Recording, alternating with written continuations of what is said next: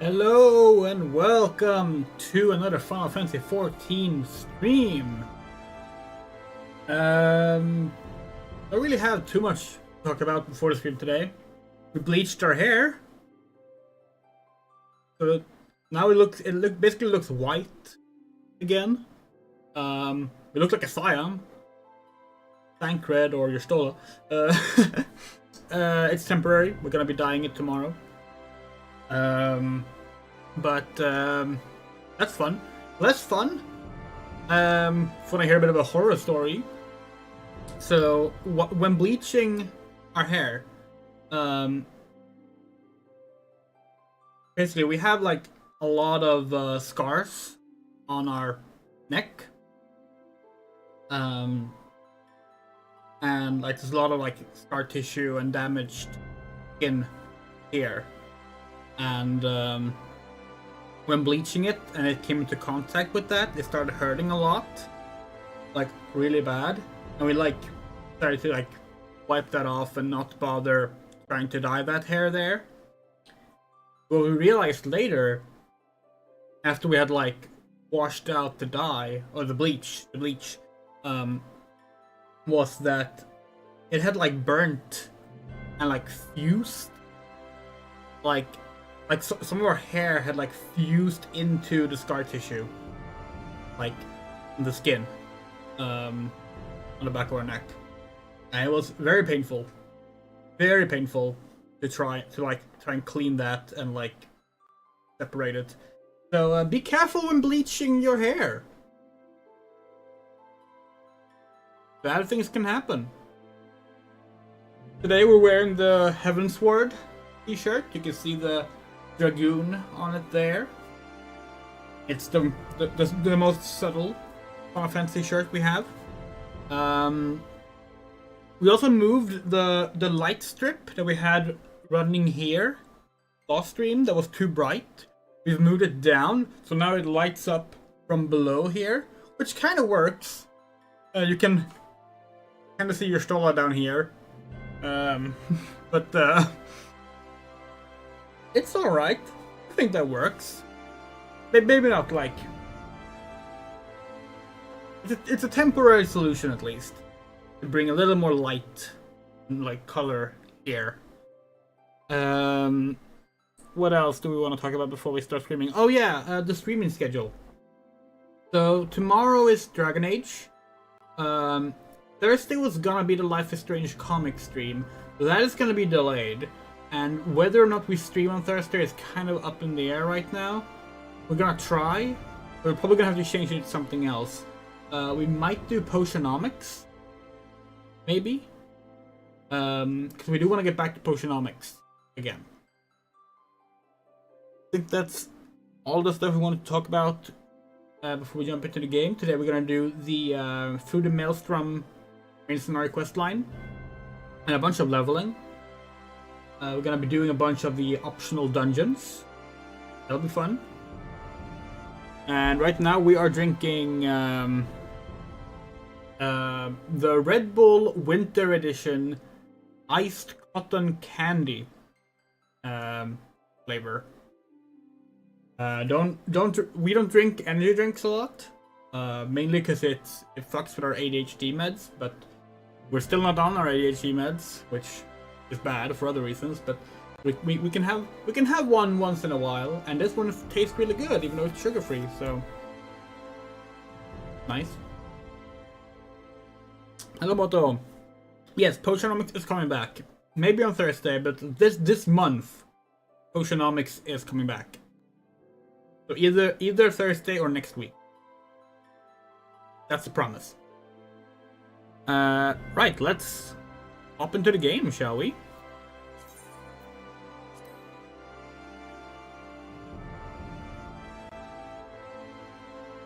Let's start a recording. As you might know, we record all of the REBORN, all of the Final Fantasy XIV gameplay separately, because we want to be able to look back at our playthrough, and we didn't get to do that for our original character. We are doing it now. As of Dawn Trail, we're doing it with our main character as well. But yeah.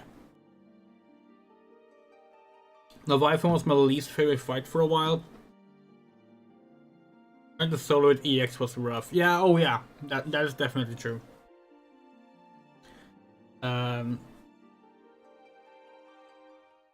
We kind of like Leviathan. We think it's a pretty fun fight. I'm not sure how it is to play these days, though. I haven't done it in a long time. Alright. And, right, I'm not the goal today.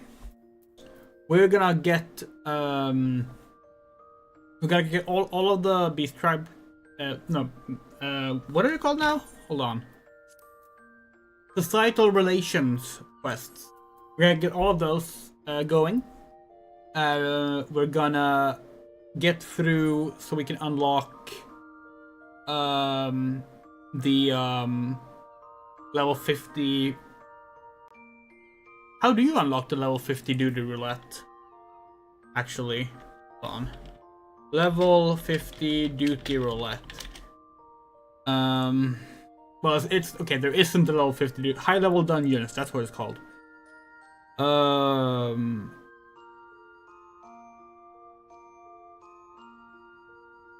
How do you unlock that? Two level 50 dungeons. Okay. So we're gonna unlock that as well.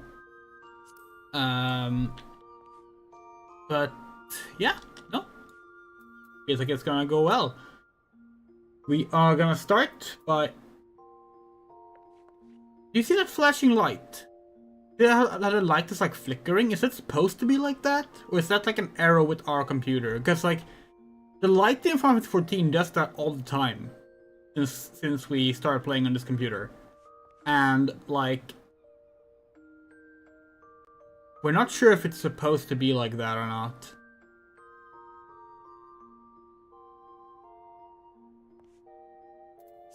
If we go into system settings, we change something. Let's see.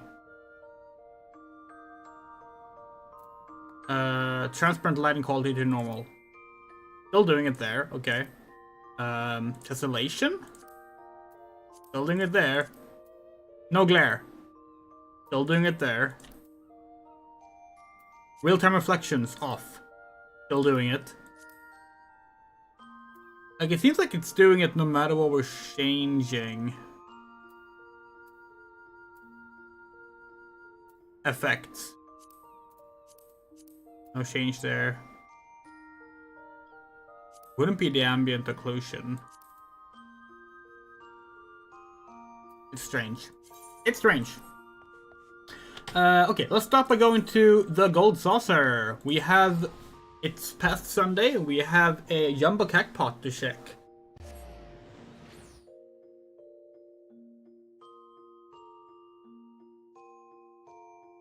We're actually going to start with some leveling today rather than starting with the MSQ immediately.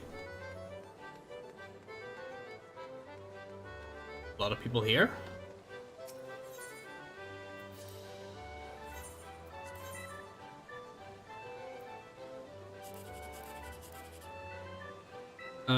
Okay, no 1, 2, 3 and no 8, 7, 9. Not great. It's a common issue. Well, and hopefully it's gonna get fixed eventually. Like, it doesn't bother us that much. It's just... yeah, like, the lighting does it a lot since the update, and... yeah, oh, actually, one thing we're gonna do here is we are gonna buy some triple trial cards. We're gonna buy... oh, we don't have a lot of NGP. We're not gonna buy any triple trial cards. We are gonna go fight the starting triple triad folks though.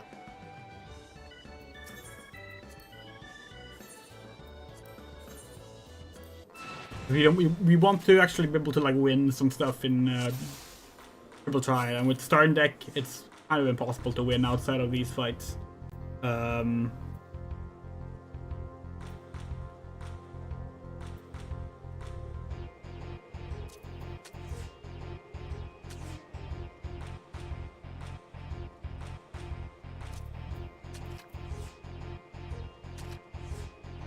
Oh, what's the same rule again? If two or more of the sides touching each other and the ranks are identical from the sides of the cards played, others are conflict. Oh, right, okay, yeah. I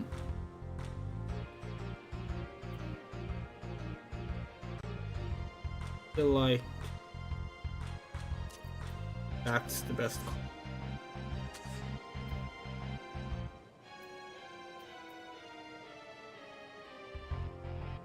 Might flip that one over, but it's not gonna flip the rest over. Oh shit!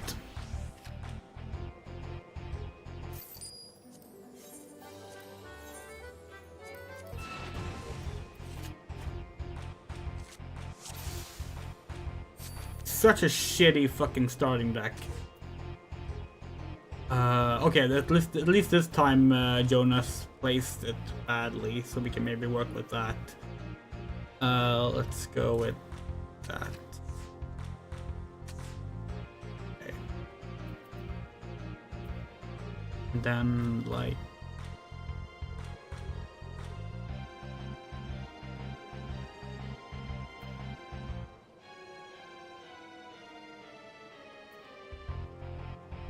This is potentially risky, but... Okay. Yeah, so... 3-4. Then we can... Oh wait, no, that's not gonna same it, is it? Because it's the other... That's not how it works. It works the other way around. Right. No, that is how it works. Okay, yeah, never mind. Oh, fuck you! Okay, let's see.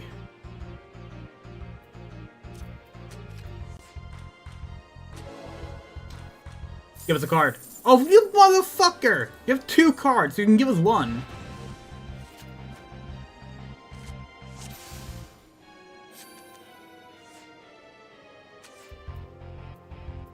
Oh, you know what we should do while we do this? We should be queuing in for the leveling stuff.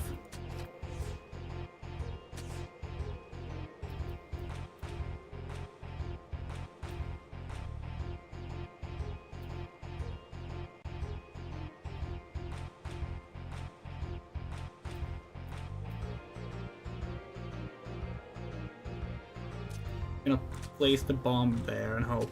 Yes. Then if we do that, there'll be a same effect. Yes. 7 and 2. 7 will beat anything we have, but it won't beat down and it won't be a same. So yeah. Are you fucking kidding? Hold on. You suck. Okay, let's see. Rogue. And we're gonna queue into leveling. Start. Okay, you know what? Fuck you. Play you instead. What rules do you have? None. No, plus. Okay, yeah. 3 open and plus. Alright, that's the one we thought was same. This is the one that we thought was same. Okay.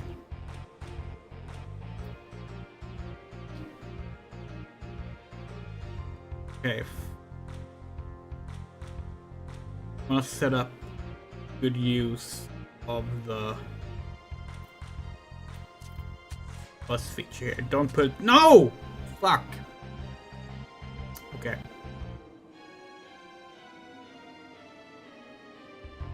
Okay.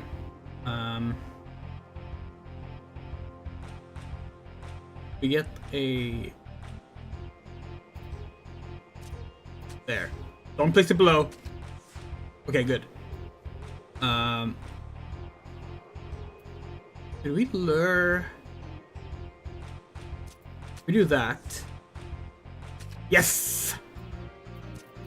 Fell for a trap. It's a draw, but still.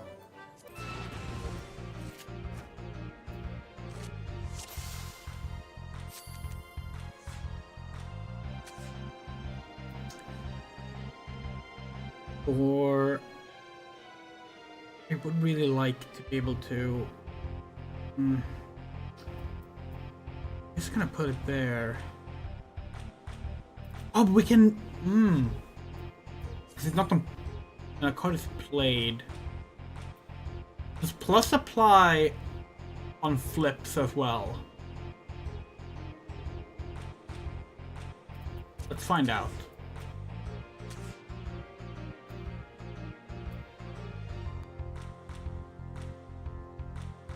Okay.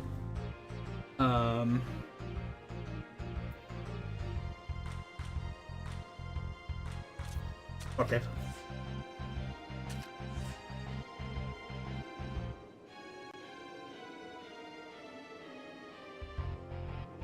Seven. No! We wasted our fucking cactar. Okay, but we can do that. Yes. Yes, good. No. Fuck. Not good. 2 or more. Okay. Shit, no. God damn it.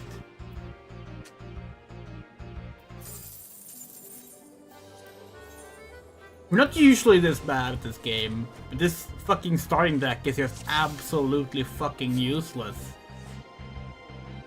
We don't have enough to buy packs. Okay, we get to start this time. That's actually helpful.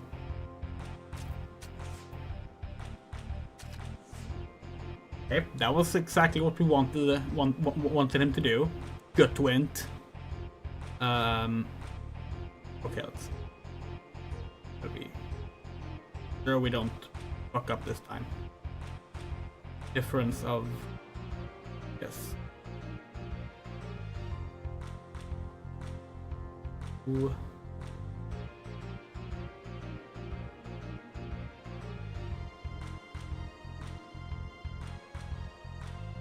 4, 3, 2, 5.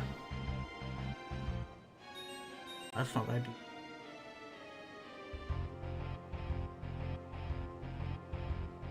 Oh yeah, Lord of Dominion. Yeah, we are gonna check that out at some point. Okay, so like, he did what we wanted to, but not with the card we wanted him to do it with. That's okay though.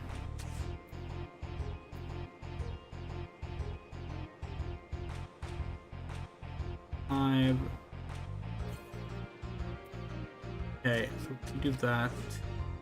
He will place yes there, exactly.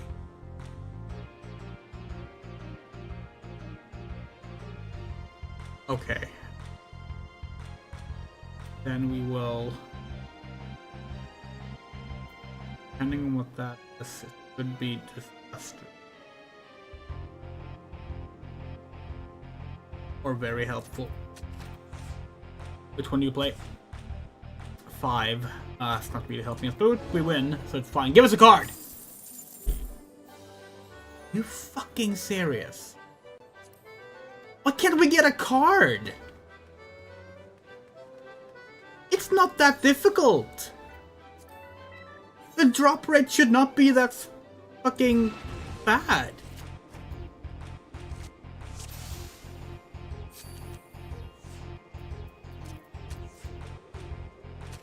Yes, claim it. Good, exactly. That's what we wanted you to do. Okay, let's see.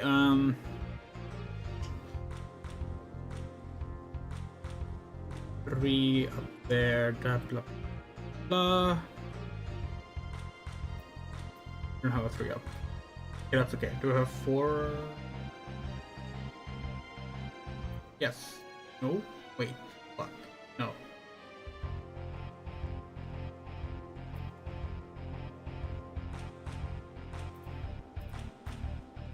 Ah, fuck it.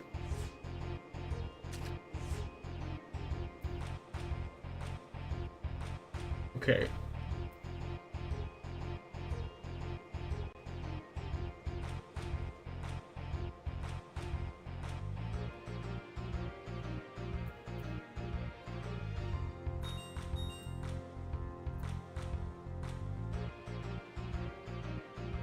Okay.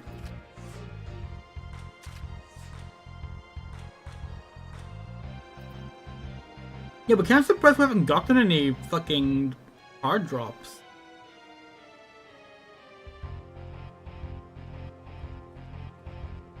We didn't even get anything from Crystal Tower. Like you always get from Crystal Tower. Did we? Well, maybe we did. We fucking did.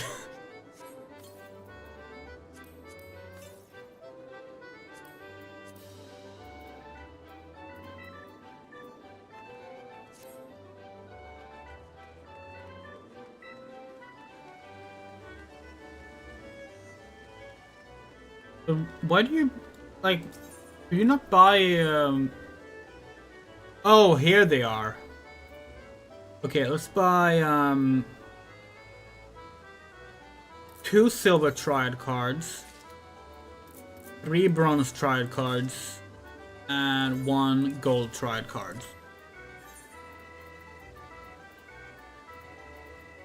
Start with the crap ones.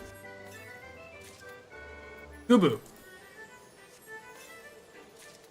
Delivery Moogle. And Liquid Flame. Okay. Tataru, yeah. Fuck yeah. Fuck yeah. Garuda. Oh, nice, nice. And gold. Geralt. Okay. Sure. Sure. Now we're talking. Oh, a triple tri-term is currently on the way.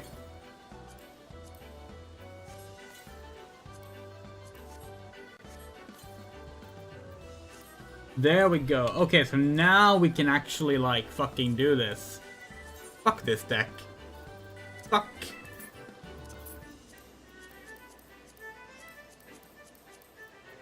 Okay, we want Tataru.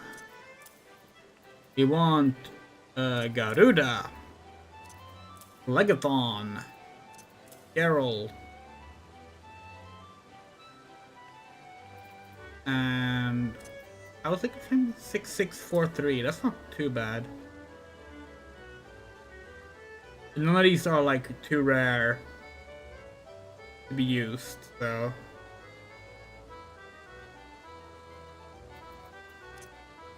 $3655 is also pretty good, actually.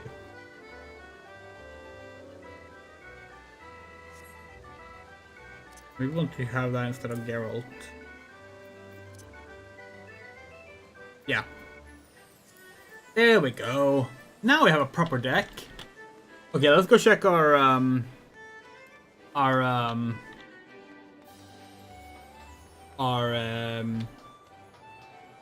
Jumbo Cacpot.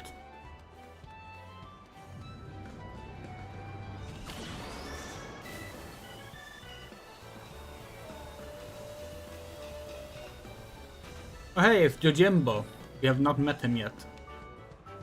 Oh yeah, the Hildebrand quests. We need to do the Hildebrand quests. Huh. Okay, let's see. Did our win? No.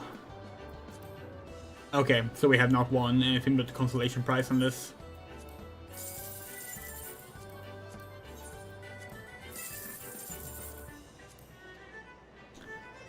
Time to do the next one.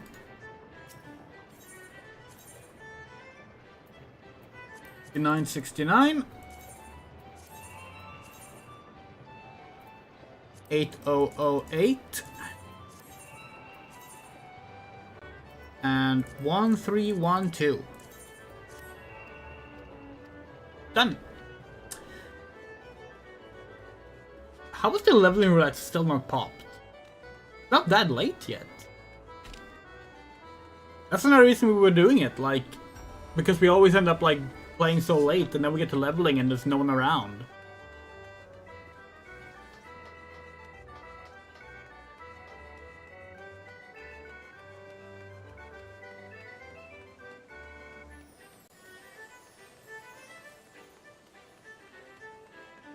Oh, oop, wrong way.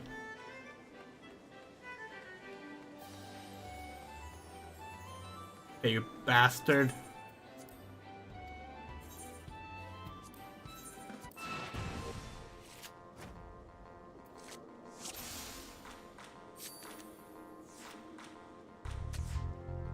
Force it.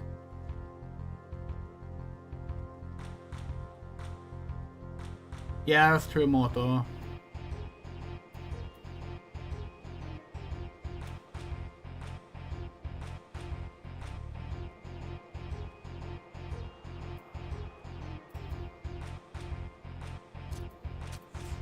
We know what we're doing.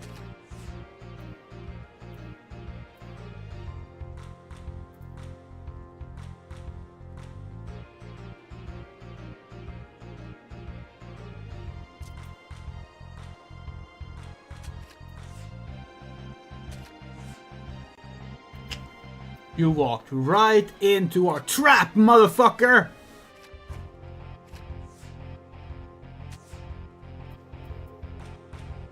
Seven to the left. It's not gonna cost the same. Cost the same, so it's fine.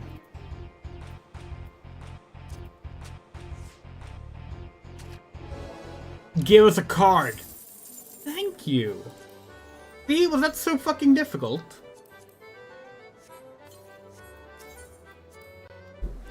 Now give us your second card.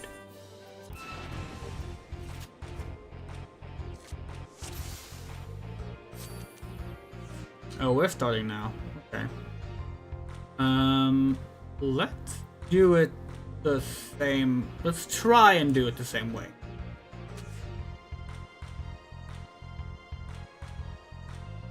Interesting. How would you play for that?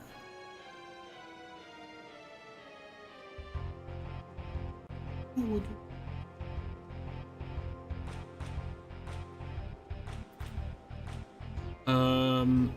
But okay. Come on, trying to bait into placing Demon Wall here or the Ixal here.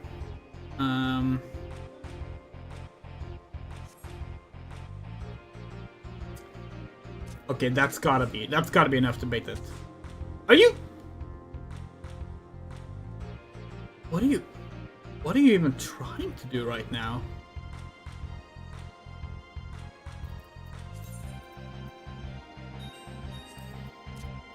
You're confusing us, Jonas. There you are! Wait.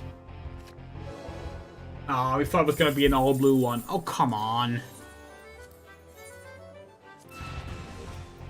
Last go. Last go.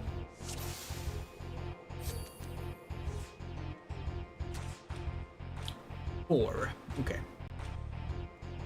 We'll work with that. We'll work with that.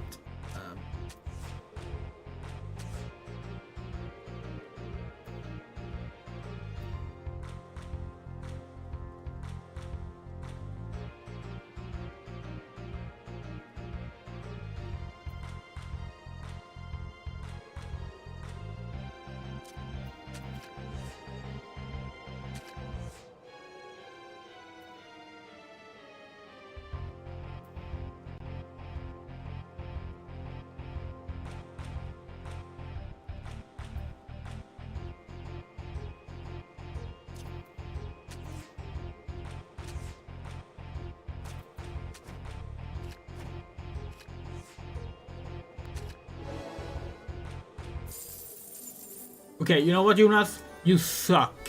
You fucking suck. You don't give us cards, you suck. Okay.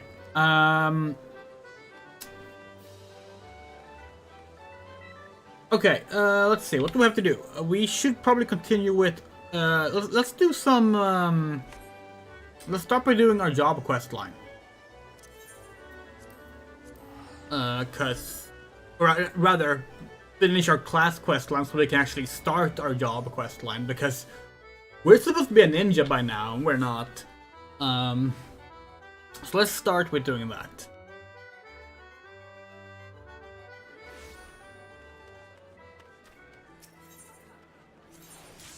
Oh!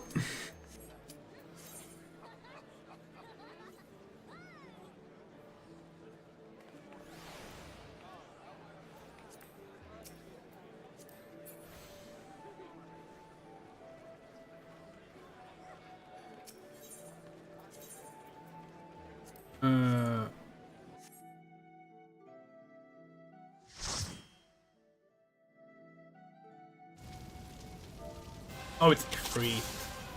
Oh well. This is fast.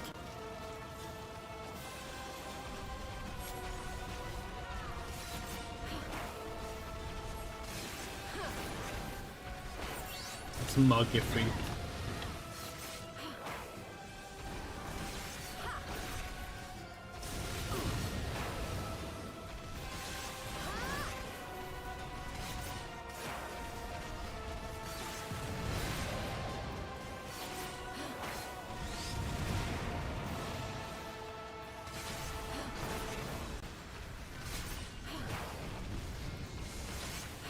We kind of feel like we want to pick up Red Mage, by the way. Red Mage is a pretty fun job. And we can already do that because we're past level 50. And that starts at level 50, so gives us another job to do what's currently our endgame content on.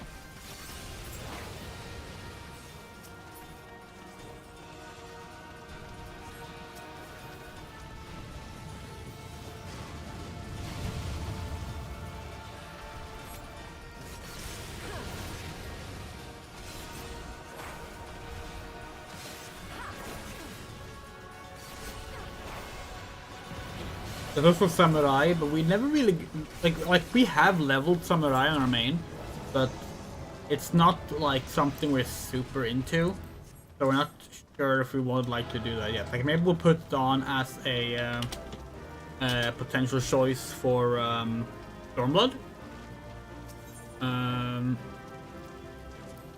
Yeah, you said this wipe to battle amp is hard because people think they don't need to respect nails. Yes, absolutely. Level 35, nice. Shield. Yeah, people have a tendency to not really understand how the nail works sometimes, which is kind of funny. Oh, we can do an optional dungeon. We should get our job quest first, though, because there's a bunch of skills we're missing. But cool, we can do the first optional dungeon. No, the second optional dungeon.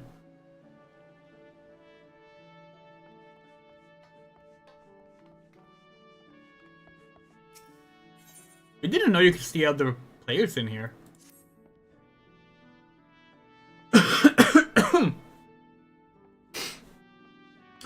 Been practicing your steps, Tinderbox? Because we're about ready to run rings around Captain Milala and her squads. Yellowjack has been present in investigations into the treasures what was cloyed from the Maelstrom tub, but as you know, we got our own network of calls, so don't miss not on the going zone about town.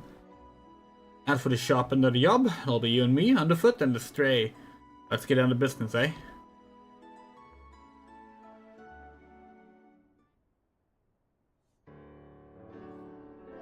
The cab's late to the feet, so let's make sure we're all on the same page for now. When you get down to it, we have two goals for this job. Fight back them 3 treasures, and mill the codes for Cloyum in the first place. You can be sure that the Yellowjack of Shul will be doing her damnedest to beat us to the mark, and seeing as the fate of the guild is at stake, we'd best not drag our dew beaters on this one. So we grapple them bulbs before she even lift anchor, and give a proper reason to rage against us rogues. You seem awfully keen on this contest all of a sudden, Jack? Aye, well, here's the thing. I sent me agreements to that thalassocracy regarding the challenge, but then paper shufflers don't care a whit as long as one of us gets the job done. So I figured I'd sail with the wind rather than against it. Besides, we wouldn't want to shirk our duties and force Captain Milala to blunder about in the scary documents now, would we?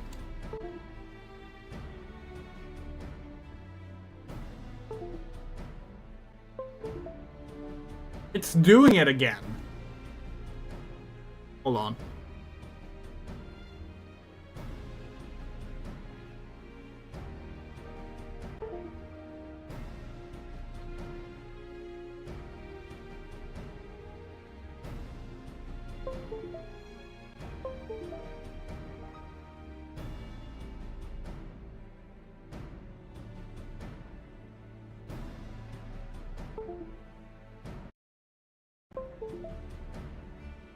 Okay, sorry about that. We have done a bunch of swapping around with the cables. Very gentlemanly of you. Well, them's the cards we've been dealt, ain't they? Now stir your quips and let's hear what you learn about them bloody treasures already. The treasures. According to the manifest of the Maelstrom vessel, we're looking to bite back the Cerulean Star, the Silver Soros, and something called the Black Sarcophagus. But from the fancy names, I was able to whittle a few more details. The Cerulean Star, for starters, is a big old blue diamond which shines like, well, like a star, I suppose. Now we'll get the Silver Soros, a pair of earrings that once graced the walls of the Sultana of Ulda. There's a tale there, but one what don't concern us at present. Lastly, this Black Sarcophagus thing. I'm afraid that the one remained a mystery no matter how much I poked and prodded. In any case, all 3 of the trinkets were recorded as spoils from official privateering raids. Now, as you know, pirates usually sell his plunder through a reliable fence. Sometimes, though, holding an auction is the only way to offload goods is what is too extravagant or just too bleeding rare for the average cult to deal in. Our 3 wondrous treasures fell into the auction-only category. When the bidding began in Airport, the fellows aggressively weighed in and, with its ample purse, made some unmatchable offers, then organized a top for the merchandise to be shipped back to Lemsa. And that's when the Marks swooped in and picked the transport clean. I had a few wits with them Maelstrom sailors that survived the attack, and they pointed a finger at the grinning curse. Problem is, not one cold seen hide nor hairs of the curse, not to mention the bloody ship since the raid.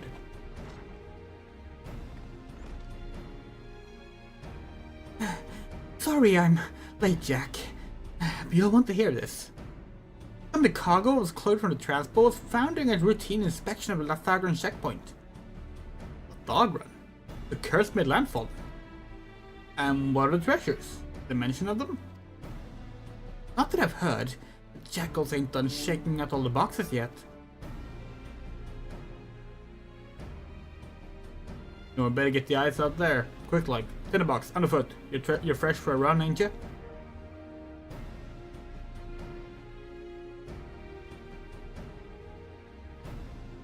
Come on, lass. I'll race you to the checkpoint.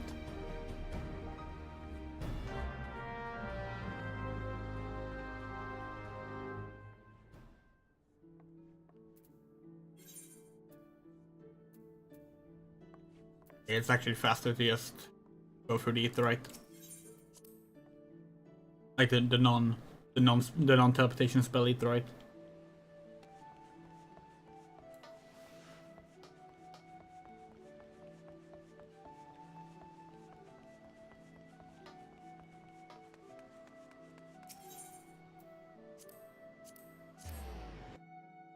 Alright, we should bring up the sightseeing log thing. I should want to do it. Middle of Nosha, rain showers between 5 AM and 8 AM. Obviously it's windy right now, but it's also not 5 AM. I'll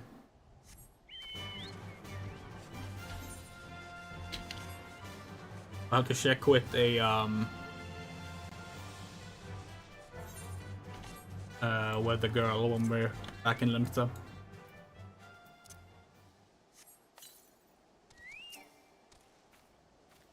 I want a race. You owe me a pint, Tinderbox. If aside though, it looks like the kid was right about the cargo.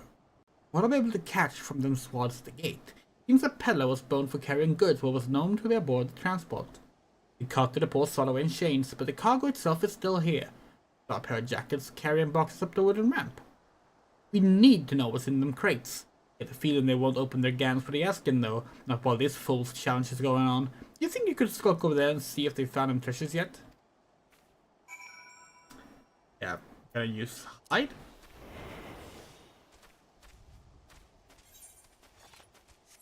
It is kind of funny, like we're invisible to like not be seen, but our Chocobo is coming with us.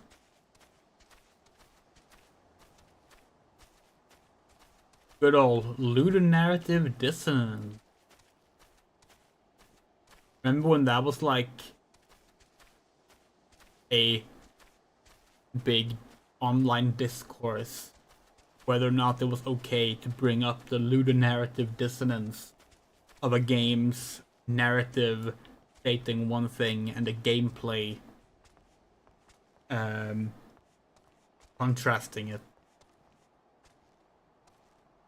2 Yellow Jacket soldiers are inspecting the sea's cargo, approaching while cloaked by a high ability, attempt to listen to our progress. Yeah, we're already doing that. Yellow Jackets are discussing the contents of the crates. This is all junk! No diamonds, no earrings, and no bloody black sarcophagus. So we have to lean hard on the skinny peddler for the final treasures. Sergeant says the merchant still pleading in ignorance. Claims it was hired to carry the goods for the checkpoint and not else. What a pile of putile shite. I'm guessing the pirates split the cargo and are trying to learn luck at every checkpoint. Captain Law's already given orders to double the guard and inspect every cart and wagon when it comes through.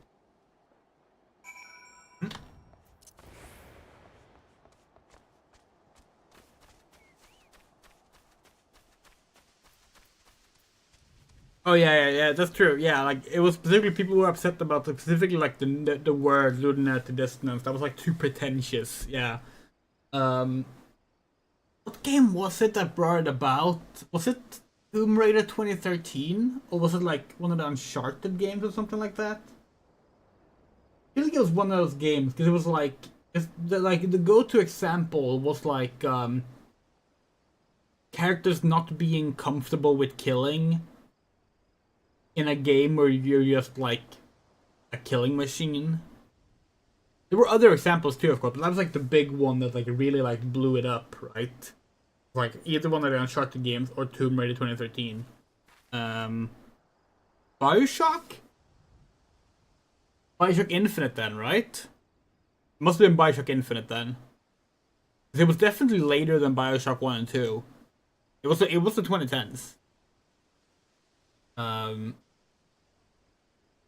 Because we distinctly remember it was back when we were still doing video game podcasts, which we did starting in 2013. Maybe 2012, the earliest. So you found not a value, eh? Then, thought we'd lost the bean? Ben? Thought we'd lost the contest before we even properly started. Be it as it may, something to note up here. Why would you order a cult to carry goods through the checkpoint? No smarter is that daft, surely. Even if by some miracle of the gods you squirmed through Lothagram without raising a fuss, why would you risk taking merchandise back to the city with cloyed from? No. There's a bigger picture here, and we need to take a step back to see it. As somebody curse had his pleasure to do the dirty work, there'll be someone in the shadows that's broken the deal. I just happen to know a co what makes it his business to oversee these kinds of shady arrangements. The thing is, the black marketeer bloke changes his haunts depending on how the breeze blows. Quite literally, in fact. I seem to recall the navigator's veil being shifted by a westerly this morning, so that put him... the Tiller's Rest. Nice and close. Let me go ask him a few questions before we head back to the guild. No, the original was specifically about the little sisters which you can kill or spare, which gave a sense of freedom, which clashed with the linear nature of the game. Then the complaint must have started, like, with, because, like, the word ludonarrative dissonance was definitely coined later. Like, we are very sure about this. We're actually gonna search it up. Ludonarrative dissonance.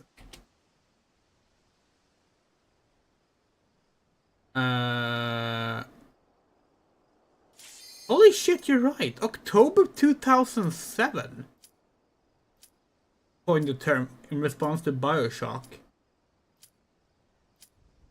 Huh.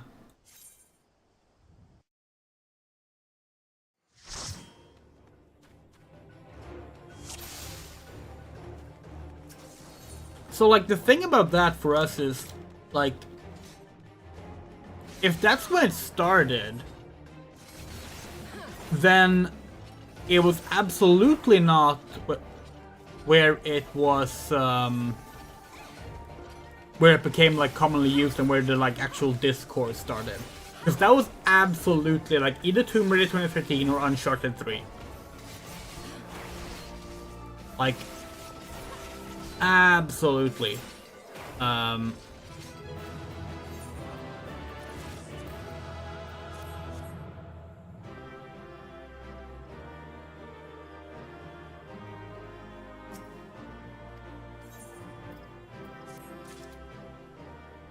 We got all the player combinations. Nice. Okay, let's see here.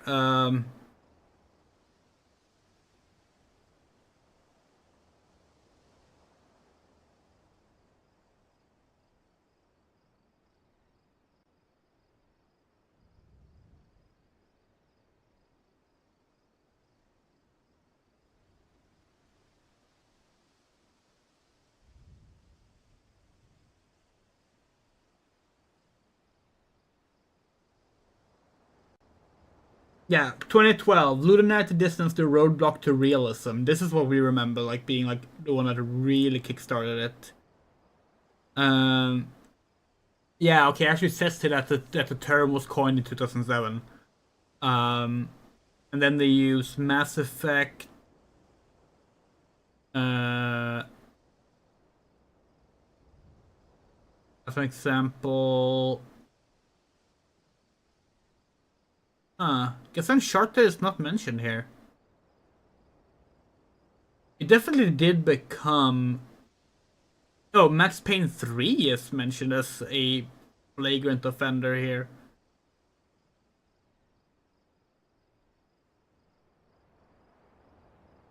But yeah, because the trophy in Uncharted 4 that you're mentioning is in response to that complaint being leveled against Uncharted 3. Um,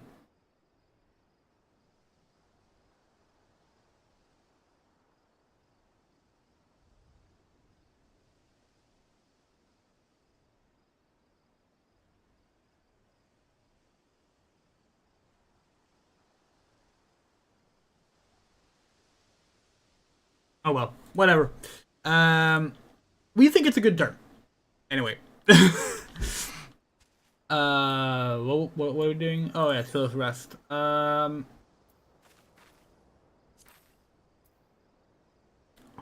we right? Middle and ocean, yes it is. Alright, so the cave is what we have left, right? The cave in the rain, yeah.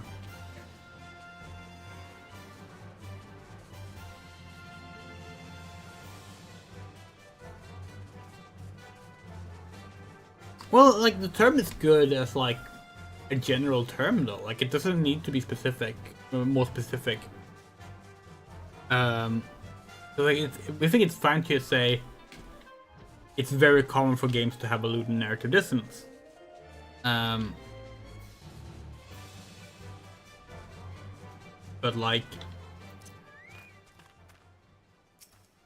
to a degree, that is just unavoidable. Well, the problem is when people try to like turn it into like a bigger thing, where it's, like, because the reason it became like this discourse was because people saw it as like a different critique than what it was. It's an observation, you know. It's an observation about the nature of games, and in some cases it can be very extreme. That's not the same as being like the game is bad because of this, which is how, of course, a lot of people took it. Like Tomb Raider 2013, love that game. Really love that game. Need to stream that at some point.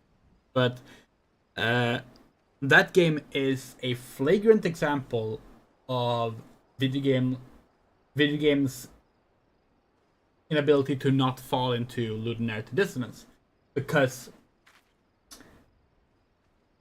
you have this moment where Lara kills someone in a very intense, horrible situation, and she like feels so grossed out about it that she like vomits, and literally like 10 seconds after that you can start mass murdering without any sense of difficulty, without Lara at all reacting to it with any disgust or problem, you know?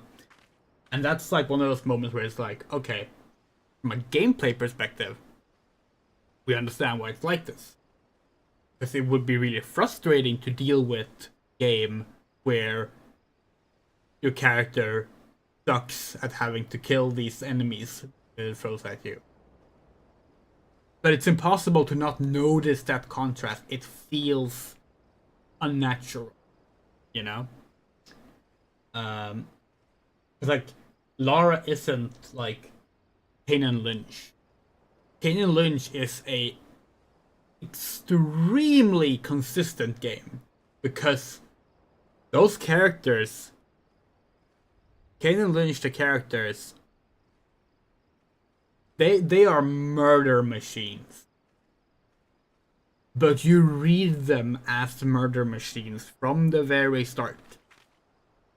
You know, there's no point where you go like, these characters wouldn't be able to do this. These characters wouldn't act like this. They wouldn't respond to this. They wouldn't mow all these people down. Because they have been written for that kind of role. And Lara kind of wasn't. And a lot of video game characters are written as not okay with killing a bunch of people, but then have to do it regardless. But we can't treat it as a big deal because then the game would get too heavy. You know?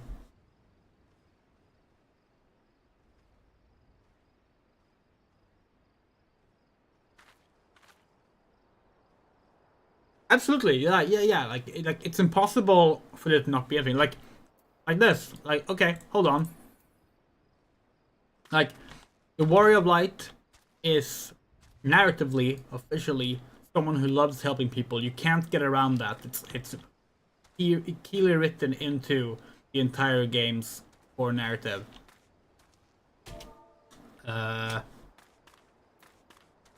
Like, okay. And this is like our companion Chocobo.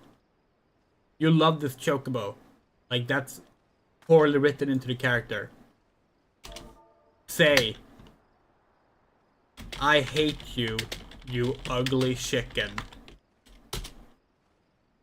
The Warrior of Light wouldn't do that. But yeah. I pride myself in the memory for faces, but yours is unknown to me. Are you an honest customer or an inquisitive annoyance? I must be sure of your intent.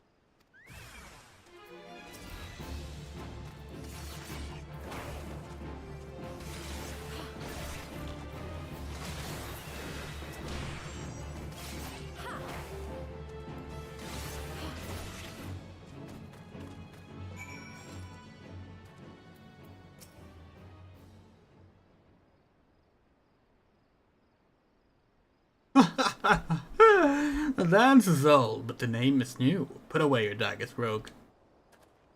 I have peddled my wares to your kind since the upright thief stalked the night. Speak. What would you have with this humble merchant?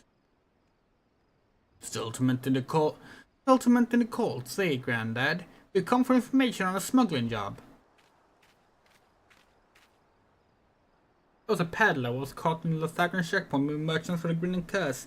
Pleaded innocency when he had his screws put to him. You didn't know aught about the deal, would you? Every last sort of detail. Not a single grain of stolen sand passed through the shadows without my knowledge.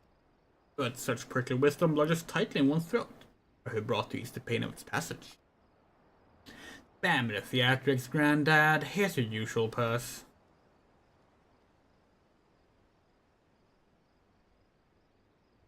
The sum is paid, the deal is made.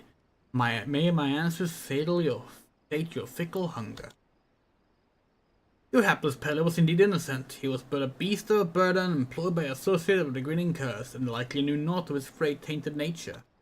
A pawn, if you will, a convenient decoy. There are those amongst my acquaintances who specialize in providing such services.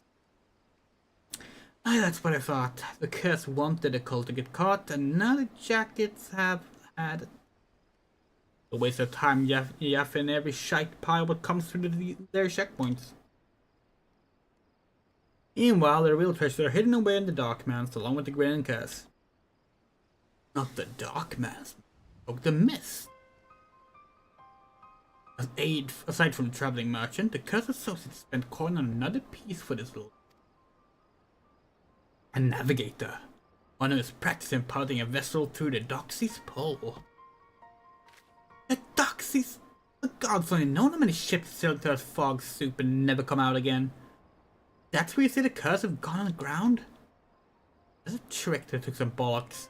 Once the hunted tub was sitting dimmer in the mist, though, it would have been easier to have these associates of theirs ferry the junk goods to Lenosha. And the canny coves just needed to wait for the peddler to get boned and draw the glazes of the yellow jackets inland. We need to strike now. As soon as they learn the coast is clear, they'll flee for open waters. A fair appraisal of events. Now that you know the location of your marks, however, it will not be so difficult to track them down. The doctor's pool was once an impenetrable shroud, but ever since the calamity, the mists are far less constant. Narrow your search through the heaviest banks, and you will soon uncover those who wish to remain unseen. Our warning: the mist conceals other dangers besides the dogs you see. Hell, step may land you upon the shopping block.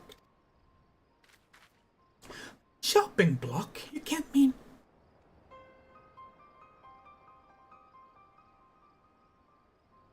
Seems to find myself another lead to look into. You hurry on back to Jack and tell him what we learned so far.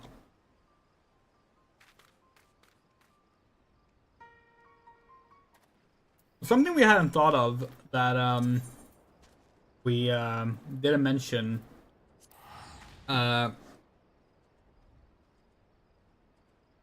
So another thing that was changed in this game between launch and now is actually how you unlock jobs.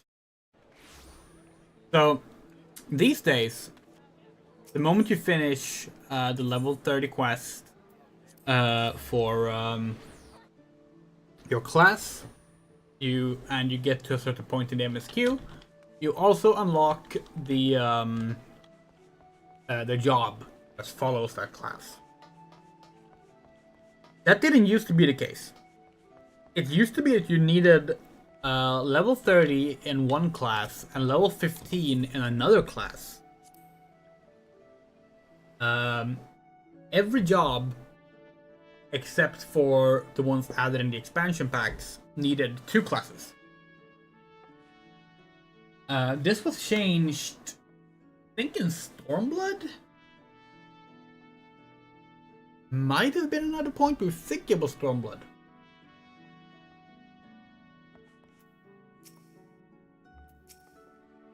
About Timeless. You were gone so long I almost hit the stray after you. What happened to the underfoot?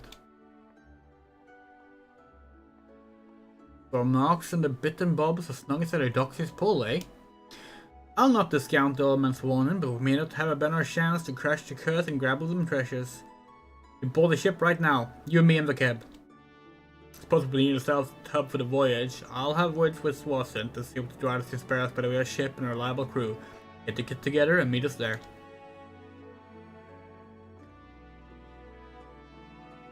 Yeah, which level is this one? 20s. We still have 2 more quests after this. That's not the way out.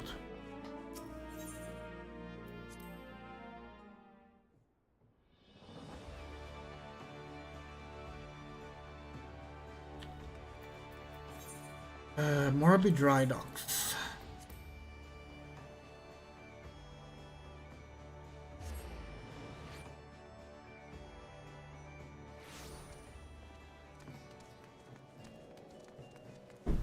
Oops.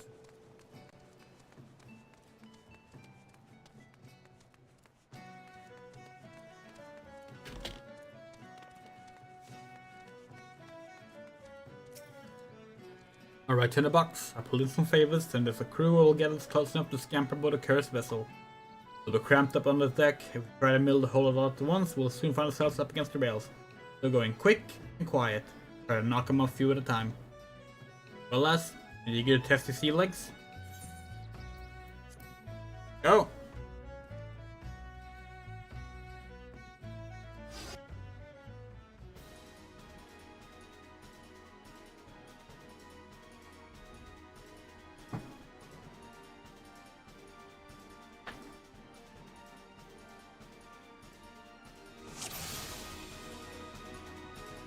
Beat the grinning curse.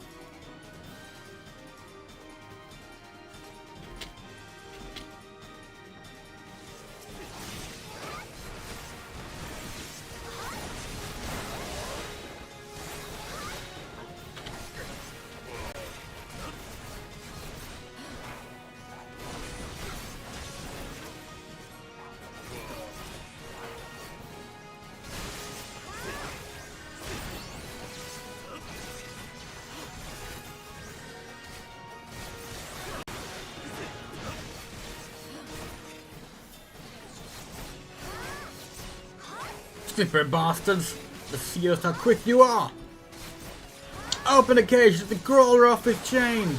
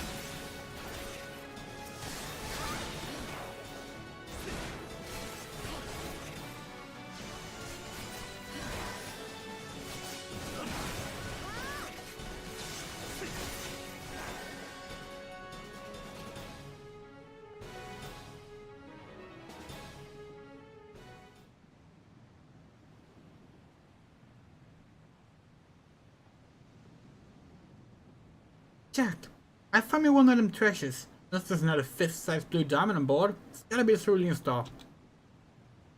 As for the other two bulbs, I have tossed the cabins and been through the whole limb by limb. There's naught else here. Well, just have to ask those sweet-like, won't we? Spit it out, Kerr. You're keeping the rest of the treasures. You think I'd spill my guts for the likes of you, rogue? Maybe you wouldn't, that. What about this partner you're working with? You need no partner. You're telling me this was all your own idea. You woke up one day and decided to attack a maelstrom transport right off the coast of Aleport and disappeared into the love and embrace of the Doxy's pole. Not exactly your style, is it? Brilliant cuts are too bleeding famous for being a crew what turned their snouts up to privateering in favor of keeping to the old ways. You've only escaped the Iliac script for this long, crawling your belly and snatching scrap of fell from the tables. Tried to sink teeth into a navy-owned vessel, no matter the price. Aye, well, maybe this ain't no profit in being cautious no more. The age of pirates is swift coming to an end. Merle won't be stopped, not by piddling a crew like mine. That's why we've thrown a lot in with the executioners. And Blue Rock was just our share of the loot. Scraps from the table, like you said. Want some of the trinkets? Well, you have to take it up with our new mates. One job at a time, lass. First, we need to get these digging coves and the tub back to the docks.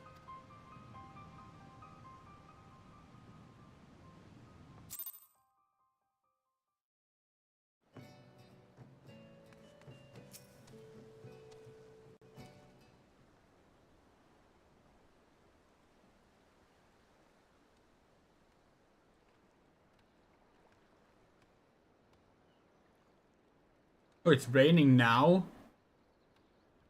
Putting aside issue gave the orders, there's no doubt these were the coves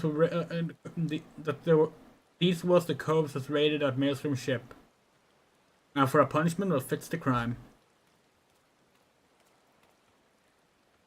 I was informed that a certain well-known pirate ship was spotted weighing anchor at Morbid Dry Docks. I assume this was your work. You missed all the excitement, Captain. Never mind, the cerulean star is back and bobbing those sneaky little fambles. And these must be the grinning curse. Degenerate fiends, how they apply a filthy trade in laments on waters. How many innocent sailors were massacred that you might sate your vile avarice?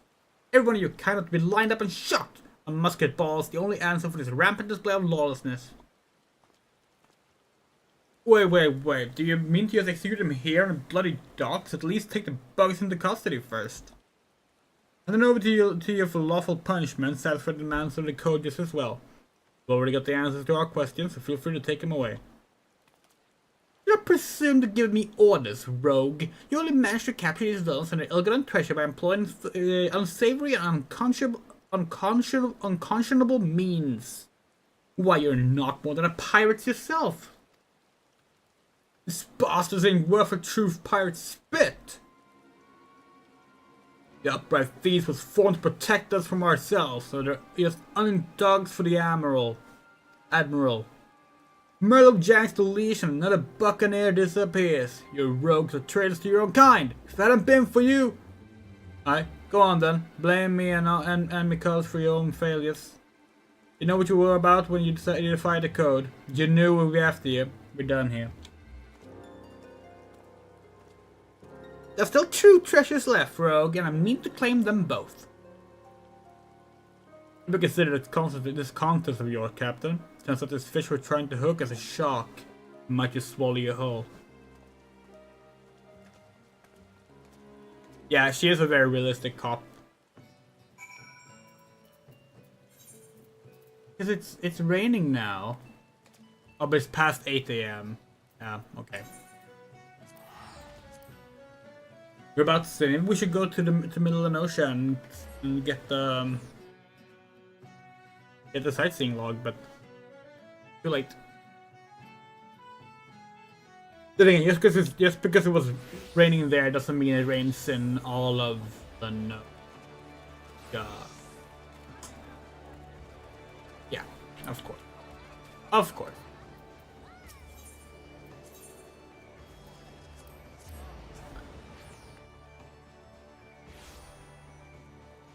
If it's raining now, then we feel like it's gonna be very unlikely that it's gonna be raining in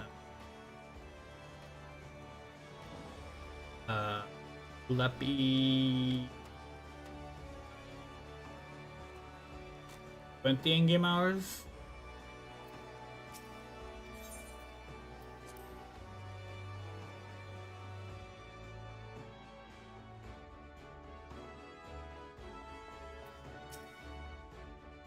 Then welcome that ship, Tinderbox. First blood is ours. Let me take the fight in the sea. A few can drop an opponent as quick as a rogue, but mind you don't exhaust yourself, just flailing your blades at the coves. And that goes double when you're making a mate when your mate's on your flank. If you notice yourself start to fly, there's no problem with pulling back from time to time, staggering your attacks with each other to keep the pressure on. I said before last, I'll need you to sharp enough to carve steel for what's to come. I'm afraid this will be more of a challenge than even what that little shrew was bargaining for. Assuming the curse wasn't lying about the executioners, and the executioners are who I bloody think they are. You and me though, I'm hoping the name is just some laughable coincidence.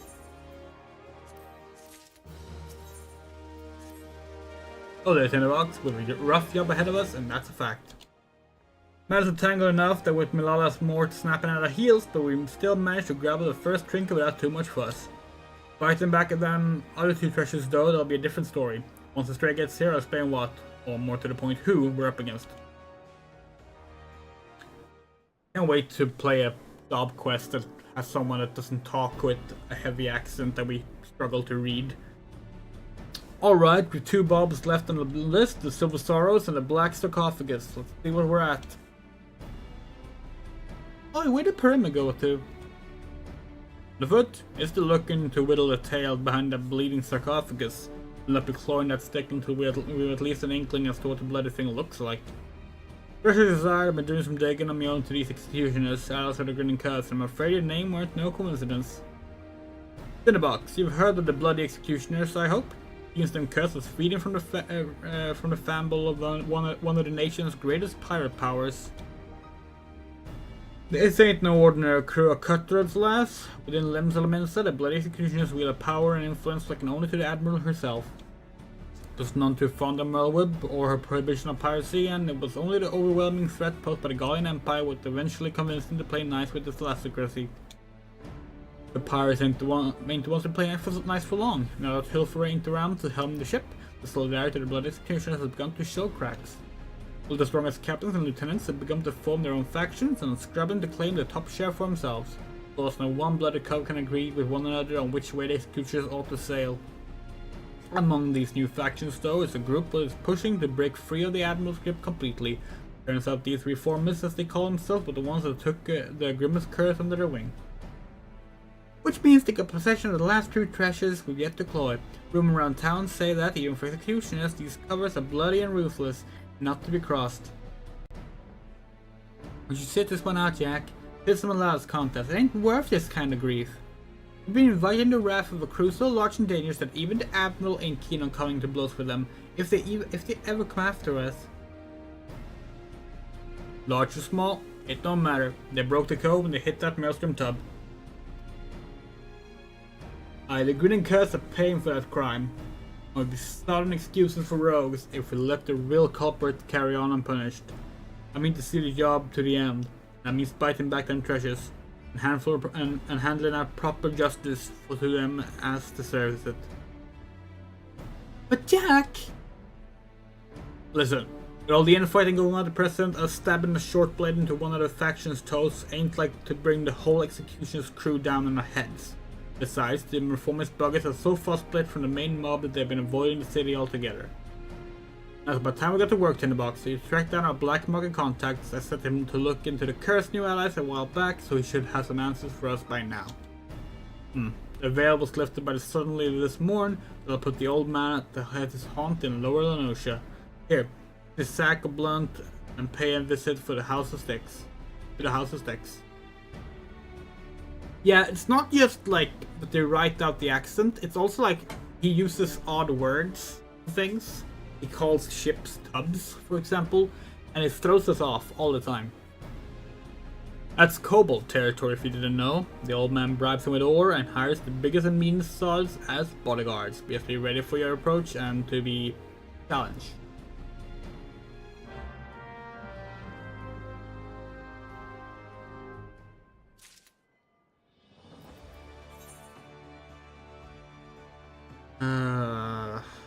Okay. Okay, once again, easy to just go by the ether, right?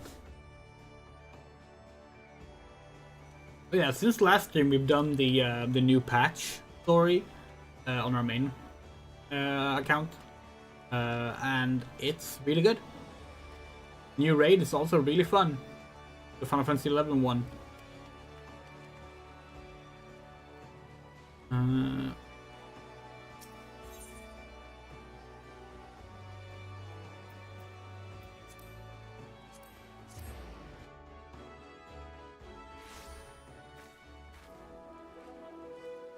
A lot about Limsa's, like a lot about the Limsa stuff in general is like very awkward, to be perfectly honest. It's like yeah,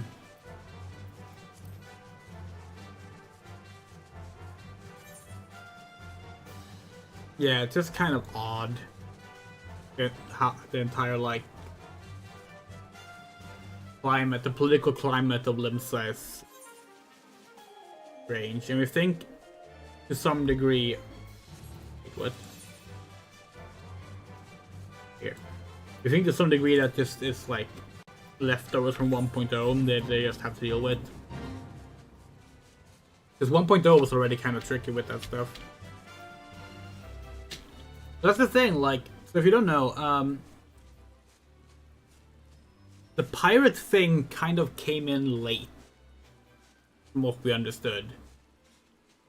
Like, originally, like, for example, the Marauders were gonna be, like, executioners. Like, actual professional executioners. Like, of people who are sentenced to death. And then, like, they kind of threw on a, like, a nautical theme to it later on.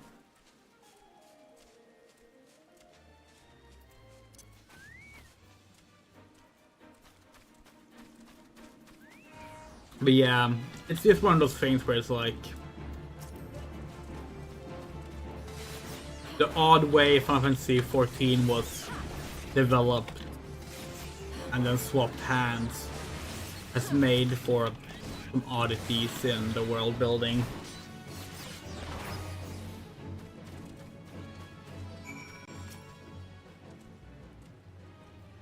Welcome to the House of Sticks, young rogue. You must excuse my howling enthusiasm for greeting visitors. Now, have you any cumbersome baggage of which I might relieve you before we begin our conversation in earnest?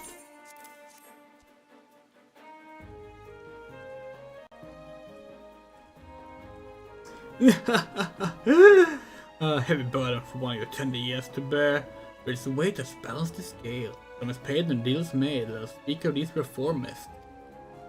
This faction that so wronged the Codex seeks to peddle one of its stolen treasures, the earrings, better known as the Silver Sorrows. The deal, it is said to take place in Costa del Sol. The buyer, a moneyed merchant from the Goblin Sands of Ulda. The earrings will be out in the open, vulnerable. I will target the moment of transaction where I so inclined, as the gentleman up there by the cabin appears to be, where he purchased the self-same information.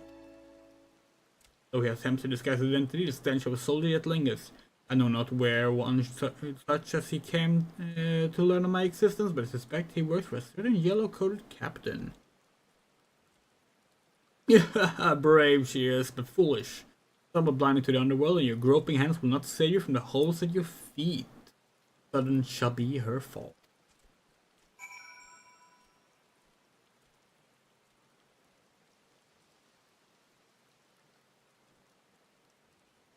Yeah, definitely. There's a lot of like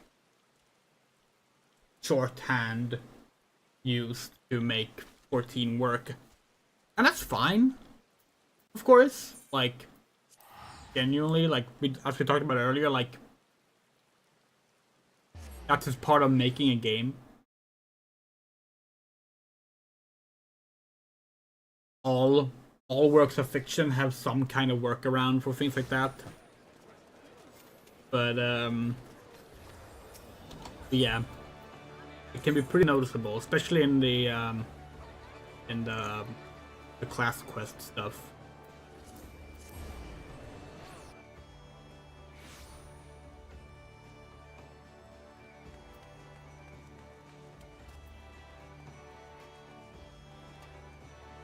Like, it's still kind of amazing that the Gladiator's quest line doesn't even involve being a gladiator. It's just that, like, that's where they put the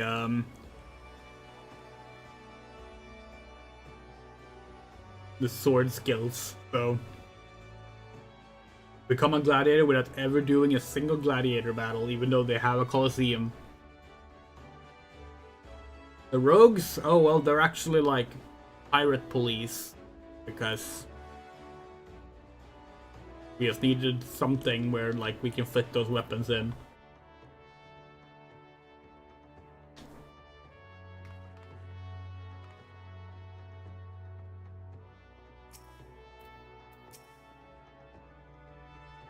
Welcome back to the box. What information did the old man have on them?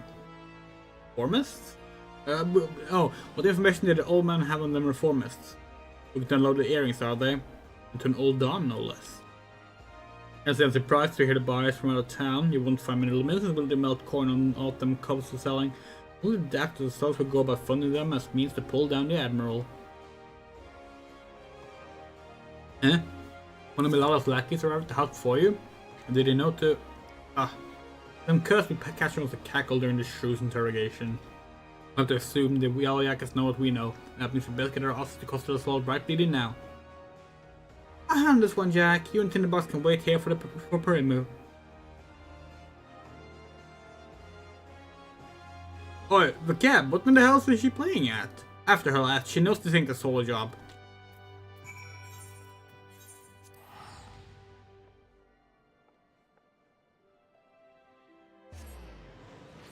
Yeah.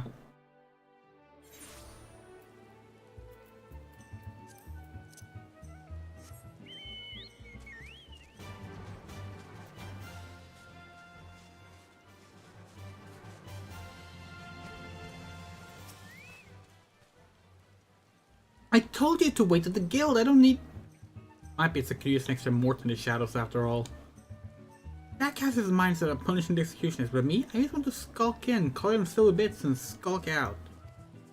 I reckon if we can manage that with none the wiser, then they wouldn't know who to come after. Finish the job without drawing me daggers, you know? Ain't exactly true to the code, but the chivalry and the well honor won't stop them bloody kills from cutting me mates' throats and setting their sisters a glimmer. The guild's the only place would offer taking a pirate stray like me, and I will not have it burned to the ground. Just about start. Say the will when you're bent to head in.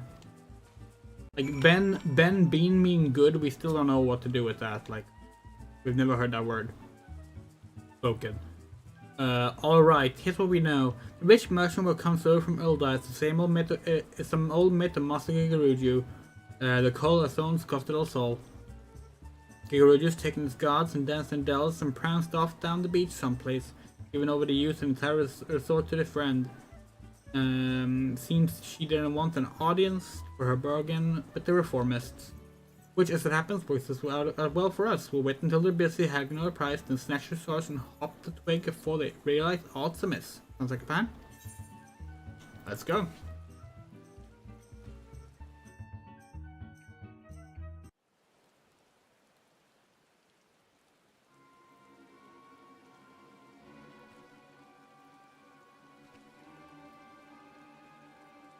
There, the players have arrived. The reformist coin counter and an older buyer is sitting up on the southeast platform. Earrings ought to be nearby. Hang about. Who are all the other culls? The place was meant to be empty. See some nasty looking blokes in old garb and those mammoths? Ugh, that merchant brought along a whole bloody entourage. I'm gonna ahead of myself. I should realize the job never be that easy. The middle field and bodyguards first, I reckon. I want to fight through a forest of blade should be caught sneaking about up on the narrow walkways. Jack! I thought I'd... Sorry, your excuses, love, and I'm full well what you're about. You start getting soft enough though, and it'll be like losing one of my arms. I can't take on a bloody execution assault by myself. It's only because I got roads like you and underfoot and tinderbox here that the girl can take the jobs that he does. When our codes walk the shadows, it's the bleeding pirates that do the trembling. Remember that, Fakeb? We ain't some two gill robbers with pissed up breeches when their daddles are caught in their when their daddles are caught in the honeypot, with their knives in the dark man's, and no bastard want to go blade to blade with the likes of us. Did you not change your mind then? You need all the stabs you can get, and I promise man will be there when you need them. Then. Now let's carve a path to that platform and bite back the earrings. Fakeb, you hide yourself down the docks in case the monks escape during the fighting. In a box, you and me split up and mold the guards as we go. Them puppets that concern me the most, as such a crashed little buggers have fought against spring any rum fun. Keep in as close as you dare and give them good solid clout from behind. Hey, ain't the most original strategy, but that doesn't make it any less lethal. Once you're done with the first group, sit back into the shadows and move on to the next. Not to it, eh? I'll head over to the back while you start on the front. Let's wrap this up before the jackets blunder in and scare off our marks.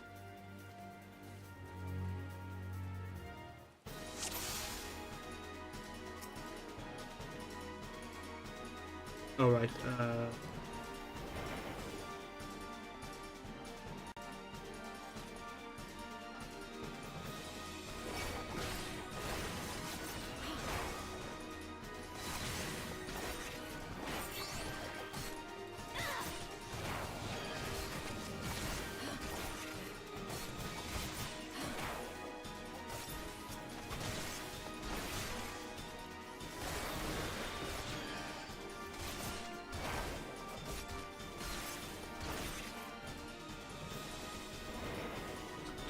okay.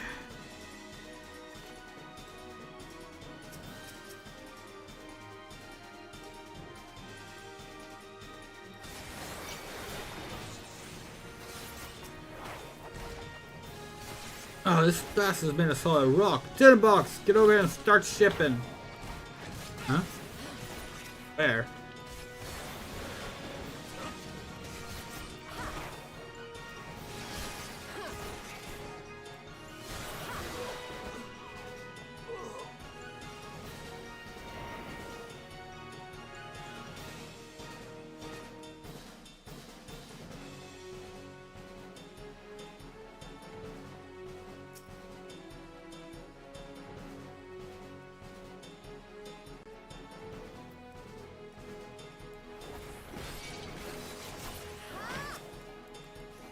This is a private meeting!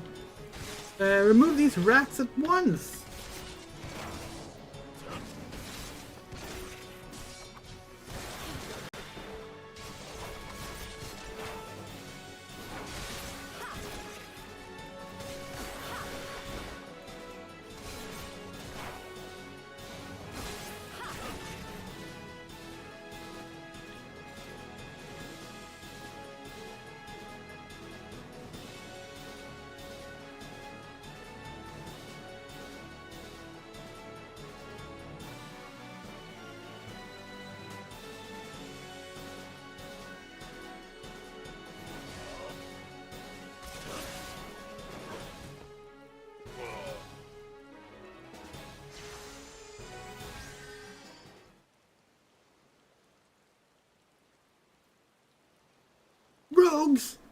mention nothing about rogues. What in the hell do you think you're doing? I'm conducting a business transaction on behalf of the bloody executioners. Do you understand what that means? Do you know what they'll do to you? I'm all frightened. Oh, then that you're the one who's shaking. It don't much matter to me who you work for. Your boss has broke the code and we're here to collect. This will be the Silver Sorrows then. I'm sure you paid a caramel coin for them shiny baubles, but I doubt they're worth your life. Have them then. Wait, damn you! You should know that this person is an extremely influential member of the East Aldenard Trading Company. Surely you've heard of it. If a threat or a price will not stay in hand, and consider the political ramification of interfering with a foreign dignitary, the Admiral would not desire to damage Lim's relations with Ulda. Yes, exactly. I'm very highly placed in Uldan society. I have powerful friends who would not be pleased with you were you to mistreat me in any fashion. And you must understand that silver swords are a historical treasure, a gift once bestowed upon Sultana Nanasha ul Nasha by her champion. The earrings were later stolen from the royal vault, and we lost hope of ever recovering them. That I might so easily purchase them thus is a miracle. The return of these things will be... let's say the sorrows must be returned to Ulda. Cannot look the other way for the sake of my nation's pride. The secrets of dull with a thug. Deal was being made on behalf of your country, and why you're sneaking about and consorting with pirates.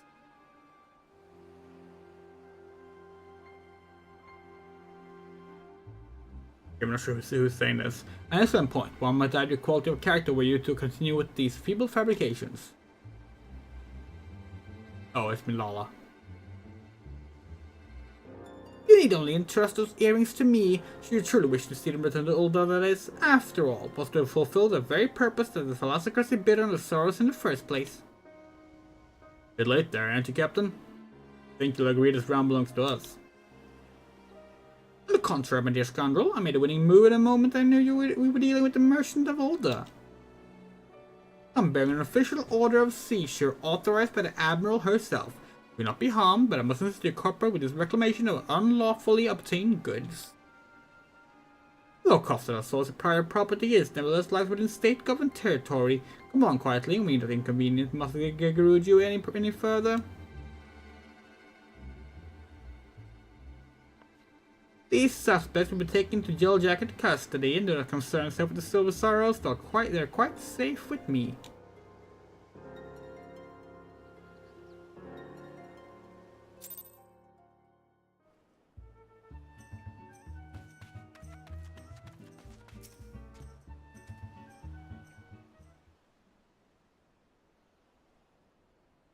Ugh, the hell's take the canary-colored harpy.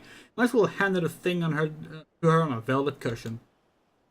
I'll go find Underfoot and help him with his digging. There's still that last pressure there, and you can be sure the reformers won't be giving up without a fight. Aye, you do that. Good luck to you, love.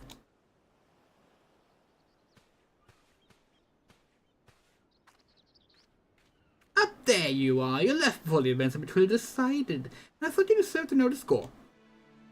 The Uldan merchant has acquiesced to our request and surrendered the silver stars into our keeping. We'll also apprehend the reformer's accountant, and we'll be holding him for further questioning. Oh ho! A bone and an associated blood executioners. You Yelliakas don't flinch from your duty, I'll give you that. I wanted to hear about you buying information, Captain. I thought you'd sooner die than associate with the elements of the underworld. I will do what I must to stay ahead in this challenge, and the Marketeer's knowledge is most vital to the case. It's true I might find his practices distasteful, but he is no pirate.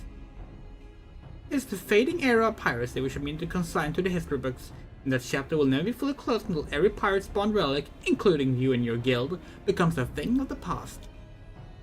Valiant and forthright, these are the words by which the Yellowjackets live. It is the manner in which we protect Lim Salaminsa. I swear an oath on the graves of my sisters. No more shall the innocent suffer at the hands of these savage buccaneers. These unrepentant killers. And a grand oath it is. Me, I got my family's full of keeping the code intact. But the code is a kind of oath too. When you get down to it. And since I've sworn to uphold it, I have no intention of stepping aside and let you trample all over me or the coves. In fact, you're better off giving in now from us get proper serious. Just say your story, admit defeat, and we'll leave it at that, eh? You're a audacity knows no bounds. I am done wasting words. I shall reclaim the last treasure, and then I will look on victorious as your guild is dismantled brick by brick. That's the spirit, Captain. Don't forget to keep an eye on them earrings. It is crawling with rogues, you know. You keep the stars in a bloody lockbox in a coral tower, but look away for a moment and one because will bite them beauties right back. Come on, Tinderbox. Back to the sisters for us. And it stopped raining. God damn it.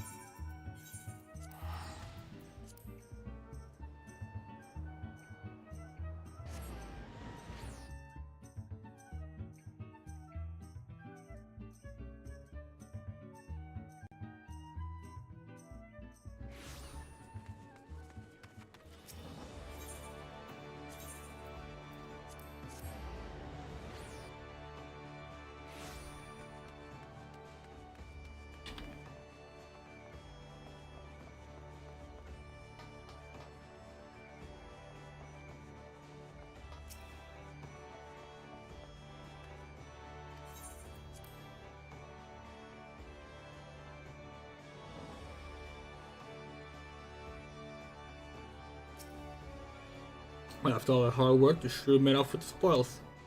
As far as her damn contest goes, both makes us even. The last treasure is this black sarcophagus that decides the victor. Whatever the reformers are doing to keep it bob, you can bet your grandmom's teeth there'll be some blade work needed before the job is done. It's ready for a proper scrap in the box.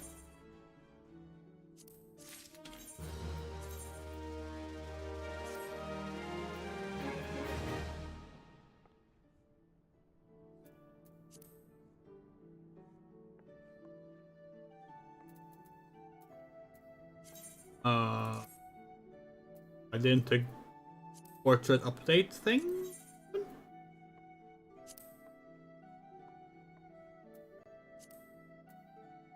Okay. I was wondering when you showed up in the box, bugging me if you don't look ready to mill an entire crew of souls by yourself. And Bennett you are, because we've finally uncovered some hard facts about the last treasure. Won't be long now before we cloy the winning piece and put this daft challenge to bed. Alright, I've gathered all the codes for a meeting. Let's get down to it.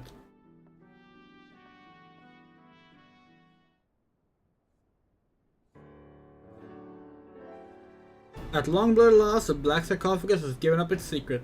On foot, get some news for us. I think half of our troubles in whittling truth of it lay in calling this nasty thing a treasure. The black sarcophagus ain't no dimmer bauble. It's a markedly that'll be what's an L? That's 50 or 100?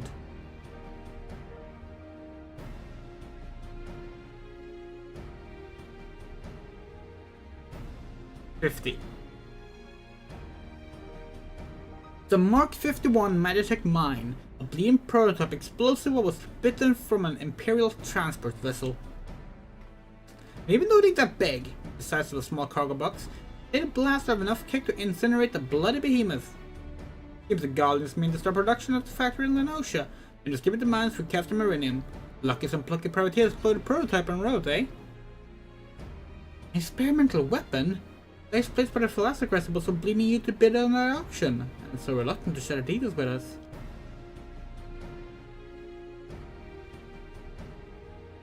At least now we know what, but there's still a question of the where. The cost delivered the bitten goods to the reformers, that much is certain. What happened to the sarcophagus after that though, we ain't so sure. There have been a number of reports of huge explosions or the like, so either the executions still have in mind, or they've been peddled to some other buyer. The reformers faction came together, but the shared hatred for the Admiral and her ways. I'm guessing they didn't employ a bomb just to sell it. What is it, Lonnie? A letter for you, Jack. Says it's urgent.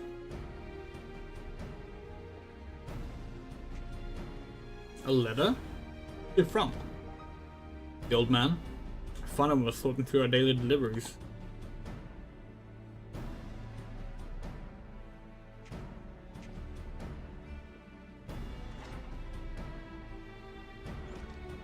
Let's see now. On to Thalos. I have urgent news. Never known the old man to summon a customer. No one see him at his usual haunts for a while, so do you reckon there's some rum morsel he's dug up just for us? It could be. Tinderbox, give me a head to Thalios. On the foot of a cab, you take another stab at pinning down the location of the sarcophagus.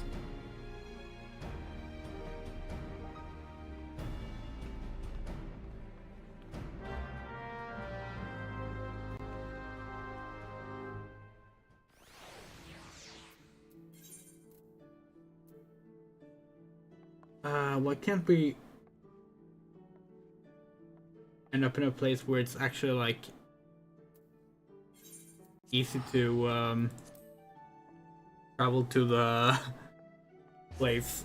Oh, is it always like Lenosha has the worst etherite placement out of all the like starting regions.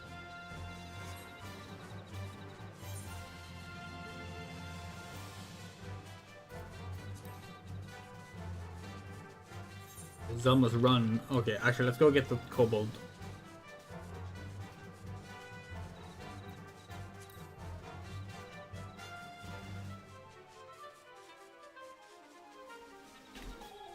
Mamulja. Okay, here are the kobold.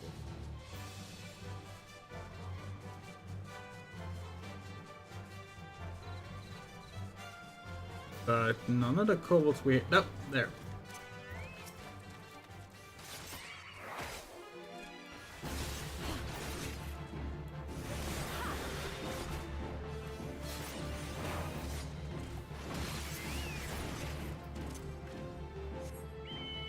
Two more.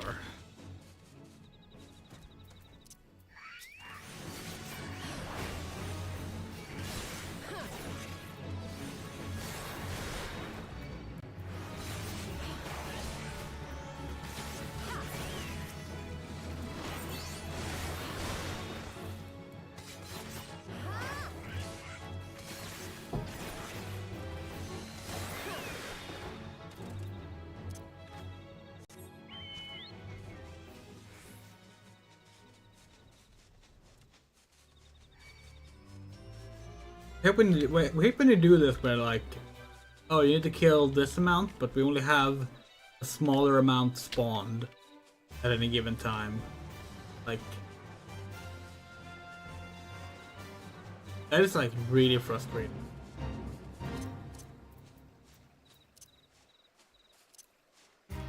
You like get off? Fuck? Get off! There.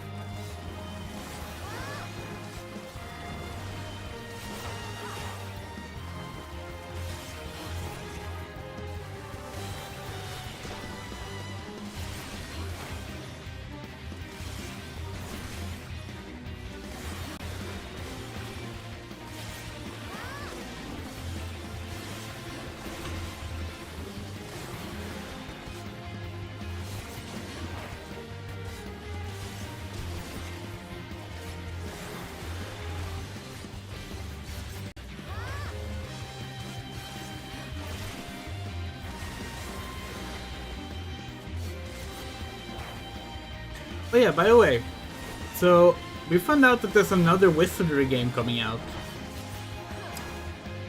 And it has, like, the strangest name. So, like, we understand that this game is not, it's not made by people who have English as their first language, and that explains it to some degree. But, so there's a wizardry spin-off on Steam right now. It's it hasn't released yet. It's coming out next year. It's called Wizlite, like Wizlite, Wizlite. And then it has the subtitle, We Loved RPGs. Like, loved as in past tense. Like, we used to love RPGs, but we don't now. Like, in that sense. We loved RPGs. We're guessing that it's meant to invoke... It's like the old RPGs you loved. Like a classic RPG. But the title was, like, decided on by someone who does not really speak English all that much. Because it's probably a Japanese developer. Most of the Wizardry games are these days. But yeah. Wizlite, We Loved RPGs, is a sort of like downscaled mini Wizardry game coming out next year. Hope it's good. Wizardry is interesting because we mentioned this before, but it is the longest still ongoing RPG franchise, and in terms of like video game series with like, shall we say, like a narrative focus, like games that actually has a fictional storytelling element to it. It might be the longest running game series. Because, like, sure, there are still Pong games being made today, but they don't tend to have stories. It's a bit different there. You're wasting your time, darling. You opened a Scrag's wrinkled throat bells ago.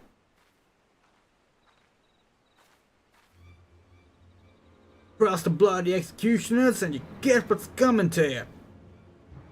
You like a message? Wasn't sure you'd fall for it, but a little mystery goes a long way, eh? Oh, then don't be like that, darling. Me and Mace didn't have much choice. The boss says go play with the rogues, and we gotta go play with the rogues. After all, we never asked you to come ruin our game now, did we? And don't give me no long-winded speech about your precious code. The Reformist vision stretches far beyond what entitled rules is good for. Once Captain Ashbeer... Icybear? I think it's Icybear takes command of the executioners. They'll give us back the thief we lost and be submitted to the Admiral's leash. To the terrors of the sea once more, free to roam and plunder in the new age of pirate glory. I'll bathe in blood to see the age come to pass. I'll kick down your shite stinking code and have all your sneaky ads on the shopping block. Like hell, you will! The only sentence being passed today is yours.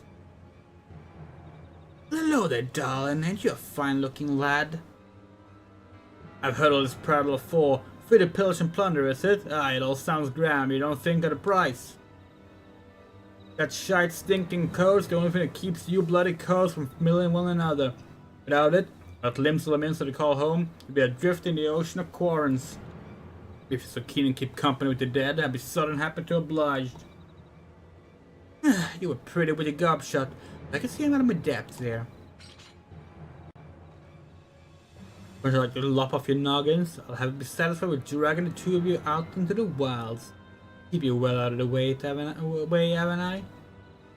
Out with it then! Ain't it obvious? You stubborn scrags looking to swipe our new toy, and my job was to stall you. The captain has the captain has the mind with him right now.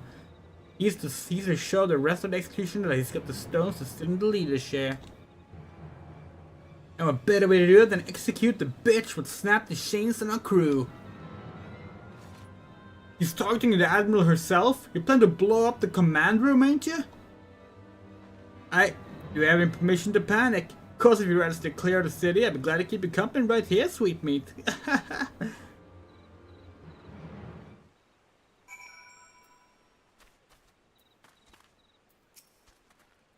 Got this mad mortal at mercy, but she seems to be enjoying herself. I better drag her back to the guild and see what other information she'll spill. I'll need back the limbs as well. We have business with the foremast first. You find Captain Milala at her post there. Get about the sun and shine, tell her everything we know. As my judgment well off kilter, she'll do what needs to be done.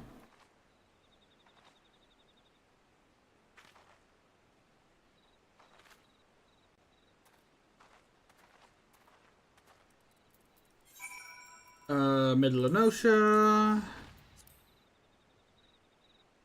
You think it's gonna rain again? That'd be nice. Like, it doesn't have to rain right now, but like in about one in-game hour and 5 in-game minutes. That'd be perfect. Then we could go into the cave over here and get the last sightseeing log and unlock the next sightseeing log, starting the whole process over again.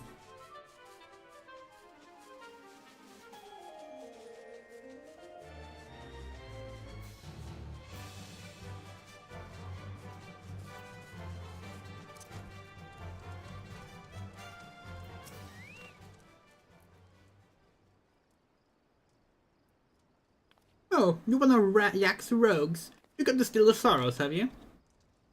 Well, you shan't have them. You can see they're safely clasped upon my very own. You're not here for the earrings? The Admiral, you say? Are you sure these fiends are in possession of the sarcophagus? Must have blown sentries at once.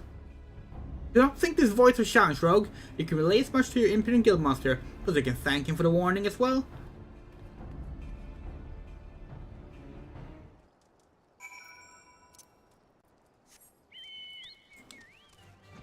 Okay, so like, wanna go about this.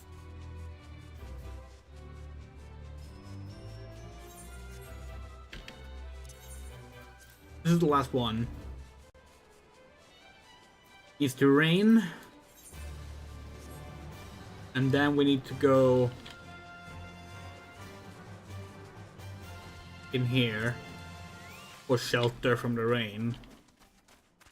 So like it's right here.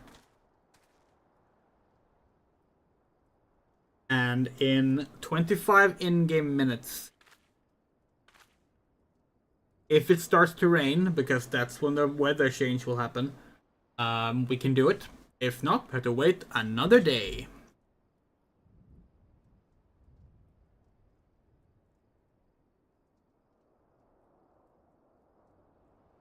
This is one of the few ones that, actually no, few ones is the wrong word. But these are some of the ones that don't carry across over 2 different weather periods, which makes it much more difficult. And it doesn't rain that often in Lenosha.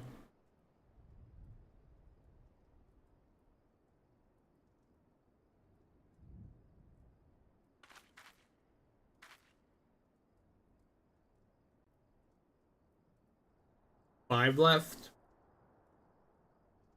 4. 3. 2. 1. Fingers crossed. 12. Nope. It remained clear skies. How unfortunate.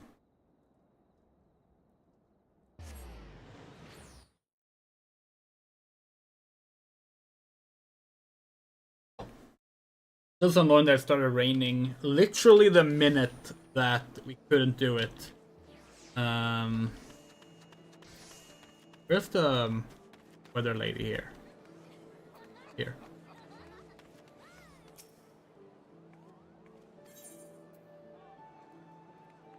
Yeah. Oh well. Why is there's so many people here right now? What's going on? Like, obviously Limbs is always popular. It's like the RP hub, but like...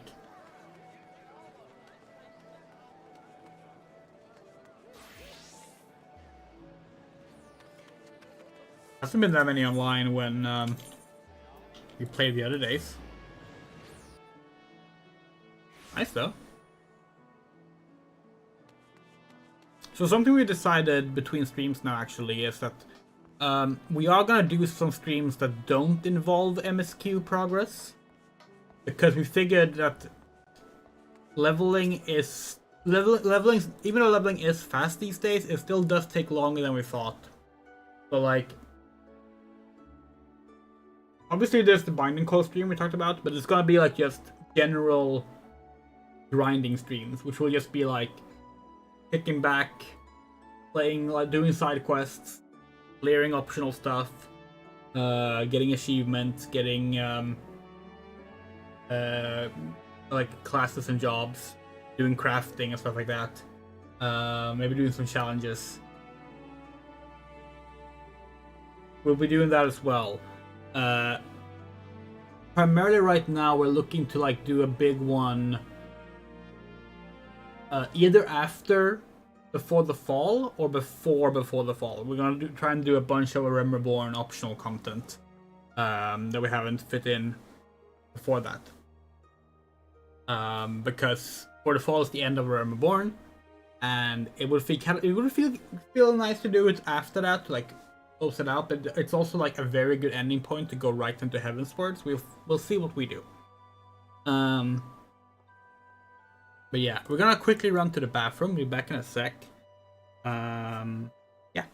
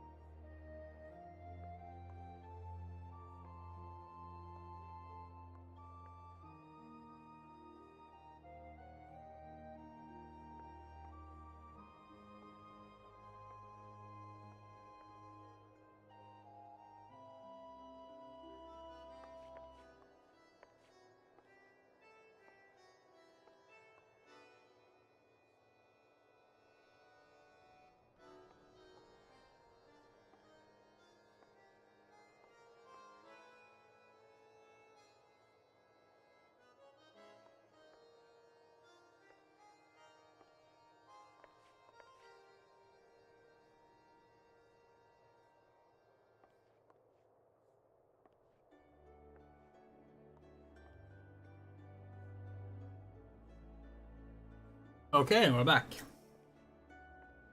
So the jackets are on the move. Again, I've been listening to that adult pirate cactuses to get back to the sisters, which they're given a knot which we didn't already know. We know more than enough. If we rally rogues and go after that mine, our floor blows up in the months.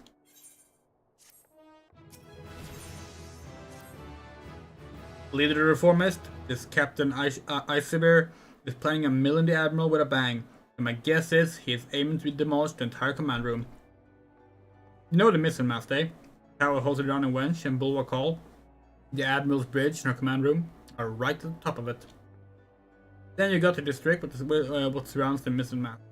That's the busy beating heart of the city. Even with the threat of an attack, you can't just seal it up in a blink of an eye. Call the whole thing Bob, and call the whole thing Bob. Try to explain the danger it calls will live and work there, and you have a frightened, stampeding mob on your fambles. Neil has only options to have eyes snilching every approach to the tower, without a way to out as many copies as can, and spread them through the streets. We all will be to cover the aft castle. Wait and see, Tinderbox. We'll get to this Aishi bear. And his little bomb too. Okay. This is the last quest, we think. For the rogues. Well, there might be like a sort of epilogue quest too. If sometimes have that.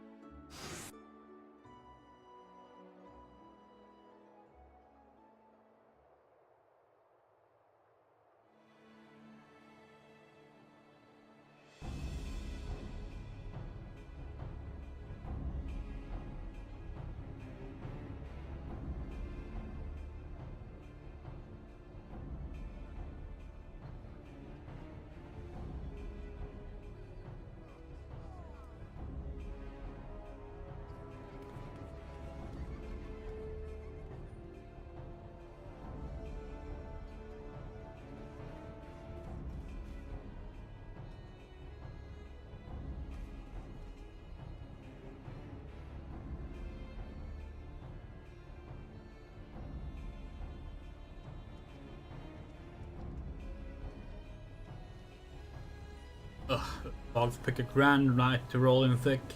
Will make things interesting.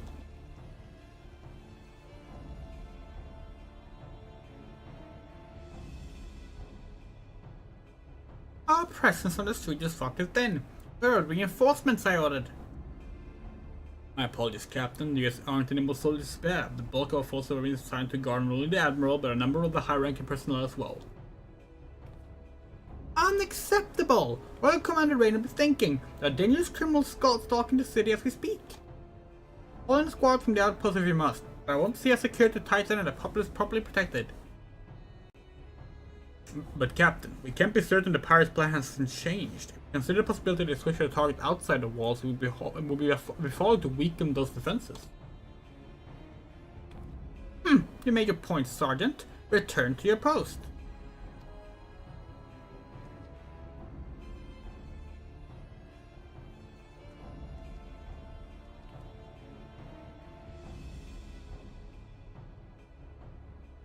Once all is lost, formulate the question what one should have done.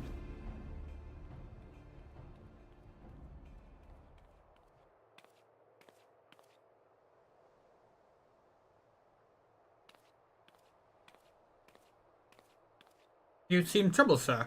Perhaps I can be of assist.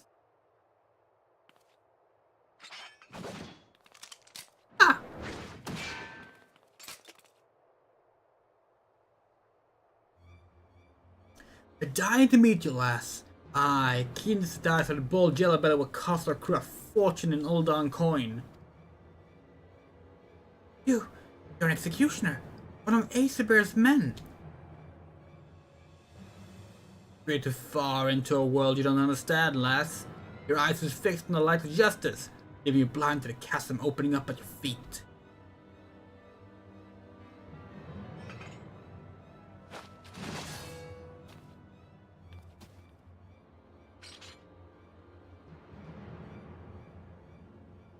Easy said, they say you die with your boots on.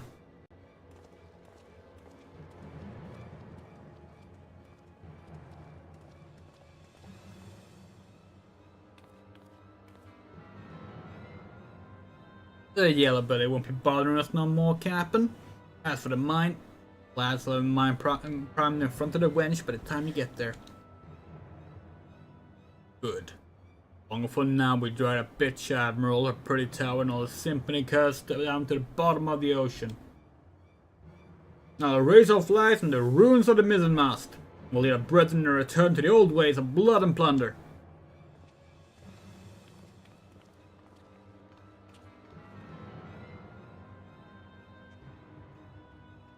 Blood and Plunder is the lesser known 4 sequel.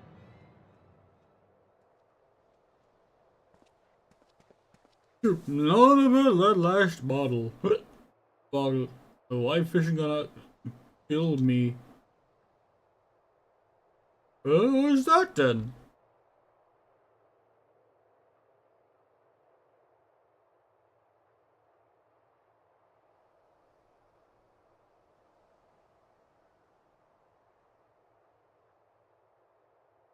Not after. Not after. Command room. I mean to bring down the entire tower. Listen, Moth Falls. Bridges will follow. Half the city will.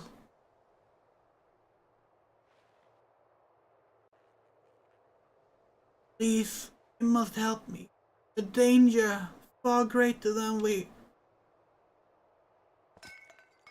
Bloody hell, shit's alive. Oh no, I didn't see nothing. Didn't see nothing.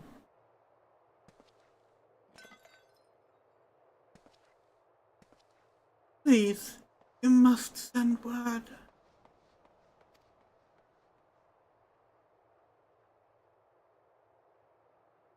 Someone must be.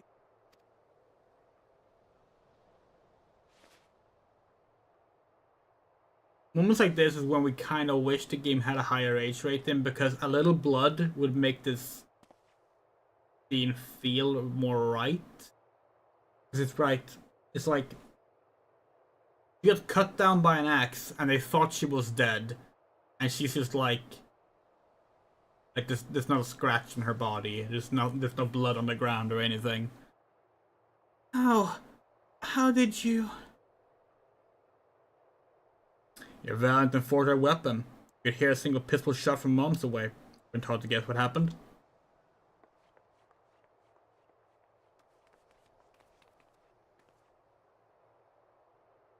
I poked the yellow jackets on my way over, and he'll be along shortly. Then, means we only have one last thing to do. We've never been allies, but I beg of you.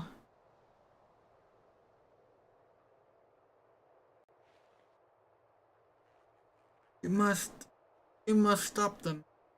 Save the city. Alas, you know you don't need to ask. Taking a mad cubs and biting back with bitterness a job.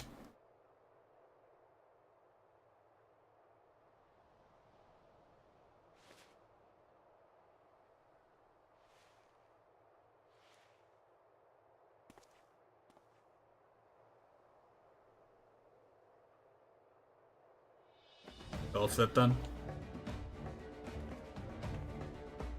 Ready, Jack?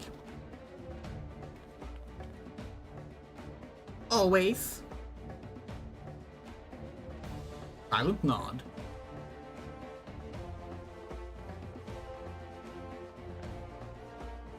Let's go clear that sarcophagus and fit Asaber for a new coffin.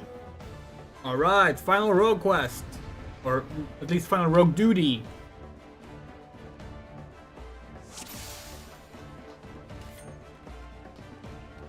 Make for the missing mouse and find Asaber, okay?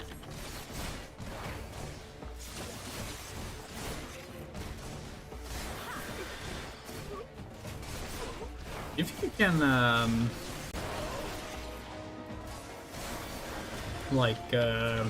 go invisible this mission to avoid having to, deal with these enemies. Let's try it. We need to take care of the ones that are actually around us.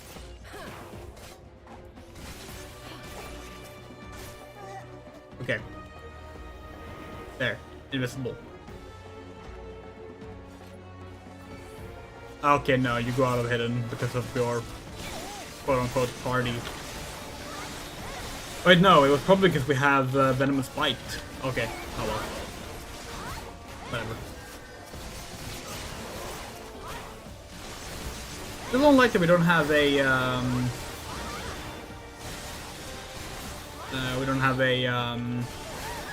AoE, by the way. I believe they don't get an AoE at all until Ninja. But that's ridiculous. Melee job or not, like, come on.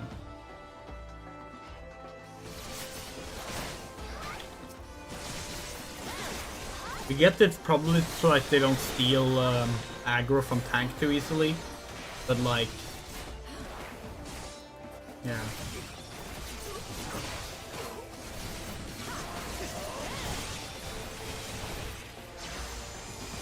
Tinderbox, mill them detonators. We'll keep this coast busy. Right. Okay. Detonator. Okay, that's the coffin.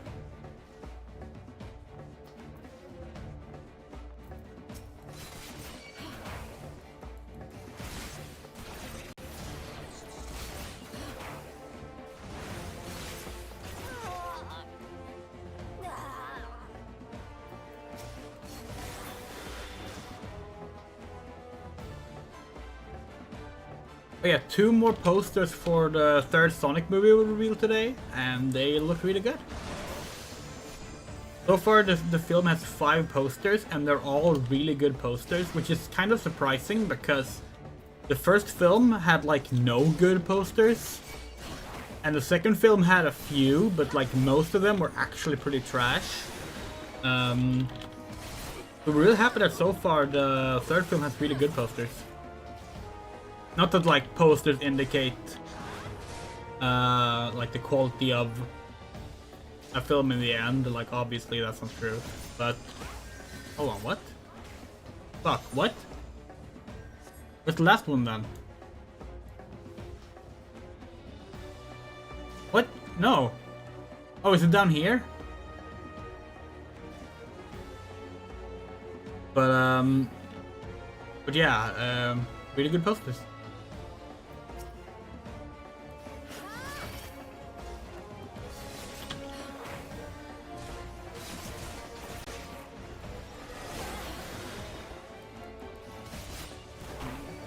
I'm guessing the final trailer for the film is gonna release probably like this weekend or something. Very excited for it. We talked with our little sister the other day. We talked about doing the Shadow Generations DLC stream, where we're also gonna talk about the 3rd movie. And unfortunately, we won't be able to do that on release. Probably, like maybe we'll be able to, but probably not. The DLC releases before the film, and it's like here in Sweden it releases quite late. It releases on the 25th, which means that it's in the middle of like the holidays. They might have to like hold off until like next year to do that stream.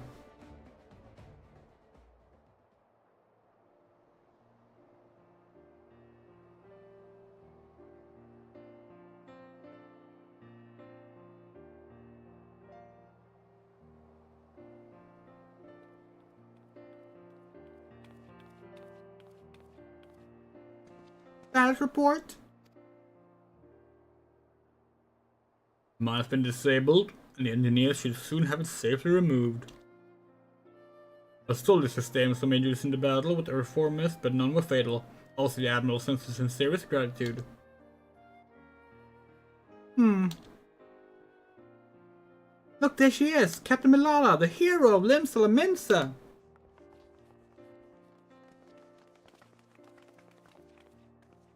Are you recovered from your wound, Captain? We heard how you very nearly lost your life stopping the horde of pirates from blowing up the Minson masts. 3 cheers for the Yellow Jackets, so city would lost be out ya. But wait, that's not how it...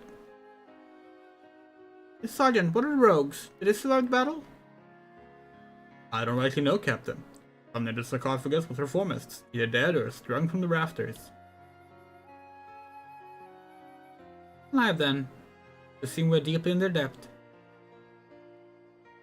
Captain, might I have the silver swords from you now? We've been offered to hand them over to the Commodore, along with the black sarcophagus.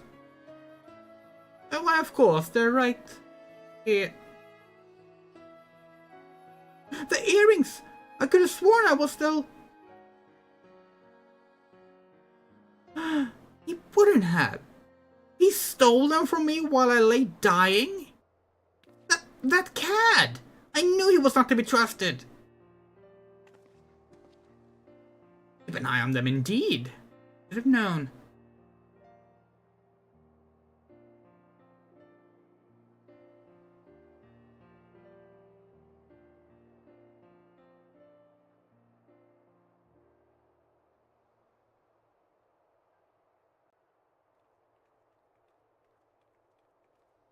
Are you sure about this, Jack? Deploy the sarcophagus as well. I think she's earned it, don't you? Honestly, that much, think of it as a trade. If you ask me, they look a bit daft. Well, I didn't ask you. So the jackets ended up with the mine, and we got the diamonds and the earrings, which means victory belongs to the Rogues Guild. Do you think Malala will leave it at that then? Get a feeling we ain't done with her yet. I say we're done with the challenge. We never know when our paths will cross again. We'll have to see what Limsos on the belly splits up next. Aye, the city ain't never quiet for long. Well, it's been a pleasure working with you in the box. If I ever need a trustworthy pair of stabbers by my side, I'll know who to ask. I'm off as well. Bloody starving I am. Don't forget to yaffle a bite where you can, and it's in the box. We'd best head back to the sisters too. Fully sure this decides she'd rather hear us cry cockles.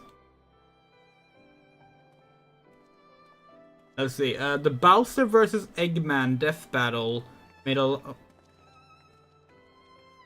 then worked in the box. See you soon.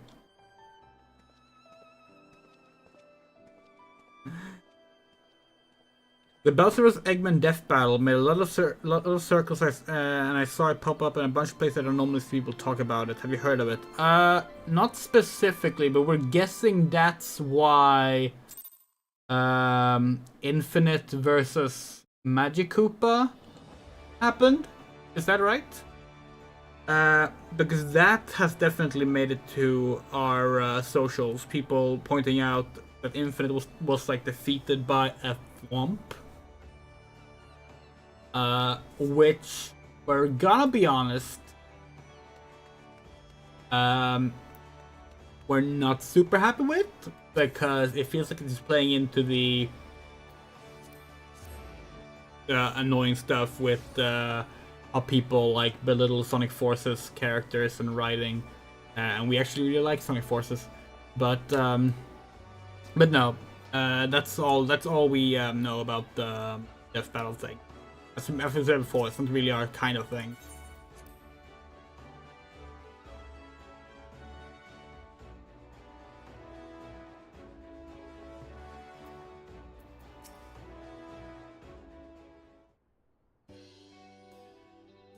Oh there, Tinderbox. Nice to find a little bit of rest, eh? Job never ends, but even a damper like myself needs to breathe every now and again. Your venture mates will be wondering where you got to. A proper long assignment, but I'm glad you decided to see it through. You're proven to be a star protector of the code. Even if it ain't truly your world, when you walk back into the enlightenments, you'll have to find your own code to uphold. When you do, you'll have the skills you learn in the shadows to help you defend it. Oh, that's more than enough prattle out of me. Your travels might take you far and wide, Tinderbox, but you're always welcome here at Sisters. Okay, cool, we're done.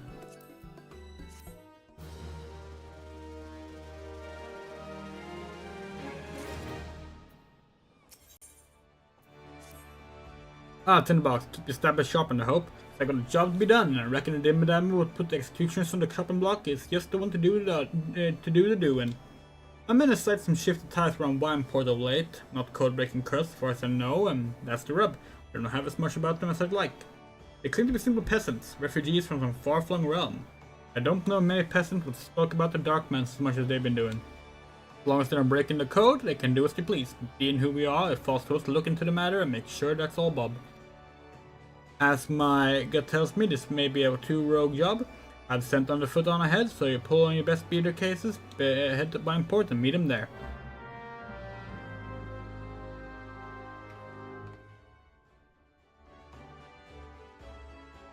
Yeah, to be sure. Our problem with like the battle to begin with, like this is like we've talked about this before. Like we're not fond of the who will win a fight thing as a concept. But like, especially so when you involve characters from worlds that are treated so differently and writing style wise. Because a bunch of people like to pretend Sonic and Mario are very similar. They're more different than they are similar, both in gameplay styles and writing styles. Like both Eggman and Bowser can both be portrayed as threatening or silly and aloof, but it's never in the same way. And like, one character has more of a consistent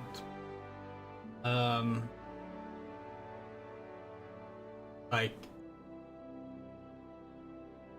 power to his character, Eggman, than Bowser. Because all Mario characters are kind of written as like actors more than they are very solid characters with an ongoing consistency and narrative, you know?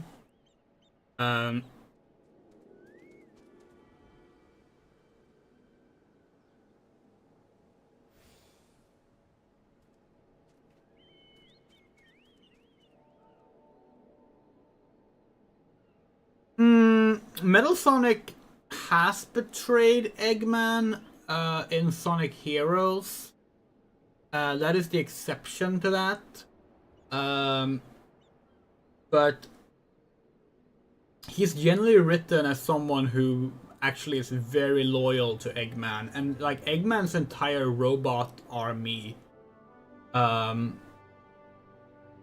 Like there are exceptions. There are exceptions to the rule that they are loyal, but like the vast majority are very loyal. Like, just like there are obviously Koopas in the Mario games that are not loyal to Bowser. But like, most of the badniks, you can argue like the badniks are like being brainwashed when they're like the Flickies and Rickies and all the Unpockies and all these little animals. But later on, with like the Egg Pawns and moving forward, he has a very solid army that like follows every whim. Like he literally did conquer the world. Well, okay, 99.9% of the world, if we want to be really like picky about it. And he did that, yes, with use of the Phantom Ruby. But still, like, we would argue that like that alone shows that in terms of like a like that's the kind of thing that Nintendo would let Bowser do. It's just not the style of like scenario they would put Mario into, which is fine. They're different style series.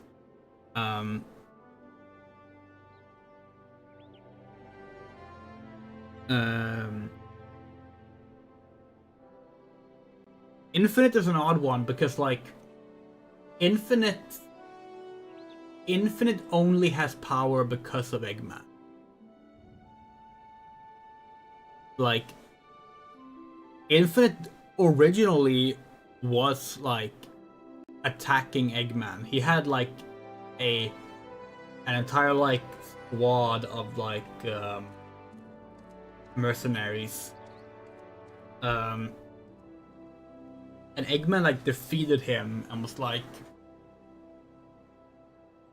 "You seem promising.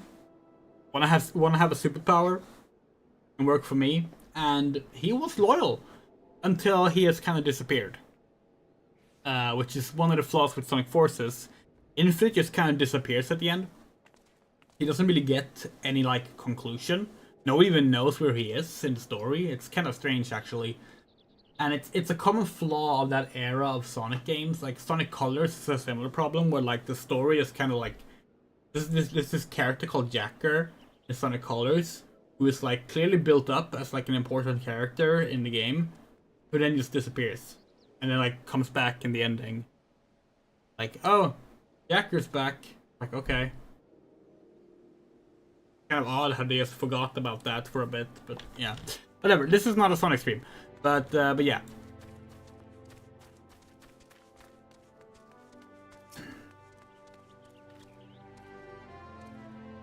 Dinovox, when Jack said he'd be sending one of the guild's canniest morts along with us, me had a feeling it might be you. I'd love to tell you all on the foot's already whittled the whole scrap on their friends, but the truth is I've turned up more questions than answers. It claimed to hail from the South Sea Isles, from little birds of Maelvan scale, swear to the last man that there's some piss poor mummery. There's no record of any such ship sailing into port. Looks like it falls to you and me to take a closer snill, Shay. I hope you brought your sharper stabbers, as there's no telling who we're... Here at last? Either old Underfoot's gone daft, or some more just screamed out for dear life. Don't test me a little test, but take a turn for the interest in.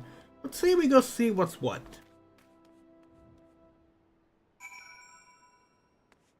Yeah, so this is us unlocking Ninja, by the way. And we're not gonna do the Ninja job quest beyond unlocking it right now. But yeah, we are gonna unlock it. Because we've already done 2.5 hours without even starting the MSQ progress, so we gotta get going on that soon. Queer maid? Ooh! Have mercy, I'm but a simple queer milkmaid, with not a single guilt in my name.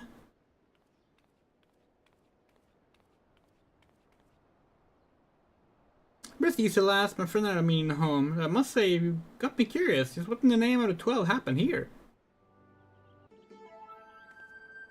I just come to town to purchase some supplies. No sooner had I walked through the gates, and I was suddenly accosted by 3 burly drunkards who demanded I hand over all of my queer possessions. By good fortune, it seems the men were taken a bit too heavily. When they saw the meager contents of my coin purse, they began to squabble amongst themselves. A fist fight ensued, and before I knew it, the 3 men were lying on the ground, to see them now. Sounds like you may have smiled upon you today, lass. So I might suggest you be a bit more careful on your next visit. A man is scared of souls frequent these parts, and you'll find that all of them are blundering lackwoods like your friends here. Thank you for your concern, good sir. Rest assured I will take your words to heart. Good day to both of you.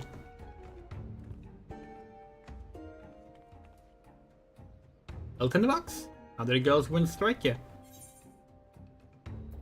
Mummery, I say. You too? I was thinking the very same. Stolen amongst themselves, just look, there's barely a scratch on any of these sluts. I'd rather small to rum dogs than she's letting on. Come, let's go on the drag and see what she might be hiding.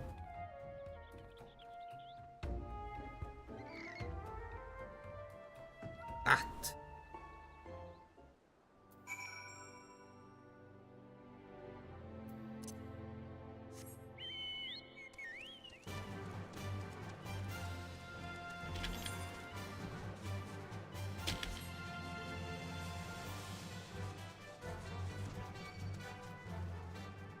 Ugh.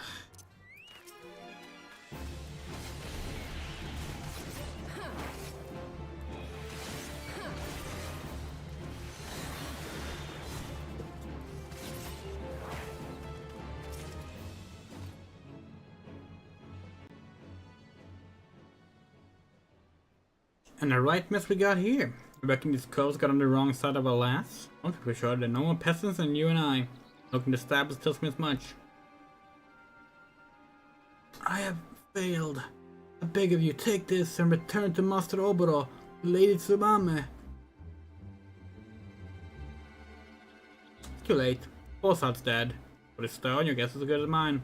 A luckiest charm of sorts, perhaps? In road, we best have moved in our doobie just before the lost gets away. Our footprints lead in the direction of Upper Lenosha.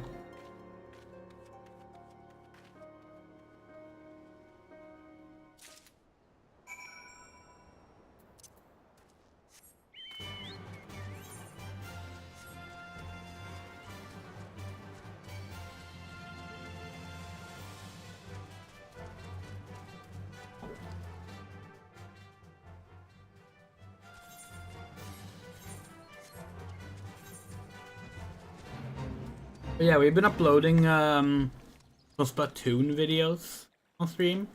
Specifically the single player campaigns Octo Canyon and Octo Expansion from Splatoon 2. And we will be uploading Splatoon 3 Return of the Mammalians as well.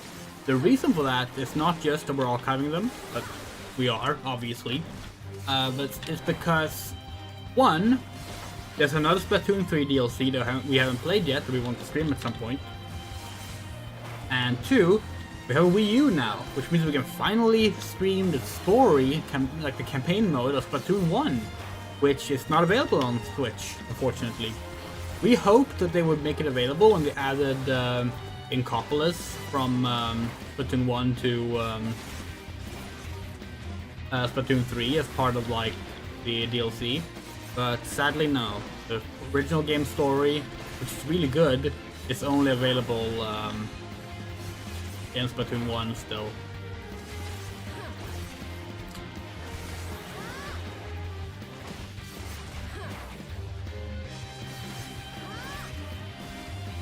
We wouldn't be surprised if Splatoon 4 is going to be announced soon as well, because they're probably going to want the Splatoon on the successor to the Switch, considering how popular that series has been.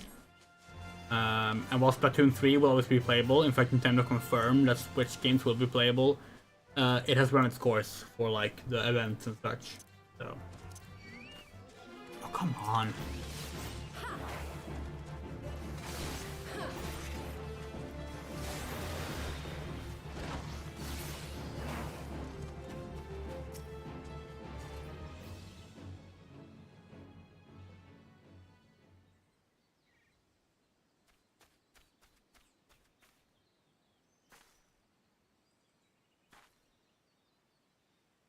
She hides behind a tree.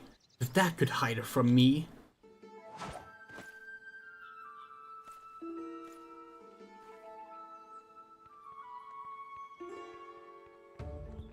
No, we know exactly what voice we want to give him, actually. She didn't really think she could fool me with those silly rags, did she? Or did she? Perhaps she's not as clever as we believed. And a mysterious saber rushes to the damsel's defense. Such bravery, such compassion. Such folly. Little does she know that the girl is more than capable of taking care of herself.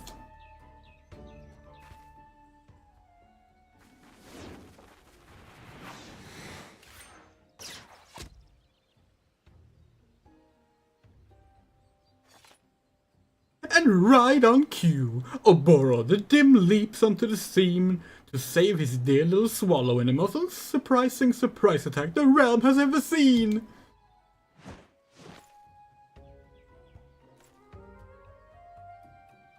Cease your ramblings, Karasu, before I rip that tongue from your bloody beak. Yow! Our hero is wounded! A stab through the heart, his childhood friends stand before him, blades drawn and hate in their eyes. Oh, the tragedy of it all, the audience sobs. And what's this? A couple of bit players who have forgotten to leave the stage? Did no one tell them their part in the play is long since over?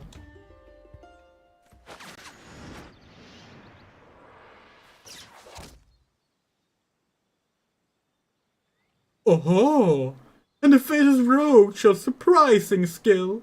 Perhaps she has a role to play. I will say this much. Unlike a certain someone, at least you intrigue me.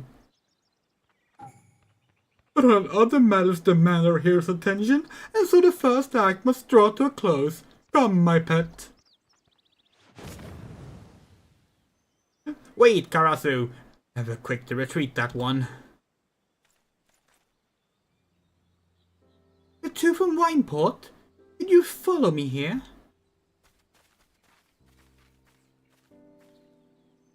Beg pardon, miss. My friend and I are here on behalf of our dutiful sisters. And you, sister, have some questions to answer. I've lived on the Underbelly society long enough to recognize when a man's more than he seems. So to make this easy for us, lads, who exactly are you and what are you doing here? And here's hoping for both your sake that it doesn't involve breaking no code. I already forgot what voice we gave him.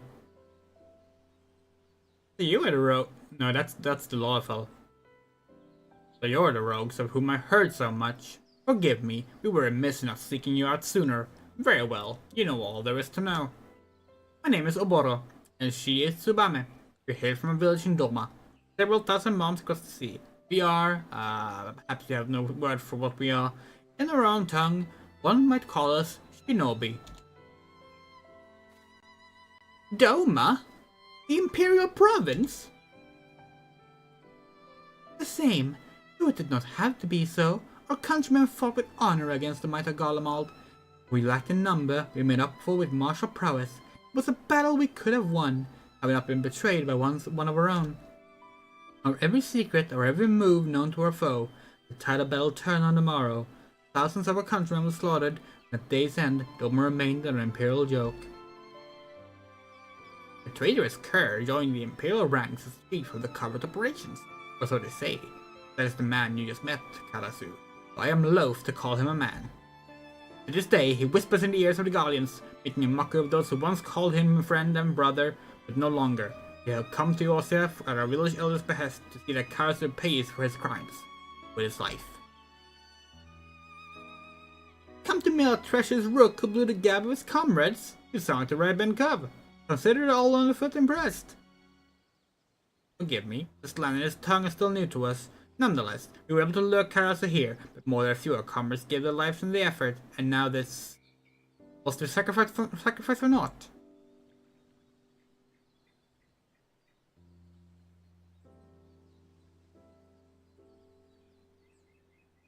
Ah, you have my gratitude. When one of our kind falls, tradition dictates that we return their soul to the village. They may rest with their ancestors. What? Our fallen brother's soul calls out to this woman? Could it be a sign? Are we fated to fight as one? I'll make you an offer. We will instruct you in our art of ninjutsu. In return, you will share with us our knowledge of this land, that it might serve us in our mission. But Oboro, she is not Doman. She is not of the village. Look around you, Tsubame. Our brothers and sisters have fallen or gravely wounded. And today, failure makes it all too clear. We cannot hope to stand against Karasu without knowing the way of the land. Can't say I'm thrilled to prosper to the lowest in a dim enamel like yourself, but hell, in my younger days, I'd like to be keen to try on my fams some of those techniques myself. And the more my wantles takes in, the more these two strike me as Benar and Benar folks. If you're keen to learn your daddles, I'll not be one to stand in your way. If you would know more, come to the docks at storehouse at Green Catcher's Gully. We shall await you there.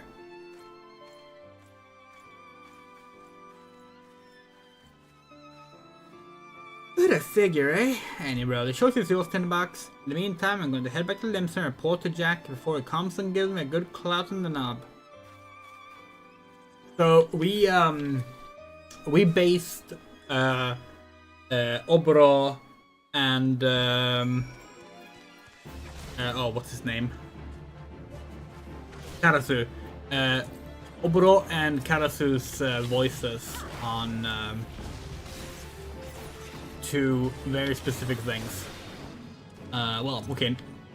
One very specific thing and one slightly less specific thing.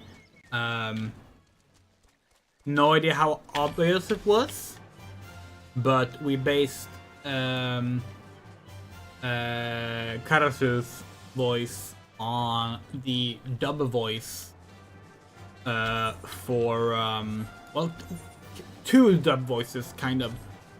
First, the 4Kids dub voice for Pegasus J. Crawford from Yu-Gi-Oh! But also a little bit of the 4Kids dub voice for James from Pokemon. And we based Oboro on a kind of recurring stereotype of old ninja movies being dubbed. Like the kind of movies that like they would like take, they would like film half the film in Japan, like take a already existing ninja film in Japan, and then they would like film American scenes and like slap onto it and dub it all over. And they were very rarely like good movies, but they were very entertaining movies. Stuff like Ninja Terminator, with like Richard Harrison. A lot of like Cynthia Rothrock movies.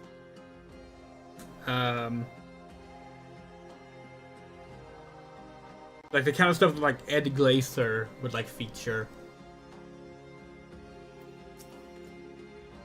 And so we meet again. Might take a presence to mean that you have chosen to accept our offer. Thank you. I speak not only for myself and Tsubame, but for our entire village when I say that you have our profound gratitude. What I will tell you next, I will tell you out of the earshot of strangers. Yakubu has been instructed that only trusted visitors through the doors behind me. When he speaks to you, Ayame, you are to answer Kaede. You need not know what the words mean, only that they will grant you entrance.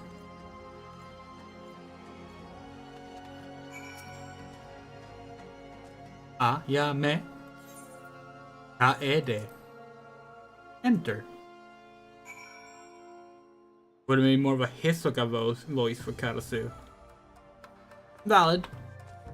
Personally, like, both James and Pegasus, those are like some of our favorite voices there are. Like, they're so fun to do. And we rarely get to voice characters that are appropriately theatrical for it, you know? Welcome, Tendox. You stand with the provisional base of my operations when people are established in your land of Eorzea. It may not look like much, either without or within, but that is precisely the point. We find it an ideal vantage point from which to observe the comings and goings of Karasu and his men without attracting the undue attention of ourselves. My fallen brother saw you as a worthy inheritor to his soul. On his memory, I will entrust it to you, but soul alone will not make you a shinobi. No, it requires training of the body and mind. Our art, the art of ninjutsu, originated with our ancestors many years ago. Since then, it has been passed down with each generation, mother to daughter, father to son. We draw power from the world around us, the heaven, the earth, and the hearts of man, and channel this power into physical form. I'm told that this is similar to your concept of aether, was it? I must confess, the Eorzean words and ways remain unfamiliar to me. How does one channel this power, you ask? Through the use of mudra, hand gestures that call forth each of the three forms of energy of which I spoke. The first mudra I will teach you will call power from the heavens. In Doma, we call this Ten. You're eager to learn, yes? Attune your soul to that of my fallen brother then. Approach me once more. It is then your training will begin. Ba-dum-bum-bum-bum-bum-bum. Ninja unlocked.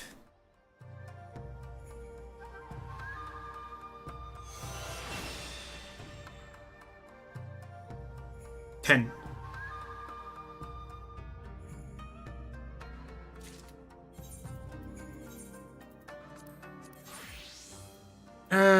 Transfer. Thank you.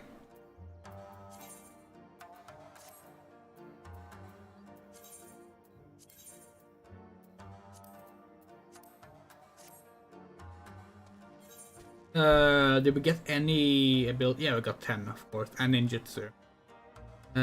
Right.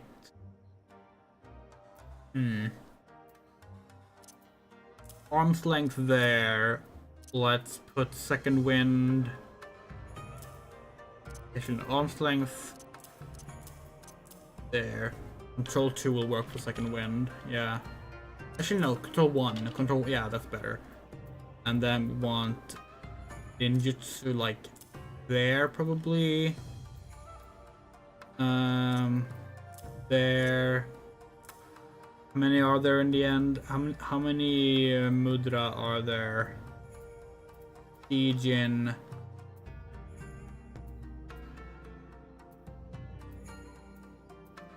Just the 3. There's no new ones later. Okay, good. We're gonna put these out on the hotbar already, even though we don't have them. Just we get used to having them here. Actually, you know, Want them there, or do we want them... No, we want... Okay, yeah, no, we want them like this. There.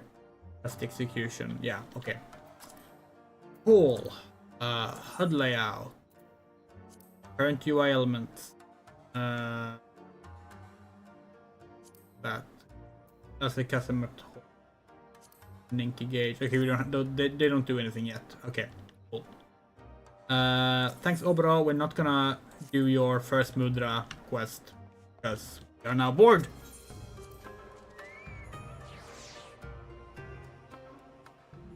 But yes, this voice, Pegasus J. Crawford, or Maximilian Pegasus as he was called in the English dub, is one of our favorite voices to do. It is such a fun voice. Okay, we're gonna queue into the Sunken Temple of Karn. Yeah. And while we do that, we're gonna go unlock some more Beast Tribe quests.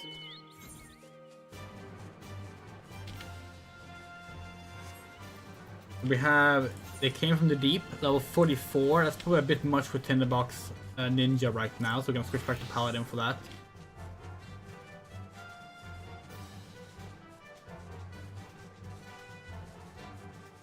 Actually, you know what? No, we're not gonna do that. We are gonna go do our existing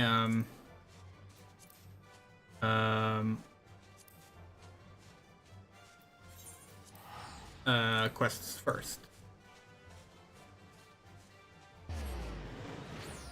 because they're easier to like quit out of if the roulette pops. Oh, not the roulette, the duty pops.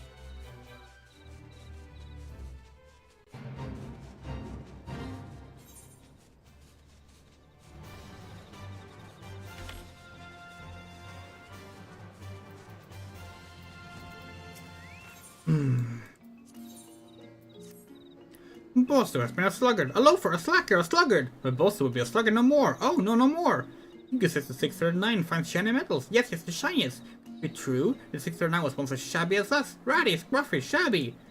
639 finds shiniest, then why not me? Yes, why not me? Bosso can strike a twitch too. But I would know for certain. For true, for certain. You will go to the dig, yes? Bring back proof of 639's accomplishment for Bosso. Yes, yes, this you must do. Okay, hold on. We're gonna also check completed allied societies. Oh, so they all called allied societies? Okay. Kobold. No such thing as free lunch, thing looking good, and know your place. Okay. No repeats this time. Adventurer, how glad I am to see you come. Bago is having a situation, a plight, a predicament, a situation. And what is trouble for Bago is trouble for us all. Bosu does not know much, but this Bosu knows. Yes, yes, I know. Bosu would like nothing more than to help his friend Bago. Nothing, nothing at all. But Bosu's help is unwelcome, unsought, undesired, unwelcome. This makes Bosu sad. What can Bosu do? Only send you. Yes, you. Bosu will send you.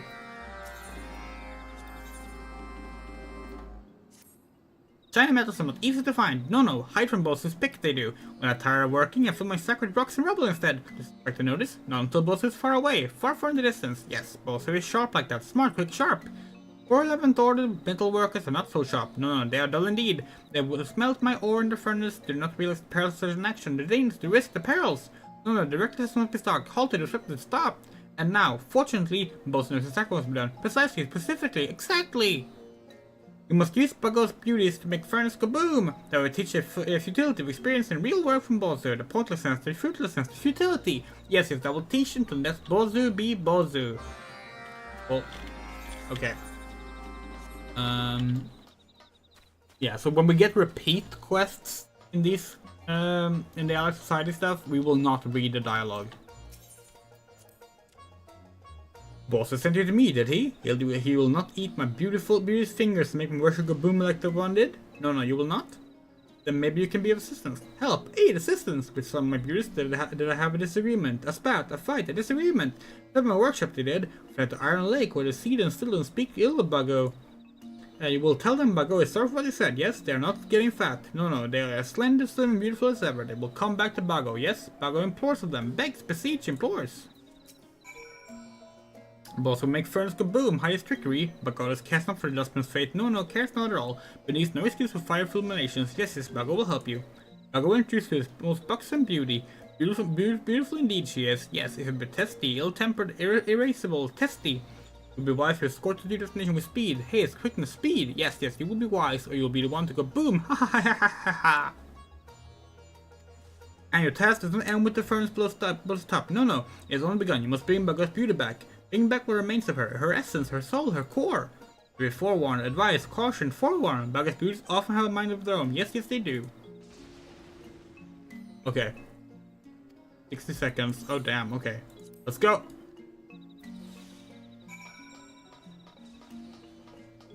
Didn't realize they had transport quests this early in the game.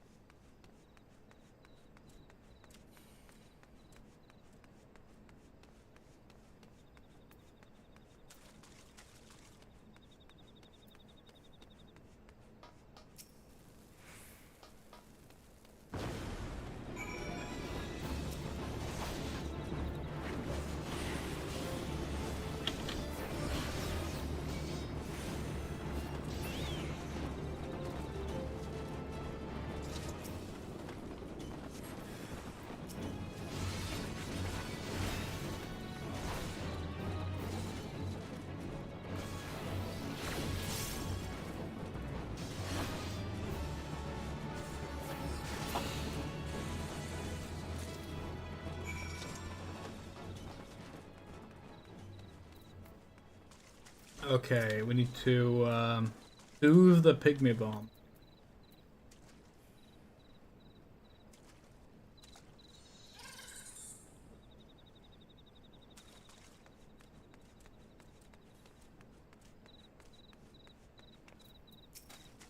Oh, it's about time to go check the weather again after.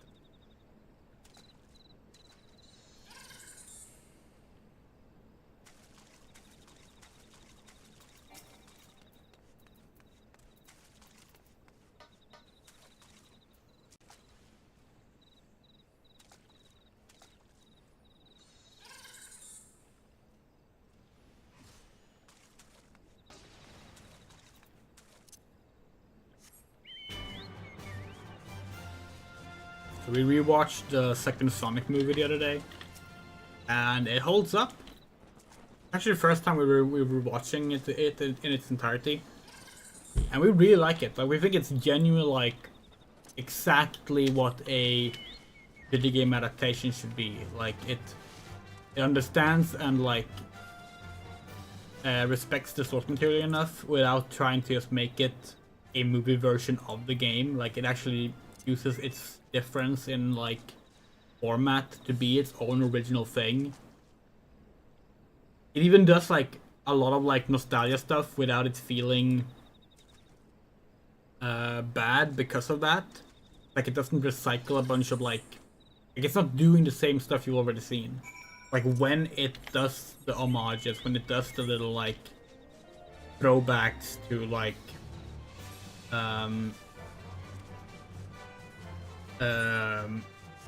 other parts of the Sonic franchise, it feels it doesn't feel derivative. It doesn't feel like it's just recycling same thing over and over.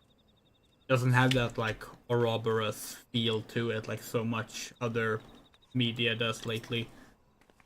I really like it. It's a fun film. Very excited for Sonic 3.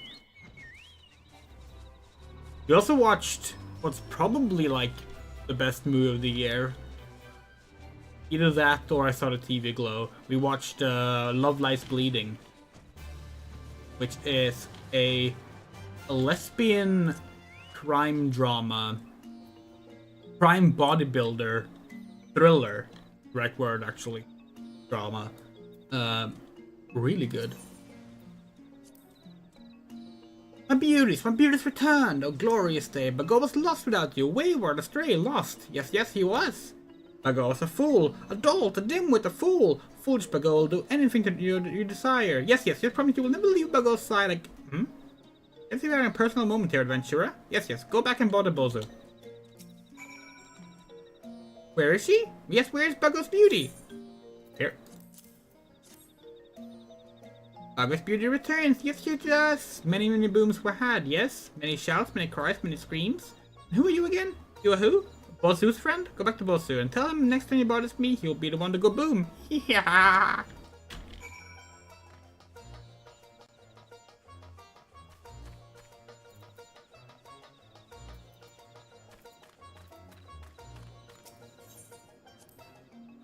Adventure brings back shinies, yes? From 639 to Bosu. How it sparkles, shines, glimmers, sparkles. The 639 is dug up a fortune. Yes, yes, they strike true. Surely they will not miss a shiny. No, no, not a shiny or two. Thank you, yes, thank you, adventurer. For today, wealth has also come to the Bosu. Ah, that's Bago for you. No eye for anything but booms and beauties. You may not call Bosu friend, but does this change Bosu's feeling? No, no, never. I cannot speak for Bago. No, no, I cannot. But Bosu will never forget your kindness. Bosu will always remember who to ask when he needs something done. Yes, yes, I will. The 411 furnace is no more. Bosu, thank you for your aid. You are a friend to slugs and sluggers everywhere. An ally, a patron, a friend. Yes, yes, Bosu can look forward to many, many days of rest. Rest and relaxation. You will linger close by, yes? Stay, surgeon, linger. Today is a happy day, happy indeed. And we are now 60 out of 150. God, this is so slow. Like, seriously.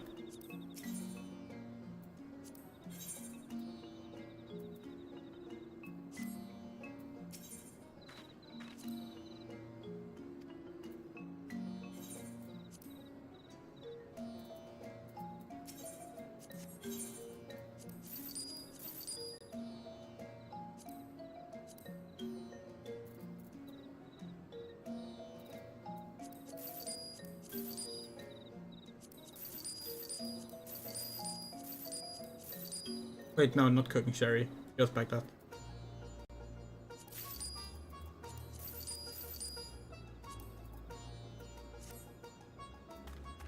I still haven't gotten a fucking Sunken Temple or Karn duty. What the fuck? Okay. Well, we're in Arulanosha, so we might as well do the rest of the hunting log. Maybe the duty will pop then. Okay. What do we have? Oh wait, we're not in Ninja. There. Long climb, long climb, long climb, long climb. Okay. All in long climb. Okay.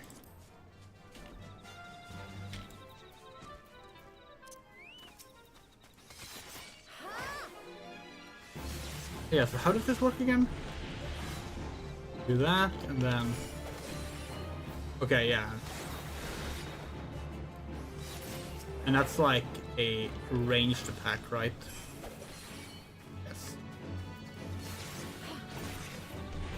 But we still don't have an AoE.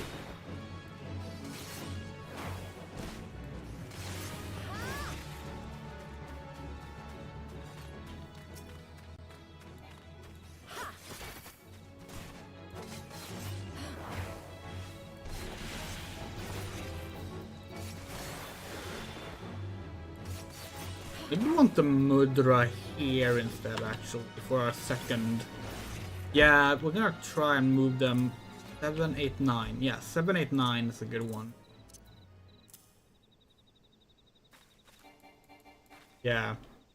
And then like that to execute maybe, or that to let's try that. Now we can put that back on 3, put it back on 4.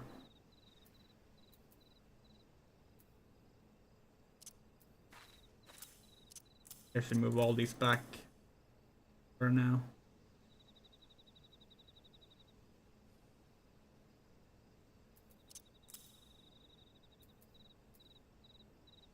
Yeah, let's try that. One more Velociraptor.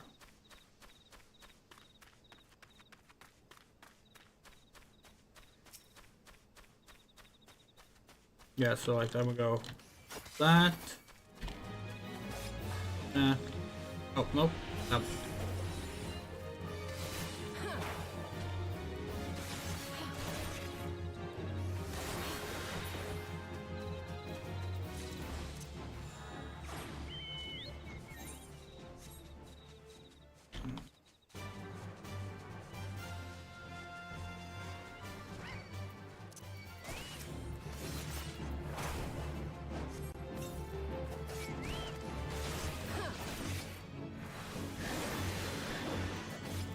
That dungeon sure as hell don't want to pop, huh?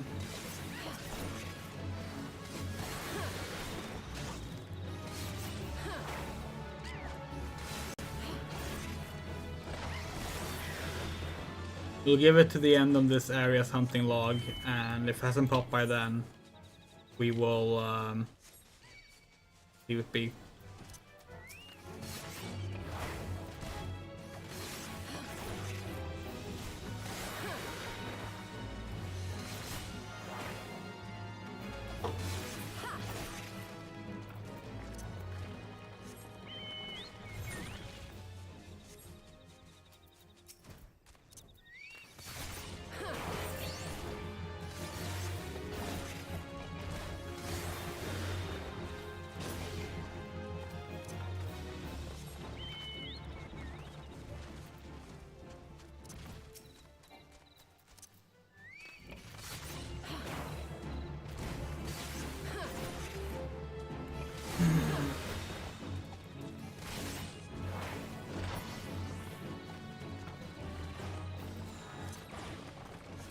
Okay, only the curls left, and they're up here, pretty sure.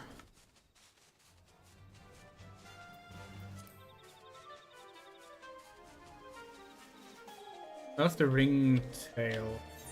Wait, where are the curls then? The curls not here? Where the fuck are the curls?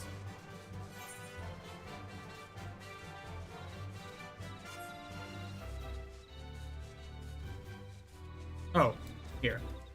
Ran past them.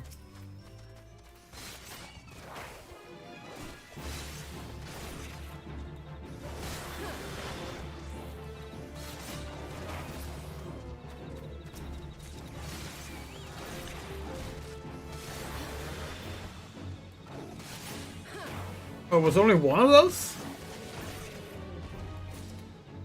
Oh. Oh. Oh!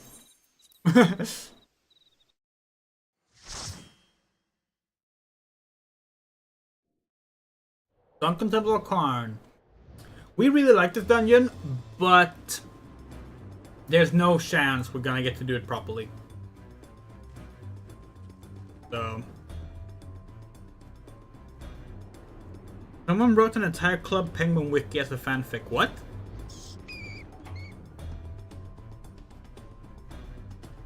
What does that mean?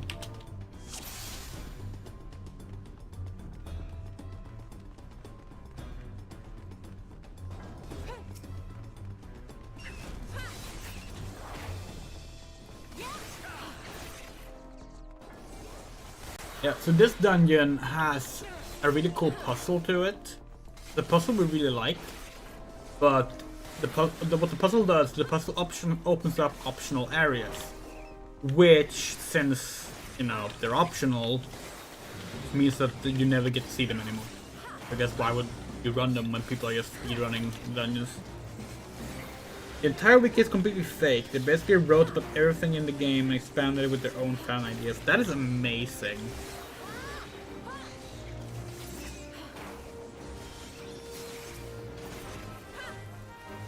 We're gonna try and like solo the puzzles afterwards to like show them, but like, yeah.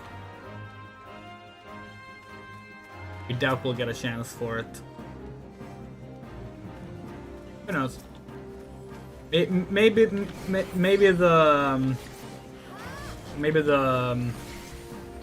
party will take pity on us for being a new player, and let us do it.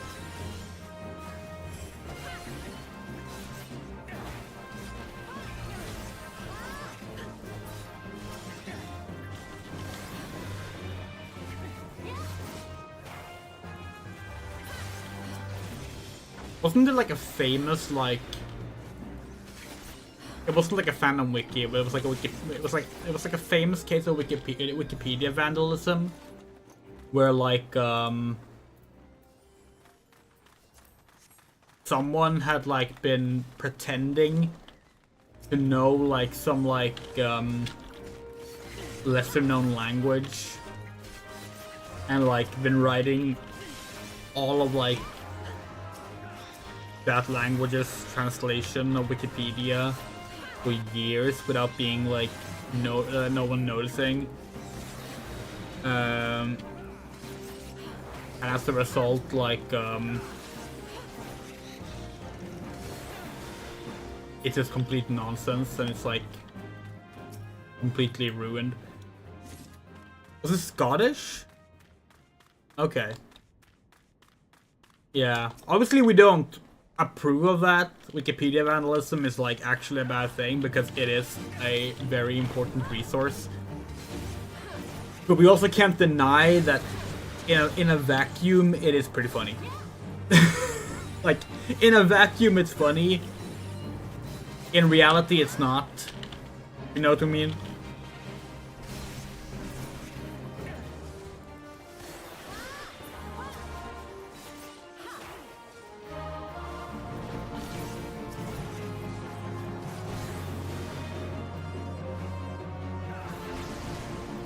Yeah, we have Doom. It means we need to run to a glowing platform to get rid of it. And this is the dungeon in which you can get, it's called Final Sting, I think, which is a attack that some of the bees can do that kills the bee, but also kills the target. Like, it straight up kills. Like, one hit kill.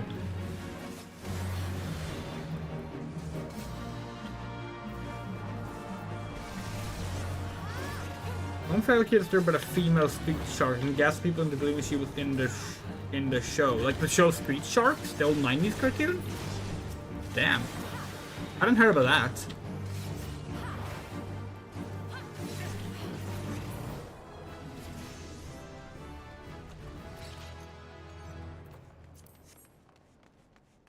But it makes sense. Like if you pick something niche, you can definitely do that. To be fair, there are... Sorry, we just said that we don't approve of Wikipedia vandalism. We're gonna be perfectly honest. We approve of some Wikipedia vandalism. Sometimes it can be funny, even though Wikipedia is an important resource. Like, we thought it was hilarious when the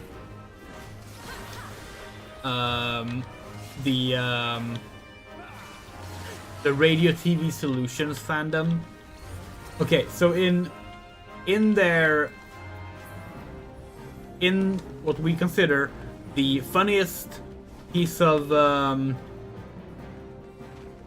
YouTube media ever made, Half-Life VR, but the AI is self-aware.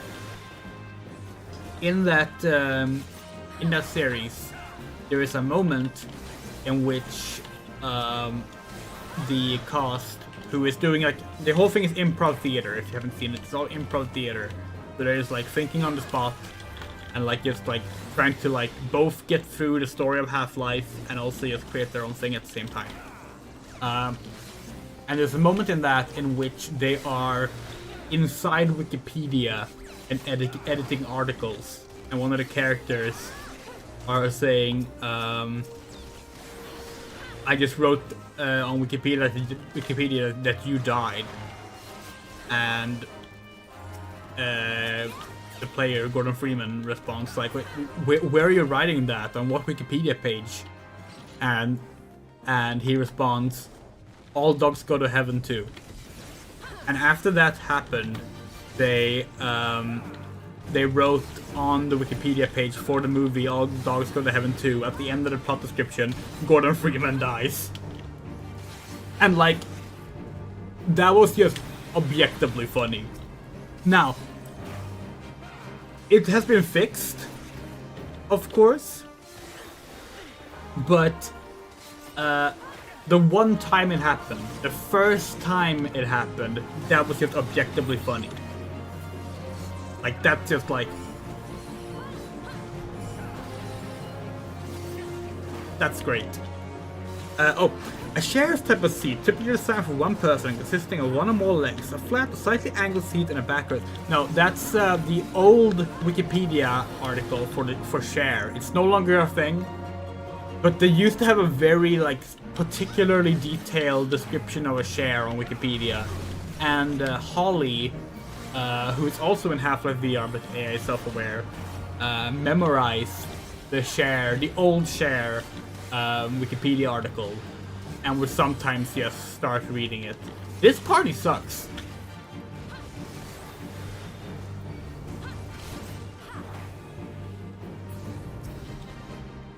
Like, sorry to say, but like,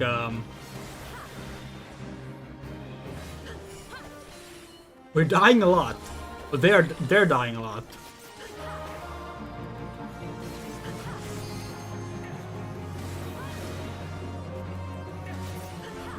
But yes, the Star Wars wiki has a lot of fun, like, and the Doctor Who wiki has a lot of fun, like, strange articles for like mundane things. Like Wikipedia, it's like Wikipedia has a an article on boobs, for example. And like Doctor Who has like its own article for like every city or nation that has been featured on the show, which means it has like a bunch of like just real life cities and stuff. Which is really funny.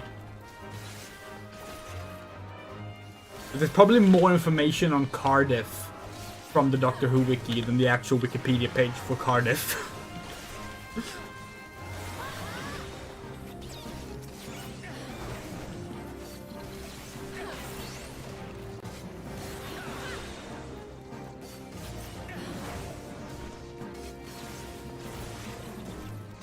But yeah, Half-Life VR but AI self-aware. Genuinely the funniest thing ever put on YouTube. Technically also originally on Twitch, which is also the funniest thing ever put on Twitch. So yeah.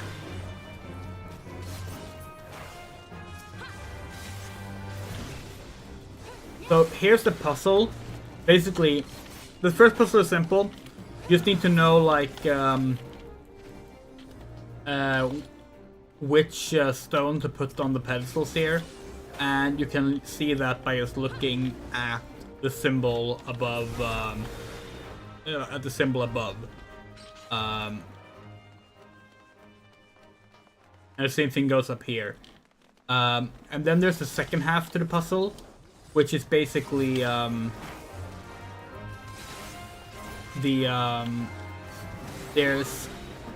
there's an older scale at the start of the dungeon that represents the lower level of the rooms, and then there's this one that represents the upper level rooms. You have to match the stones to the upper level of rooms.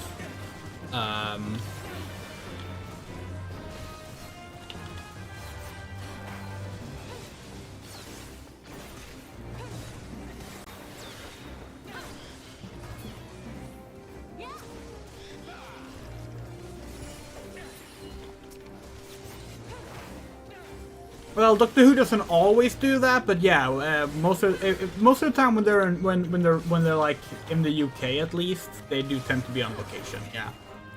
So the question is, are they gonna do it right, or are they just gonna no? They didn't even place the stones. Yeah, we're gonna have to go in here unsynced at some point to actually get the full map.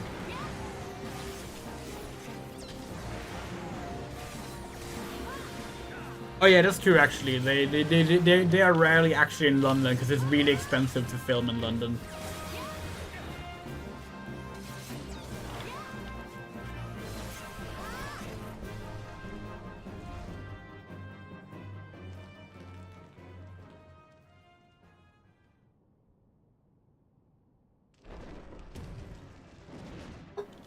Hey look, a Final Fantasy XII asset.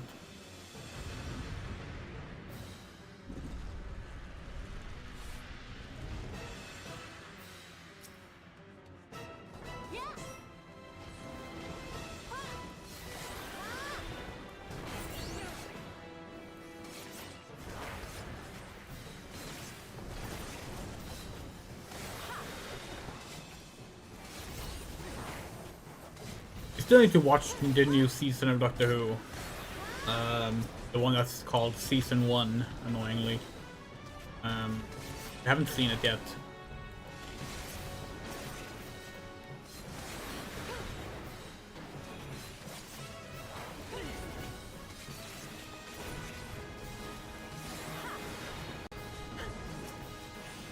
We were going to, like, we actually watched the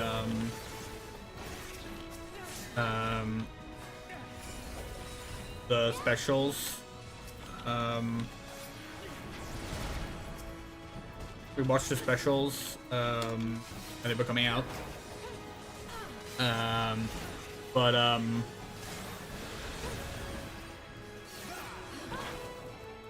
we liked them, to be clear.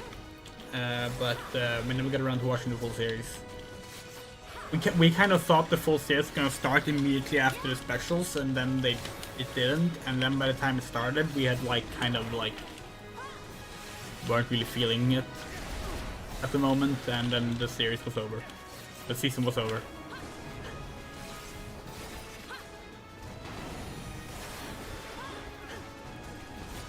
We'll probably like it when we do watch it.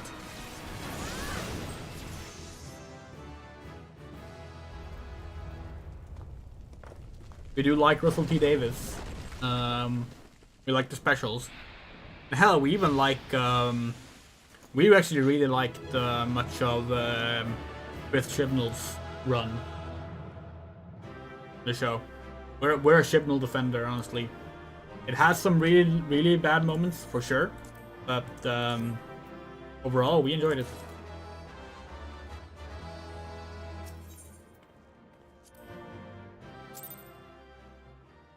Yeah, that's fair, Moto.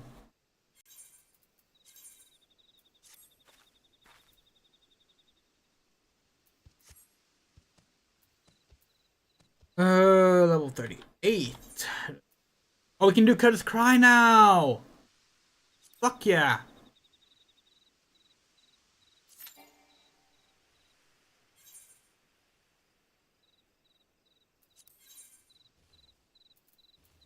All right, yeah, of course, our earrings, that makes sense.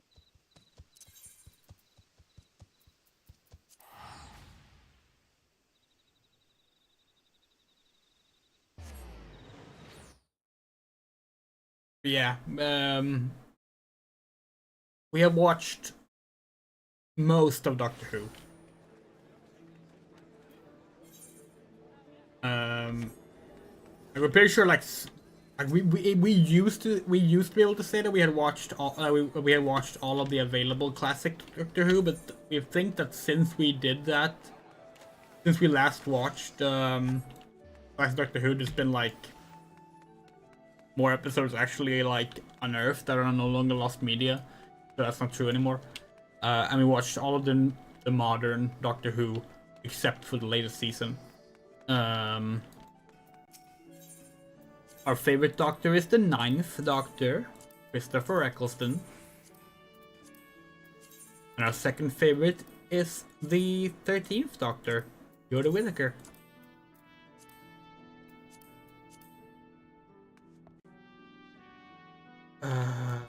Cool. We do like this jacket, but it also kind of doesn't at all fit in the box.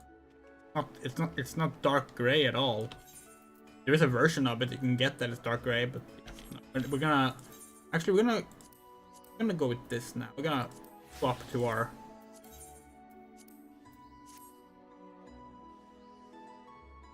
Yeah, Eccleston is great. Like, genuinely, like.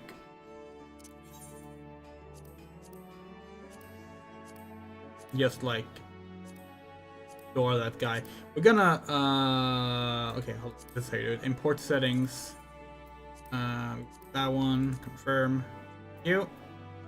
Is that our adventure plate portrait right now, by the way? No, it's not. Oh. Should be. Apply to adventure plate. Currently equipped.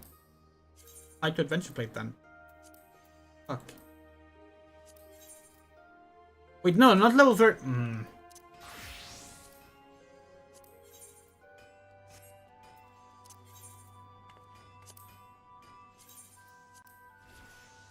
There we go. Okay. Here's it. Gamma plate.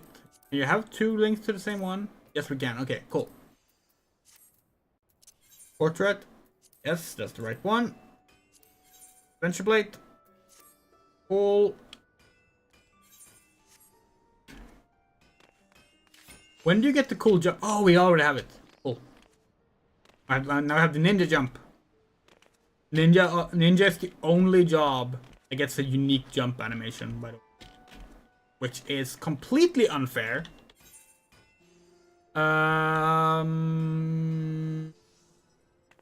What should we do now?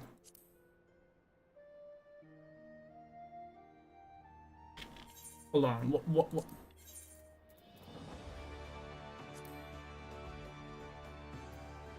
Okay.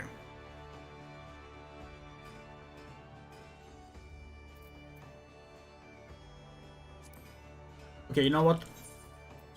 We're gonna withdraw. Let's progress. We've stalled enough. We've stalled for 3 hours.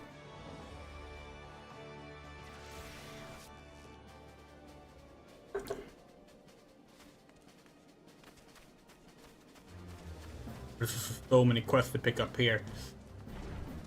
Ooh.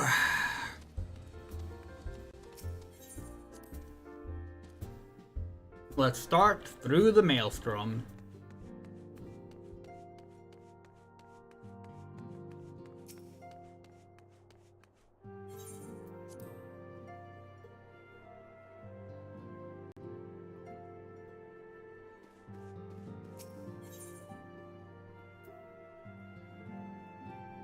This is one of the reasons we wanted to do the ninja thing. We're gonna meet a ninja character.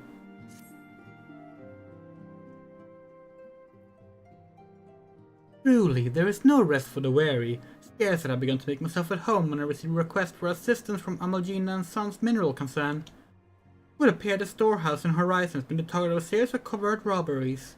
Mine was seemed in isolation. Occasional discrepancies in the manifest were long dismissed as clerical errors. It was only during the concern's annual audit that a pattern became apparent.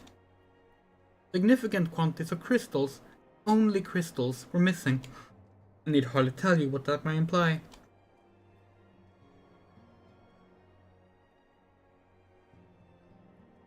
The brass blades charged with investigating the theft believe that someone within the concern is selling the crystals for profit. Alas, they have as yet been unable to identify a likely suspect, and the concern's proprietors have grown frustrated by the lack of progress. Needless to say, I would not have agreed to intervene had the stolen goods been of merely monetary value. Even the possibility that the thief acting out of self-interest but in service of a primal can ill afford to wait for the blades to realize their mistakes. Pray depart to Horizon at your earliest convenience. Rendezvous with your Stola when you arrive. He and Stankard have already begun a preliminary investigation. I have every confidence that the three of you will get to the bottom of these thefts. I only hope our fears prove unfounded when you do.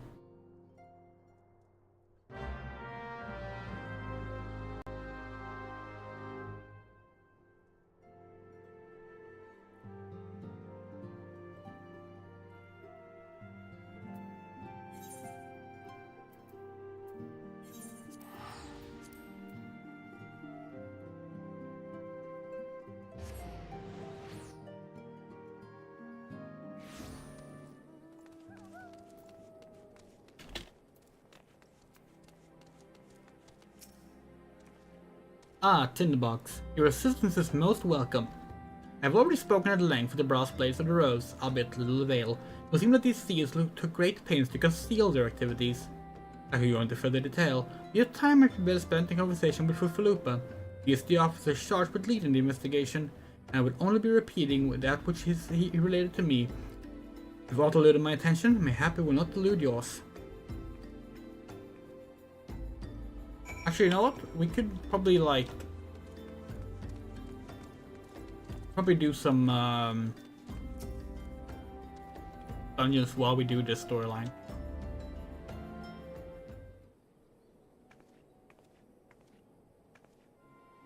In the box, what a pleasure to see you again. Your stall is said to expect you. Terrible business, he says. We've yet to confirm the quantity of crystals stolen, but I dare say it may be greater than... but never mind that. I have news to share. A short while ago, the driver of a heavily laden carriage refused to halt for inspection and broke through one of our checkpoints on the Royal Elegant Sunway.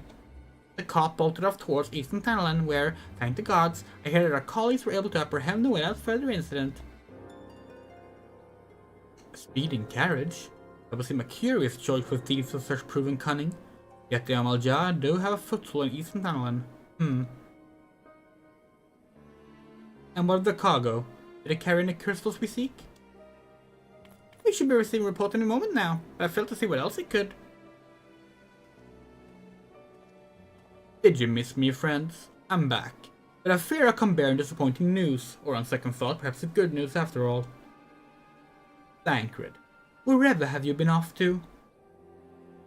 I figured you had everything under control here, so I just took a brief excursion to the east to check up on our Amalja friends. And would you believe it? I happened upon a runaway carriage on the way. I was even able to do my small part to help my friends in the Brass Blades intercept it. In all my years, I've never seen a more prodigious quantity of summoners. The Blades were calling one of the greatest hauls they ever seen. The stolen crystals, on the other hand, were nowhere to be found. That's so, unless it's put in the shows to resume our search elsewhere.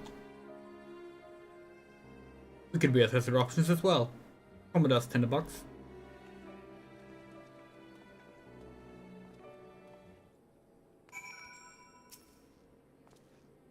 Against our expectations, we see the Amalja are innocent of this particular spate of crimes. There are indications they used to replenish the stores of crystals exhausted during their last attempt to summon the Freet. What I can't fathom is why anyone else would go to such lengths to obtain crystals, and in such quantities. It cannot be that we are dealing with simple thieves. If their motives were profit, why would they limit their trade to crystals alone? Plainly, we are missing something. When you think about what it might be, I shall inform Urianjay of our process, or lack thereof.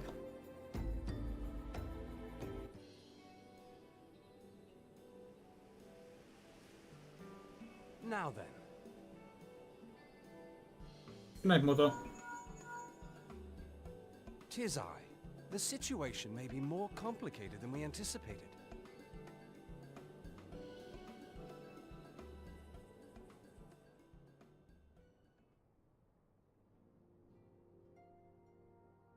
Indeed, I shall remain watchful.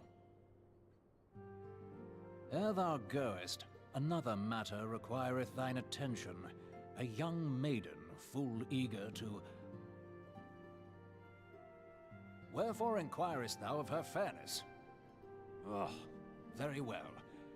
Be she damsel or devil, I shall direct her steps to Revenant's toll. Save thine insinuations for one given to such impropriety. Thou shalt not find me amenable.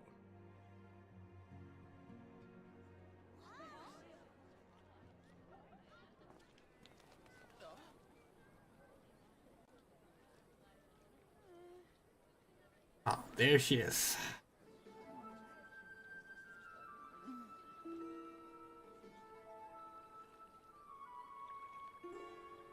Far across the sea from the land of Domar have we traveled. We seek audience with the ruler of these lands. Who here speaks for you?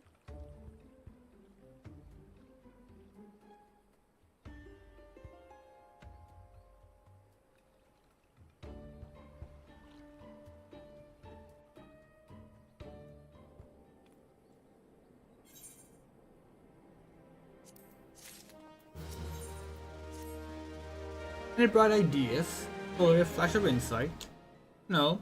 Well then, if you want a better suggestion, so we try picking Fufalupa's brain again. Who knows, if we work together we may yet find something of use nestled away within it.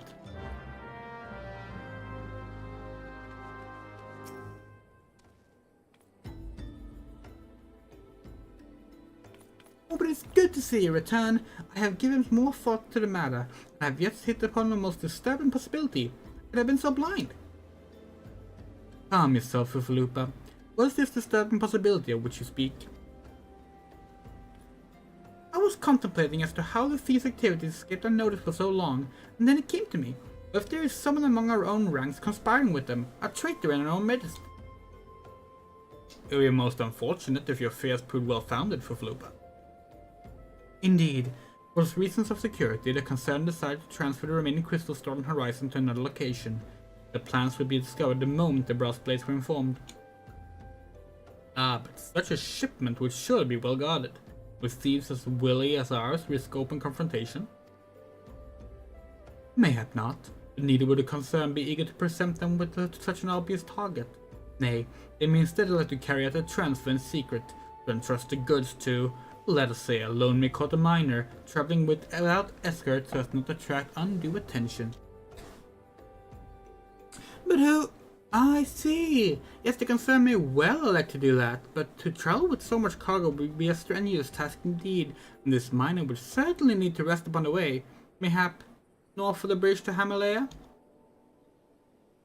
A fine spot for a rest, would you not agree, Tinderbox? You lie in wait to the north, and I should aim to the south. Forgive me, my friends, but I received new orders. I must inform my men at once.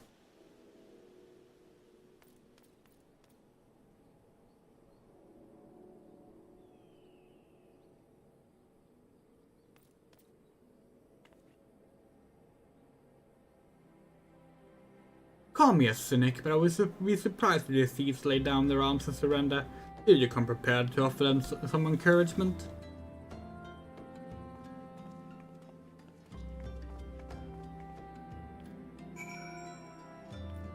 Okay. We are gonna actually queue in to the Wanderer's Pass while we do this. Oh! Instant pop.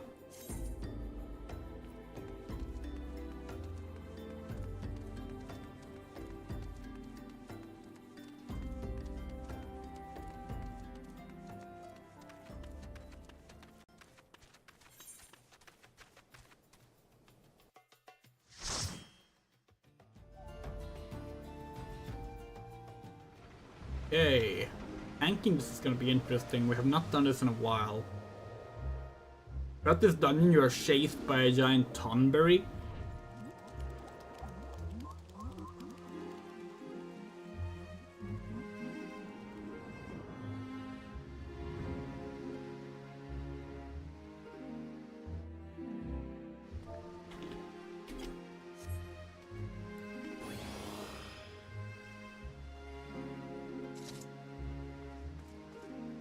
Gotta say, by the way, when we were doing the new patch content on our main character, we had like completely forgotten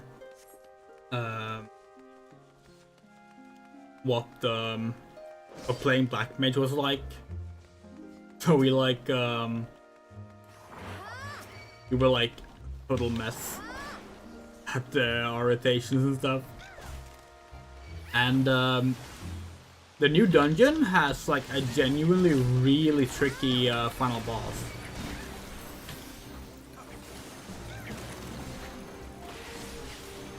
Okay, we have probably like it's probably fine that we take these as well.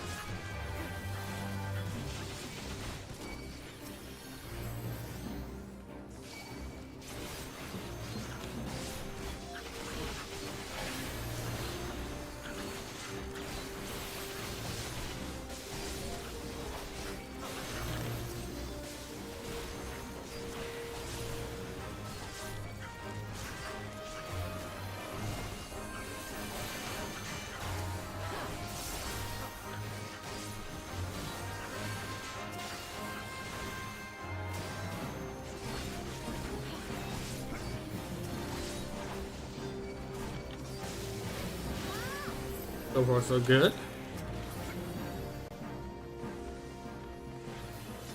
This is the Goobu, right?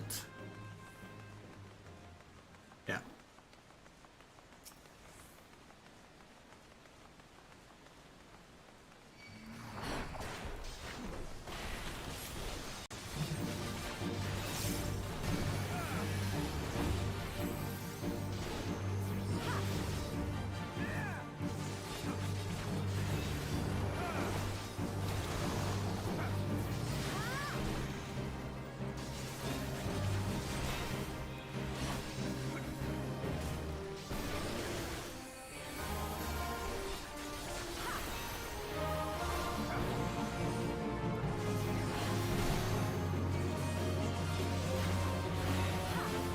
We do wonder how these dungeons are gonna get, if these dungeons are gonna get reworked at all, if they're gonna give them duty support, the way they're doing for the optional leveling dungeons now. I kind of hope not in a way, because I actually don't like that they're constantly changing everything. I think it's actually fine to have some things feel a little archaic.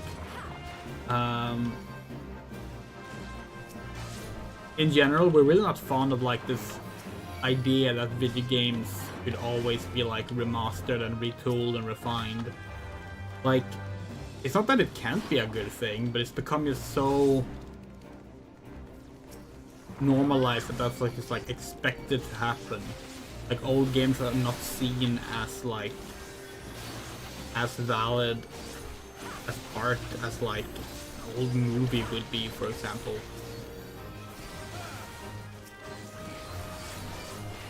And people always shit on like the Star Wars Special Edition, like the E.T. release that got rid of the guns, stuff like that. And we think that that's like a very valid complaint to have, but it feels very strange to us that so many people are perfectly okay with major changes being made to a piece of art when it's a video game. Suddenly it's like, oh, that hasn't aged well. Or like, oh, that feels funky or looks outdated, so we need to change it. And it's like, that's the kind of attitude we rightfully point out as anti-art when it comes to movies, when it comes to books, etc., etc. But in video games we encourage it. Of course they should give it a new coat of paint. Of course they should get rid of the annoying aspects of the game. Of course they should like change this and that. And it's like, it's not that it's all bad. It's not. Like, video games, for starters, is an interactive form of art. So it has to be treated a little bit differently from, like, movies and comic books and songs, etc., because it is different, sure. But there should also be a respect for like, the art itself. As it is. Preservation should not be conditional on it being satisfactory compared to modern titles to modern audiences.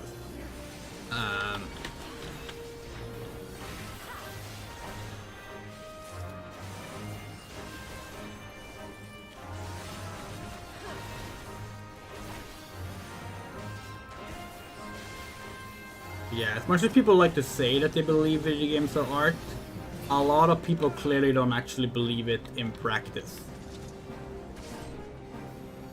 I think there should be recognition of original context when the game came out. Of course, yes. And it's like the thing is, like, obviously, like, a video game is not ever going to be a perfect distilled vision of a artist. Even if it's a game made by a single person, there's always going to be like concessions made to get the final work out, and that is true for other works of art as well. But what's and as a result, it's not that like updating a game is necessarily a bad idea. It's similar to like updating a movie is not necessarily a bad idea. We don't actually think like that the Star Wars special editions are inherently bad, for example. What makes them bad is the lack of accessibility and preservation of the original versions, because they should be available. And most people tend to say that like they wouldn't mind the special edition so much if the original unaltered trilogy was available, you know? But in video games, there's a lot more people specifically asking for remasters and remakes that get rid of aspects of the original game. And we're guilty of this too. Like, every time a game removes extra lives in a re-release, we're happy. We think extra lives is a terrible concept that should not exist outside of arcade games where you pay for how many tries you get. But where we differ from a lot of other people is that we do believe that original versions should always be accessible. So like when Sonic Generations releases a remaster that removes the extra lives, but also changes like the script and adds new abilities and adds some more graphical touch-ups. We can be happy with all those things. We think all the changes made in the remastering of Generations, they're all good changes. We genuinely do think they're all good changes. That original game should still be available.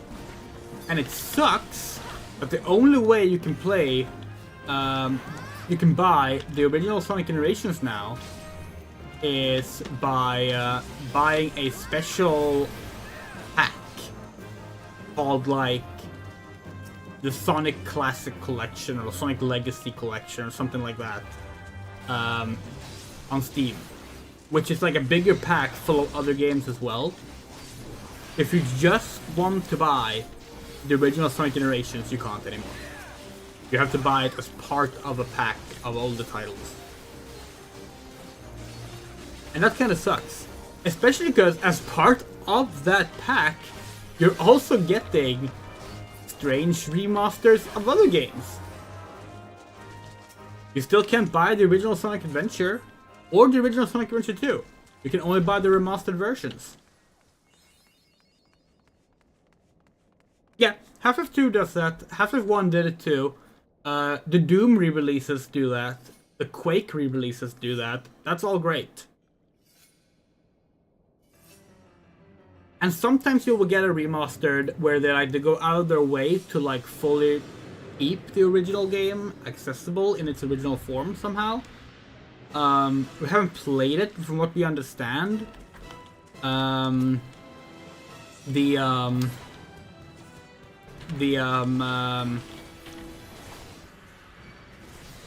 Raider remaster, the trilogy remaster, you can fully play the original games in their original form with their original graphics and quirks and controls and everything, you know. Or you can play it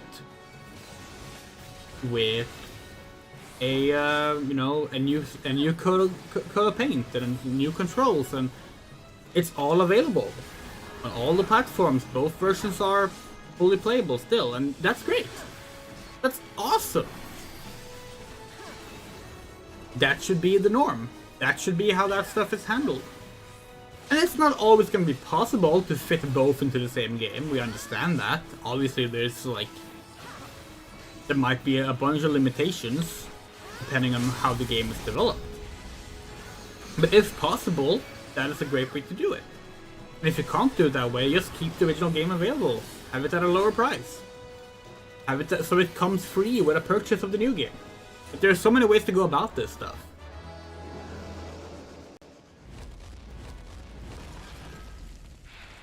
Like, why not have it so if you buy Sonic X Shadow Generations for PC or for Xbox Series X, you also get a free copy of the original release or the Xbox 360 release. Why not? Like, it wouldn't cost Sega anything. But no, they don't want to do that. The Monkey Island remasters, yes, that's a great example. The Monkey Island remasters let you swap the graphics at the touch of a button. That's great. Although, to be fair, and this is like so petty and minor,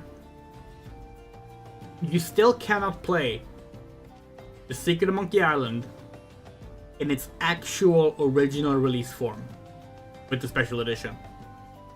In fact, you haven't been able to for a long time before the special editions, because the original release of Monkey Island, and this is such a minor thing, it really does not matter, but like, the original release of Monkey Island, the inventory didn't use images. It was just text. And they did a re-release that added images for the inventory, but it's been standardized ever since. And the only way to play the original version is to go back and actually play the original version if you want the text inventory. And the only reason we even know that is because that's the version we grew up with. We had that text inventory. Yeah. Another good remaster, the Karateka remaster. Karateka got a documentary release that is both like an informative documentary about the development of the game. It also features every version of Karateka available, not just the ideal version, like the different home computer versions from the late 80s are all available in there. That's amazing. That is so cool.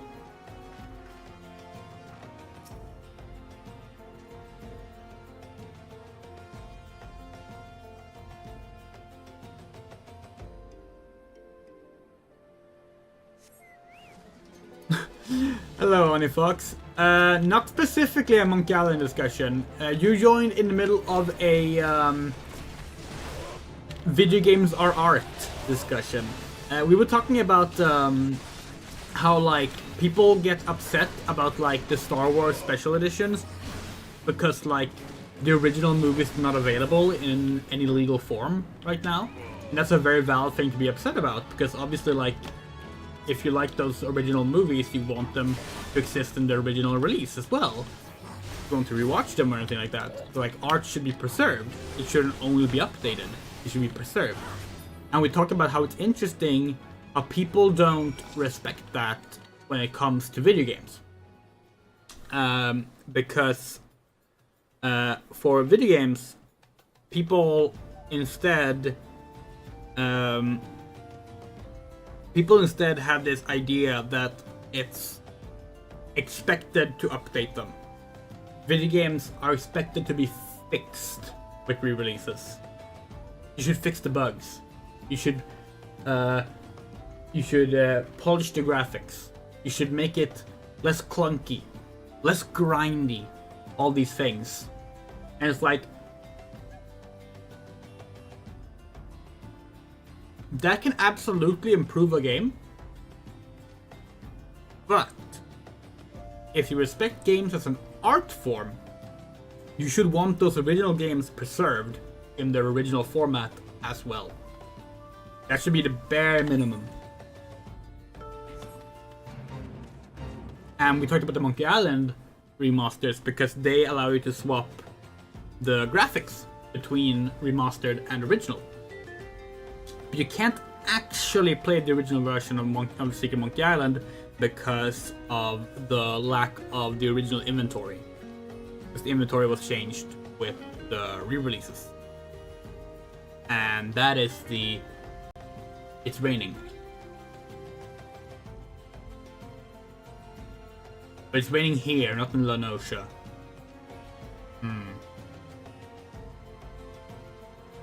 For those who might not know, the poll that is ongoing, where you're all saying we gotta finish the sightseeing log, that is this.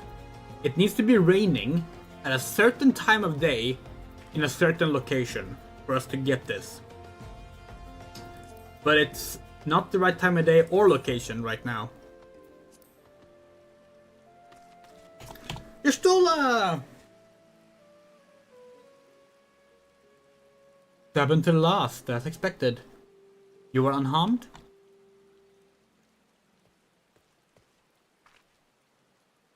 A gang of sea wolf thieves, and Infernal no less. I suppose there's a first time for everything. Sea wolves? All of them? Hey, and all with the same taste in facial tattoos. Blue, in case you were wondering.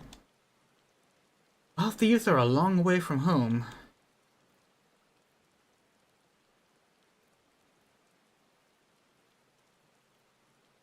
Tancred, if you would be so good as to attend to the outstanding matter in Horizon, I have inquiries to make.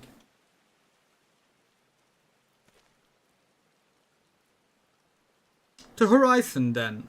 Flupa will want to hear about you meeting with the thieves.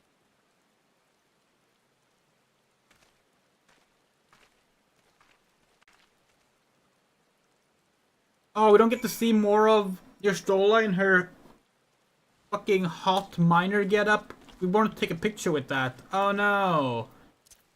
We should have done that before the cutscene. Can you abandon a main quest line? No, you can't. Aww. For some reason you thought that there was more than one cutscene with that, but guess not. Other games that allow you to swap between old graphics with Data Tentacle Mac and Halo 1 Remaster. Yeah.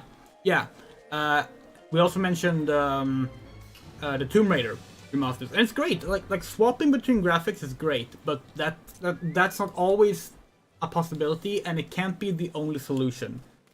But yeah, it's just a shame that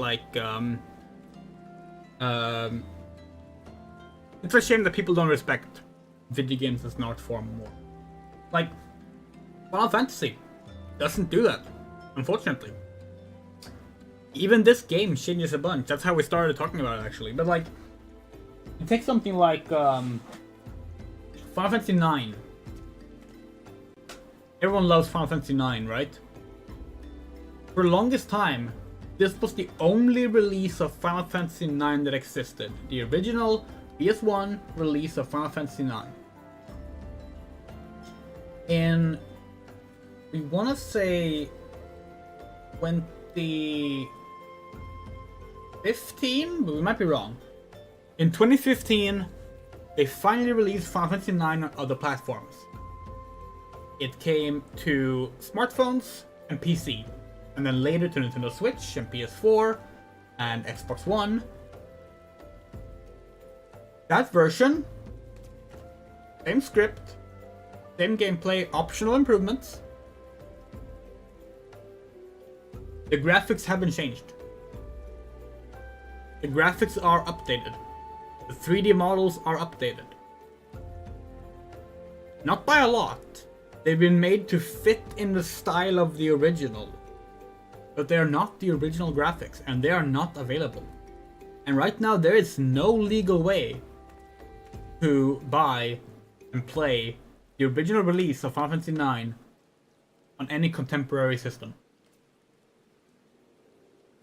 The same would be true for Final Fantasy VIII, if not for the fact that the PC version of the original release is still available.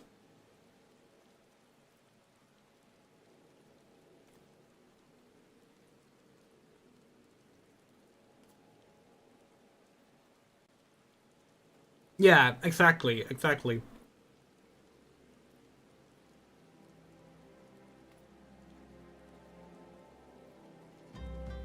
Like, the Final Fantasy Pixel remasters. We love them. They're really good remasters. Well, they're full-on remakes, to be perfectly honest, but like, they're really good. We love them. They're like, we think for the most part they are the ideal way to play through those original 6 games. But they're not the original 6 games. They're not. In fact, the original Final Fantasy 2 and 3 had still not ever really been released outside of Japan.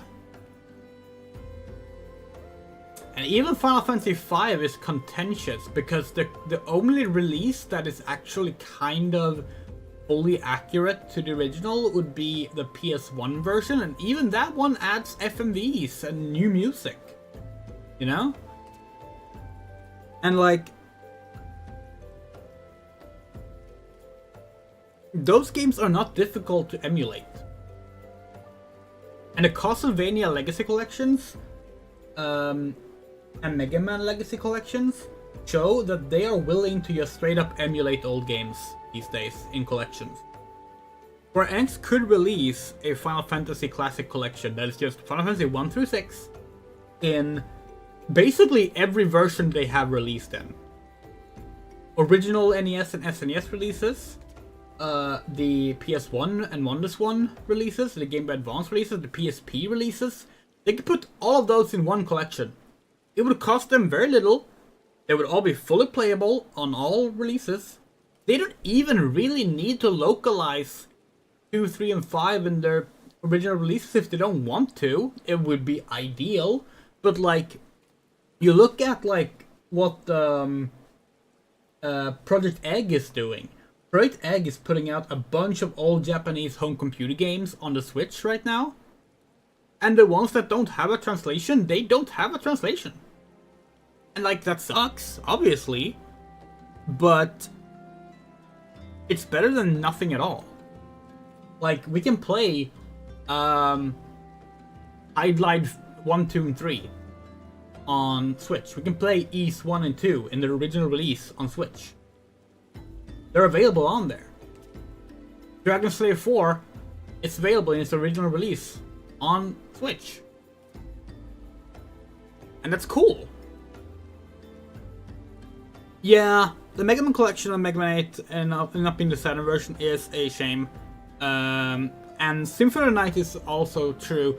Symphony of the Night is odd as well because maybe the new one, the Requiem version that's on PS4, restores the FMVs, but for the longest time, like the Xbox 360 version didn't even have the FMVs.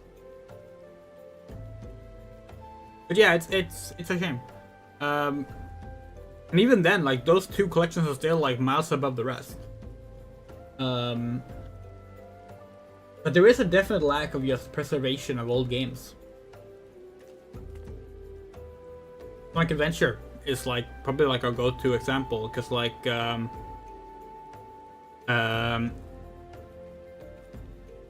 Adventure 1 is one of our favorite games of all time, you know? Sonic Adventure DX sucks. It's terrible. It has a billion problems. And yes, on PC, you can mod it all. You can fix it all with mods, fan-made mods.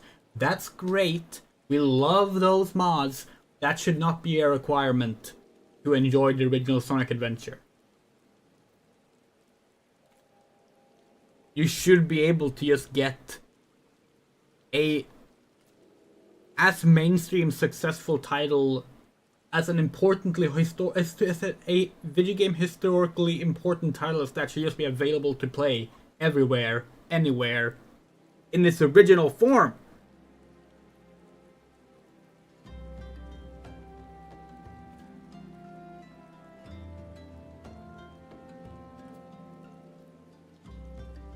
Skipple cuts. Yeah, see that's a funny thing, right? That's the kind of thing that we mentioned earlier. That like you can add because video games is an interactive art form, it is not entirely comparable to movies and books, etc., etc. So like stuff like giving you the option to skip cutscenes. That's the kind of improvement that like does not take away from the original game, because if you don't want to skip the cutscenes, you don't have to, obviously. You're in control of that. You could argue it takes away from the director's intent if the director didn't want you to skip something, but in most cases we don't think that's gonna be something that like the dev team is gonna be like, we didn't want to have a skip feature. It's probably that they just couldn't, you know? That tends to be the reason. So like that's the kind of thing where you can add that without losing something. But yeah, no, well, yeah. You agree, we agree, yeah.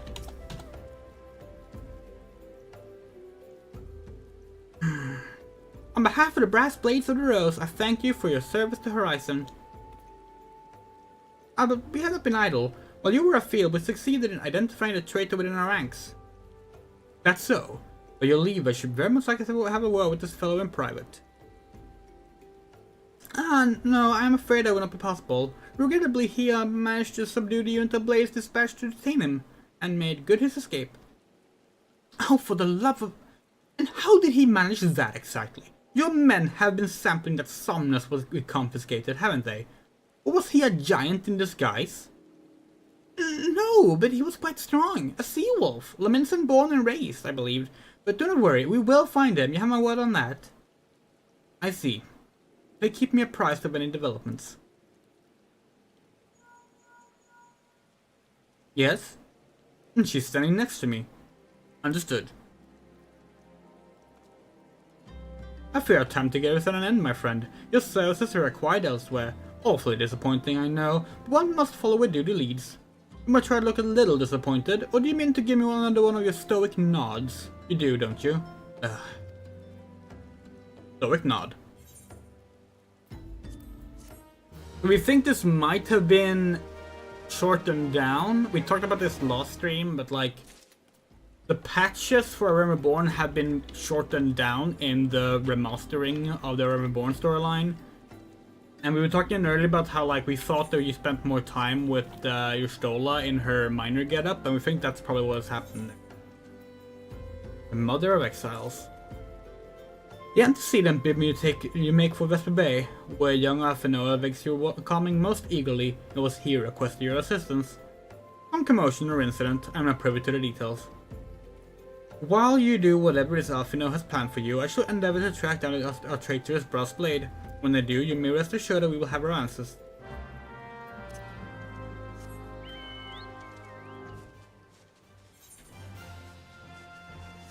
But yeah, like... we don't know, it's just so aggravating, like, cause like, there was a, interview, last week, where the director of Sonic 06, who is still, like, doing directorial stuff at Sonic Team, but him being the director of Sonic 06 is important context for what we're about to say. He was talking about fans asking about remakes, and he said he would love to remake Sonic 06 to like make it better, you know? And like, it's not that we're opposed to that concept, either remastering or remaking Sonic 06. If they want to do that, great. But a lot of people went on, yes, they should do this, I should remake it so like they can finally be good, and then we don't have to like ever worry about that if you want. It's like, no, they should not remake or remaster 06 unless they will actually like make the original game available in some form. That game, and the fact that that game is the kind of historical disaster that it was, is a key pillar and historical moment for the Sonic franchise. That should be available, that should be preserved, that should be accessible. We should have to track down a fucking physical copy to play the game on an old console.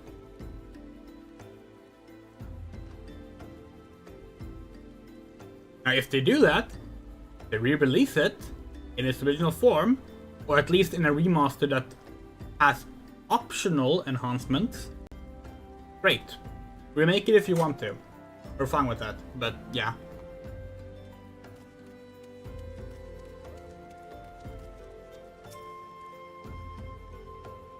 Why did we put a candy in our mouth when we knew we were gonna talk?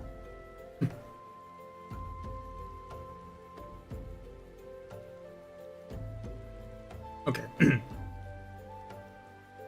You are late. No matter. I know where this is headed. From what I've been able to gather, this vessel belongs to another Dome and to seek an artist with the Sultana. You are familiar with Dome, yes, in Althard? Well, like the rest of the nations of the Eastern continent, it is ruled by the Gallian Empire. Given a visitor's unannounced arrival, as was the state of the ship, I suspect they did not leave their homeland under the best circumstances. Needless to say, I should be very interested to hear their tale and more importantly what they know of the current state of affairs of the Empire. Such information could prove most useful. You would be fools not to pursue this opportunity, do you not think? Come with me to Olda Tinderbox. Unless I'm mistaken, I am rarely mistaken. We'll find the Domans bickering with the Sultan Swan on the Royal Promenade. You are uncertain of your role in the proceedings? Insurance. If our guests are not themselves Imperial agents, it seems fair to assume that they may be being pursued by some, and if not, who better than you to have on hand in the event of an unforeseen diplomatic incident. Besides, I do so enjoy your sparkling repartee. Satisfied? Good. I shall see you in Olda. Yeah, we actually just got that copy of Sonic 06. We own a digital copy of the 360 version, but PS3 version we did not have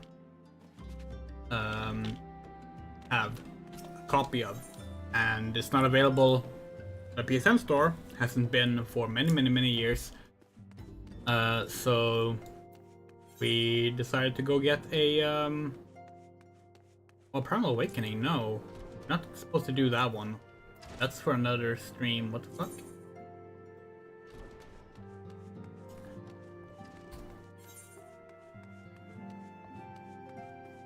Wasn't there a The King Lives quest here?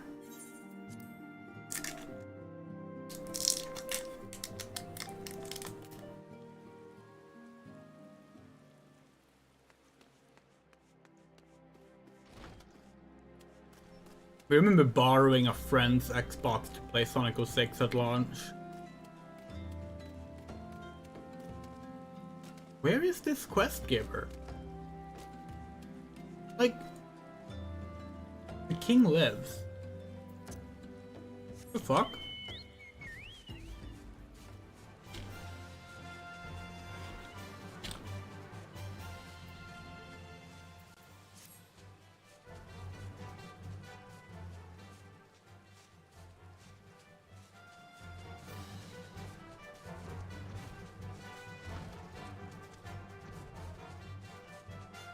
That symbol literally means... Yeah. It is in here. The fuck? Where is it? Is it in the solar? Pretty sure nothing should be in the solar anymore. No. Nothing's in here. I don't think we're ever gonna go back into solar. So like, that shouldn't be it. Where the fuck is the king lives? It should be here. Does Urian J have 2 quests? Is that it? Yes. Amongst Mughal kind, the legend of good King Mughal Mugger 12 doth tell wise and magnanimous ruler. Alas, the entity thus summoned put the light to this imagining with its brief and decidedly unpeaceful reign. It was most disturbing for me to learn then that the Mughals had once more succeeded in placing the manic potentate upon his thorny throne. Methinks the agents of chaos doth lurk in the shadow of this deed. Only with the Asian's Guilfoot intervention could they have called the king back from the ether with such haste. As ever, it falls to thee, to the blade born of light, to banish the paragon's dark ambition from our realm. I only know what dire power doth corrupt the savior of these gentle forest folk. Thy name has been called, Tinderbox. The more moderate faction of the Mughals have joined with the Order of the Twin Adder in an effort to open thee a path to the good king's domain. I bid thee make haste to Adder's Nest, and once more pledge thine aid in deposing the royal myth made flesh. Will do. But first we're going to Ulda. Okay, let's see. We're gonna check the weather now to find out if we can do the final sightseeing log.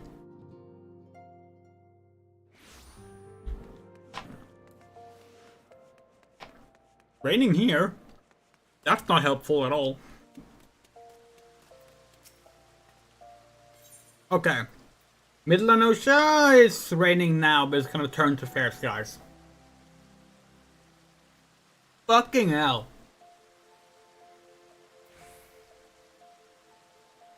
For those who don't know, the weather changes at midnight, 8 o'clock, 8 p.m. That's it. So every day has 3 weather states. Between 5 a.m. and 8 a.m. we need to be in Middle Lenosha during rain. So far it has rained every hour except between midnight and 8 a.m. is when we need it to rain in Middle Lenosha. But that's final sightseeing log. A sightseeing log 100% of you that we're gonna actually end up doing. So yeah. The night is still young. I also need to pick up more level 50 dungeons. We're gonna do Corpse Bride, we think. Corpse Groom, not Corpse Bride. Corpse Bride is a move.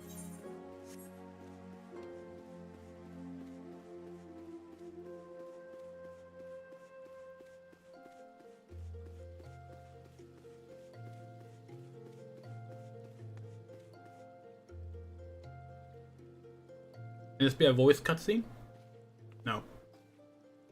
It matters not how many times you ask. Without the necessary permissions, none shall pass. For I understand, good sir. We have not the leisure of to lodge a form petition. Time is of the essence. All I ask you is that you summon your superior. Allow me to plead my case. Surely you can grant us that small kindness. Away with you, and darken these doors no longer. I will not ask again. You know not what you do.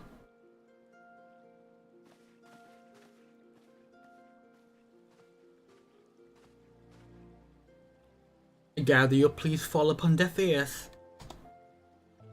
A loyal man with a cold heart, I know his kind well. I hope that you will find me more to your liking, Alphino Levier at your service, a friend. Which, I believe, makes me very nearly unique in this part of the world, at least. Few indeed are your allies in Ulda, yet you will need some if you wish to endear yourself to the wealthy and powerful. Pray join me and my associate at the Quicksand. They may explain your situation to us, and we shall see if there are aught we can do to help.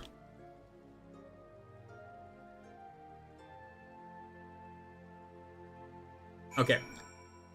I'm gonna go pick up Corpse Groom. Because it's here in Ulda. Anything else here in Ulda?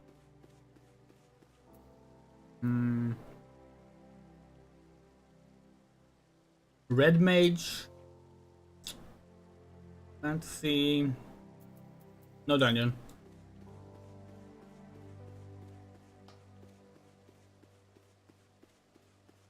Yeah, Corpse Groom is Tamtara Deepcroft hard mode, which is probably our favorite of the level 50 dungeons. Adventures. It's also where the Corpse Groom quest should be. Be sure it's there, yeah. So this is a sequel to one of the main scenario questline events. That of Edda, the healer whose fiancé died.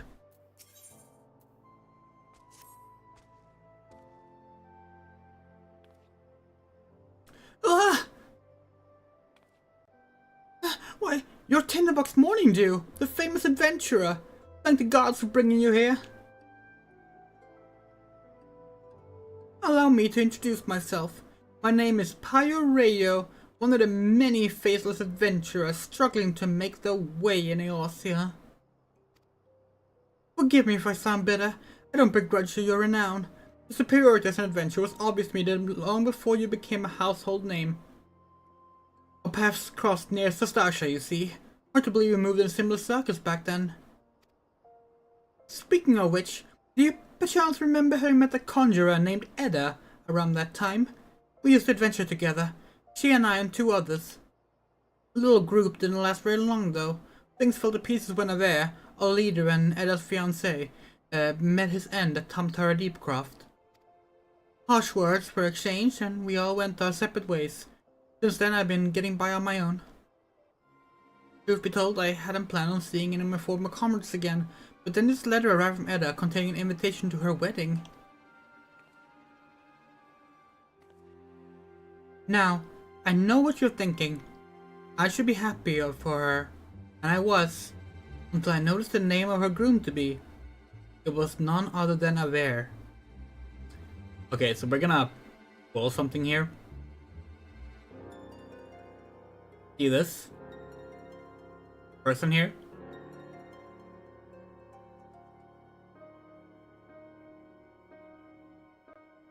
Wow, that's Edda.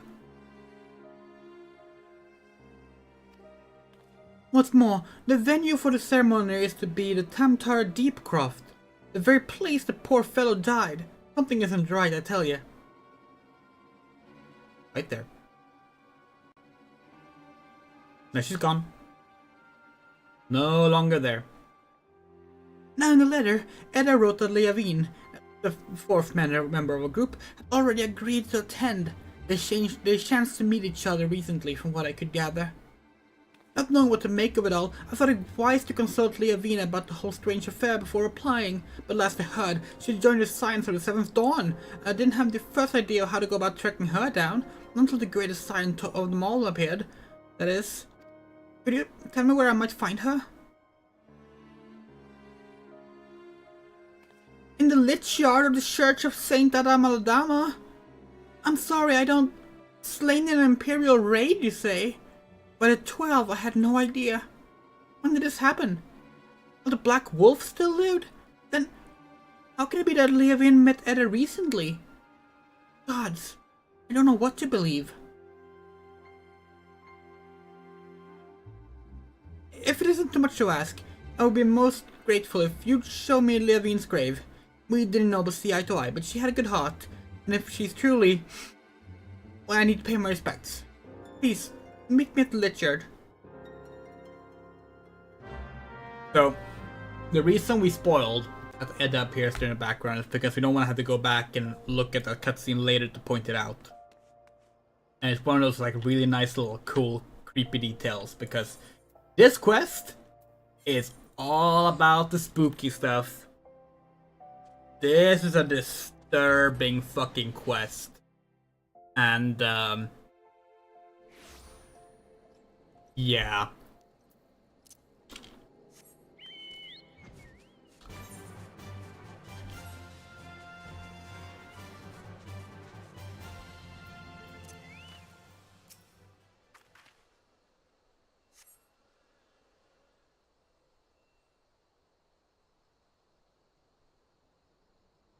The tombstone has been knocked over and the earth before it disturbed.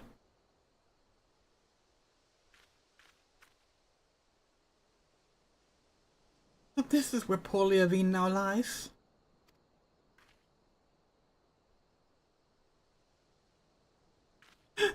What's the meaning of this? Not only is her grave defiled, her body's gone. Who could have done this? Oh no. Could it have been Edda? The more I think about it, the more it makes... I was going to say sense, but... gods. I will try to explain. To the rest of us, a little party of 4 was but a means to riches and glory. Such things as adventurers seek. But to Edda, it was her life. She blamed herself for Avier's death, and to our shame we agreed with her, though we knew full well we were all to blame. And then we left her where she stood with her fiance's head for company. Ugh, how could we have been so heartless? No wonder the poor girl's been driven from her wits. What done is done. All we can do is admit to our mistakes and make amends as best we can. Aver is gone, but so is Leavine. But Ed refuses to accept it. She won't let go of the past. I don't know what she means to do in Tamtara, but it can lead to no good end. I will attend this wedding and try to restore her to her senses. I would be much reassured if you could accompany me. Cinderbox. As Aver once did, so too does Edda look up to you. She may not listen to me, but she may yet heed the word of someone she admires. And failing that... No, it doesn't bear thinking about. If we hurry, it need not come to that. Please meet me at the Tamtara Deepcroft. Together we'll put an end to whatever madness Edda is planning.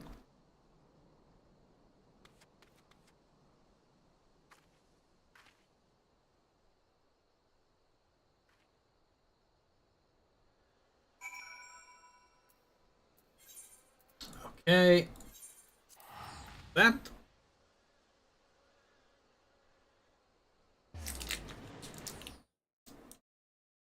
They don't do hard mode dungeons anymore. Basically, a hard mode dungeon is not the same dungeon again, but harder. That's not actually what that means. No, a hard mode dungeon is an entirely new dungeon set in the same region or location. So like, in this case, it's the second time you go to the Tamtara Deepcroft. This time things are different. And you go to different places in it, and some of the same places in it.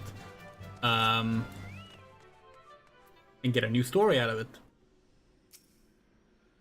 There's a lot of fun in Thaumaturge. Just happened to feel like that went into the Deepcroft not a minute ago. There's a young lady with him, dressed head to toe in white. The rest was all smile and giggles, like a maiden on her wedding day. But your friend looks stiff as a board. Can't say I blame him though. Crypts do strange things to the best of us. You mean to head inside as well, do you? Well, take care so you don't wake the dead, eh?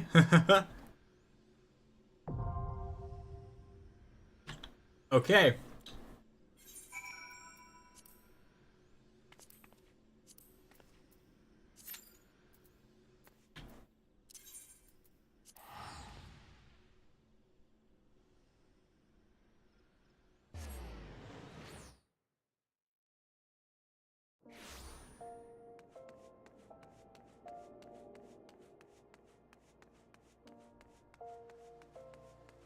So the Palace of the Dead that we unlocked on like the second Final Fantasy 14 stream is actually a sequel to Corpse Groom. It's kind of a stealth sequel, just like how Corpse Groom is a stealth sequel to one of the main scenario quest lines. But like, you can do Palace of the Dead before Corpse Groom, just doesn't really make sense to do that.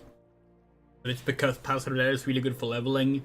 It would kind of suck if they locked that out of access until after you're past level 50. Because it's like, it only levels up to level 60. Okay, no it doesn't, but it's only useful to level up to level 60. Oh, really wanted it to pop before, you know what? We know we already checked, but just to be like 100% sure that maybe we checked at the wrong time. We just forgot what times the weather changes. We don't think we did, but just in case, we're gonna check what the weather is now. Because it's about to turn 5 AM, which is when we need it to rain, middle of Nosha. It is raining right now. It is fair skies. Yeah, thought so.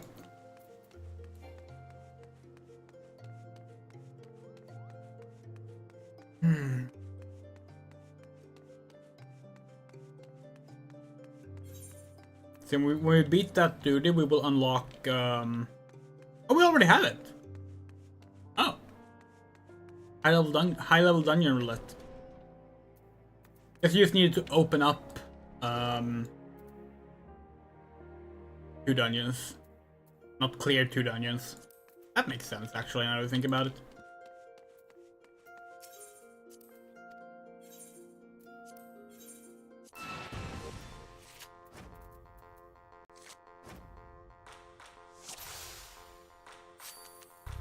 Chaos. Alright, random order. Okay. But that's the only actual, like, major game changing rule of play. Let's go with...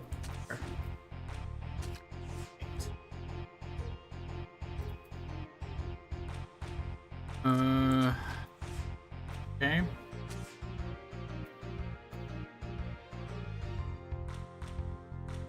Not the ideal way to do it, but it's better than... yeah. Figured that would happen. There.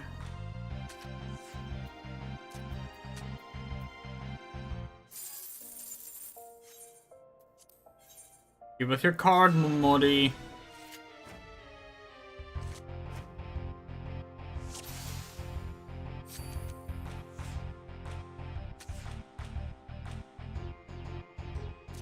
Honestly, when it's chaos, we kind of prefer the computer starting. It kind of makes it easier to, like, figure out how to go about it.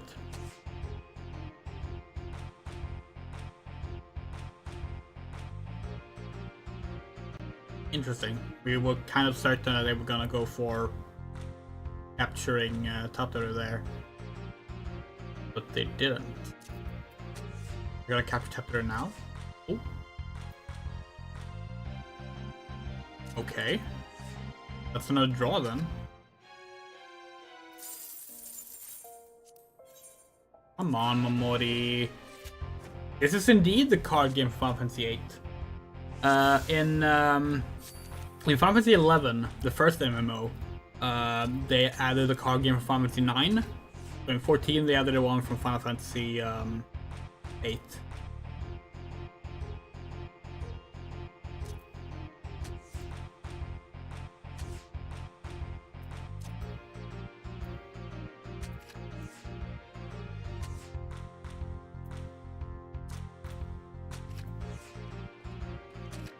Shit.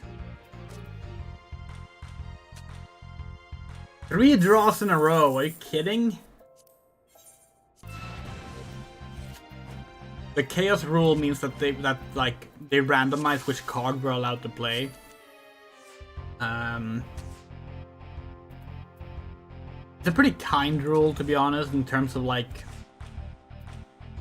how the house rules go in this game, but it can be annoying in moments like these when, like, yeah, that's not helpful. And that's not helpful. That's another draw. Oh, wait, what? Yes!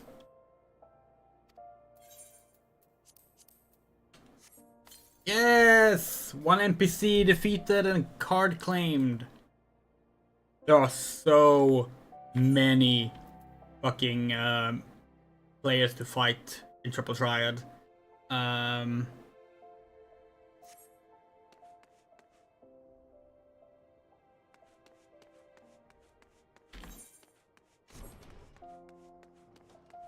We kind of wanted to, like, we wanted the dungeon to pop before we continue the MSQ, because we know there's gonna be like a cutscene coming on.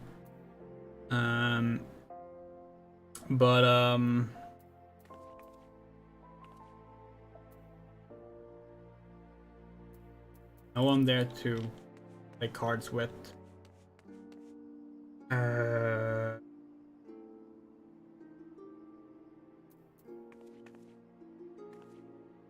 Oh, how is that currency?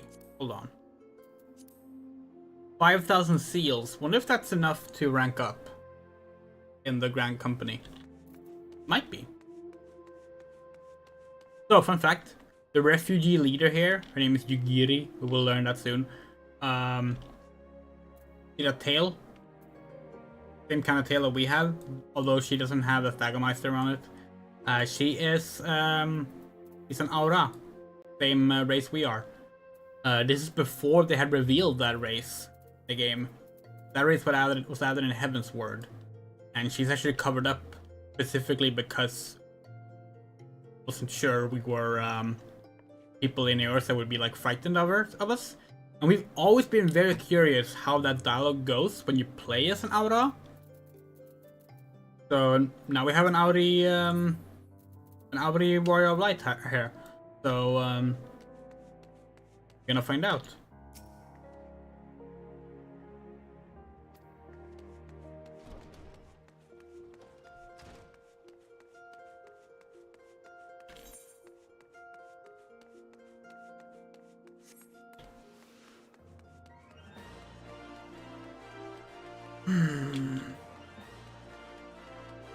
The Rise and Fall of Gentlemen. Oh, that's where the Hildebrand story starts. Right, and this is Take the Red? No, that's Samurai.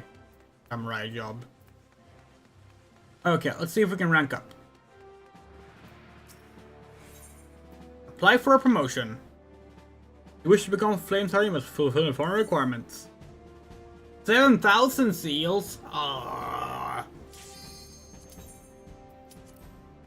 Well, at least the dungeon popped. Oh wait, can't you play, Pretty sure you can play Tetramaster with, Triple Triad with, Flame Commander, yes. We're gonna wait, because, obviously, we have a dungeon starting.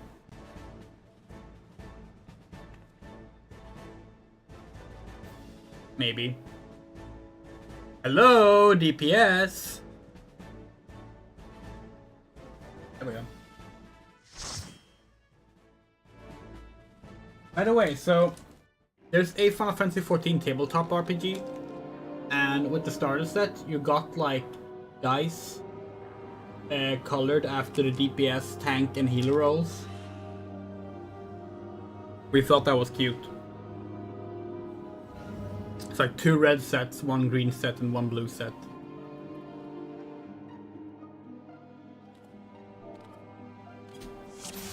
Let's go! Cuddle Killer? That's a good name.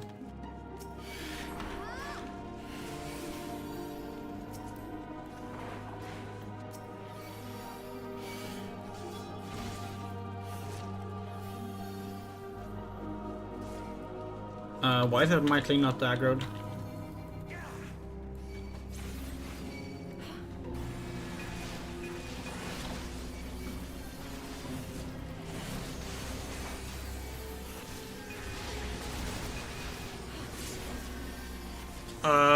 Okay. Healer is not prepared to do a full pull. That's okay. We can respect that. We can respect that.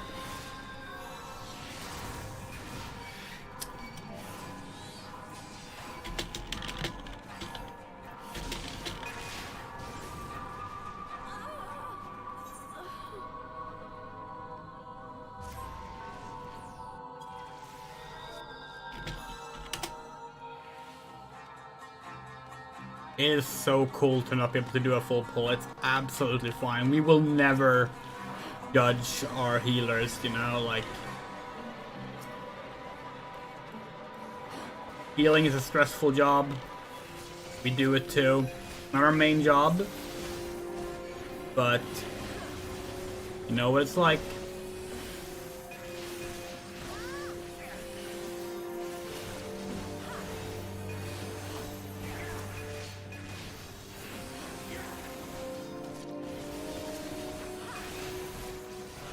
What's the other names here? Axel Kia, okay, and Toya Todoroki. Hold on, we do kind of want to read the report up there. This is this one thing we dislike about playing with pugs. It's like you don't get a chance to like read the little like lore that's strewn about the place.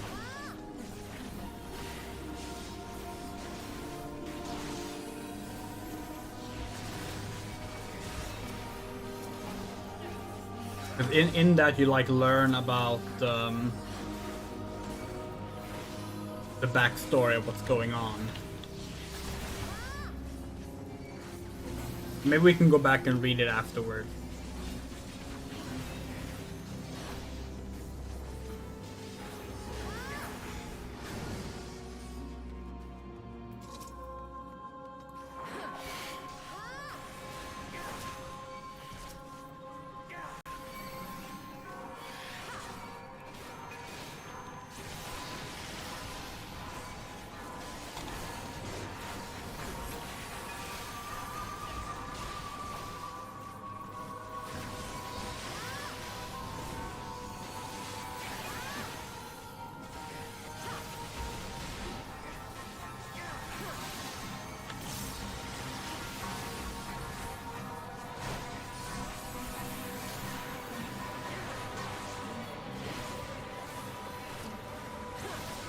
Cuddle, could you please Esuna that?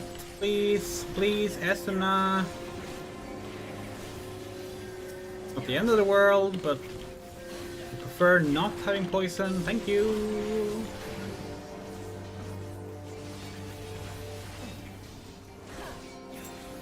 I don't feel like seeing 3+ data at a time in damage limit isn't satisfying.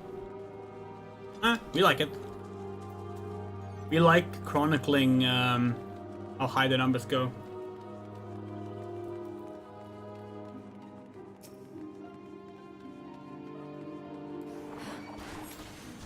Look, it's Liavine. She's dead. We literally buried her ourselves way back in the main story earlier. Yet she is here with a bunch of best men and bridesmaids.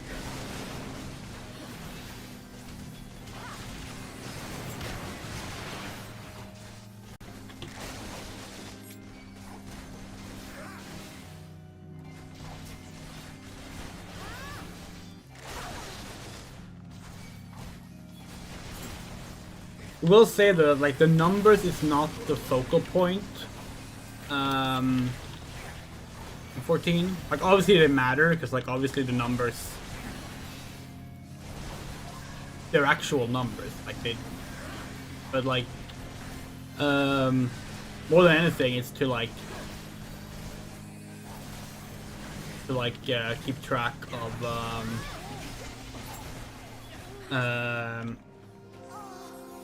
like you want to keep track of like when you do a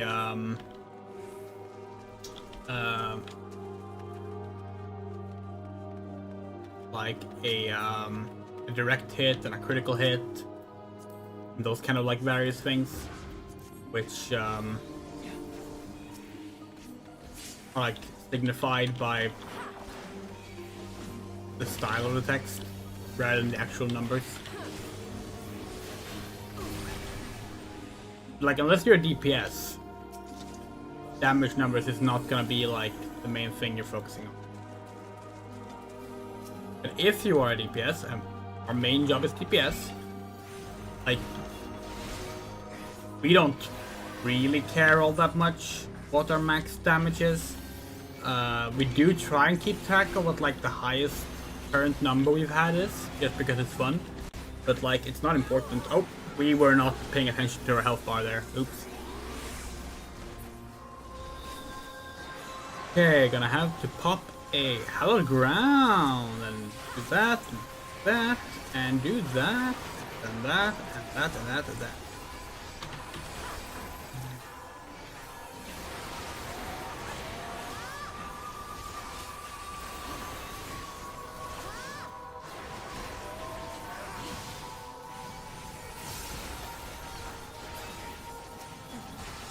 But it's kind of famous at this point, like Final Fantasy and a lot of other JRPGs, like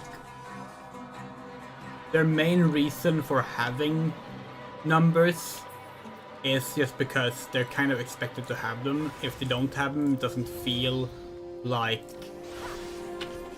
you know, like Final Fantasy, like in like a JRPG.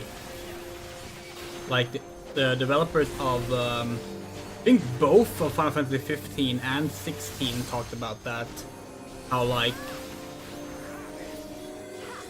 when they were designing the combat system, they originally didn't have visible numbers appearing because it wasn't that important.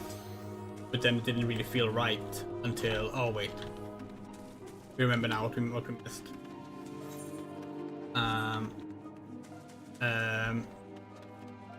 But like it didn't feel like Final Fantasy until they added the floating numbers.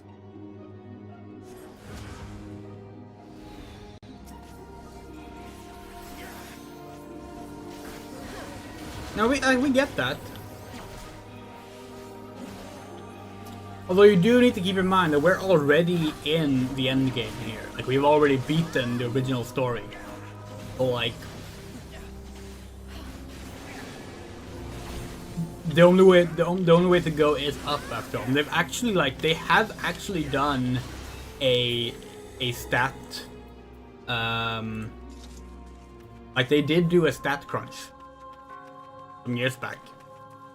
They took like all of the numbers in the game and was like, okay, we're gonna shrink them because they are getting too big. They're becoming way too big, even for like, just for the sake of being flashy, they are too big. So they did a crunch. They're probably gonna have to do that again eventually. So there's Pyoreo, the Lalafell we followed in here. We need to keep him alive and make sure that he doesn't get these purple balls.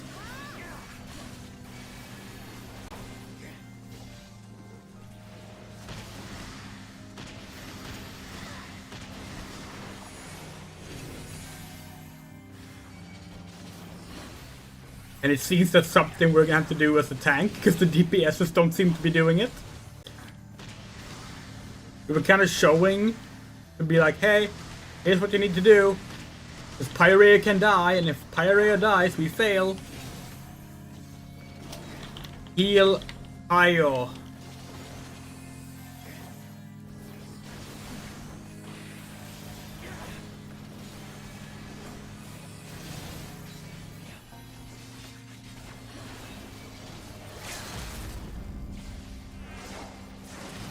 Okay, maybe we... Oh, okay, good. Whew.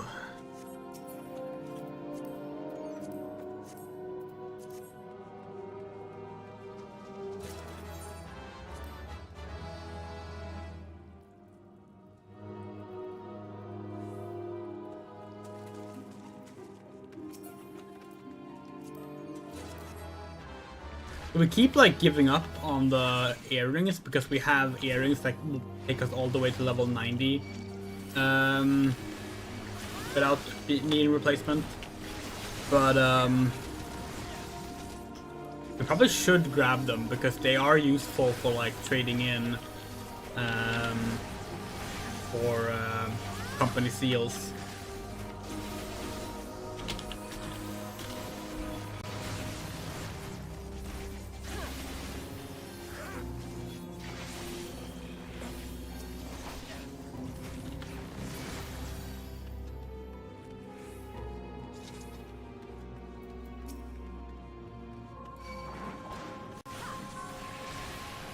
Pisco Demon, which is a name for the higher level mind flayers in Final Fantasy 1, which is also that model of the enemy. That is a mind flayer. Good old mind flayers. Yeah, you can actually customize a lot of the Final Fantasy 14 experience. For example, you can like turn off the floating numbers. If you don't want them, you don't need to have them. You can also like we have all the effects on maximum and at full size, which means that it's just like full of like bright lights and explosions and everything.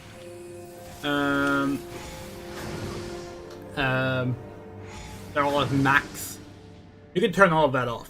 If you find it too cluttered or distracting, you just turn it off. Here she is. Edda.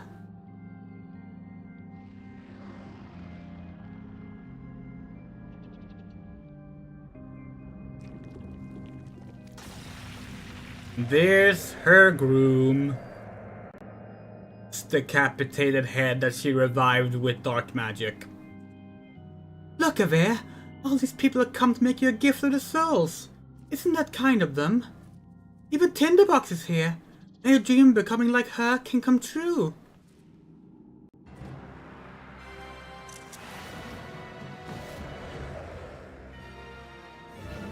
And yeah, the Mind Flayer model is based on a Final Fantasy 1 sprite. Final Fantasy 14 most of the time do original designs, but that is one they just straight up took from the original Final Fantasy 1. Where are our witnesses? The ceremony can't begin without them.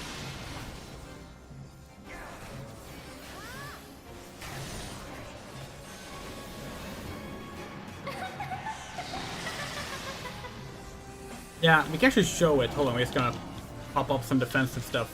We go into let's see, it's on where is it actually? Hold on. Is it on character? Yeah, it's character. Battle effects. Go none.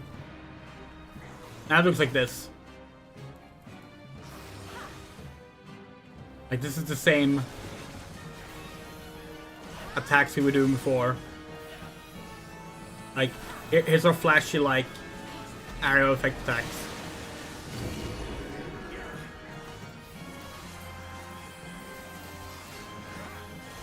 Yeah, it's like you can either turn them off entirely, or you can have minor effects on, or you can just adjust your own effects on. Like, it's really nice. So the gimmick of this fight is that the non-tank players need to go around taking care of these groomed beasts before they reach Edda, because she is casting a spell that requires many sacrifices. So as they're crawling to her, you need to kill them before they reach her. If a certain amount reaches her, she will like cast a spell.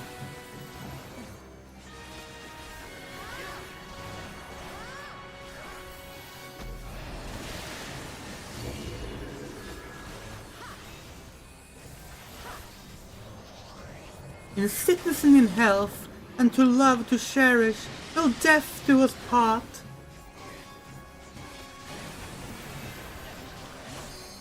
We love this scene. Like, it's like this is actually the same boss arena as in the original Tantara, but like with all these candles lit out and the blood laid out. Like, we love it.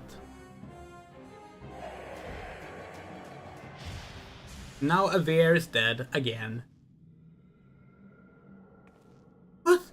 What have you done? Aver! No!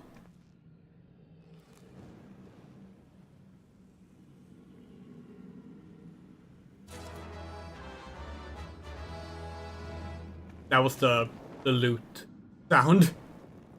And she's burning as she falls.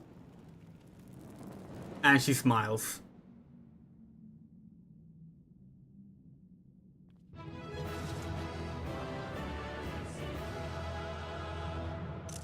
We believe that was the first time that they decided, no, the main character should not do the, is it Flash Joy?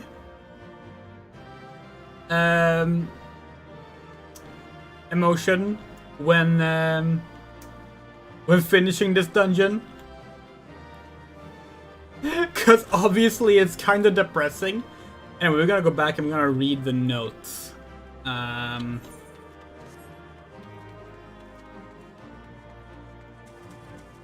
These days, they almost never end a duty with the share emote. Because, like, it's rarely appropriate. But back in the day, they always did it. But the night and the supply of bodies here, I will make you well again, my love. Then we shall be wed as man and wife, and further be joined as the gods intended. Of course, it's only fitting that a proper ceremony be held, with guests in attendance. I will send out invitations to all our friends. They will be so happy for us. I have no doubt they will jump at the chance to part with their souls. How do we get back to the actual beginning again? Do we have to use the return spell? Will that take us to the ending?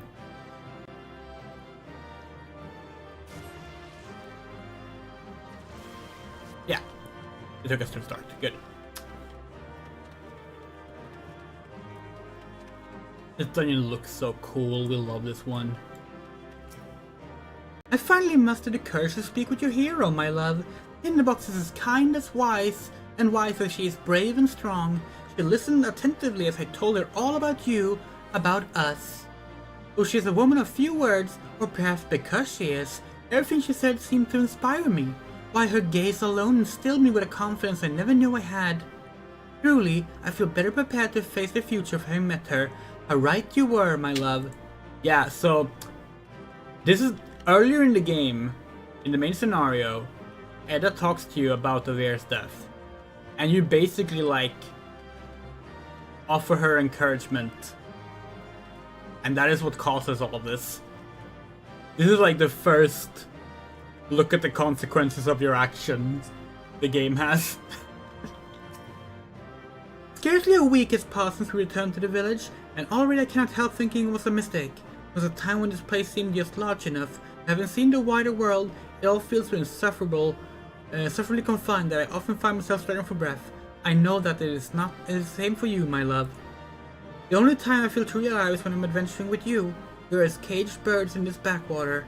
So long as we remain here, we will never spread our wings and soar. So let's take to the road and create a lifetime of wonderful memories together. Yeah, so the last thing she told us when we last met her was she was going to return to her hometown. And we found out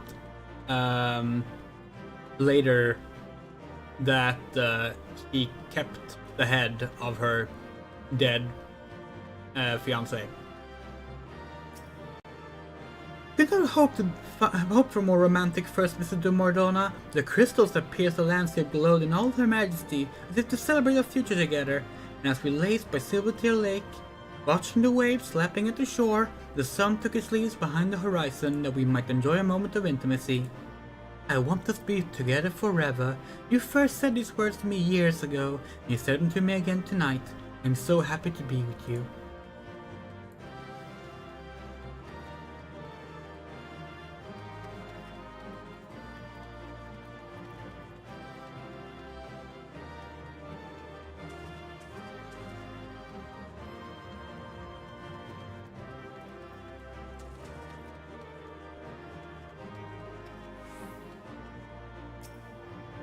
I've been looking deathly pale of late.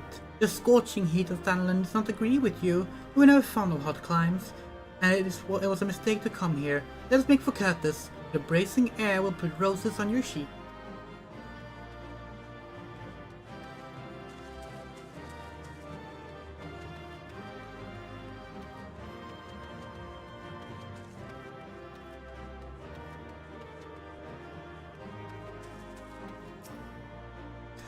I know. It's not easy being without a body.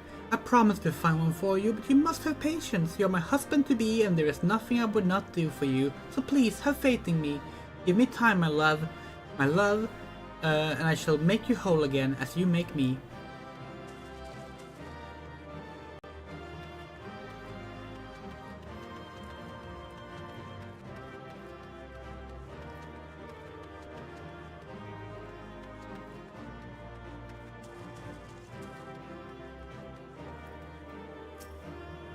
I'm sorry to keep you waiting, my love, but we cannot afford to compromise, not where your new body is concerned. Ordinary adventurers die often enough, leaving their ordinary corpses, but if you are to be like Tinderbox, we cannot settle for anything less than extraordinary. A strong body requires an equally strong soul, as I recently discovered. Now you are probably worried that strong souls are rare, and so they are, but never fear, we can create one ourselves. All we need is a plentiful supply of the weaker kind, and they are common indeed. Be patient just a little longer, my love, and all will be as you desire.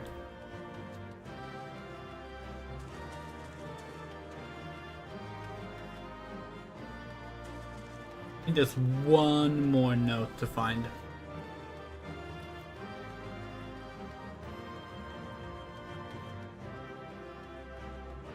Maybe not. Maybe that was the last one.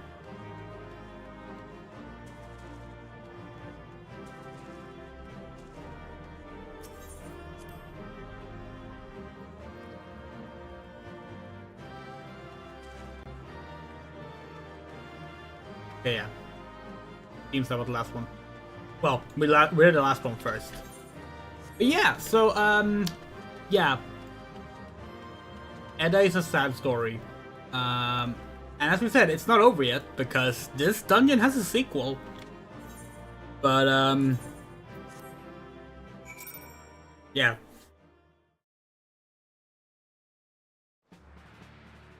Okay, hold on.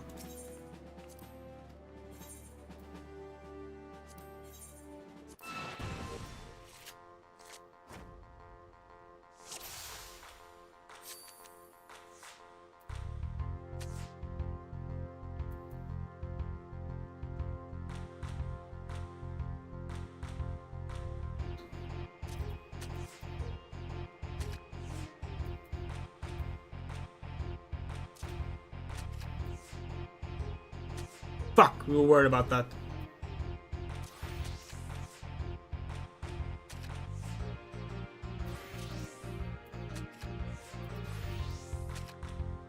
Ugh. You have 4 fucking prices? Are you kidding?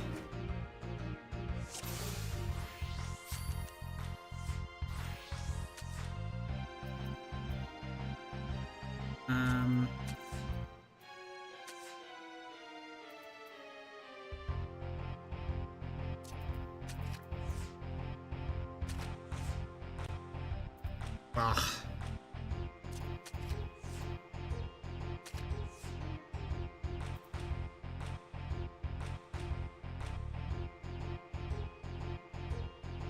That sucks.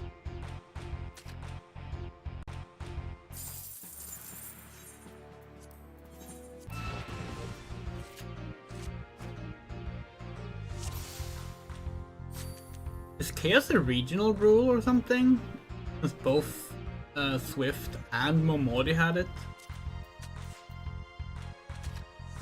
Might be.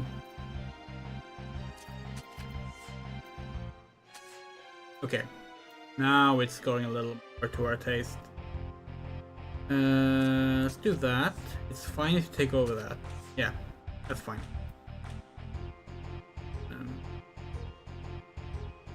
Where is it? It's maybe not fine. It's fine. 1! Give us a card! Pippin. Okay, sure. I haven't even met Pippin yet, but let's have a big Pippin card, why not? Okay, we need to go talk to Payo. It's Manatee's Awareness Month. Oh. It's Trans Visibility Week. As well. And of course on Wednesday is Transgender Day Remembrance, which we will not be doing a stream for this year. We have done T-Door streams in the past, but yeah, we will not be doing one here.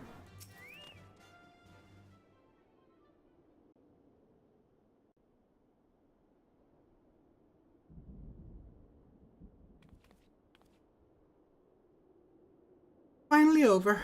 Well, it could have been different, but what choice did we have?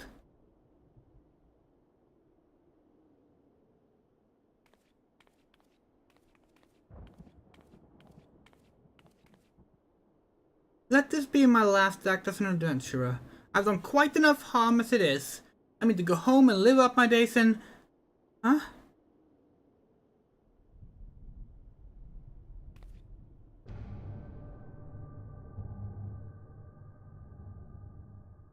No, no! It can't be!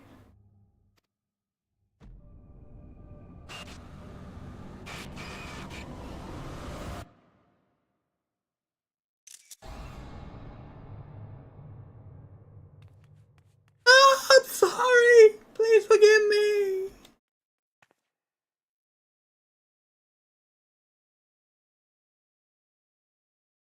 So... we swear this is true. We wish we could demonstrate it. But sadly it doesn't work like that. But this is 100% true. After this quest,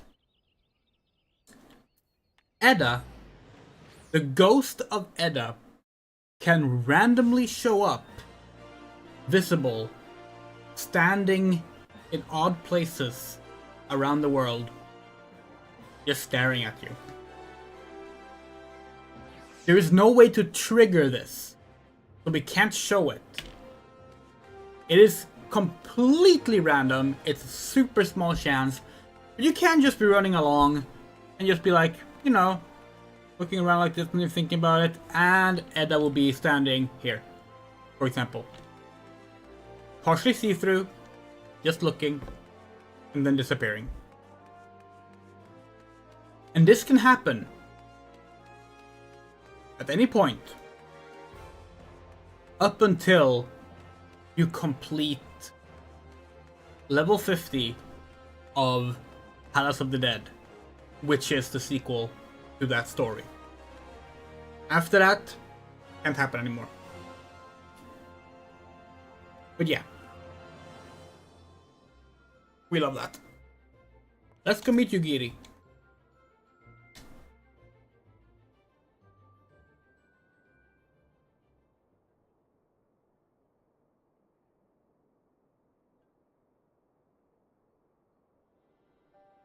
We have traveled some several thousand miles across the sea from the nation of Doma, in hopes that we might find sanctuary in these lands.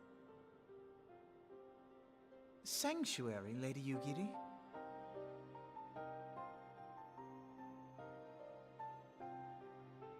Aye.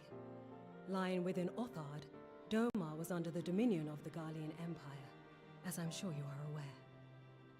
When the War of Succession broke out in Garlemald, we espied an opportunity to free ourselves from the yoke of imperial oppression and took up arms. Only to be crushed.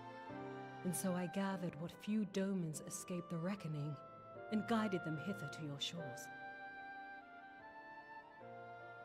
A war of succession? Then the Emperor...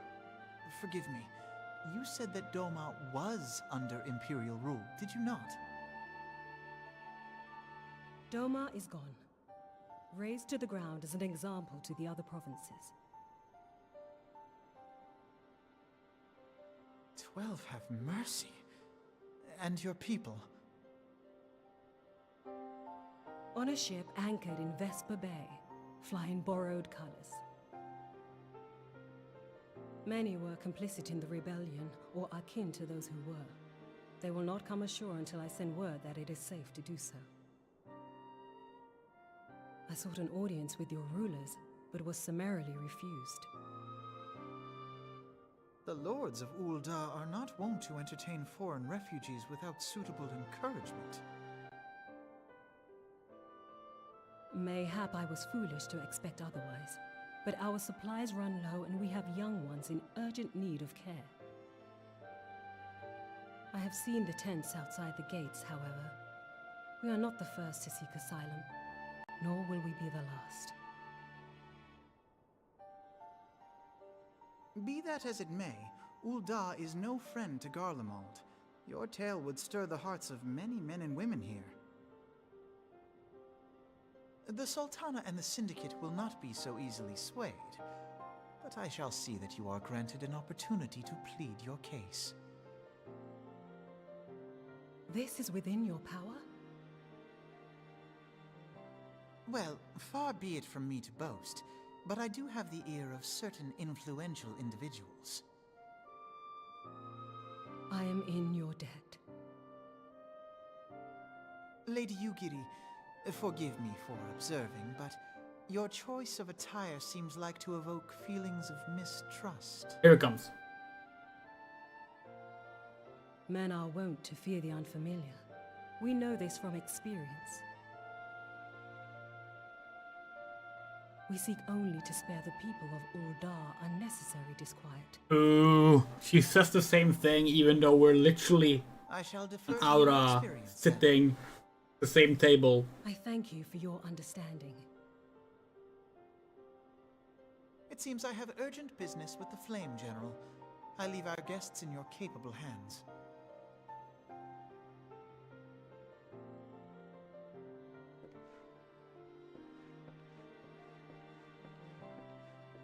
We really hoped that they had like recorded an alternative version where she says something like, but perhaps I was mistaken given your presence, or something like that, by turning to the player if you played as an Aura.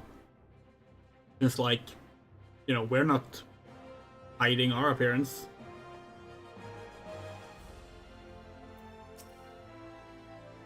If I may, madam, as I said earlier, we have been at sea for some several moons, and our supplies are all but spent.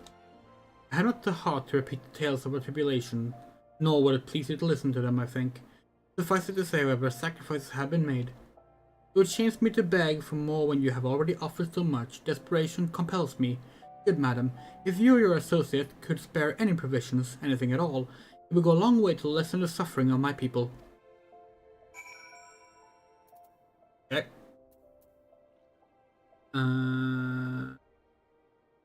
There. But why is the king lives higher up on the journal? It should... MSQ should always be top. Unless we tell it something else.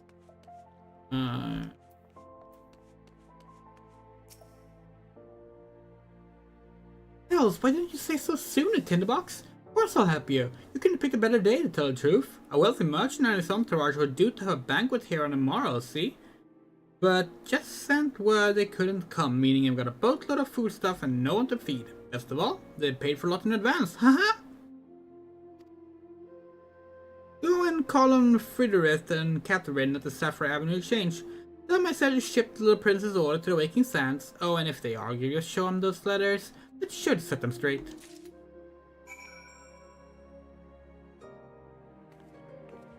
Yeah, but here's the thing, Onifosa, they do that all the time.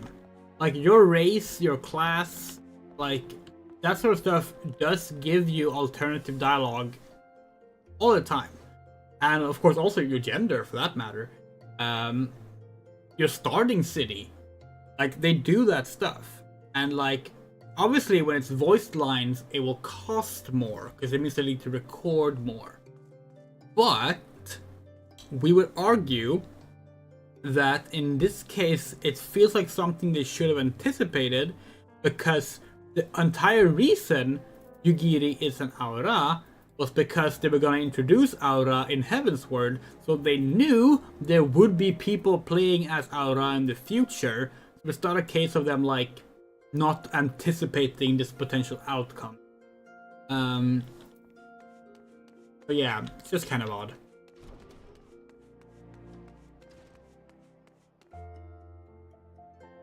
In fact, like, so we have never played through the game as an Aura. That scene is why. Because when they announced Aura was going to be added, we were like, it feels so strange to play as an Aura when like Yugiri specifically talks about Aura, like the people in Ul'dah not even knowing what an Aura looks like. But then we're just running around as an Aura. Now we've gotten over that since then, but back in 2015 we were like, it makes no sense. Why can't you start as an Aura?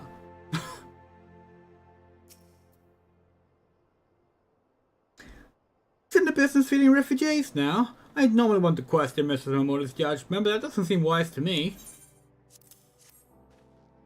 I'll speak for the children. If you ask me, any man who can't earn a crust deserves to go hungry. Yeah, well, we weren't asking you, Friduri.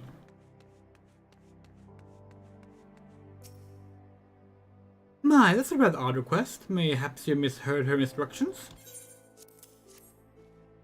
You know, you shouldn't encourage them like this. They'll start to expect it. You mark my words. Yeah. Final 14 is very pro-refugees, and like the political leanings of this game, it's actually fall pretty damn left, which is really nice. But you have to constantly engage with people who are horrible. Especially in Ul'dah, the capitalist crown jewel.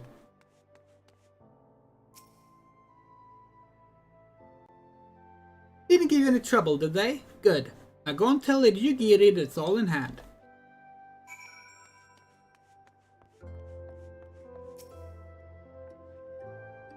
I dare not hope for such magnanimity.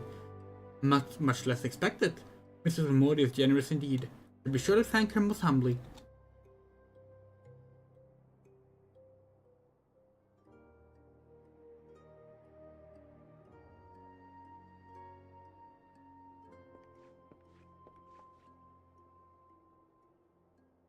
Lady Yugiri, I briefed the Flame General on your situation. I think you will be pleased with his reply. We have been granted an audience? Before the Sultan and the Syndicate both. We should return to the Royal Promenade at once. You have done much for us, Master Afino. I swear we shall return the favor. Not this old, Lady Yugiri, for naught has been given. This small favor you fairly won with your words. And it's with words you must win the favor of the Syndicate. Then I shall choose them with care. You will be accompanying us, yes? Good. Your presence may serve to remind the Syndicate of the true meaning of philanthropy. That nothing so unpalatable will be required of them, assuming the Domans are willing to earn their keep. Come, let them generally wait on the Royal Promenade.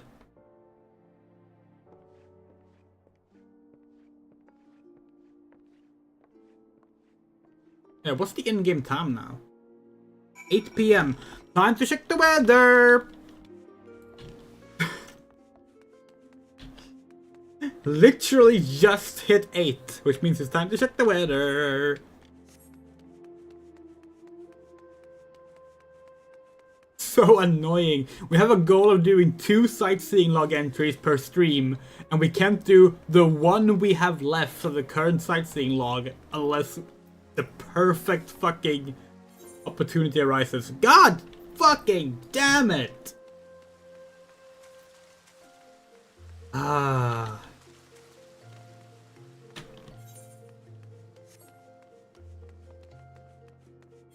Yeah, we should do these at some point so we can get more up, so we can rank up.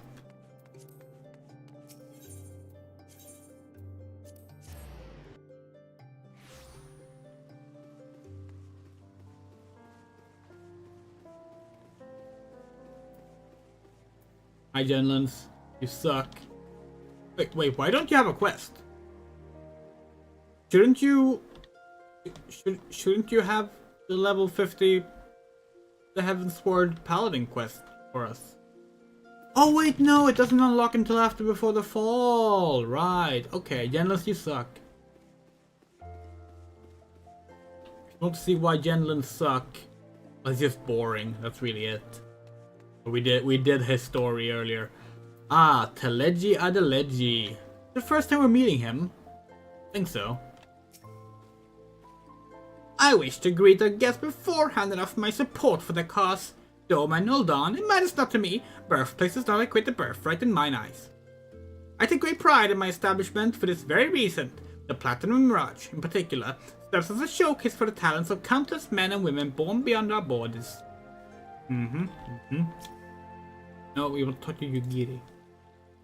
God sing a wars which decided the fates of nations, but a single word spoken within a council chamber is more like to decide that of mine own. Okay, let's go.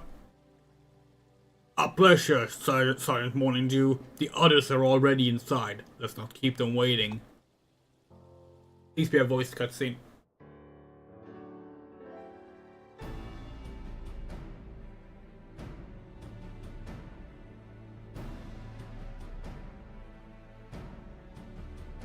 Yugiri of Domar, I'm honored to meet you at last, Your Grace.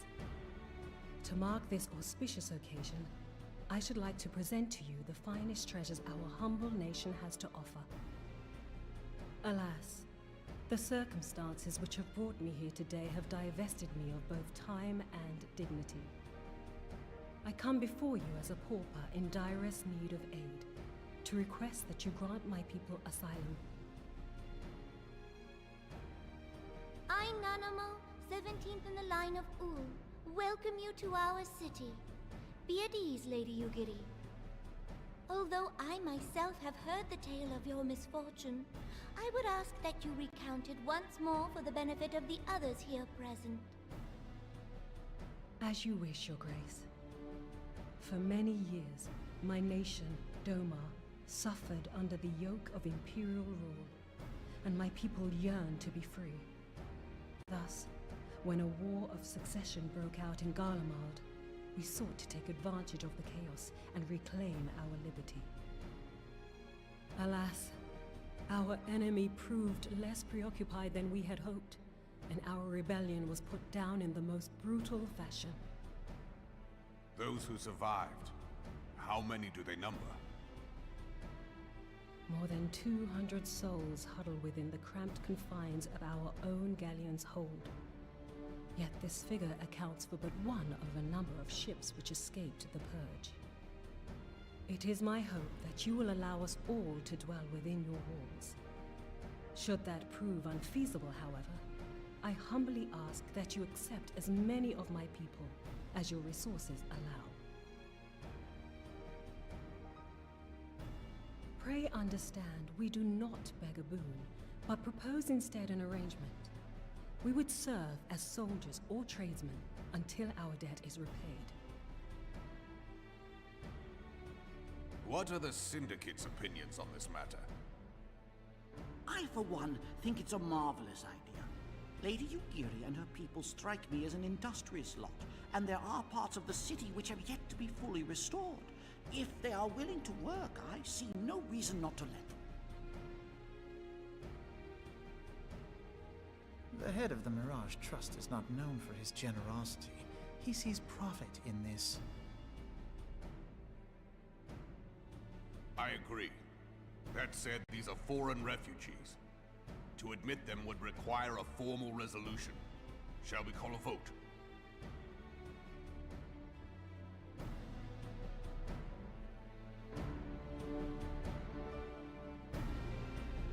The law is the law. Lord Lolorito? Tell me, are you blind or willfully ignorant? Even now, our streets are choked with the displaced victims of the Calamity and Alamigan refugees. They live hand to mouth, subsisting on aid provided by the immortal flames, the cost of which grows ever higher. The wealth of Ul'dah is not without limits, my friends. And need I remind you that these refugees are prone to violence and criminal activity? You have all read the reports, I think. Without homes or employment, it is only a matter of time before men grow desperate and take that which they imagine has been unjustly denied them. Yet, knowing this, you would have us swell their ranks. Mayhap you think the brass blades and the flames are not hard-pressed enough? Some say the chairman of the East Aldenard Trading Company passes Gil thrice daily. This may explain how he came to be the wealthiest man in Ul'dah. Or it may simply be that he's ruthless beyond reckoning. Surely the Sultanate can support the few hundred domins Lady Yugiri represents. That our resources have been taxed, I do not deny. But we are hardly in danger of financial collapse. I move that an exception be made. An exception, Your Grace? I am suddenly reminded of a similar debate some years ago regarding a number of Alamigan refugees, if memory serves. What were your words that day? Yes. The law is the law, and so our visitors remained in Little Alamigo. Mayhap our wise and benevolent Sultana would be so good as to enlighten us as to which other of our laws should not be upheld. Mind your tongue, Lolorito. My lord, I share your concern for the welfare of our great nation, but we must endeavor to take a longer view. You know as well as I that people can be a resource still more precious than Gil. Precious or not, they were never yet so reliable. And unlike those who frequent your establishment, I have no desire to gamble with my future. Uldar's greatest asset is, and has ever been, her material wealth. We risk this at our peril. One need only look to Teleji Adeleji's example for evidence of the danger in allowing sentiment to dictate policy. How far the vaunted Mirage have fallen, both in repute and profitability, since he began employing refugees. How I choose to conduct my affairs is not your concern, my lord. A proposal has been tabled. Given its urgency, I move we forego further debate and call a vote. To accept the Doman refugees or not. Those in favor, I bid you remain. Those opposed, I bid you leave.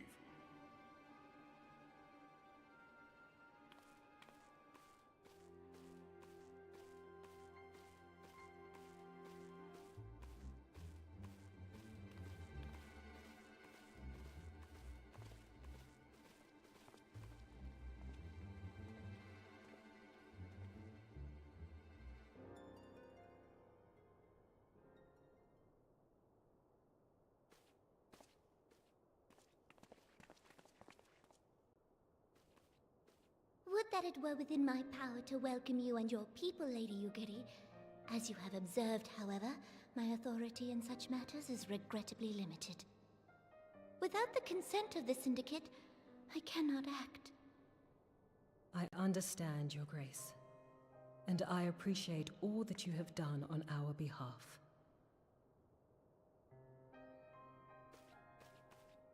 The nerve of the man! If that bastard had not forsaken the eastern trade route, little Alamigo would now be thriving. Oh, that you should have traveled so far under such dire circumstances, only to be refused in this manner is utterly unconscionable. Pray, accept my sincerest apologies.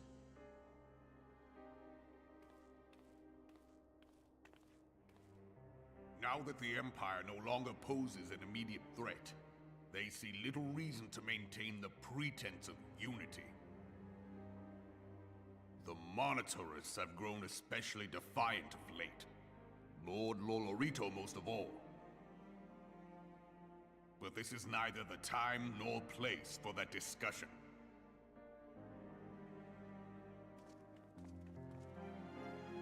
Yeah, so, it's fascinating.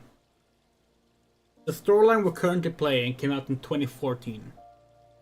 And we remember, at the time, I think it was like April of 2014 maybe, we were like, damn, this is really poignant and like relevant to our current modern situation. We have an ongoing refugee crisis, and like the way they're talking about it is the same way they're talking about it in the real world. We're so glad that Final Fantasy 15 is like dealing with these kind of stories as they're happening.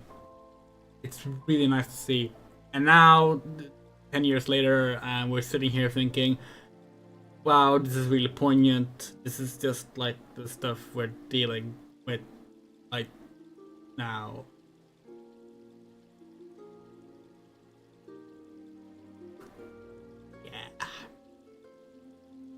Especially the part of like, oh, well, you said this about these refugees, but you won't say that about these refugees. And oh, we already helped the ones that were closer to us. We can't help the ones from far away in the east.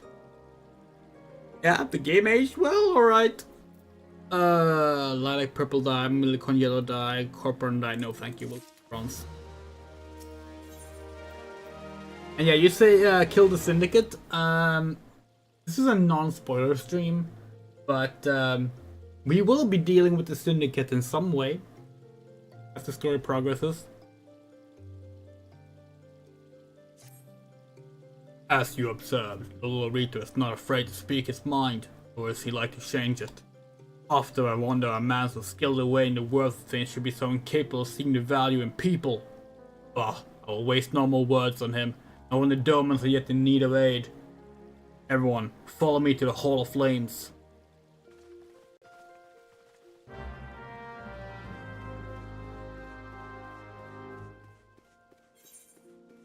Yeah, refugees is actually like one of the most recurring things in the game. Probably because the game deals a lot with both like colonialism, but also just, of course, like the fallout of war and calamities. Like in Shadowbringers, and this is technically a spoiler, but it's the kind of thing that's like in the trailers and such. In Shadowbringers, which is the third expansion pack, that's an isekai. Like, you go to a different world, you travel to another shard of the universe, and the place you're in there, like, most of the planet has become inhabitable, which of course also results in a refugee crisis.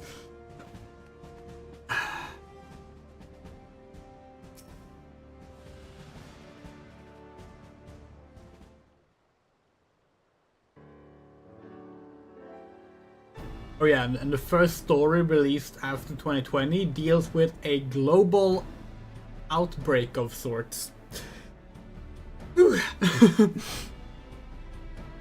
Syndicate has spoken. I see no point in moving that let the matter be reconsidered.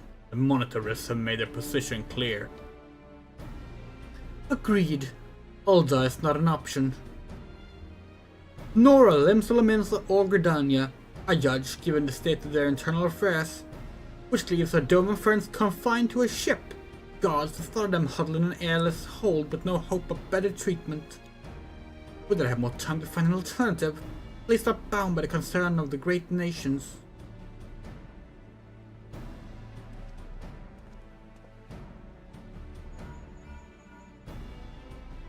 Minfilia. That is precisely what I wish to discuss. I understand the Syndicate's suspicion. I do. We all wish to preserve that which is ours, especially when we believe it to be under siege. But I cannot meekly accept this judgment, not when people suffer. Would it be out of the question for the Sultan to accept us for a limited time? A week, mayhaps, or even just a few days? Excellent. I shall keep you informed. Lady Yugiri, I have a proposal, if you would hear it. Out with it, Master Alfino.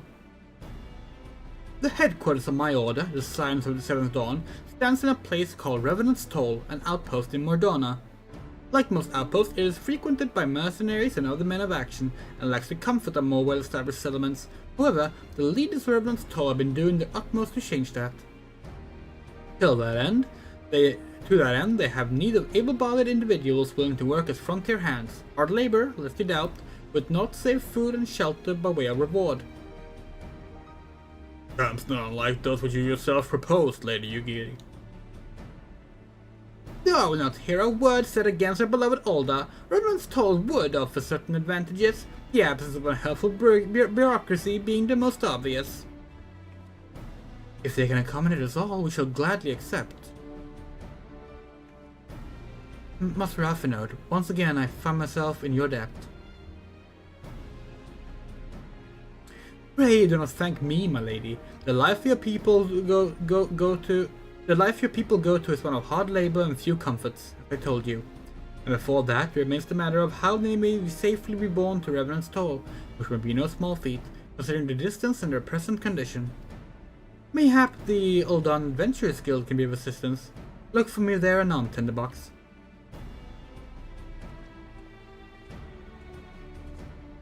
Lady Yugiri, if you and your people would accompany me, we may discuss what aid the Immortal Flames can provide.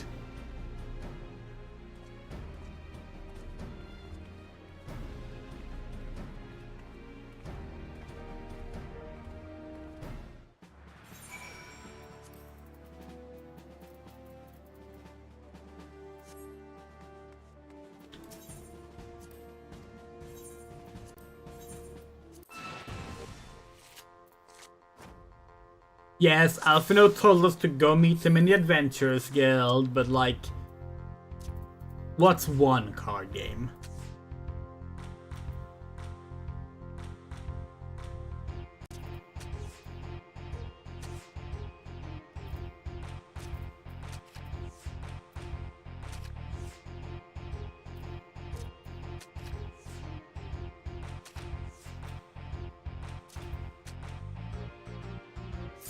What's two card games?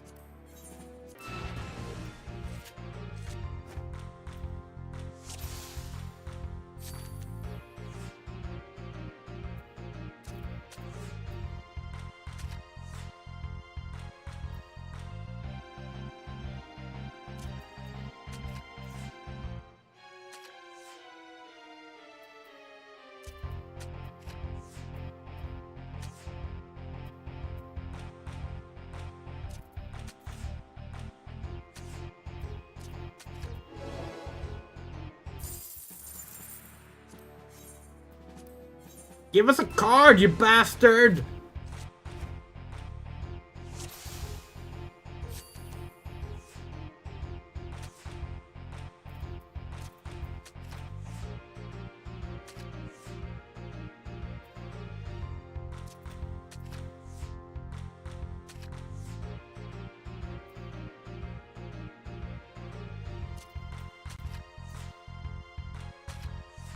Shit.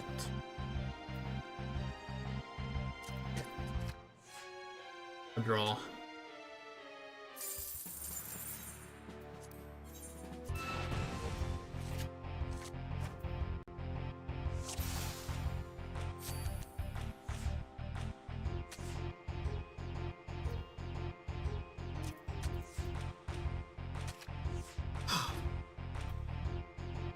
Motherfucker!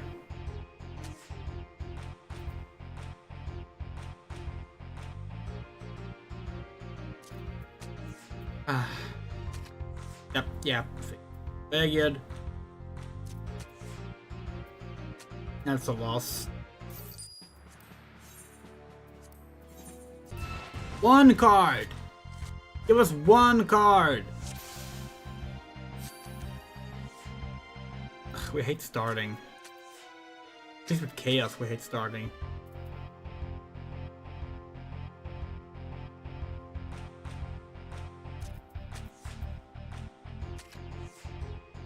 That's fine. Ideal, but it is fine. Still fine. Do that. Fuck you. Fuck you. Fuck you.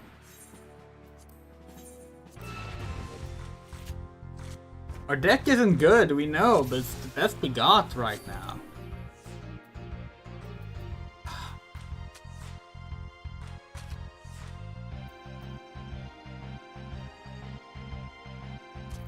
There. That's gonna be overtaken immediately. Oh. No. Odd. Why wouldn't you?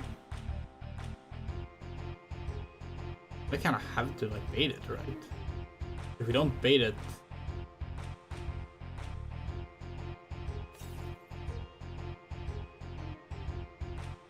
no, to protect it.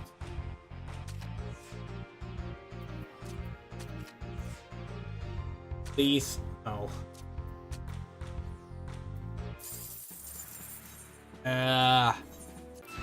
Last shot. Last shot. Okay, good. Good. They're starting. That's like the worst possible starting card. Okay. Let's take it. No, okay. Fine, don't do it then. We could take it. Maybe we should save that for.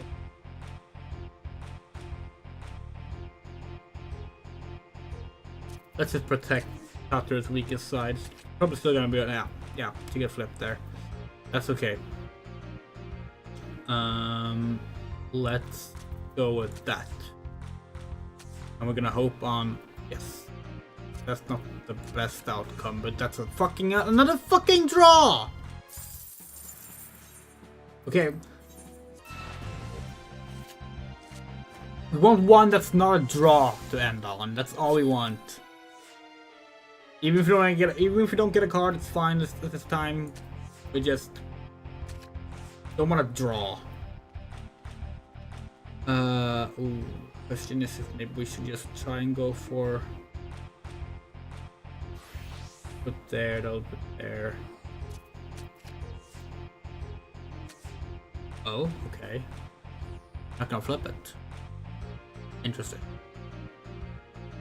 Why wouldn't you flip it? You could have flipped it.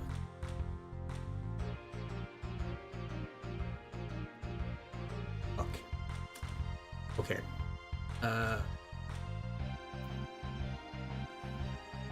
Mission, or do we? Yes, we do.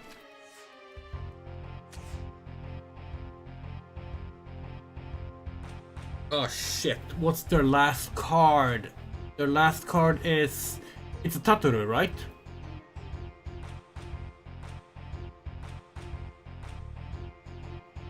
They have a Tataru card, I'm pretty sure. Or is it Pippin? Shit, what kind of card is Pippin? Can we check? No, we can't. Fuck.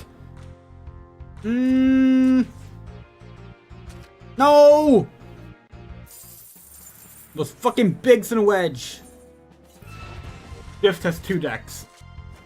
That's gotta be it. We're pretty sure Swift had a Tataru as well.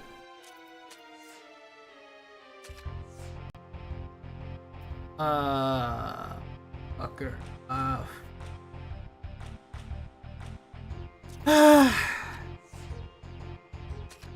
Yeah. Oh, that's coming.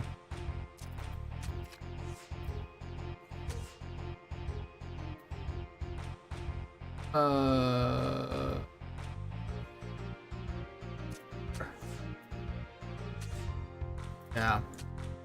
Draw. This, okay, at this point, even if we get a draw this time, it's the last one. This is ridiculous. Okay, we're starting. Late with that. That's not how we hoped they would do it, but you know what? We'll take it.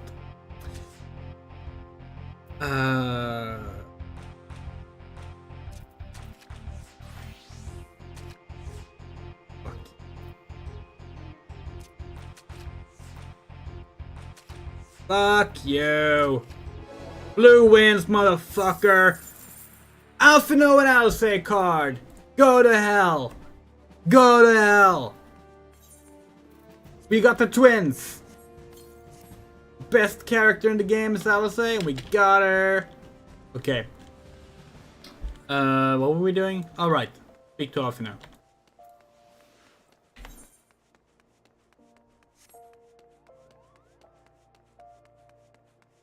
Let's go. Ponzi scheme? Ponzi scheme? Hold on. Santel. You have the best name on the server.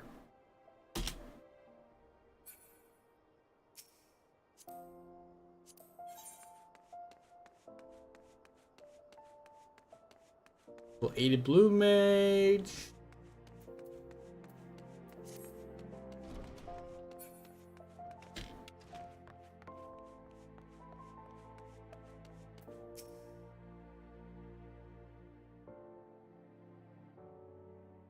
We are concerned that the Doma refugees may find the journey to Ribbon's toll too much to bear.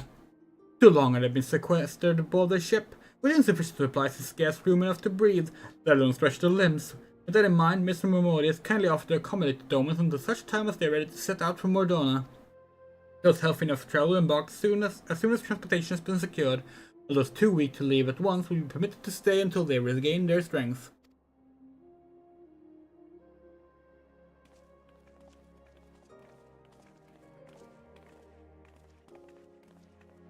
What news? Transportation remains the greatest obstacle. General, is there aught the immortal flames can do? I fear that exceeds our mandate. Were it a small number, perhaps it would go unnoticed. But the Syndicate will not bear the cost of escorting more than 200 Domans to Modona. When the government fails to act, the responsibility falls to us private citizens. I will engage the citizens of the 77 caravans on the Doman's behalf. Very well. We should begin negotiations at once. Your generosity is most welcome, my lord. After all that has befallen these good people, it's the least I can do. Come what may, you shall ever have a friend in Uldar, Lady Yugiri. And you in Revenant's Toll, my lord.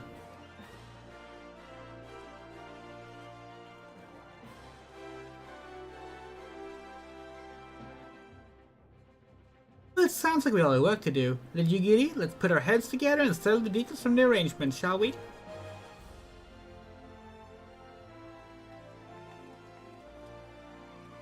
I would entrust the task of escorting your Doma friends to you, after you rest your own road-weary legs, of course. Let's see. So we mentioned this at the start of the stream, but we bleached our hair on Friday? Saturday? Friday or Saturday. And we had a bit of an accident. Because like we have a bunch of like damaged skin and scars in our like neck. And it burnt against that. Hurt a lot. And like some of the hair is like fused with the scar tissue now. And like we're trying not to like scratch at it, but we're also trying to like brush the hair away. It's very uncomfortable. When you see us doing this, we're trying to just keep our hair out of our scars. As we speak, the Domes prepare for departure at Vesper Bay, where from they will be transported by carriage to Ulda. That said, this has all been decided rather suddenly, and it would not surprise me if the refugees require some assistance in coordinating their preparations. Tinderbox, I'll have you return to Vesper Bay and facilitate the process to tasks great and small. In short, whatever you must needs be done, do it. Speak with a man named Hozan when you arrived. Lady Yugiri tells it he has been designated the leader of the first group. Do you need aloe vera? No, it's fine. It's fine, honestly. Like, the worst of it is already fixed. Like, Noah helped us with it. It's just that, like, there's still some left, like, behind the left ear, on top of our ear here, and a little bit here. But it's like, it's not painful. That's not the issue. It's just kind of, like, rough. And, like, when we talk or like move, sometimes like or like stretches, you know, from movement, and we can feel it like kind of stiffen. But yeah, it was painful as hell. Like it was so goddamn painful.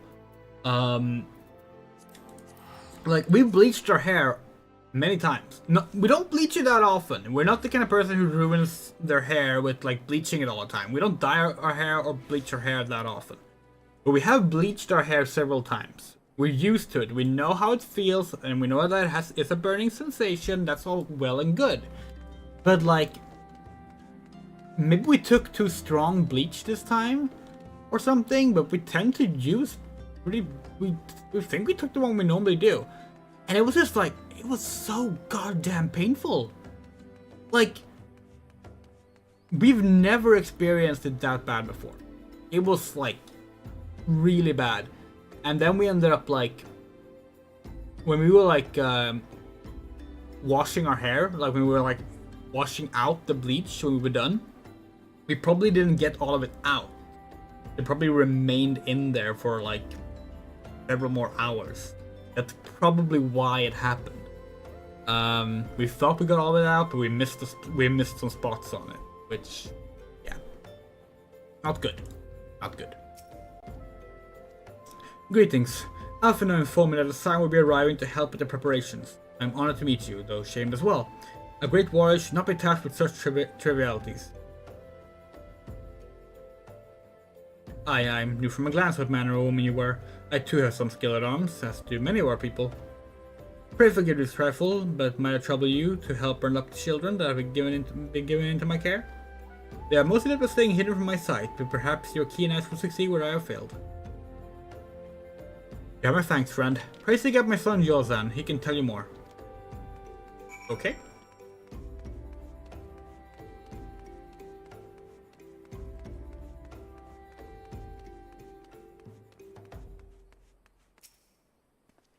Oh, hello there. I'm Yozan, son of Hozan. Will you be coming with us to Ulda? I heard we're traveling by horse, bird-drawn carriages. Carriages. But don't you think they're queer? Giant birds that people ride like horses? I still want to try riding one, but... Was there you looking for the others? Don't worry, I already told him to get ready for the carriages. I'll need your help, though. We're just finishing a game of hide and seek. 3 players are still in hiding, and since Lady Yugiri told us to take it really seriously, they won't move until they're found. But this bay isn't that big, so I bet you can find them in no time. Yep.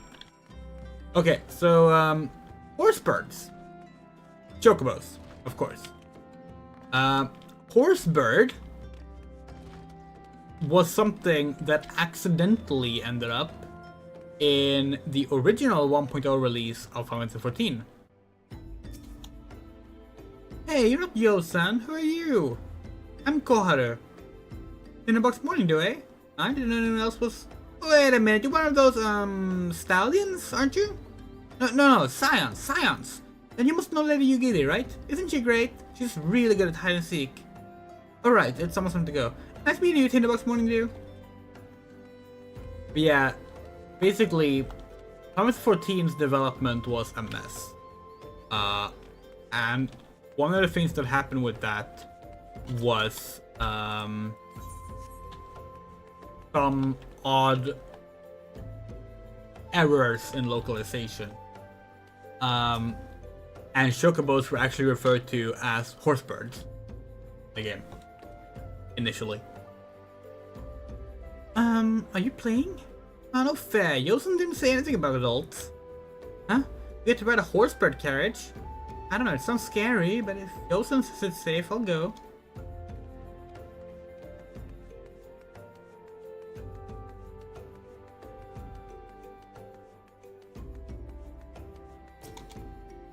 Did you find me?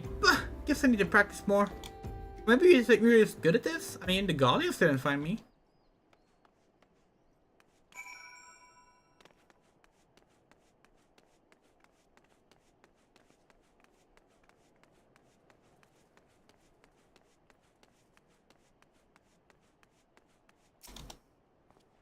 Wonderful. All the children are accounted. Hide and seek? I see that you are curious. It's quite simple, really. Lady Yugiri thought it best that the children know what to do in case the Guardians found us. I should hope that those days are behind us, but I nevertheless take comfort in knowing that we are well prepared. Let's go with the casting. The first caravan is due to depart shortly, followed by the rest at regular intervals. My family and I, including my stubborn old father Home, will be traveling in the lead carriage together with young Koharu, who I believe you already met. So I understand the road to Ulda is regularly patrolled by your brass blades. It will give us great comfort if you would agree to accompany us on our journey. Once again, I thank you for your kindness. When you are ready to leave, please inform our coachman.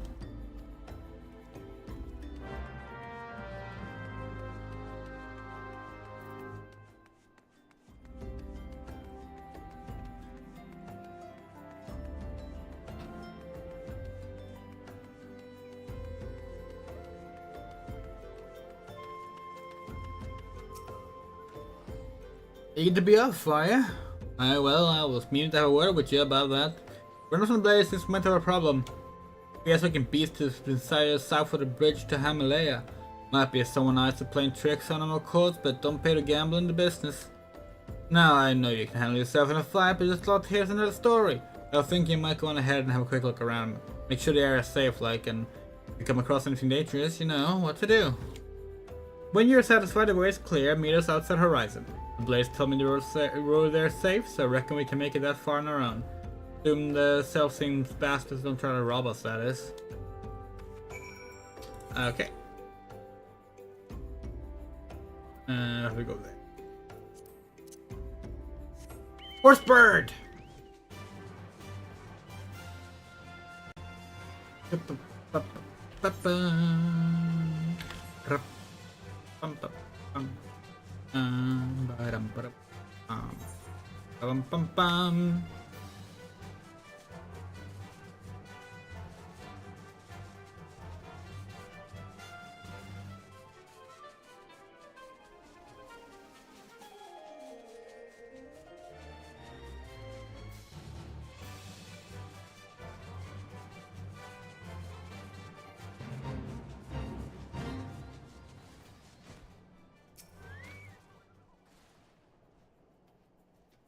Oh, hey, your companion isn't out. Hold on.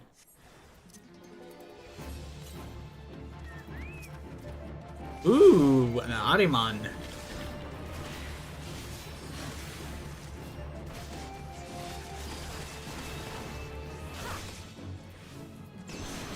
What time is it right now?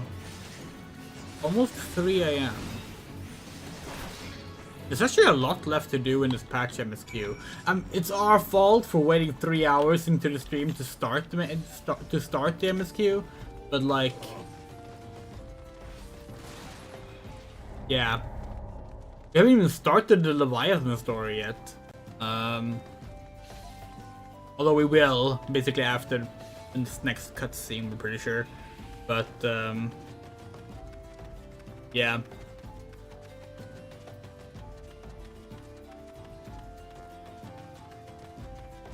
Still, the leveling we did was fun, and now we have ninjas, so that's good. Just gotta make sure we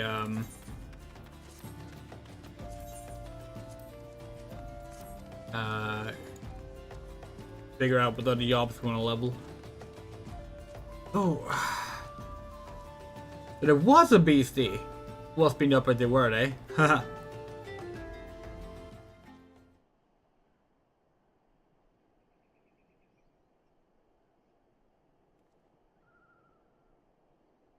Well fought, madam, well fought. If only I was in better health, I should have been proud to stand at your side. Hey, my son, not mine. You forget his responsibilities preclude acts of daring do.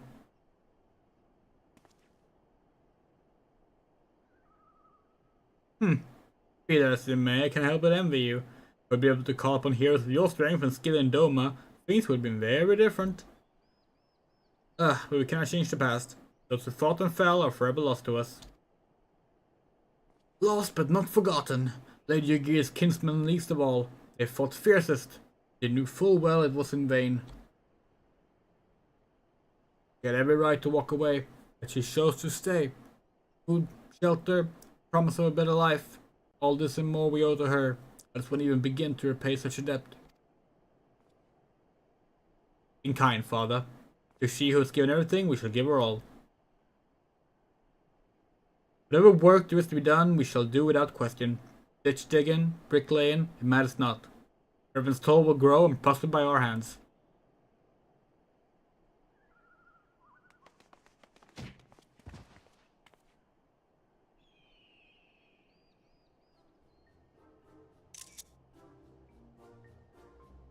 Hey, Miss Tinderbox! Kohari and I want to know why you became an adventurer. So, we love this. We love this so much. If you don't know, if you missed the first stream, in the very first cutscene of the game, you are asked by one of the traveling merchants why you became an adventurer.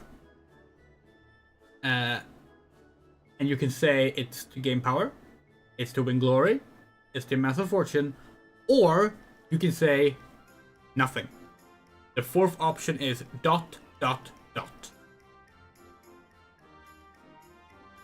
And that, if you pick that, which we did, it's interpreted as you either don't know yet what you're searching, or you don't want to say. Wild Rose, which is originally from Final Fantasy II, is the code word the Scions use. So in this moment, you can either stick to the previous choices that existed, or you can make note of the fact that you have found your calling with the Scions of the Seventh Dawn by using the Wild Rose code word as your goal. The first time we played this, back in 2014, just seeing that kind of made us tear up. It was so beautiful. To go where the wild rose blooms. So, you like roses? I think I understand. I mean, they're nice and everything, but don't they grow in a lot of places? Oh, it's my turn now. Excuse me, Miss Tinderbox, but I got a question. What's Reverend Toll's like? Is it pretty?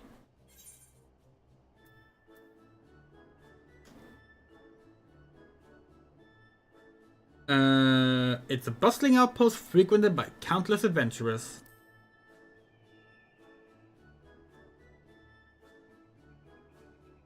You mean there's a lot of people there who are just as strong as you? Oh, I can't wait!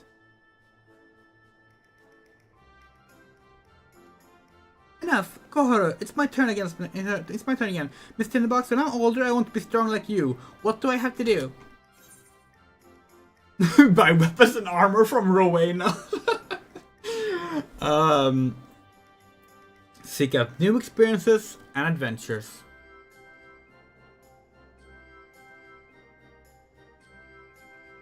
Of course, to be a better adventurer, you need to go adventuring. Alright, that's enough questions for Miss Tinderbox. That's not fair. What if Yosen gets asked 2 questions? I want to know about adventuring just as much as he does. Just one more, please. Do you think I could be an adventurer like you one day?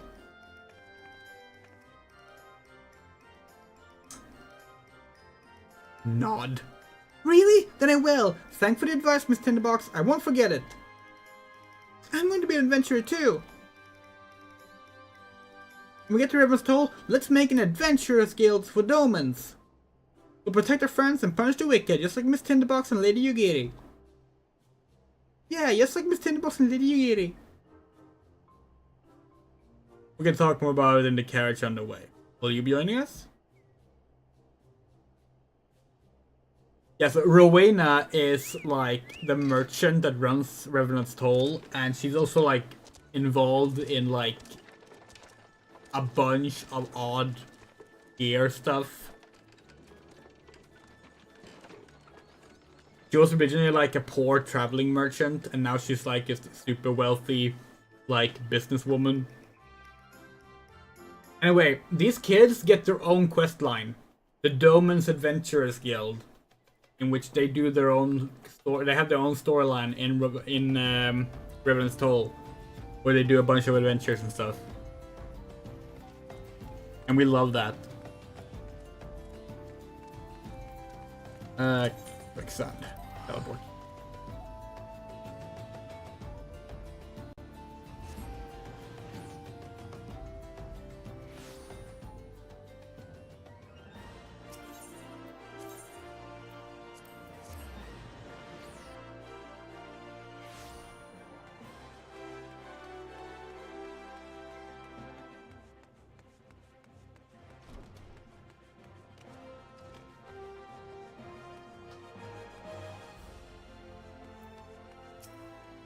Ah, Tinderbox.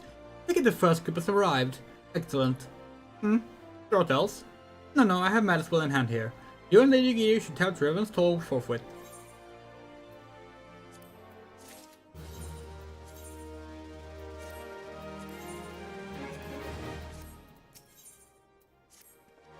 It is past time Lady Giri met with the guild representatives in Revenant's Toll. Since I do not foresee any further matters arising here in Thanalan which might require your personal attention, I would instead have you serve as an escort to the Doman delegation for the duration of the journey. Speak first with Slaffborn upon your arrival. He is the one with whom the Domans will be working most closely, I should think. Afterwards, introduce Lady Yugiri to Minfilia and a guild emissary. If both meetings go well, the resulting tie should stand the Domans in good stead for that which is to come. Safe travels, Tinderbox.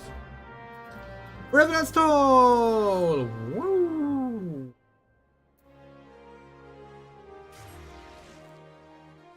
Do we have any of the things you trade in at Rowena's? No, we don't. We haven't done any of the quests that give that stuff yet. That's okay. Nice Loftborn.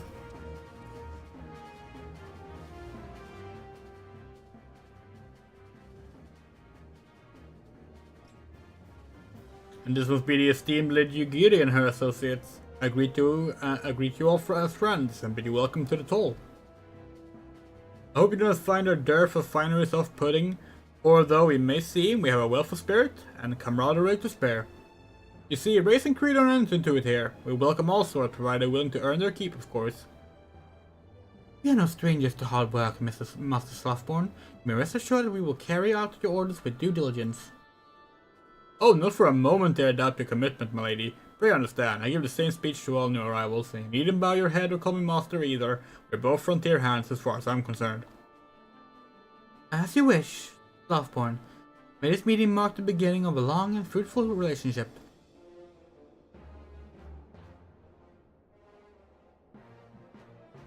I guess you've yet to meet the antecedent? 7 hells, Tinderbox, why are you wasting time with me? Steep him to the rising stones.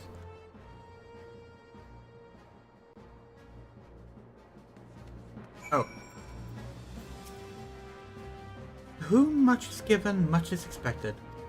Forgive me, I require a moment to compose my thoughts before meeting with your leader. We shall join you at the rising stones anon.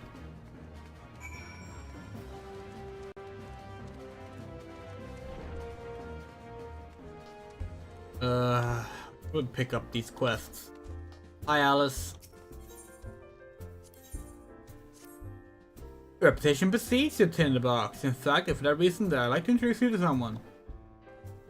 That minstrel at the end of the bar, one right there on the left, wandered in here the other day. Said he was seeking inspiration for a new ballad. Just thought only an adventure of distinction could provide. Who better than the woman who saved the world to give this minstrel the stories he seeks, eh? You met a gentleman, I say. Okay. Simply to die for. Oh, well, if it isn't Tinderbox, just the adventure I was hoping to see. You know the blacksmith Egenolf is quite an accomplished craftsman. In fact, anyone who's had dealings with Rowena is sure to have come across his creations. It's always been a pleasure to have him as a regular here at the 7th Heaven, but he's been quite irritable of late, and practically drowning in his cups. Besides, I fear his recent work, or perhaps lack thereof, may have something to do with it. This may seem but a trifling matter to someone as traveled as yourself, but it would mean so much to me if you would stick with him. I can think of no one better to offer him a word or three of encouragement.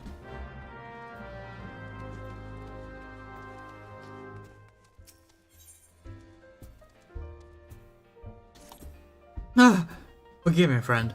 A most chilling encounter has my nerves on edge. I was traveling through the shroud when a man accosted me out of nowhere, his eyes darting wildly in fear. He spoke of a haunted mansion, from which the tortured screams of young maidens can be heard day and night. Hawket Manor, was it? A Hawk Manor, yes, what's that? You purged yourself same man's of its unholy inhabitants some time ago? That's curious indeed, the man recounted the events if they happened not days ago. While it would put my heart at ease to know his tales would but a fancy born of a few too many flagons of mead, the poor soul had not the air of a drunk or a liar. Perhaps you know someone who could shed light on the matter? Oh, why can't we start this one? Oh, Amdapur Keep.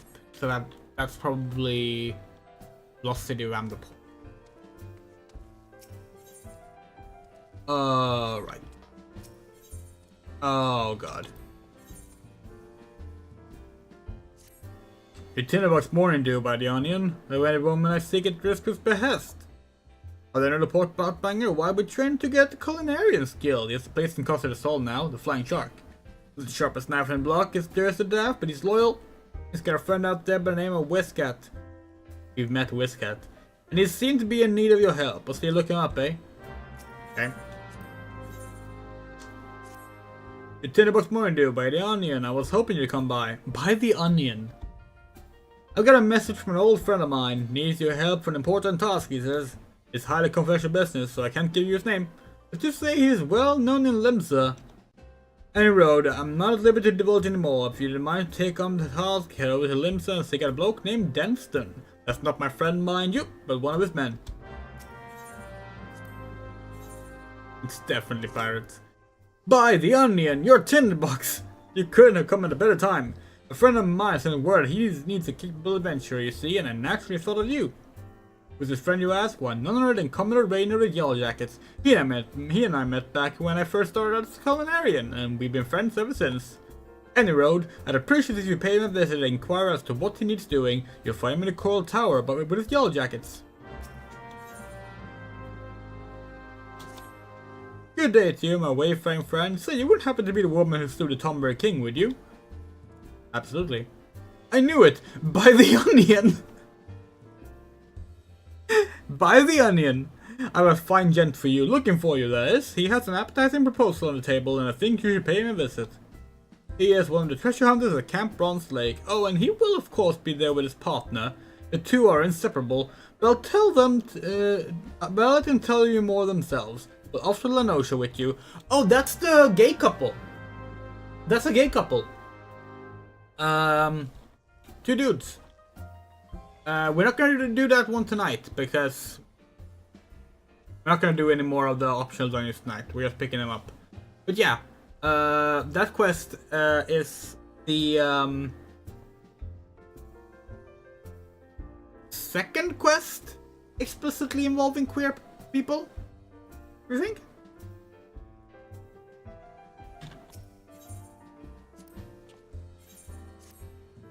I've seen more of this to this godforsaken place lately, most of them battle-hardened types seeking a worthy test of their mettle, so that I might count you among them. Look, you didn't hear this from me, but word has a couple of minds looking not unlike the 8th hell in recent days. The stone torture brothers believed they had a matter under control, but a minor acquaintance of mine would beg to differ. He said a torture proved far more than quelling rumors about rumors than hackathon cherries. You catch my drift. Why'd I betray this knowledge to you? Fear for my friend's life. Mine own, well as well, should those hulking monstrosities break free to the surface. The chance you seek, what say you accidentally find your way to Copperbell and proffer your services? An adventure can hold their own battle. Just so happens I've gotten word of a new challenge for one of your talents. Require a bit of travel and dash your heroics, but it will worth your while.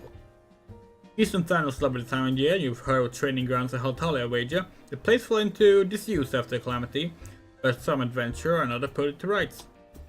Its own aimed to train gladiators and adventurers once more, just in the old days. Little paint, a little mass burial, and now the place is ready to take on challenges. If you're keen on the ocean, go and talk with my friend Arf down there. He'll get you in the door. Ah, there's not an industrious ant. An adventurer in need for a bit of business, if I'm not mistaken. The ant you want is Amagina and some's main concern, something kicked it over good. They put word off for the adventurer, have skill, will move fast, that sort of thing. Perfect for you all, warrant. The client, a bit of a handful, a mite aggressive, nothing you can't handle. The twins. You'll find him at the minor skill. Took the sister Rook up, he's the milder of the two.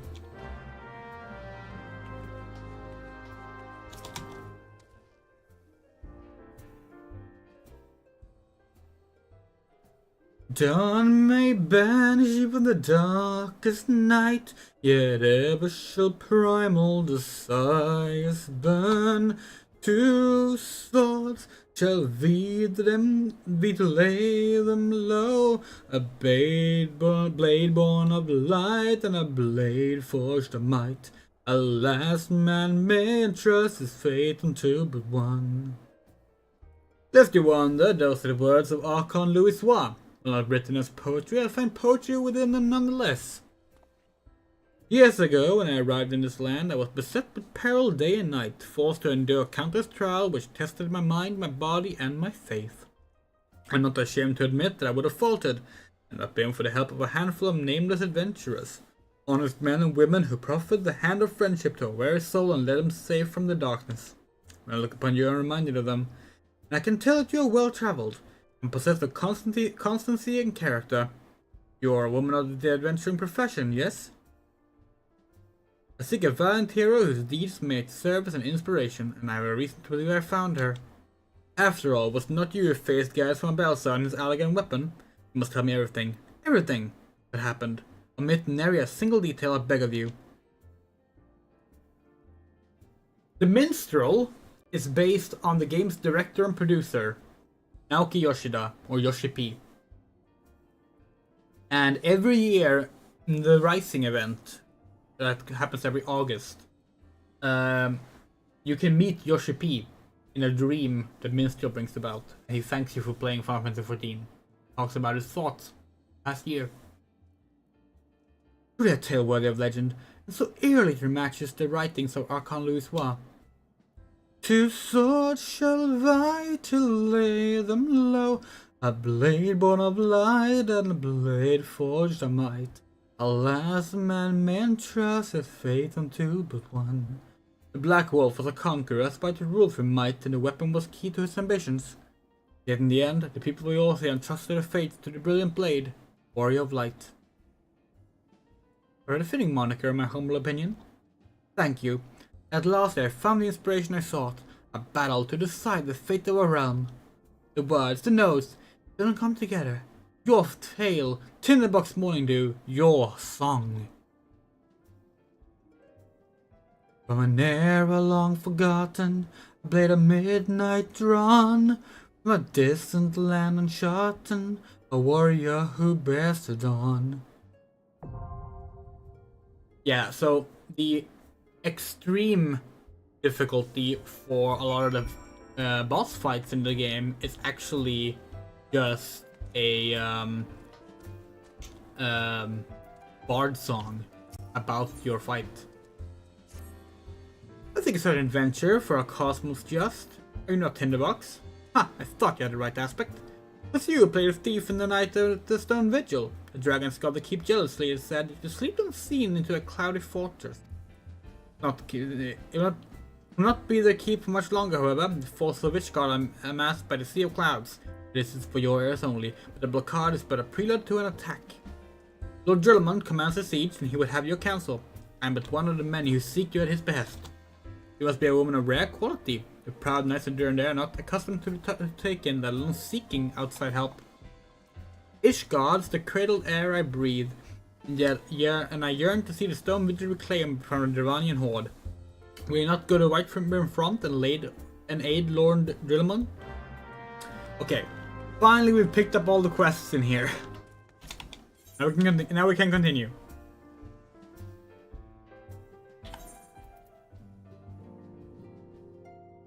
This is ridiculous. There.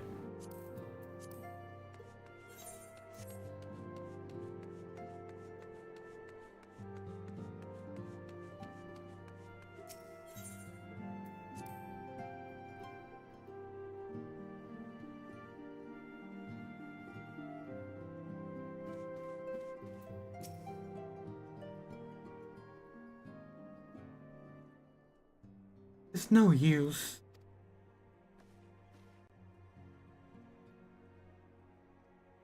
Our attempts to reach the Southern Double Daisy continue to meet with failure.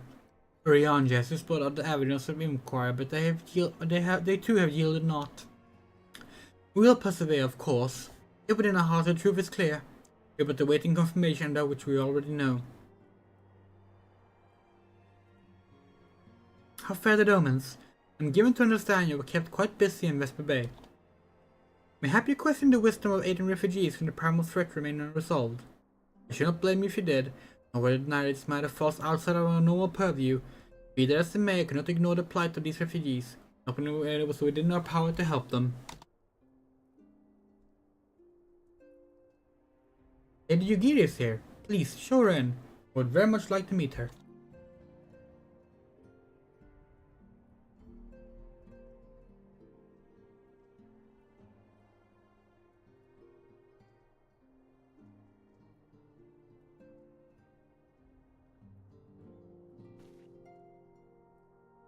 You have no objections. I do so with a blessing.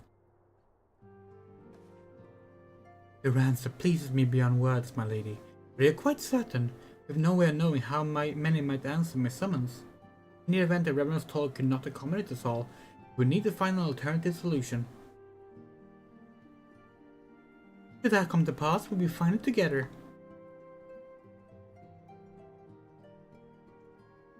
As ever, it has been a pleasure antecedent, as we must take leave as the first carriages are due to arrive at any moment. Should you require aught else, pray speak with Slaftborn, Lady Yugiri, in the box.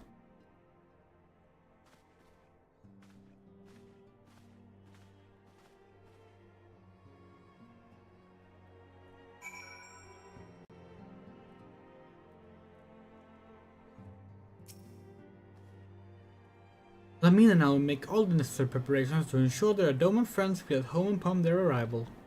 Though I must admit that I'm still troubled about the matter of the missing crystals. Your story should be returning anon with a report from a field. Mayhaps you could wait here and speak with her upon her arrival.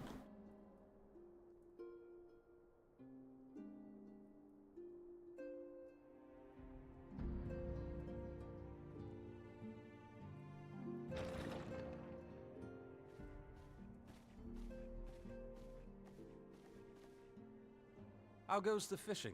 Caught anything slippery? Aye. Our suspicions were well founded.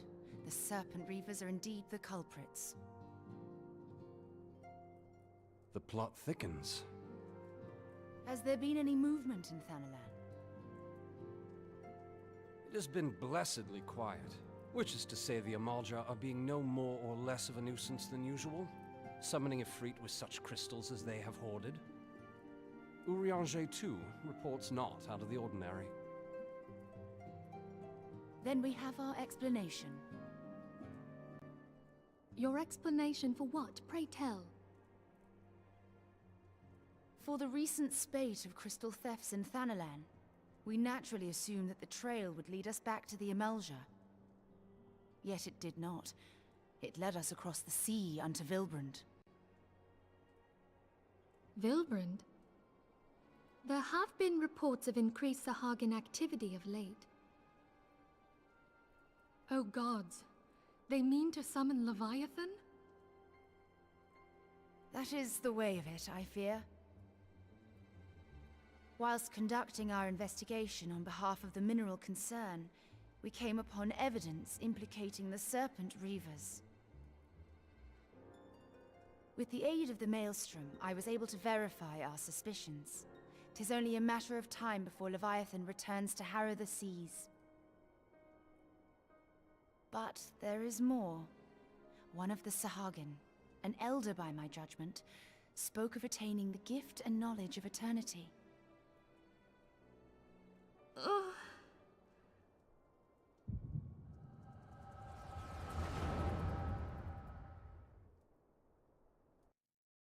Echo time! Such a disturbance in the ether. If I did not know better, I should think this device defective.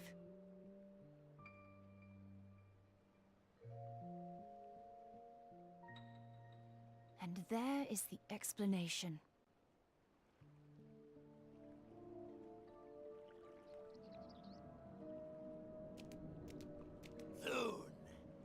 Soon it shall begin. Our Lord shall rise midst surging waves to wash away the finless ones.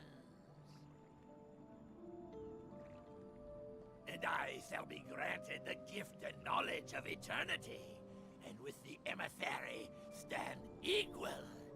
Then shall I know no cessation, no oblivion.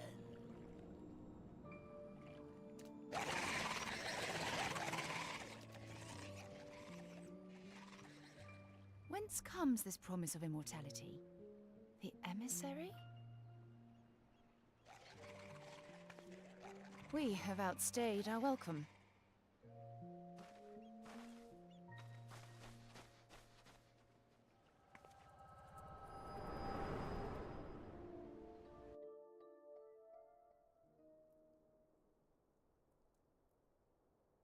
The gift and knowledge. Are the two of you quite well? You shared that vision, did you not? Even before the Sahagin made mention of the emissary, I recognized Elidibus's words. He is behind this. But surely it is not within his power to grant the echo. My lady, unless we act swiftly, Leviathan will rise again. The Admiral has already requested that we intervene to prevent this. Failing that, we are to attend to the Primal's extermination. She will have our full cooperation. Let us make haste to Limsa Lominsa. I mean to play a part in this mission. Tataru, pray, take charge in my absence. My lady, are you sure this is wise? I am aware of the risks, but there is something I must see with mine own eyes. The true nature of the echo. Very well. I shall not stand in your way. On the condition that you permit me to accompany you as bodyguard. Your company is ever welcome, Thancred. I take it something ill is afoot. Aye, a Primal is about to be loosed upon Eorzea. Primal? A godlike being whose very existence is a bane upon the land. We scions of the Seventh Dawn are sworn to put an end to their kind.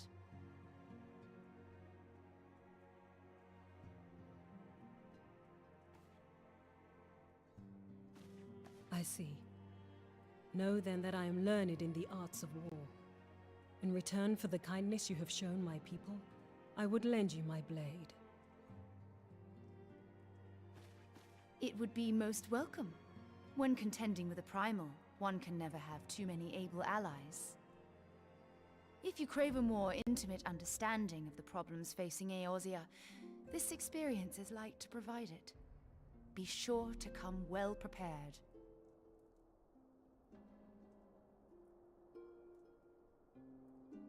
Now the Leviathan story begins.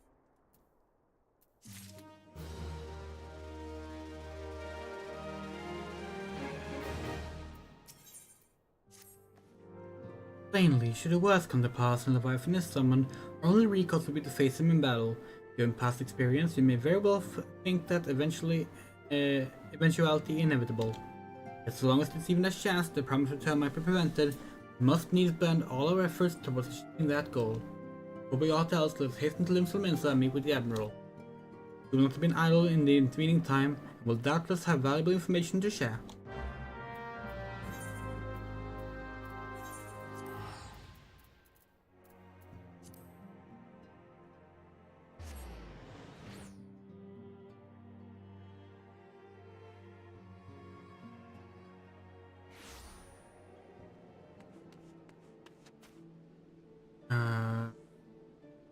Oh, it's after 8 p.m. Time to go talk to the weather lady. Is it gonna rain? It's not gonna rain.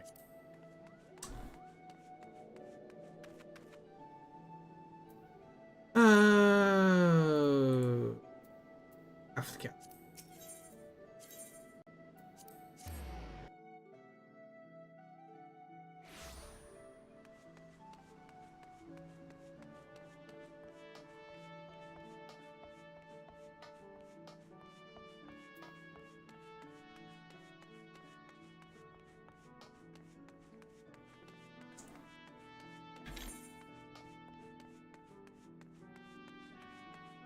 Hey, hold on.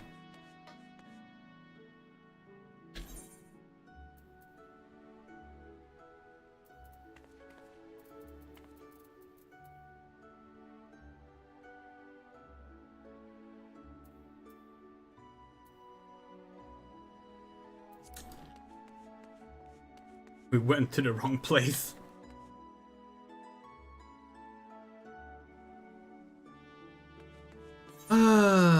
It's over here. We need to refill our drink. Back in a sec.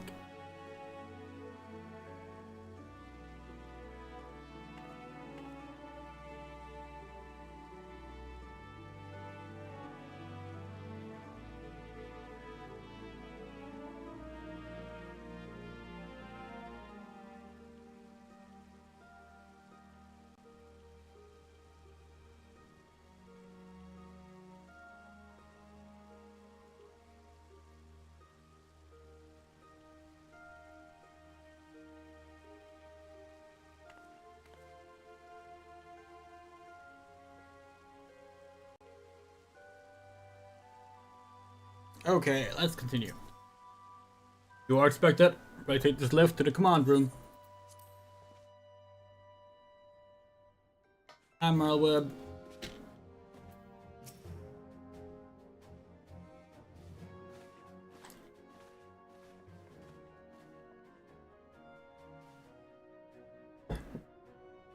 Welcome, friends. I take it your stole as a prize of the situation. Let us waste no time then. According to the best intelligence, the Sahagin had not crystals enough to summon their god. Alas, we did not count on the Serpent Reavers venturing as far as Thanalan to supplement their cache. For our short-sightedness, we are faced with the grim prospect of Leviathan's imminent return. Needless to say, I am not inclined to let the fishbacks have their way. Even as we speak, the Maelstrom makes ready to launch a large-scale operation to thwart their summoning, and we would welcome the science support in this endeavor. But if, God forbid, our efforts should come to naught, I will need to trouble you for more than mere support, much as I did when Titan last walked these lands.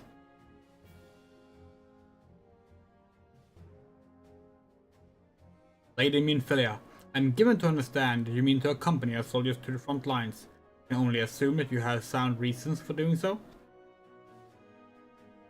I do, Admiral, but I would rather not be drawn on their nature. I will say only that it is something I would see with mine own eyes. Is that so? Well, I am not so stubborn as to deny the wish of one whose aid I require. Precautions must be taken. I shall require you to remain by my side at all times. That settled, let us speak of the operation. Tinderbox. Maelstrom scouts are currently reconnoitering Sahagin movements within the Sapsa spawning grounds. Upon completing their mission, they will return to the operations staging point at Camp Skull Valley. I want you to make your way there forthwith, that you might be appraised of latest intelligence. Commander Falk Breda has charge of the garrison. So, the spawning grounds.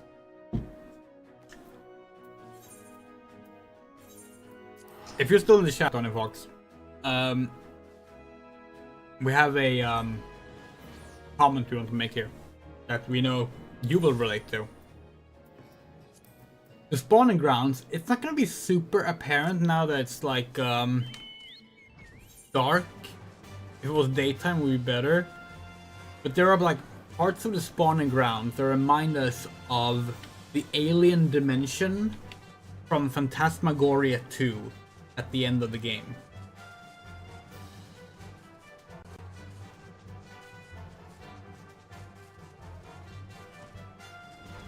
Like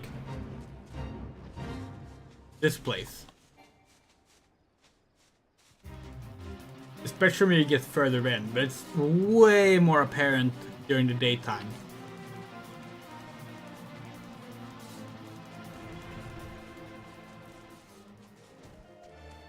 Yeah. We love that aesthetic. It's so cool.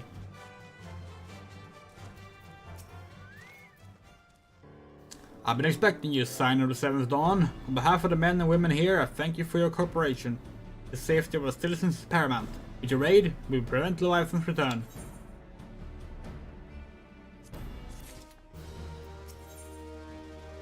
Giant PM light, yeah. As we already know, Maelstrom scouts have been dispatched to reconnoiter the Satsa spawning grounds.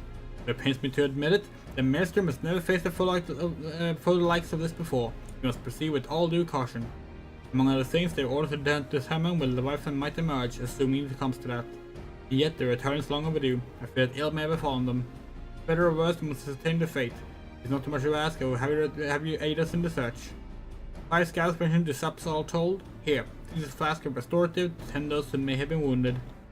No placement even considered the notion. If they have perished, circumstances permitting, I ask you to recover the bodies.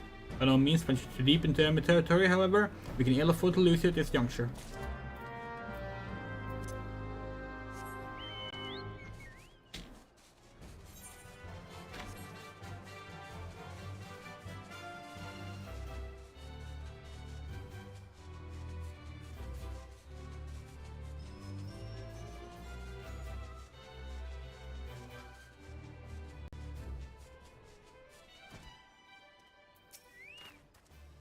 Help! Somebody! Of all the times to forget the restorative. Ugh.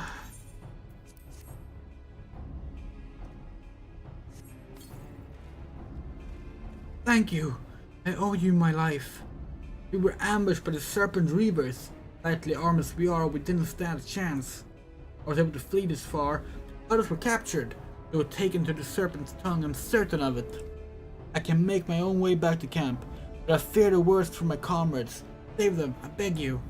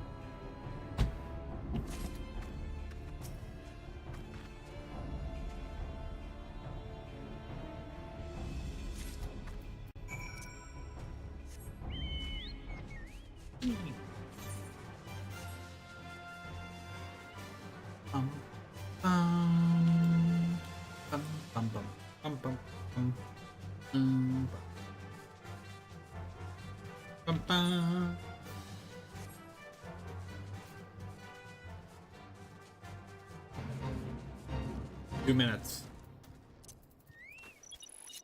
Could be doable. Where's the boss? There.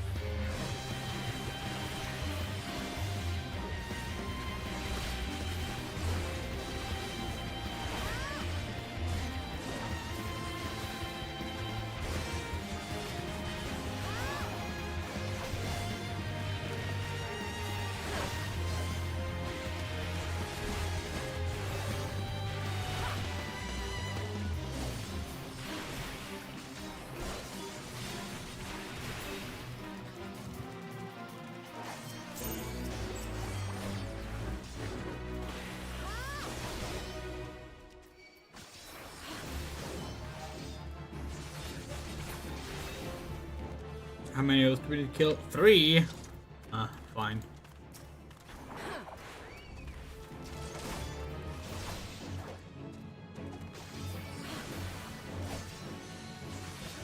At least it's not 5.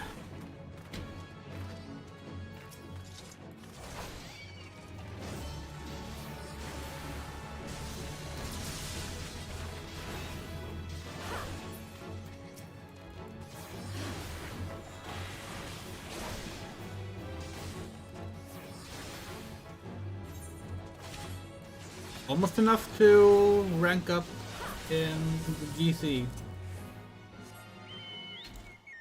There's another boss fight here, right? 2 minutes, 8%. Yeah, we can do that. Might even be someone else there. 8 minutes. Oh no, it's just an NPC.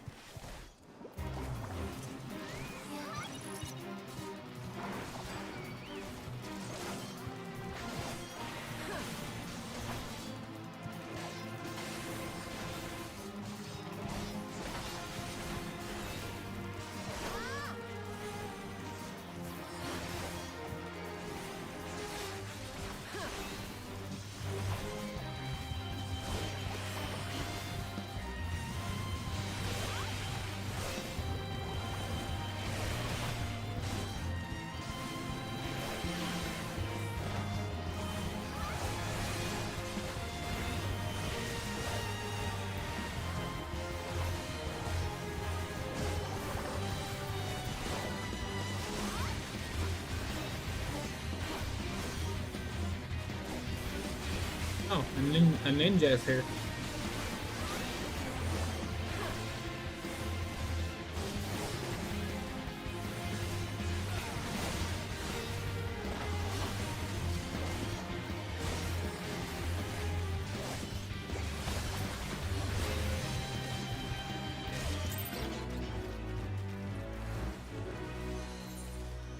Now we can rank up.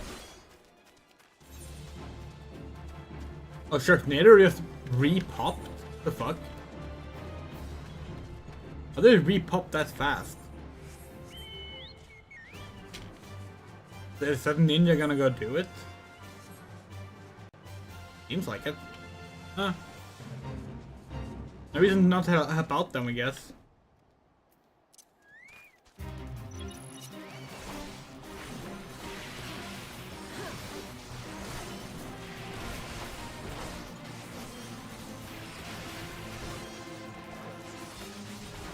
Did Fate still out today? I've already finished 10 today. Really? I'm busting. What? Oh, we already finished these.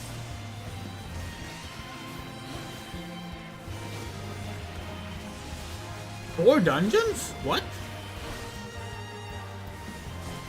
We ran 4 dungeons today?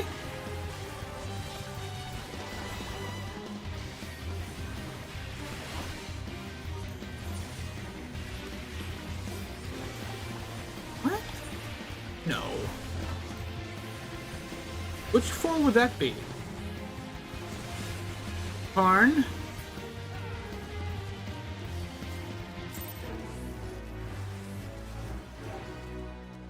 Wondrous Palace. Tardive Crop, that's 3.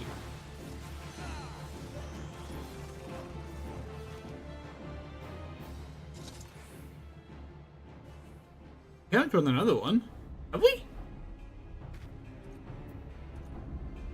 1, 2, 3.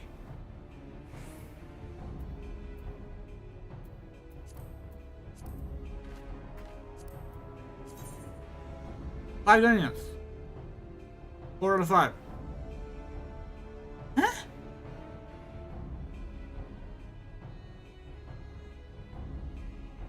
This makes no sense.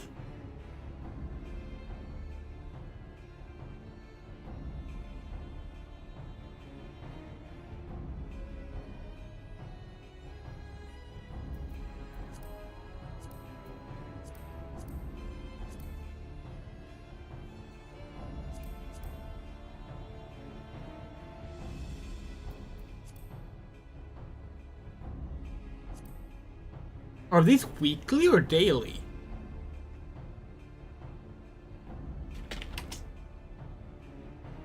I thought they were daily.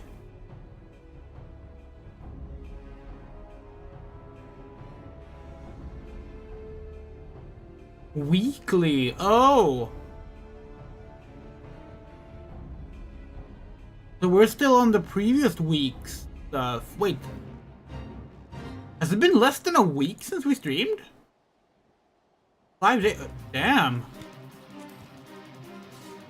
Huh. Now it feels silly.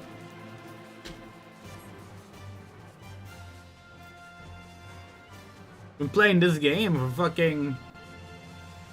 Well, this version of the game for 11 years, and it took us that long to realize that challenge log is weekly. You probably already did realize and just forgot it, to be perfectly honest. Oh well. You returned, Phantom Navigator. I learned you went to the Serpent's Tongue by yourself, afraid you would meet an untimely demise. But tell me, what became of the others? Corpses. Dear gods. Those wounds were not intended to kill, but to torture and maim. The savages know no bounds. Enemies don't know, they go too far. Better think what may become of the two may remain unaccounted for. They haven't suffered the same evil fate. Where at least one of my men came back alive, and for that I owe you my thanks. Perhaps the paper was clear. There. But we have the intelligence we need. You have to speak, the Admiral finalizes the details of the operation. The war hunts will sound in moments now, be ready to side for when they do. Oh, we will. Cool.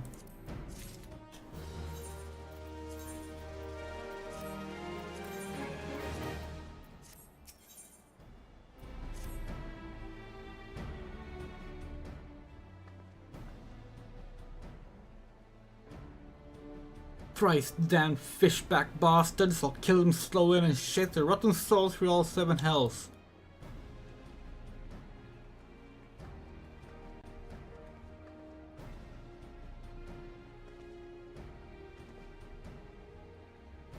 Peace, Commander. We're here for a purpose, and vengeance is not it. Won't you mind to be on the task at hand, savvy? My apologies, Admiral. You may count on me to keep a clear head. Good. According to a sole surviving scout, the Sahagin and the Thralls has already begun to amass at the Aetheryte in the depths of Sapsa. We have to act. It must be now. Men are ready.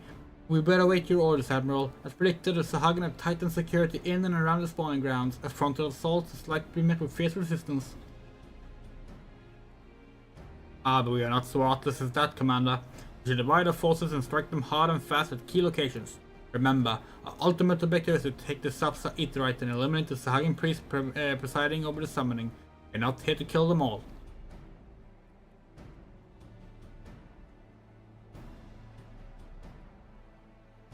Maelstrom will shall engage and distract the Sahagin's legion of drowned pirates at the Serpent's Tongue. Commander, you have charged over this effort. Be mindful that the lay of the land there is established for attacking forces. Let the foreign levy spearhead the assault, and have subsequent units fan out to cover the flanks. At the self-same moment, a diversionary squadron formed of galleons from the Crimson Fleet shall harry the enemy from offshore. In the likewise, we shall form smaller units in hopes of confusing the Sahagin defensive effort. Tinderbox in your stola, you have to make your way to the site of the summoning ritual. Admiral's diversion should serve to thin the enemy's defenses, rendering your path less perilous. Small party, I believe you will be able to win through without drawing unwarranted attention.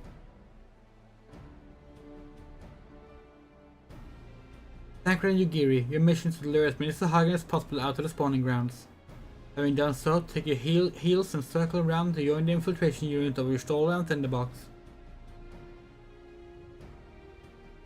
With all me set in motion, I myself shall cut a path to the Aetheryte, accompanied by Lady Minfilia, as was agreed. Well, don't let me keep you, friends. To battle! She says that, but we will keep her. When last we fight side by side, Tinderbox. Too long ago, I warrant. But come, let us away.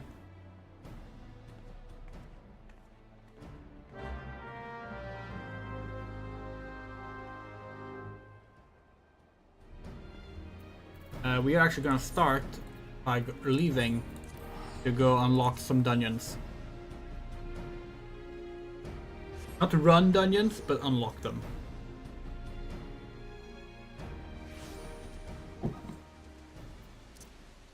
It's raining here, huh? A place where we don't need it. Raining in Drybone. Something that happens far too often for a place called Drybone.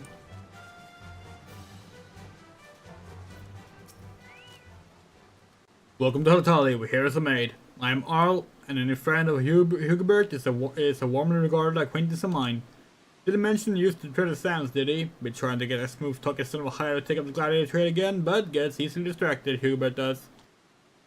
Now, well, you didn't put two and two together when you heard your name. You're the last Fajoni over there was talking about, aren't you?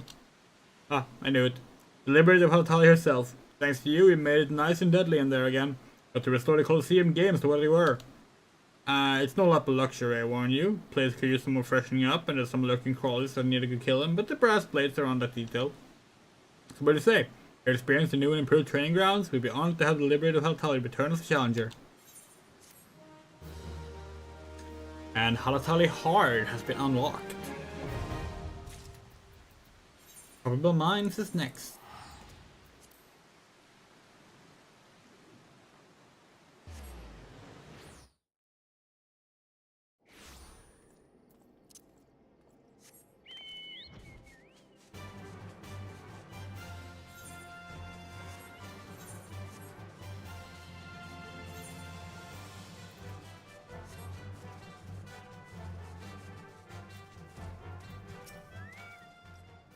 Adventurer? Basis room is notwithstanding, I can assure that your meager talents are not needed here.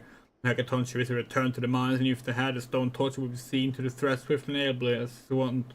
I don't know what you've heard, but it was most certainly not the torch's scream of some of the unfortunate miners being consecrated to the maw of the bloodthirsty giant bird from the godforsaken depths. Lost someone else is true, all of it. We thought we had seen the last of them, but we were wrong, horribly dreadfully wrong. The time ago we did, and that couple is overrun by the damned legion of the fiends, each one nastier than the last. There were lost scores of our men to the chaos. The few that have returned alive claim that even the ones those as brigands have gone mad, falling upon the poor miners in droves, or for being the hobbits of wealth and fortune, eh? Stone Touch should love to lean on the strength of outsiders, but I cannot in good conscience place full pride before our lives, for the lives of good men any longer.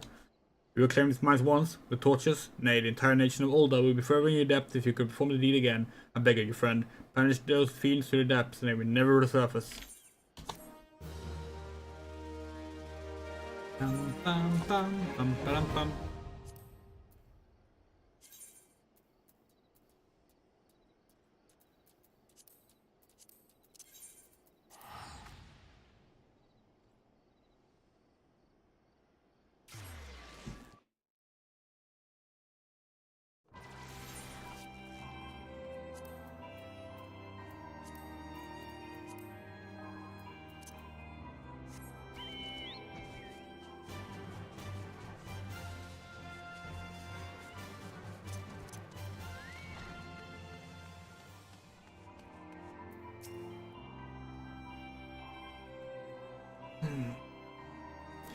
See, I'm thinking, lass, off with ya. Alice sent you, did she? Well, she just happened to mention me contract with Rowena, eh? Pretty satisfied with my vintage gear. It was the time I practically flew off the shelf, bringing the adventure to Tombstone by the bucket, but now, damn divas are a fickle lot, and apparently none of you will caught doubting my stuff no more. I got Rowena jumping down my throat, clamoring for something new, from the realm I ain't ever foreseen. It would make better bloody much, I tell you, but if we don't fill my contract, I'll be thugs filling me feet for lead boots. If only I pissed out bright ideas each dawn like I did me ale. Hold your horse, birds, I know you from somewhere. We're an adventure will start a bloody relic armor movement way back when, ain't ya? Live and breathe. Tried as I might, and holy hell did I try. I wasn't quite able to recreate the masterworks, but there was something about them, a certain quality even the great Eggenolf weren't going to match. What's one? Truly can't rival the classics, eh? Aye, Alice, you sly shrewd, that's why they sent this one. You wanted her to remind me of the old days when Armorcross was about the armor and not else.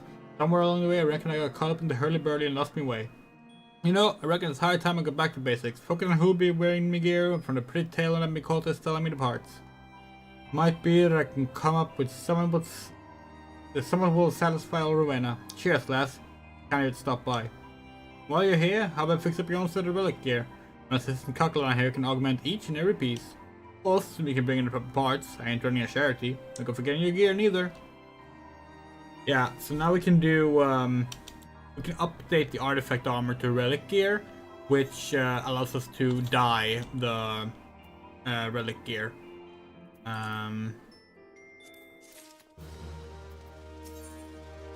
So like, I think it's vintage equipment.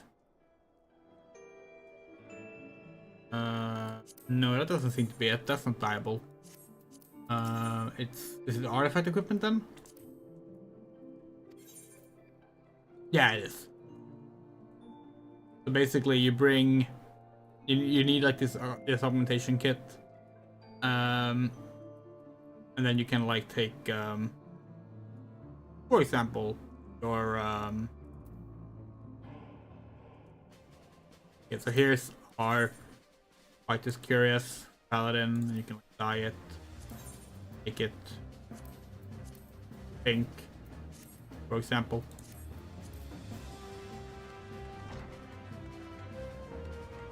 Okay, those were the only easy to deliver quests right now.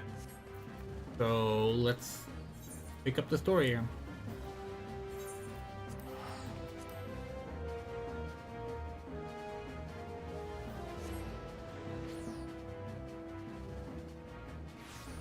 Alright, good night. Take care. We're probably gonna go offline hour from now maybe? Not sure.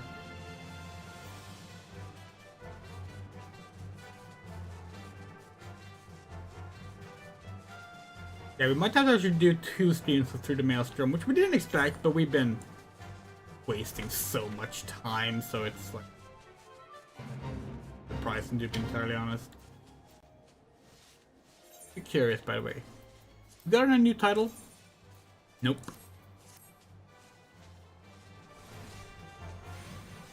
Where's the boss of this boss fight? Hugging skirmishers, hugging skirmishers, hugging skirmisher. Mew the Pusher. Should be here somewhere, it seems. Maybe this is one of those where like it's one that appears after a certain amount of regular enemies killed.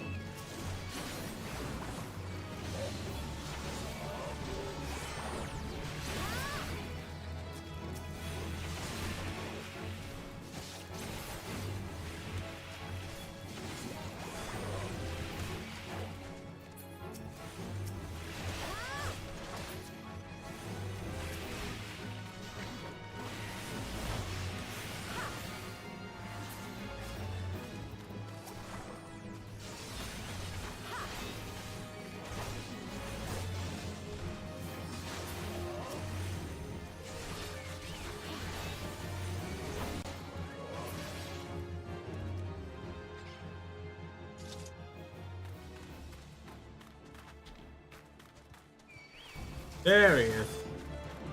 Oh, this is the one we did earlier, isn't it? Kind of boring.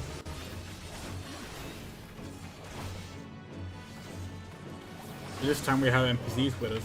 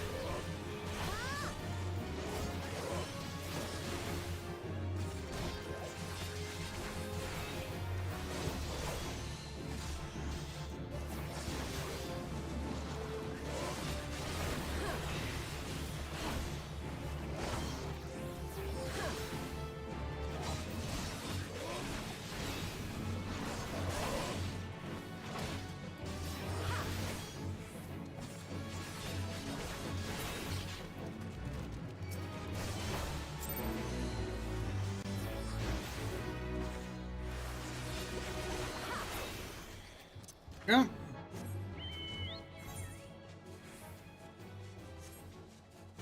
Now we have the proper, like, Phantasmagoria 2 Alien World look.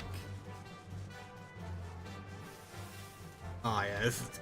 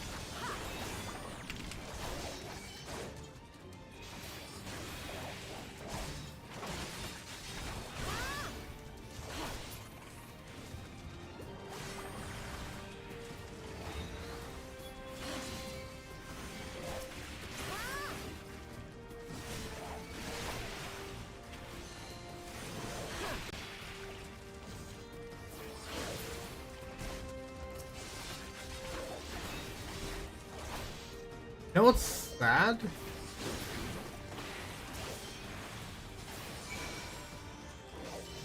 I think that thing right there,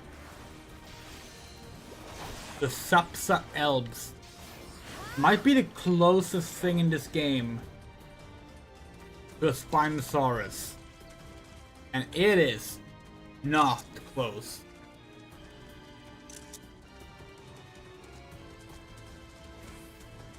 But it's probably the closest up.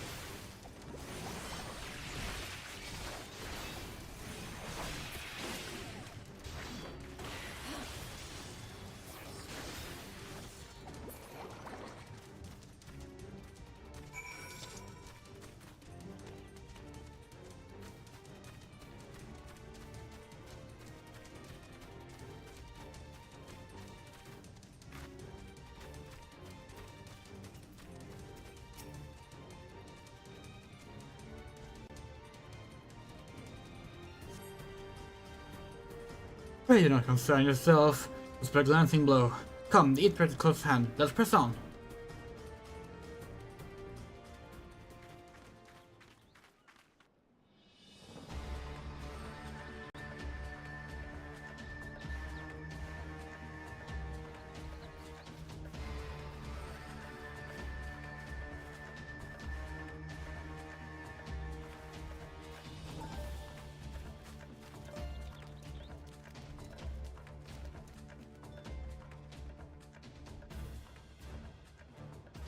Damn them. They have made thralls of soldiers and civilians both.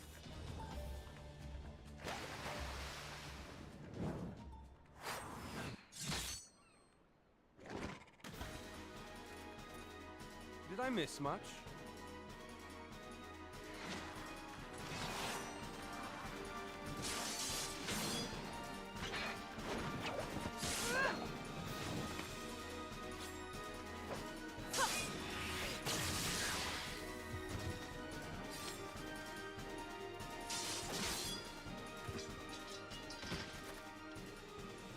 So that is how you fight in the Far East.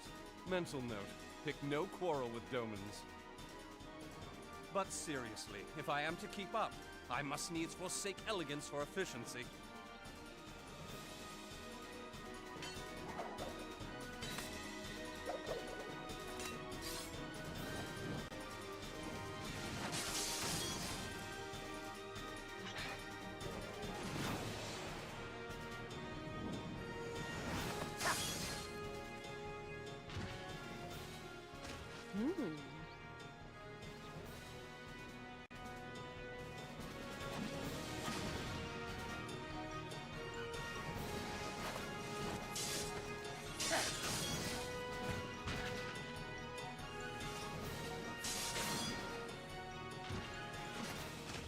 To the Aetheryte!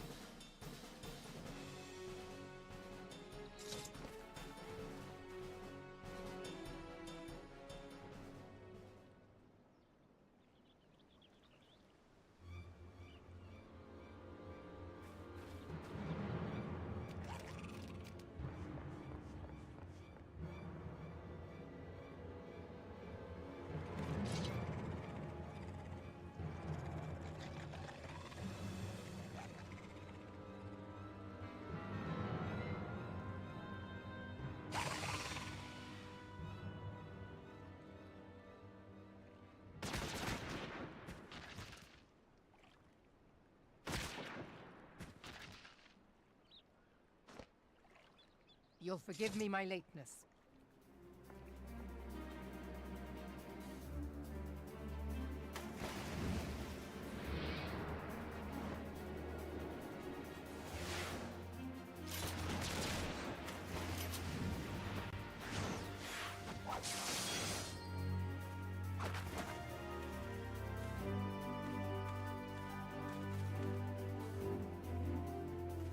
have been something of a liability of late, I know.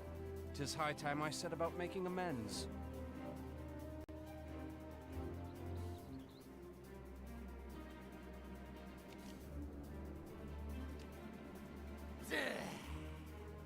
Long have you shriveled Swordwalkers, tormented our kind. But no more! Your time is at an end! You shall perish with salt in your wounds and sea in your lungs.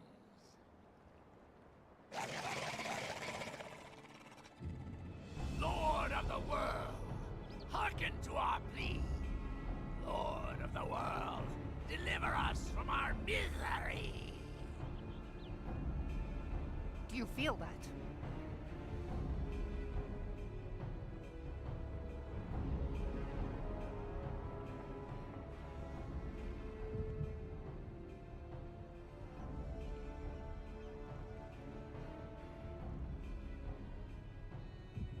I know this sensation. It's the echo. What?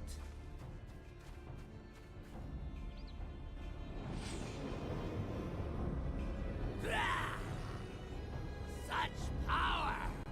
It is transcendent!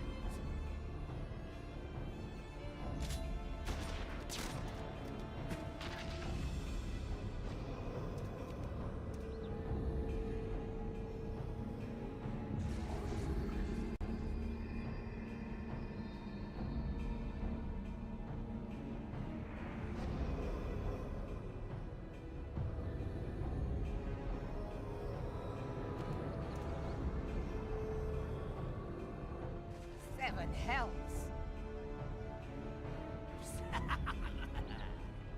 Strike me down if you will. It is futile! I have mastered the gift. I am eternal!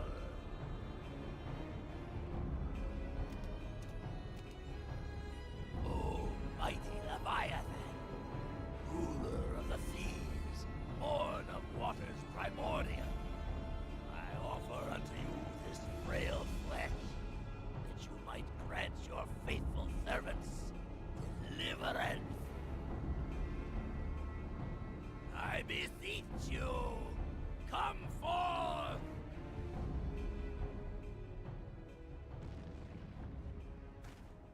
Die, damn you!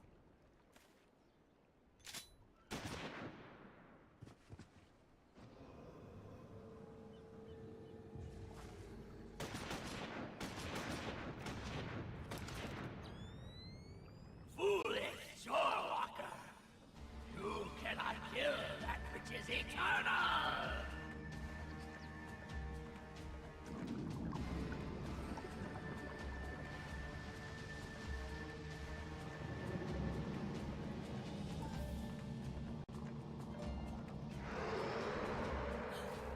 Heavens forfend. Damn it all!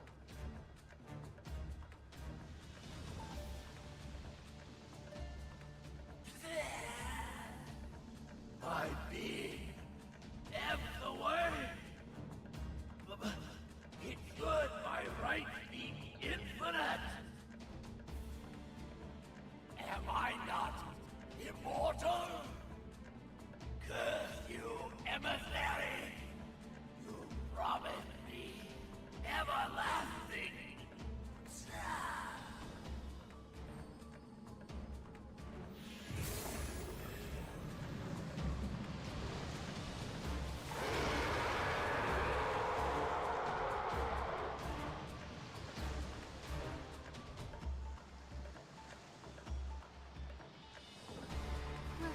Where did he go?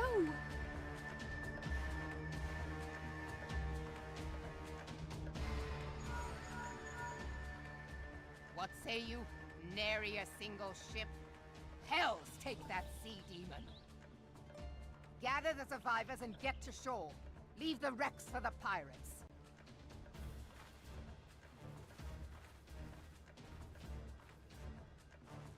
Leviathan wastes no time. The diversionary squadron is lost. For a mercy, 'twould seem the Primal now makes for open sea. But why does he not press his advantage? Unless... God save us.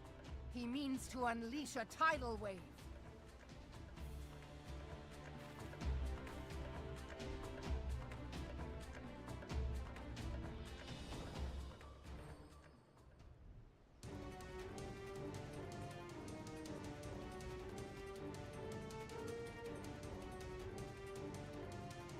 By the onion. He's gonna bury us underwater.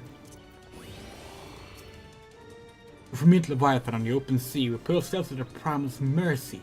We must think of a way to face him on equal terms. Understand, I speak of no normal wall of water. That which Leviathan makes ready to conjure carries more restricted power than aught seen in nature. Enough to raise entire coastal settlements. If his last attempt is any guide, we cannot suffer history to be repeated. Yet how in seventh heaven hells are we to prevent it?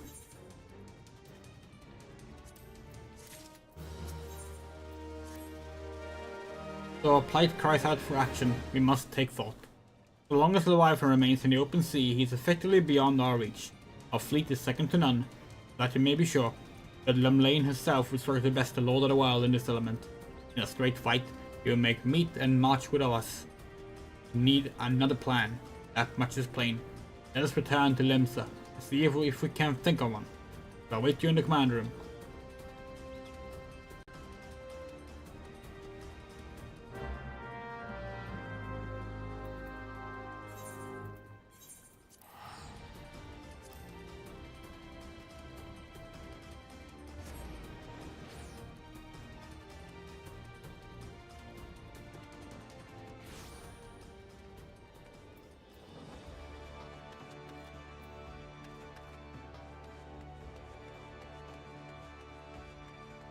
This patch is genuinely longer than we remembered.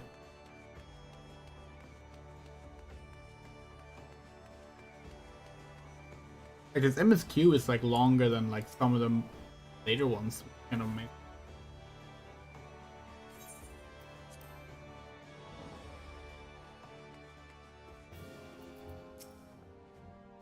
Come to Lord of the Well and his water remains far from ideal. Not like to come to us. Where they lack the means to strike us from afar.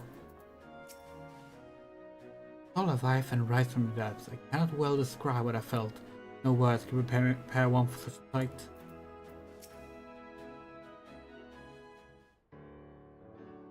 There used to be a hamlet beyond South Tidegate in western Lanosha. Hearthstone it was called. Some years prior to the Maelstrom's founding, Leviathan rose from the briny depths and set about unleashing watery hell upon us. On that occasion, the company of heroes put him down before he could do too much damage. But when the bastard came next, this time in the wake of the calamity, we were not so fortunate. Weary of ravaging our shoreline, he summoned a tidal wave which fair leveled Hearthstone and washed the soil away for good measure.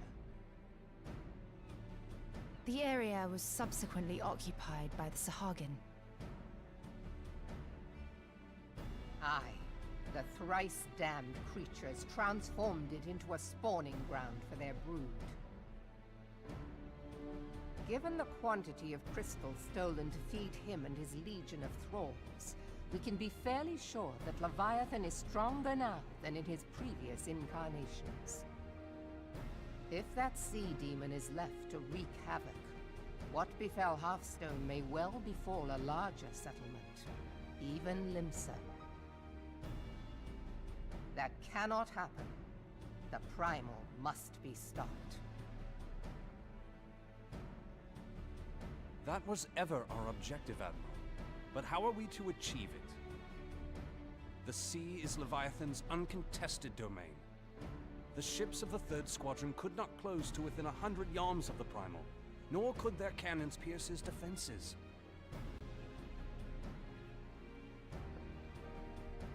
I have read the reports, Master Thancred. Our warships may as well have been bloody pleasure barges for all the good they did. Seven hells! Is there no way that we might strike back? The company of heroes defeated Leviathan, having first lured him into an inlet, but we must needs contend with him upon the open sea. It will avail us little to consult past experience.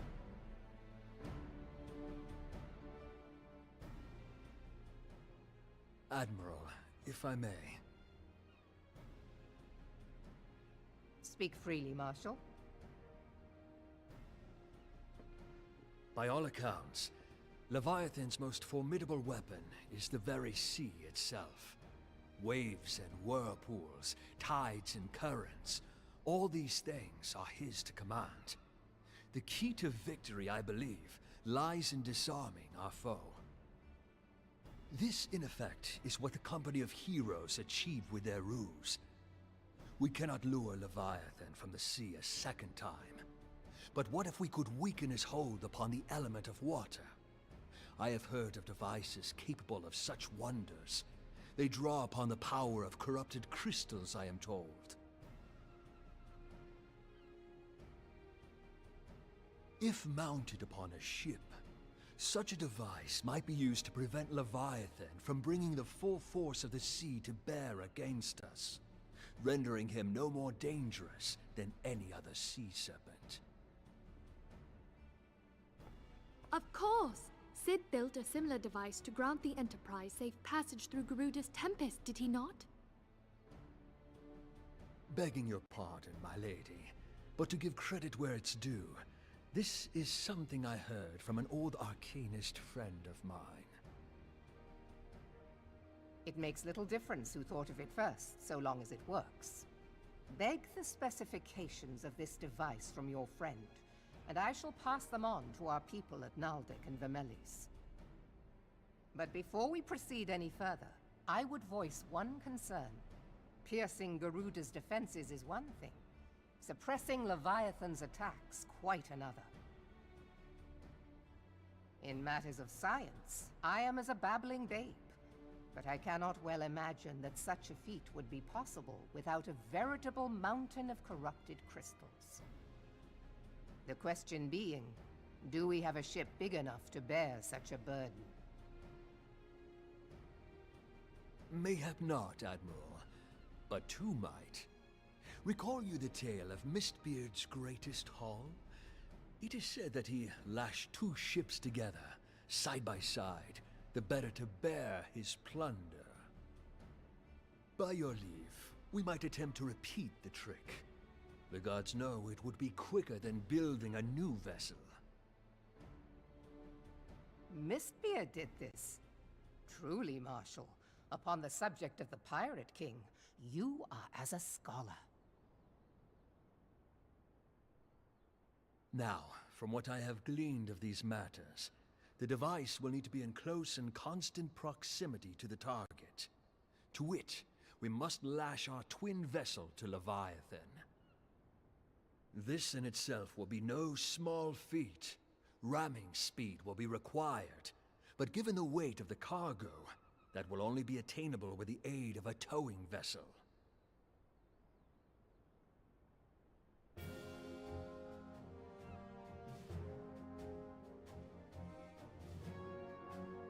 Suffice it to say, the task of piloting said vessel will entail considerable danger, and I would not ask it of another. I volunteer myself. 'Twill be dangerous for all involved, but we have no better recourse. Very well.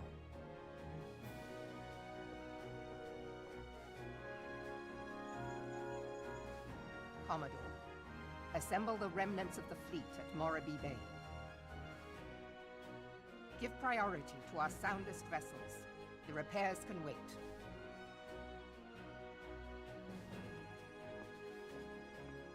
Storm Marshal Slafierson, command of the operation is yours. I want that twin vessel ready to sail post-haste. At once, Admiral.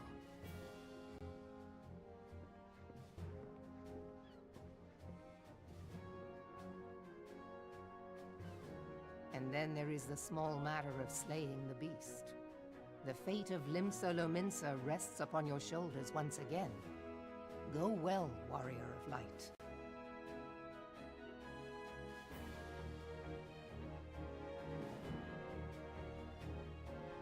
Okay.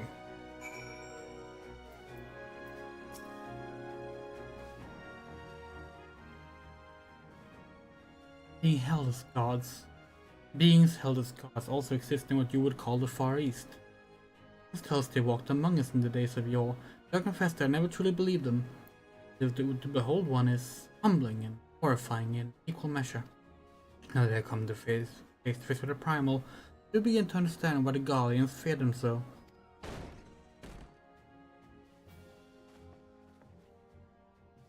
What is it?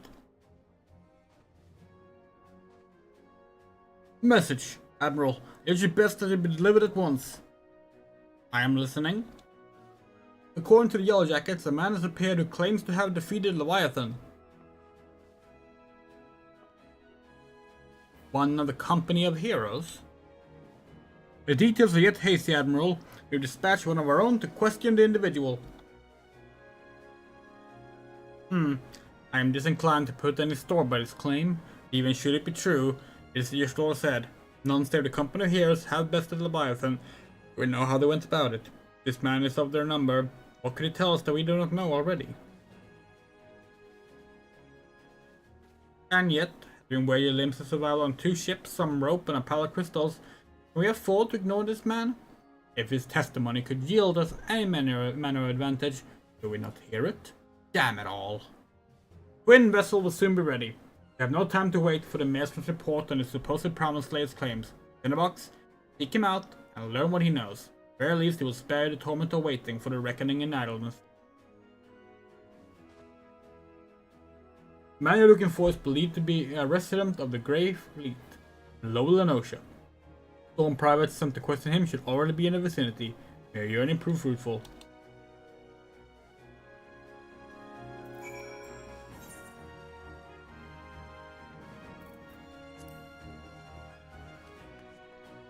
Oh, we already know people from the company of heroes, so like, who knows, maybe it's one of our friends. Well, friends. Not sure we would call them friends. They were just like forcing us to go through with a bunch of menial tasks. Sake of proving that we were worthy of going up against Titan. Really silly. But, you know.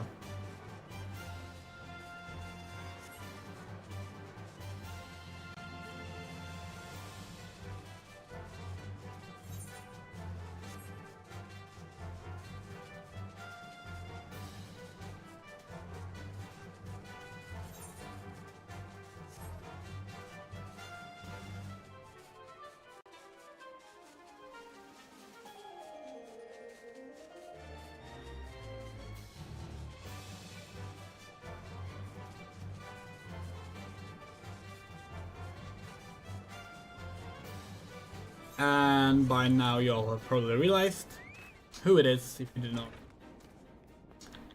Yeah. It's Tractor.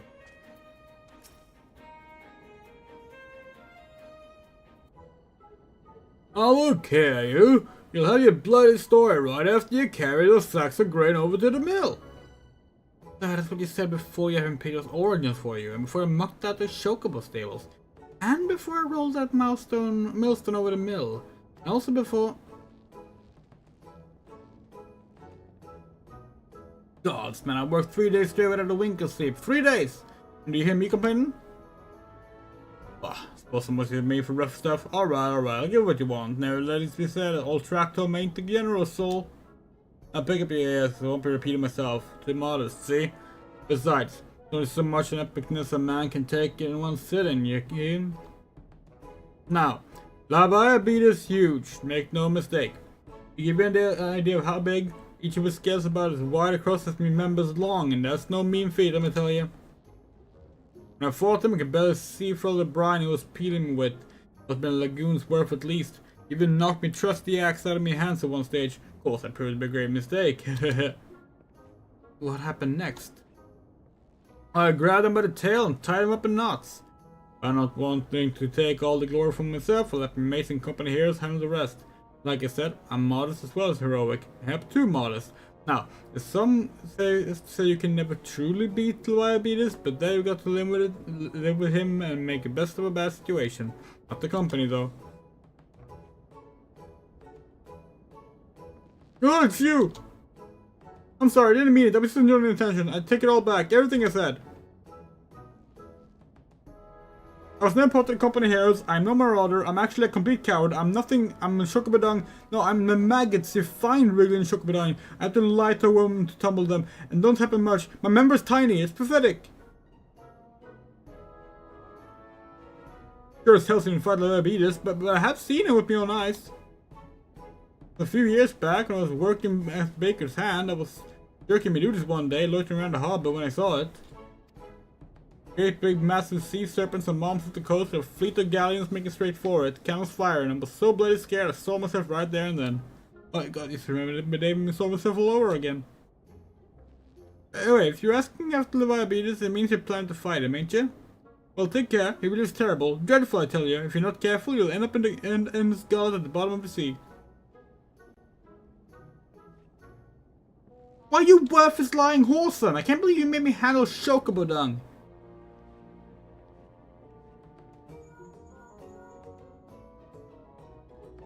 About this is Minfilia. Were you able to learn how to use against Leviathan? Beg your pardon? Leviathan? I see. That is unfortunate. At any rate, I have tidings for you. The twin vessel is not complete. You wait at the Morbid Dry Docks. Pray and make your way there as soon as you're able. We will, Minfilia, but we are gonna play some Triple Triad first. 2 prices. Okay. Sudden death to be open. Okay.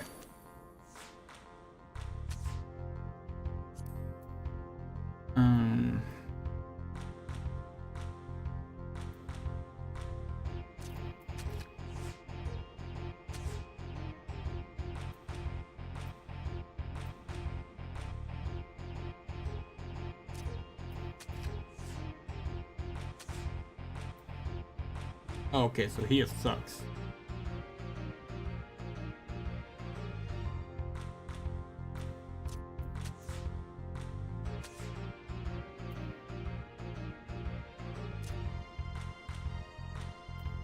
That's fine. That's fine by me.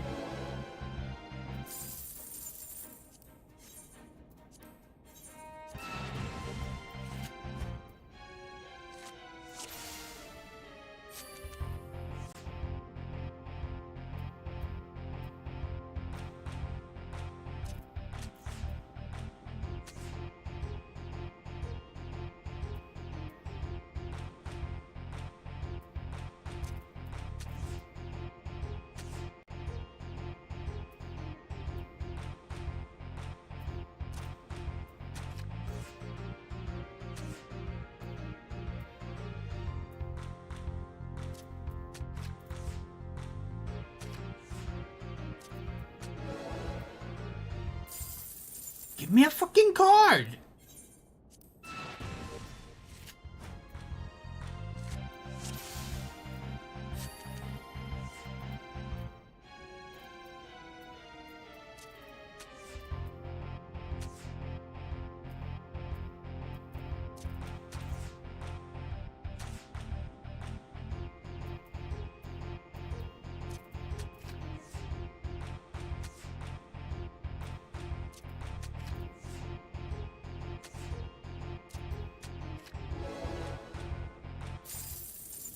Google card?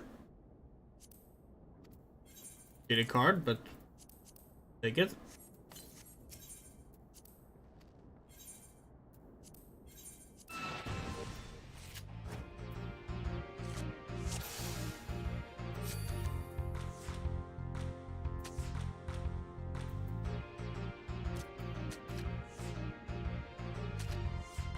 Oh, you actually made a decent move.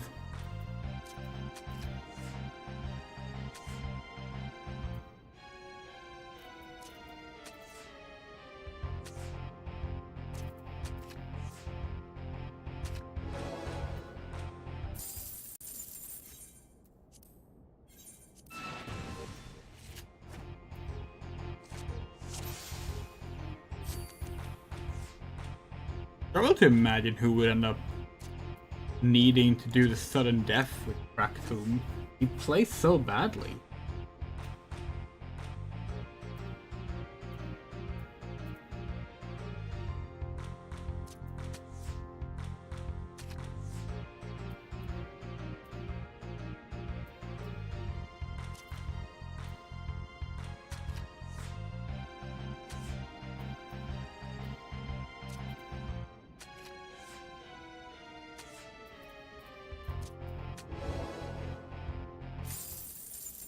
Moogle cart, no!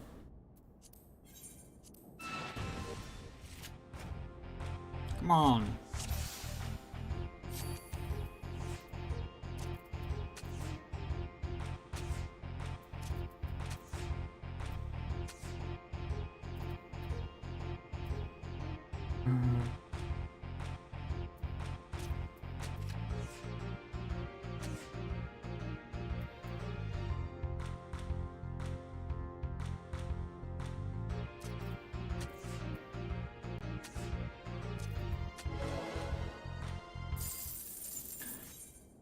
Just give us the goddamn card, Tractome. Not even gonna be a good card. Just let us fucking have it already.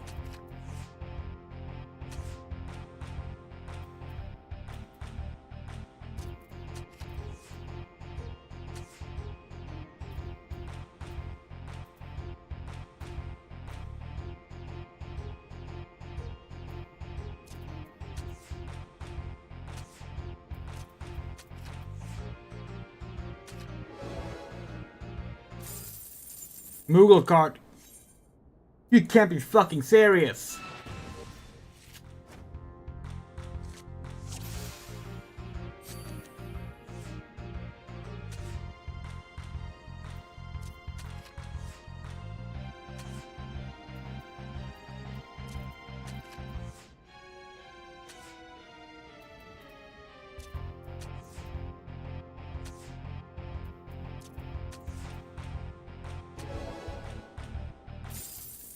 Moogle card?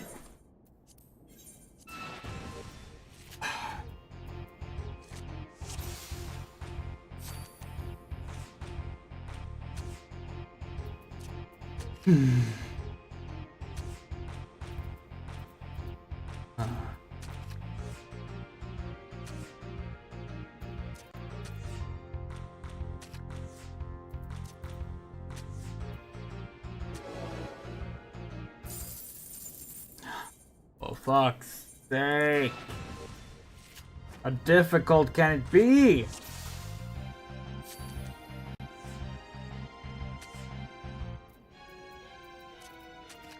Okay. Feeling good about this one. It's gonna be this one.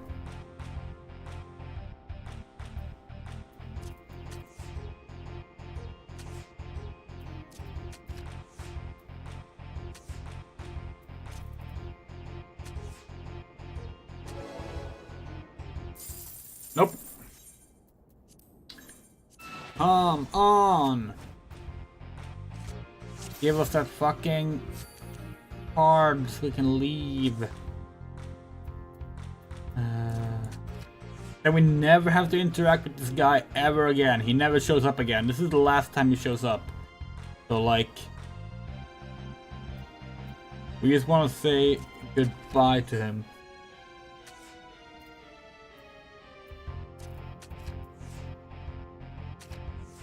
Okay, that's actually a decent play. 2 up. Card? Fucking Moogle card! By the onion, we will fucking kill you, Tractome. How many Moogle cards do you have?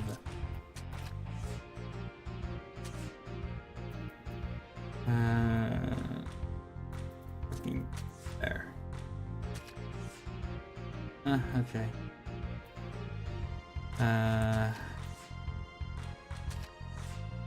Oh, really? Really, a bastard? Moogle card! We can't. This is driving us fucking up the wall.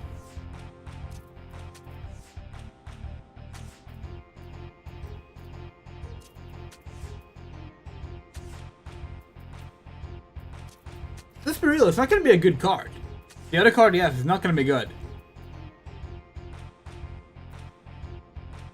This is all just about, like, finishing it.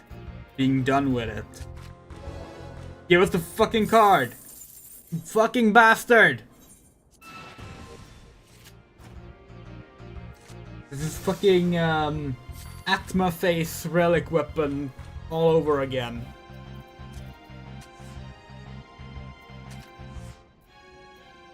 Well, we say again, but we haven't experienced it to this character yet. We will soon, though. That's gonna be fun.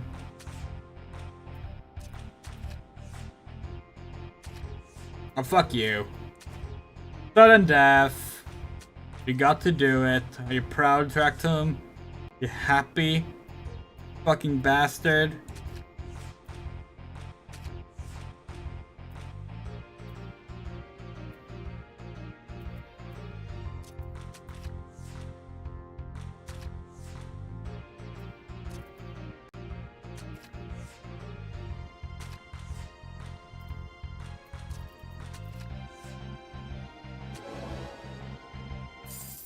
Oh, for fuck's sake! Fucking Tractum Savage over here, refusing to just give you the fucking card. No, this isn't even like the Atma Stage relic weapon. You know what this is? This is fucking Final Dungeon of Endwalker minion drop before the latest patch levels of bullshit.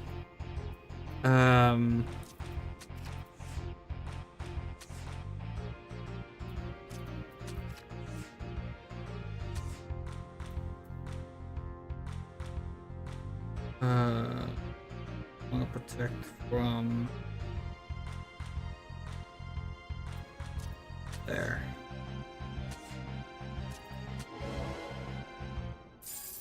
Oh, for fuck's sake. Last try. Last try. If it doesn't work, we're gonna leave.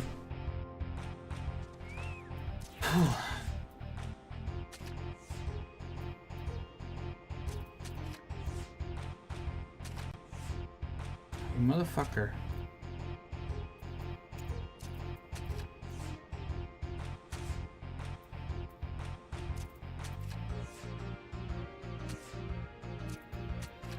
Give us the fucking card! Hate you! Fucking hate you! Fucking hate you! Okay. Before we do that, we should go check the weather. It's windy right now, but it could turn to rain. And if it does, we have a sightseeing log to do.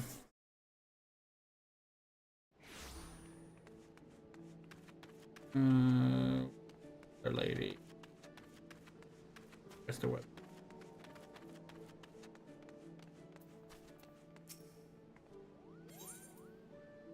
Nope, clouds. Never mind. Okay, let's go.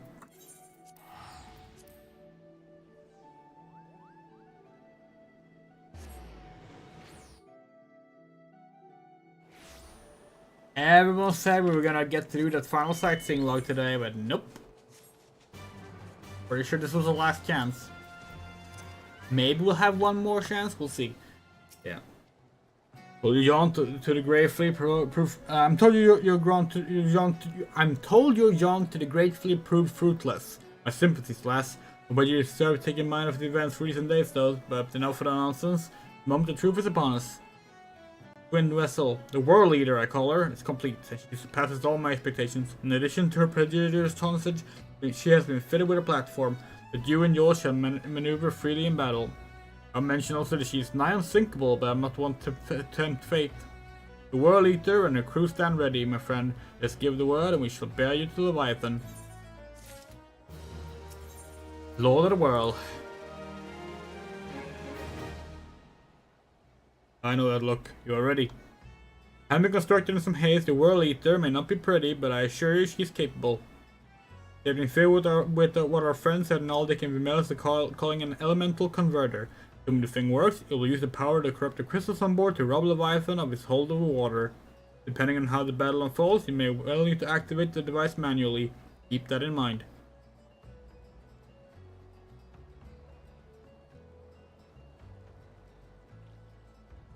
It is expected that the Sahagin and the Thralls will attempt to come to Leviathan's defense. Accordingly, the Maelstrom will once again employ diversions. Dankred and Yustola are have you assist in this effort. If it is to fulfill its purpose, your diversion force must not want for numbers. By your lead, I too would volunteer my blade. We would welcome it.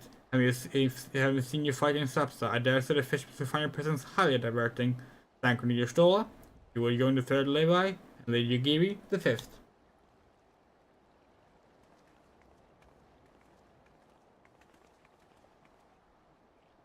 What words have I for the woman who hath made sport of slaying gods? Only these. Go warily, for the sea is an unforgiving place to wage war. May the navigator guide you through the storm, warrior of light. I would echo the Admiral's sentiments and add few words of mine own. Know that we have all utmost faith in you, Tinbox. May the crystal bless and keep you.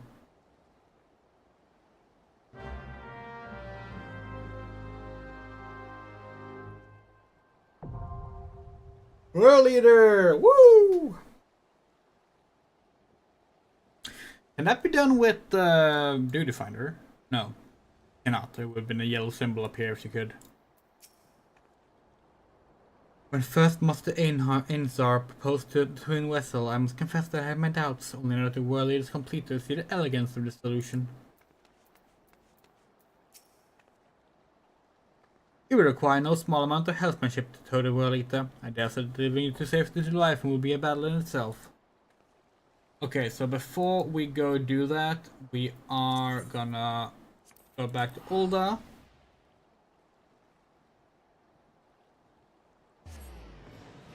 We have a Grand Company. Sleepy Panda. We have a Grand Company rank to attain.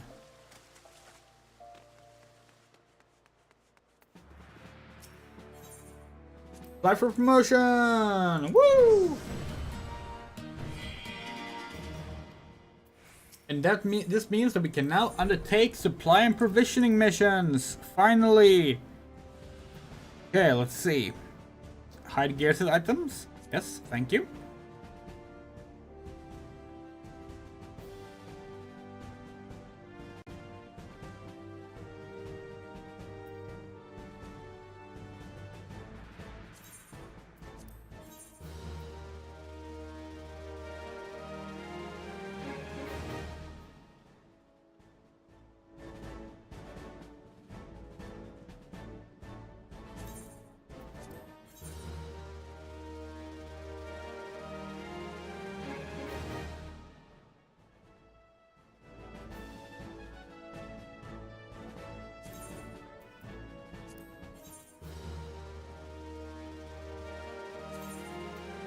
Hold on. The Ambrias is okay, but no, those we will actually have use for.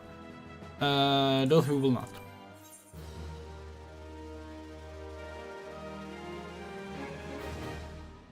Let's see. Bracelet of casting, we have a better one already for level 50. Choker of casting. No, we have healing instead.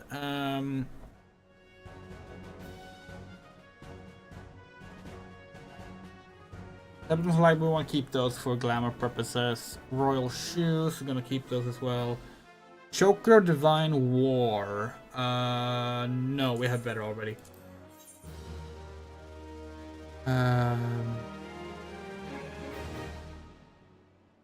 Ring of Divine Death. Pretty sure we have better already.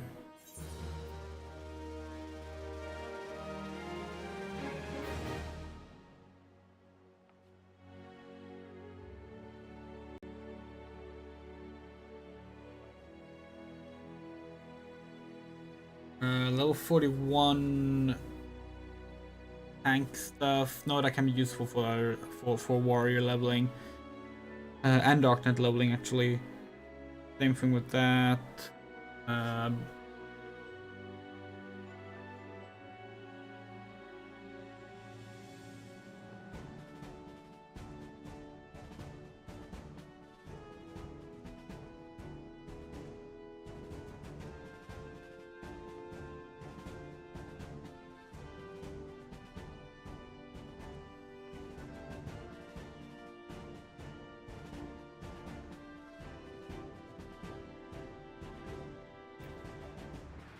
You know what, we can actually get rid of some of the stuff that might be useful for leveling, because it's easy stuff to get.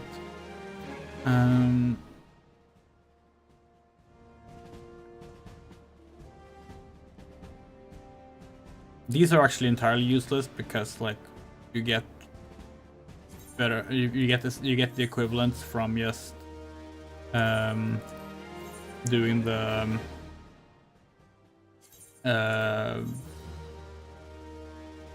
like tutorial stuff, so that's fine to like throw out, and they're not even like dyeable.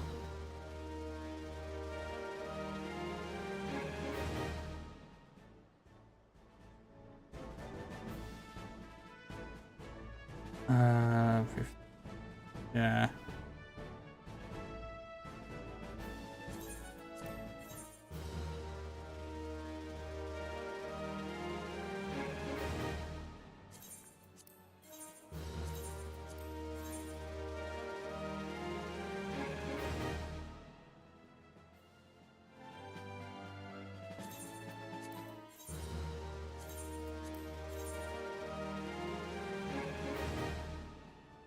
Bracelets of Divine Wisdom. Will speed vitality strength. No, I don't need that.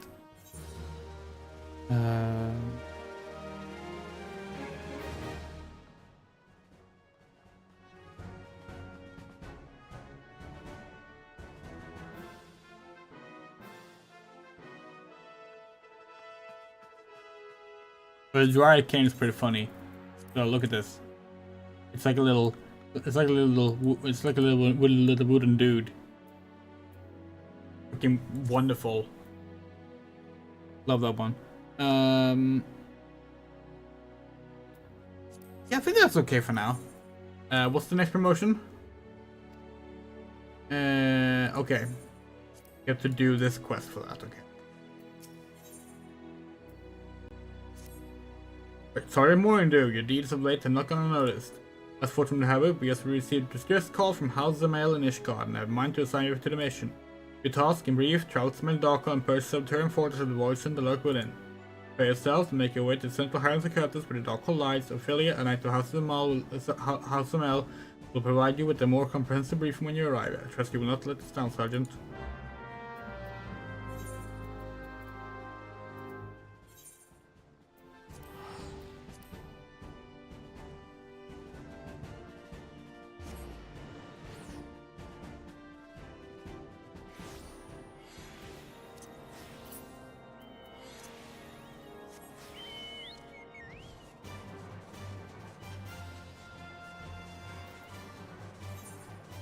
Okay, and we are gonna queue up for the War Leader.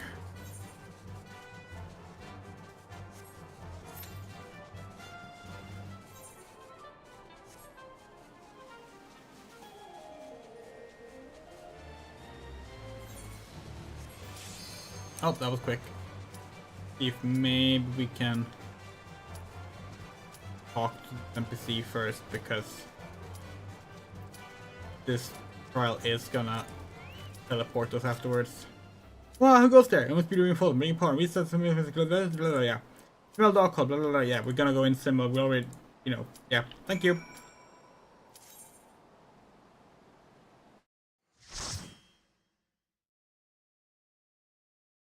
Do this.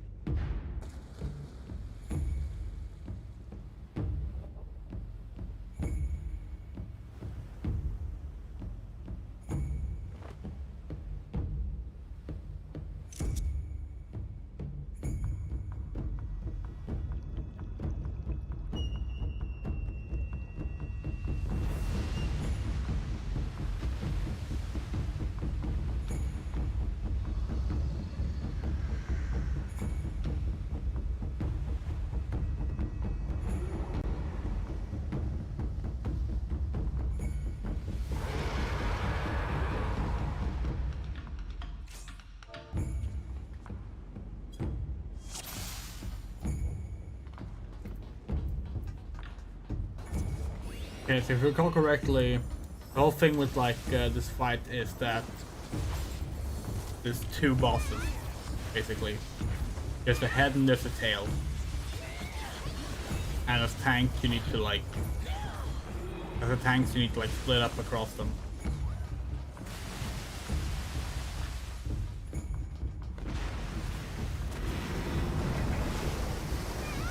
Let's see which way area goes for the head, and we will take the tail.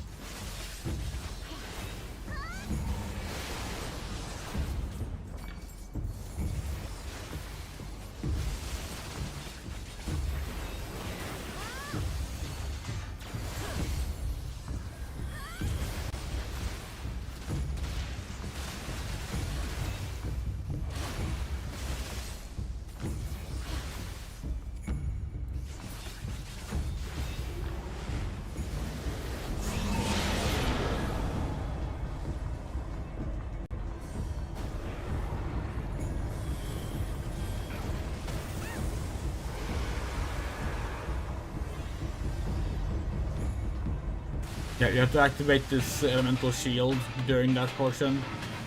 Otherwise,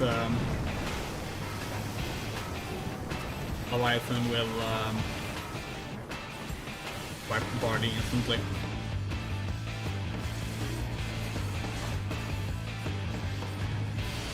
Here the Primals kicks in. Primals being the band thing.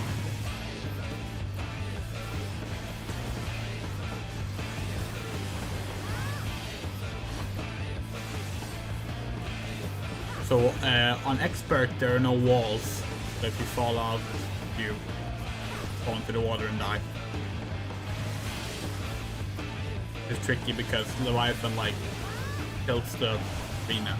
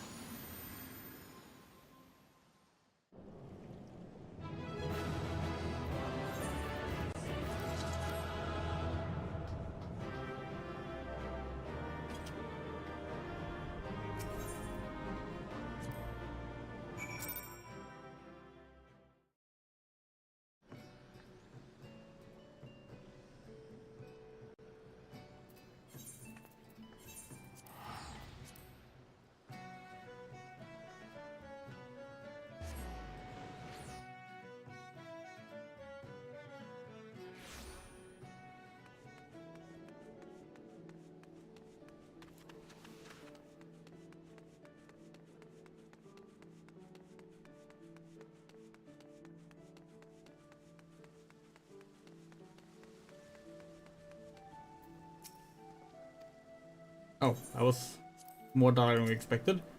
Knowing the urgency of business, I thought it best to refrain from making conversation during your past few visits, but today I will permit myself a few words. I feel truly privileged to have had the honor of admitting a hero such as you. You're an inspiration to us all, madam, and on that note, the Admiral waits for you in the command room. Wink.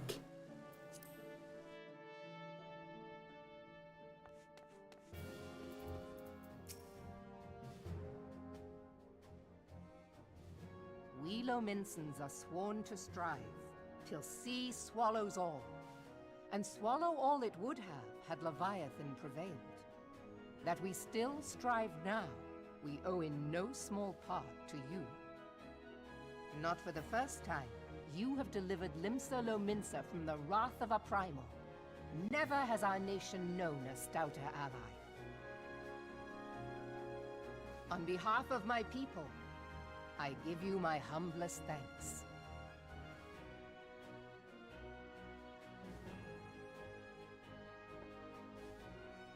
'Tis meet that I give thanks to old Mistbeard, too, for his fine solution.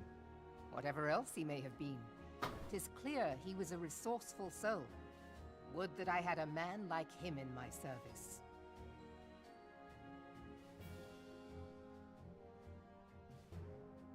Before I set foot in these lands, I had no inkling that the people of Eorzea contended with such mighty foes. Suffice it to say, their existence came as something of a shock, as did the idea that they could be defeated. This experience has served to remind me of the vastness of the world, and the boundless potential of man. Though I am but a refugee in this realm, I would fain be of use to you in your fight. Know that I am tutored in one of the foremost combat arts of the Far East. It may seem outlandish to the Eorzean eye, but should any of your people care to learn, I would be pleased to initiate them. And I will see to it that they are grateful. I have no doubt that your knowledge and skills will serve us well. Besides, your art is not so outlandish as you think. Would you not agree, Master Thancred? Naught escapes your searching eye, Admiral. Few are privy to this information, but Limsa Lominsa is home to a certain secret fraternity. Its members are trained in a form of combat not unlike your own. By my judgment, it should not be beyond such individuals to adapt to the techniques I witnessed you employing with such admirable deftness. I am heartened to hear this. I too noted a kinship between your style and mine own, though it seemed to me that you fought differently in the beginning. I suppose I did. What can I say? I'm a man of many talents. Though you may labor to believe it, Thancred was once something of a scoundrel who fraternized with the criminal class in these parts. Yestola! You jest, of course. But for a chance encounter with Alphino's grandsire, he might never have left Limsa Lominsa, or received an education in Sharlayan, or taken up his post in Uldar, which is where he trained in the blade, lest you wonder.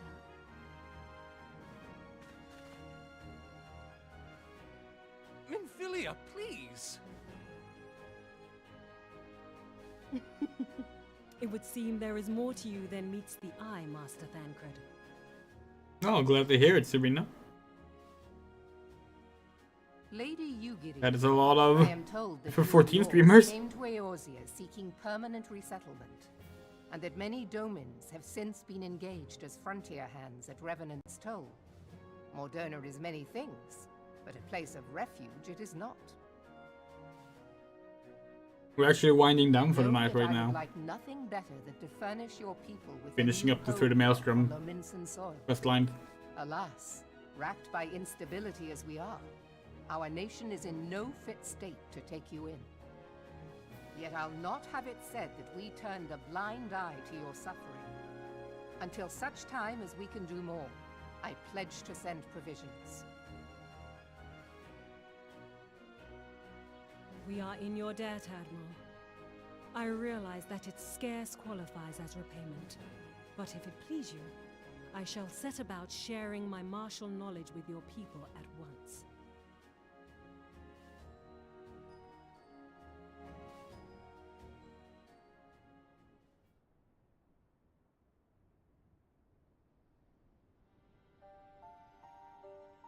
You wished a word in private.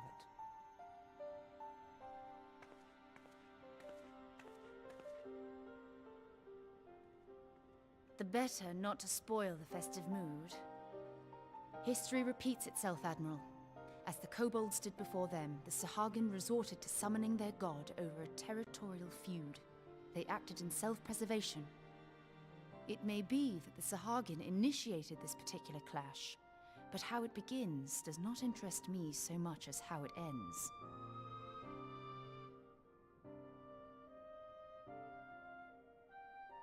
I have not forgotten our conversation, Y'shtola. I am aware that man bears part of the blame for the Primal's existence. Nor am I ignorant of the Sahagins' reason for acting. They sought to secure a place to breed and multiply that their kind might survive. Self-preservation, as you say. But we have as much right to live and thrive as they. If our own survival is threatened, are we to lay down our arms and welcome oblivion? Nay. And so you kill, that you might live.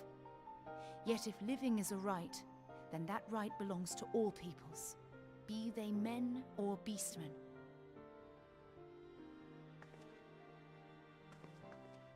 I'll not deny your reasoning, but when a storm gathers, it falls to me to see my people safely through it.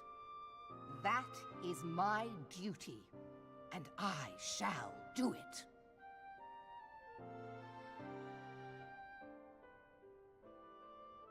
As must we all, Admiral. Stay the course then, but know that it will lead to no good end.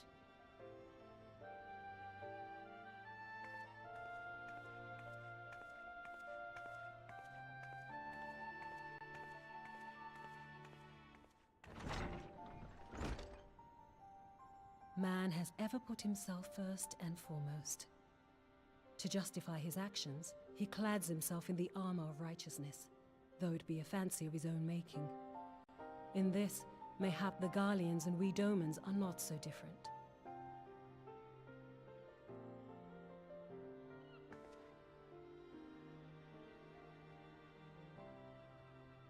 Eorzea has become as a raging sea.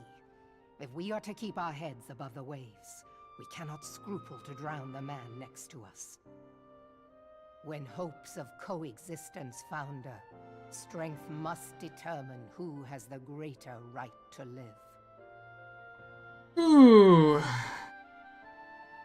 Yeah. It's gonna take some time before that stuff is be dealt with. So a few things there of interest. Obviously they were referring to how like Rogue leads into Ninja. At the time when this first released, back in 2014, Rogue and Ninja had not been added yet. We believe they were added in 2.4, maybe 2.3, we think it was 2.4. So that was like a little like wink towards like, yeah, the Rogue and Ninja class are, the Rogue class and Ninja job, they're coming. We also wanted to mention that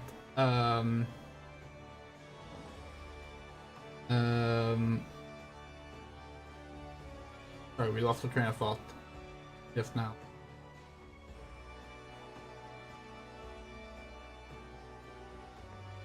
Yeah, Mistbeard. Obviously, the marshal is Mistbeard. Pretty obvious. What else? Oh, Leviathan. Yeah. So they mentioned Leviathan's last attack. That was supposed to be in this 1.0, but it did not end up put in 1.0. Same thing with Titan. Both Titan and Leviathan were meant to appear in 1.0, but they were scrapped because of the earthquake and tidal wave that occurred in Japan at the time. In 2011 and 2012. So they felt it would be inappropriate to release new content for a game that was winding down anyway, involving attacks that are earthquakes and tidal waves. So even though Titan was basically ready to go, it was removed from the game. So a cutscene survived that people have since data mined and restored. And the Leviathan fight, we don't even know how close to completion it was. It probably was not nearly as close as Titan was. But both of them got scrapped. We were then put into REBORN. The only trial fights that actually were in 1.0 was Ifrit, Garuda, and Good King Mogomog. Which, they were all similar fights to what they are now, but with a lot of difference. Movement was less of a factor in combat in Final Fantasy XIV 1.0. It was a far more stationary game, similar to Final Fantasy XI, although not as fun as Final Fantasy XI. The combat system was very, very flawed. A little bit did get fixed in the patches, but not all of it. Some people still prefer the old combat system. That's fine. People are, of course, entitled to their opinions. But personally, we think that they did a good job changing it to what it is now. And if you want to play something that's slower and a bit more static, but still like has that Final Fantasy vibe, we will just play Final Fantasy XI, which is a great game on its own. 14 1.0 was just a lesser imitation of 11. Prettier graphics and worse everything else. Anyway, we're gonna run to the bathroom real quick. Then we're gonna finish up through the Maelstrom. Then we're gonna finish up some challenge logs, and then we're gonna call it a night.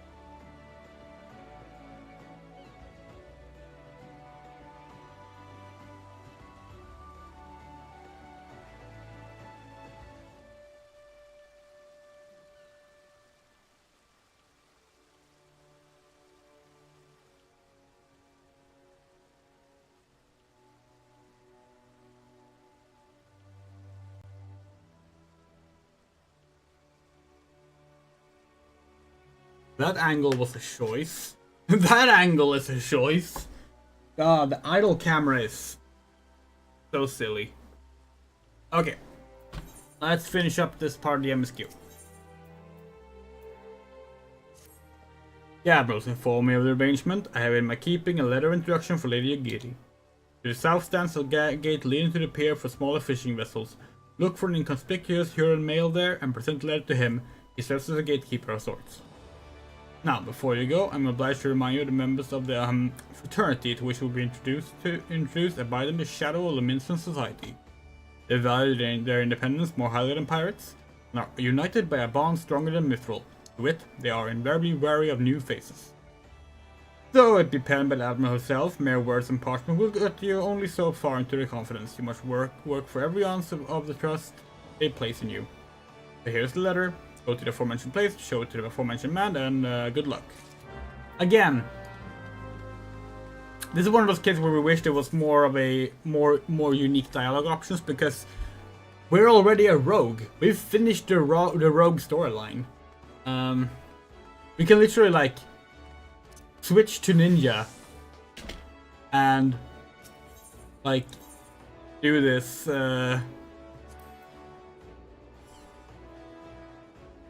Because like that's where they want us to go, right? Yeah.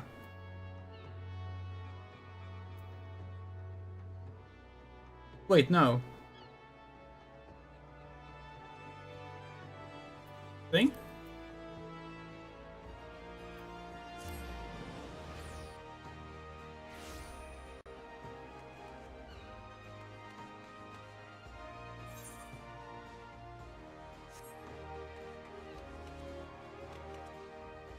We're not allowed to do flips in Limsa.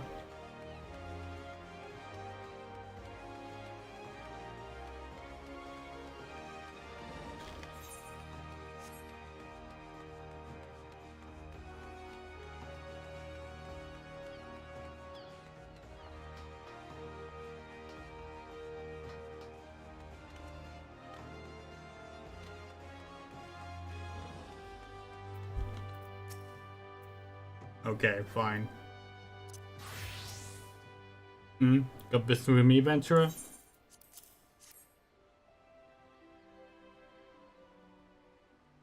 So you're the woman the Admiral sent word of. I was hoping I might catch a glimpse of Thancred too. It wasn't such a shite-eating grin, but with all the doe-eyed wenches about, I expect to get his hands full.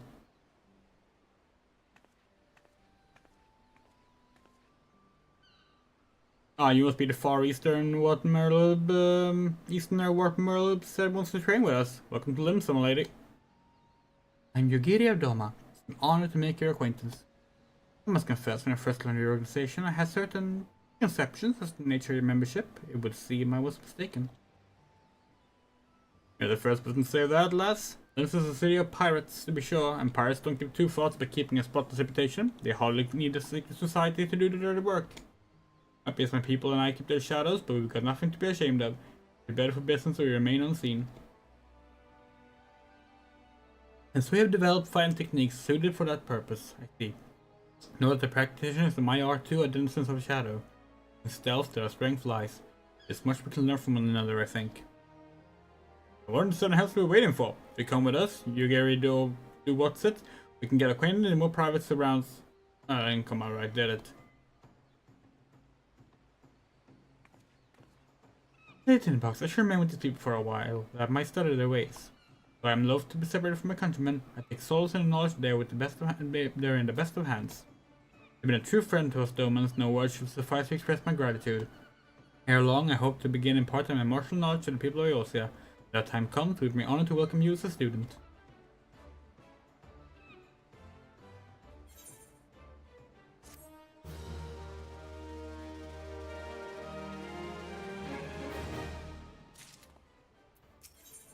Through the maelstrom, there it is. Much and more has occurred since I first beheld the Eosia from the galleon's deck, so for to say I did not envisage being invited to play part in your noble struggle. But forgive me, I have kept you long. Doubtless you have pressing business of your own, rest assured I no longer require an escort in this land.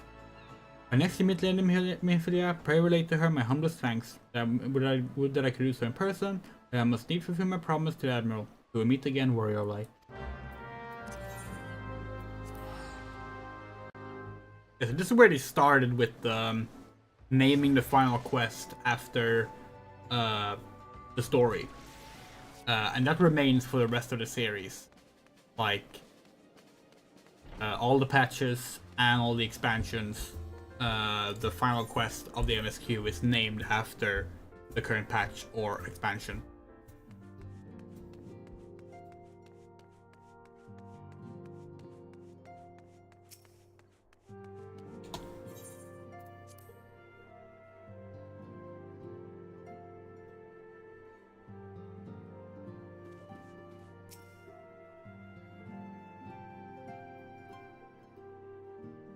I have been reflecting upon the events which took place during our visit to Vilbrand. If you have a moment, I would share my conclusions with you. Please, bear with me. When the Sahagin Elder summoned Leviathan, he employed the power we have come to know as the Echo. Though I cannot well explain the how of it, it would seem he became immortal in so doing. When the Admiral subsequently slew him, his spirit emerged from his lifeless flesh, a consciousness shorn of physical form. Thus transfigured, he took up residence in the body of his minion with the ease of a man donning a favorite glove. Long have I known that the Echo allows one to pass through the walls of a man's soul. But never did I imagine that it could free us from our own flesh, no less that our souls could then occupy the next corporeal vessel to take our fancy. It was of this that Elidibus spoke, an existence which knows neither cessation nor oblivion. And yet, though the Sahagin had mastered his gift and thereby become immortal, he was by no means invulnerable. As we both bore witness, he was ultimately absorbed into Leviathan. And the import of this observation? If the Ascians' mode of existence is indeed the same, it can be inferred that they too are not invulnerable, that they can be destroyed. There exists a legend which tells of souls who are reborn upon the cusp of each umbral calamity, that they might stay the encroaching darkness. To most, it is but a fairy tale, yet recent events have given me cause to wonder. Could the legend in fact refer to the Echo? Much and more yet remains unknown, but I am confident that all will become clear in time. For the present, however, what matters is that the key to defeating the Ascians may at last be within sight.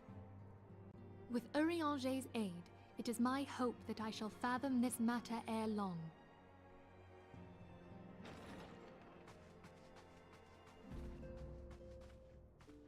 Oh, I was just about to send for you, my friend. Is Artemis?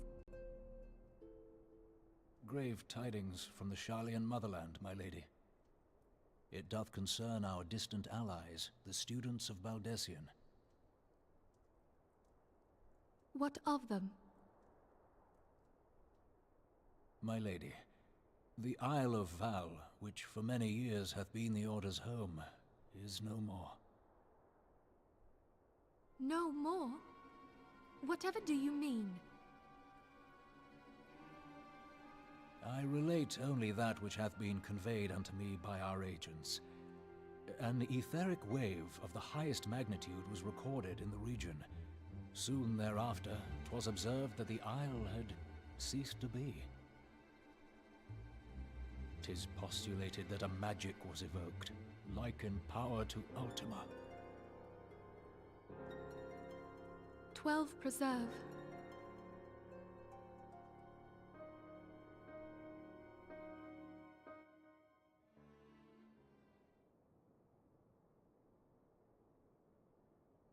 If there are no other matters, I move that today's meeting be adjourned.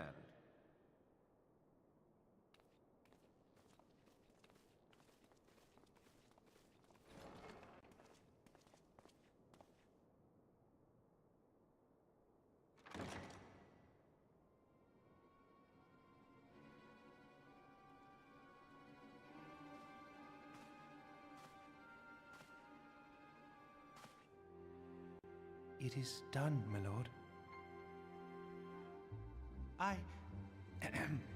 Forgive my impertinence, my lord, but these orders, I am uncertain as to what end they serve.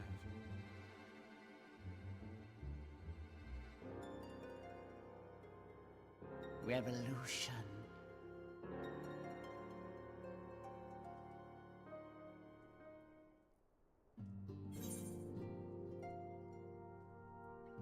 Okay.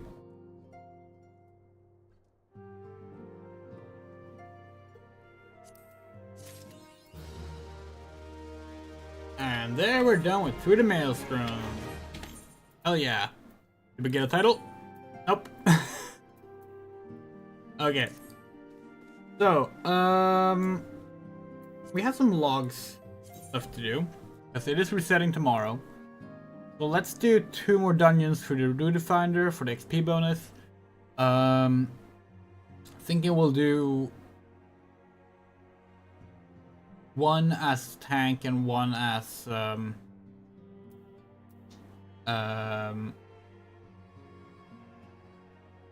ninja. Probably the best thing to do. I have a bunch of guild hests to do as well. Maybe we can do those. We're not sure yet.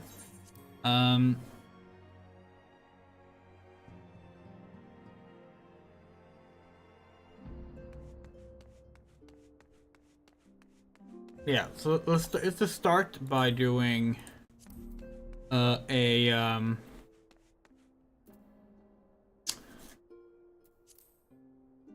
You're left in the guild has, by the way. Oh, okay. Should we do a high level dungeon? Yeah, let's do that.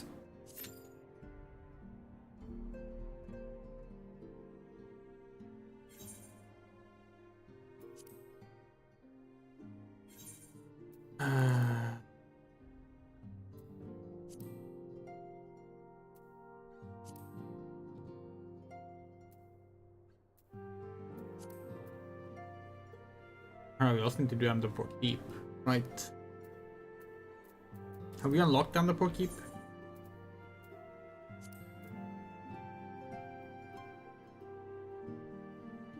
No, we have not. Which is it that does that?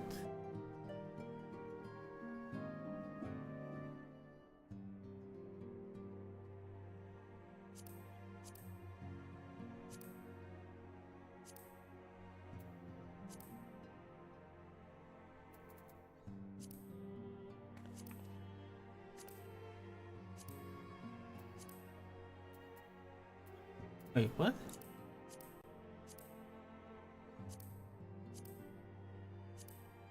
Where is the Port Keep?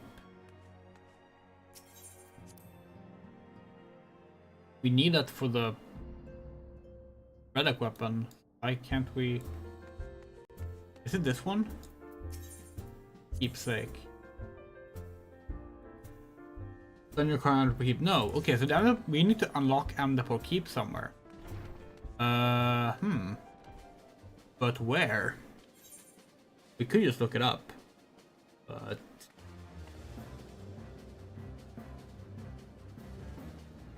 we could also play more triple triad matches. We'll look it up. Amdapor Keep. Oh, Ghosts of Amdapor, is that it? Oh right, we need to clear Aram Vale first, and we haven't done Aram Vale because leveling is so unnecessary these days. Right, we remember now. We looked it up last time.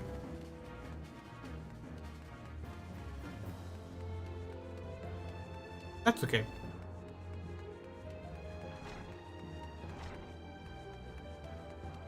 Arowena, let's play triple triad. Yeah. Roulette. All open, order. Order, okay.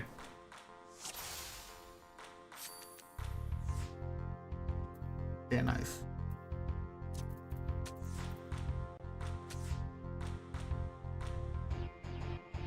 Nine up, 6 left, 5 right, 9 down.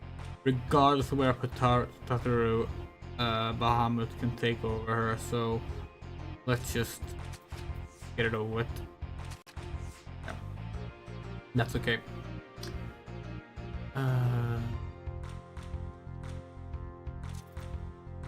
There. That's what we wanted.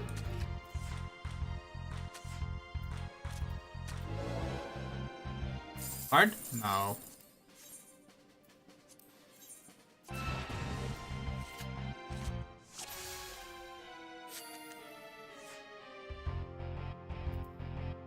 Dissension, same. Right, okay, yep. Let's start with this then. Rude. Okay.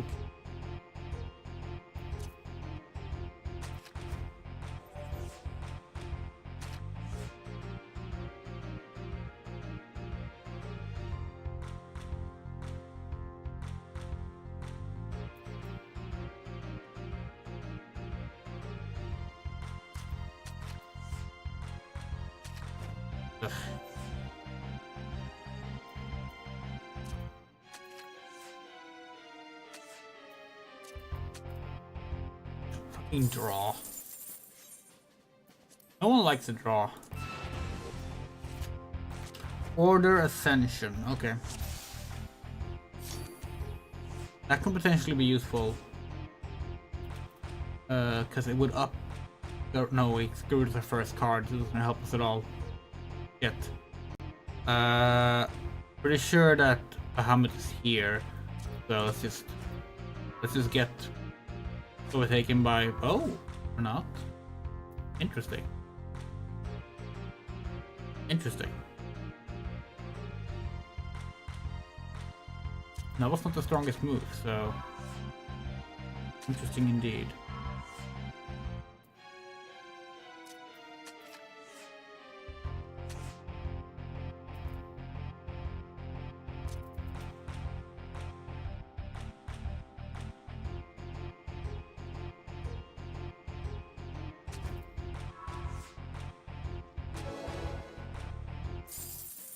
Foxy, just give us the card, Rowena.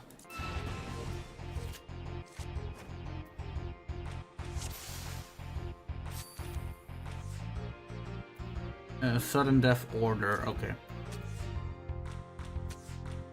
In that case, it's better to force a tie than it is to lose the game. Well, I guess that's always the case, but like, it might be worth it to like go out of our way to do it. Do you want to flip back Tataru? No. Oh, we're gonna have to regret that. Yeah, I'm gonna regret that. That was the wrong choice to make. It's gonna be a draw. No draw. Okay, we lost Tataru. That's the only thing we lost. That sucks. Yeah. Figured you were gonna do that.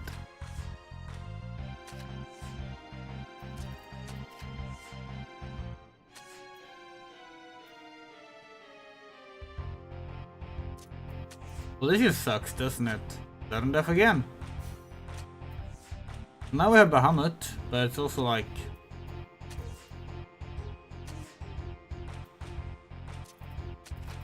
basically the worst place it could be. And 4... can take over that. That. Okay.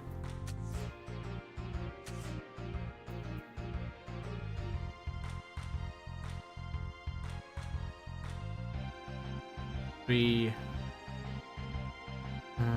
8. Ooh. Might have to sacrifice Tataru there. No, we don't. Yes. Card? Motherfucker!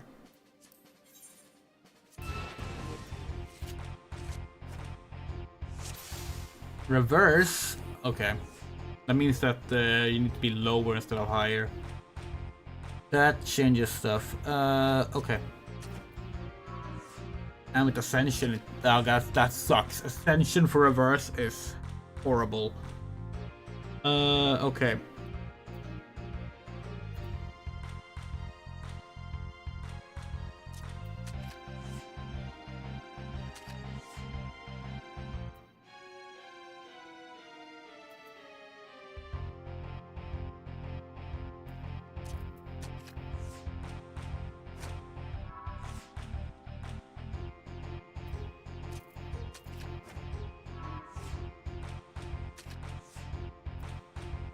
Ah, shit, that's a draw. Got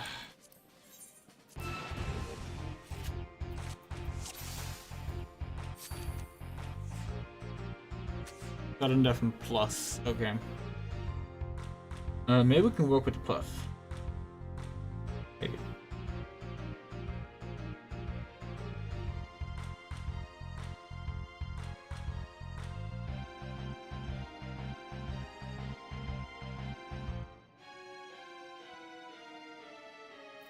No, wait.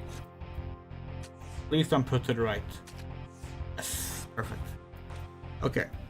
Now we just gotta bait her into placing another one in a place where... there. Okay. Okay, that works. Fine.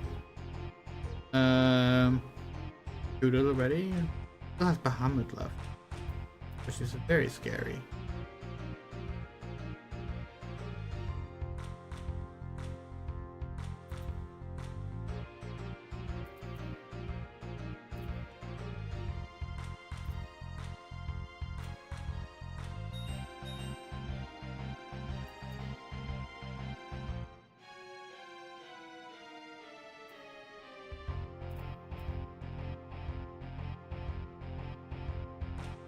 Fuck it. No!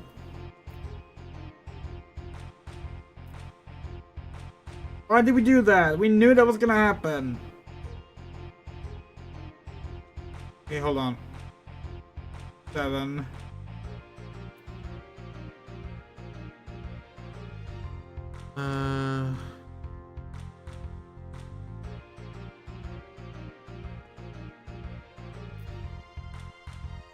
No.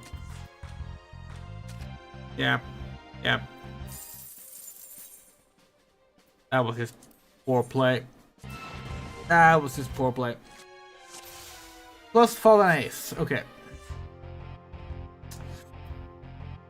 Fallen ace means that the rank 1 can flip an A. But none of us have an A card, we don't think. Well.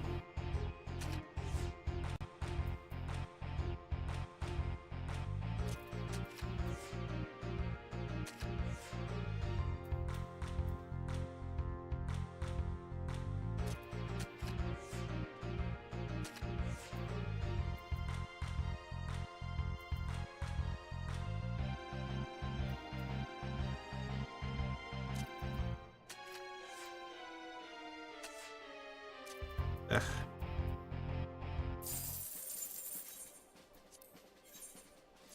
Double roulette on rules makes it like very tricky to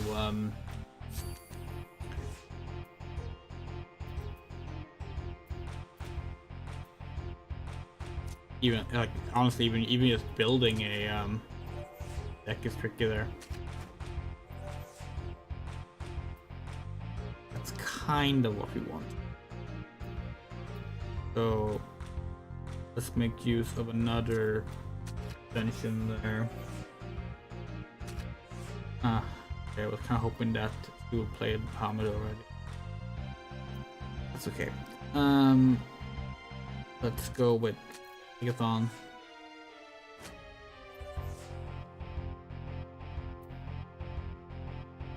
Then Liquid Flame.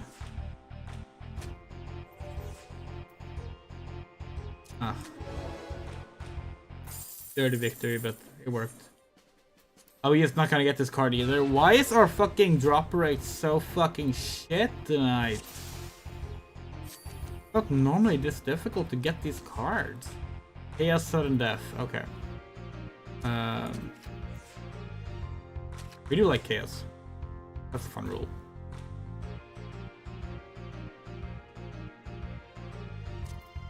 Ooh, that's very tricky, but please. Yes. Maybe not. Yes. Oh, lucky, lucky, lucky. Thank you. Come the fuck on.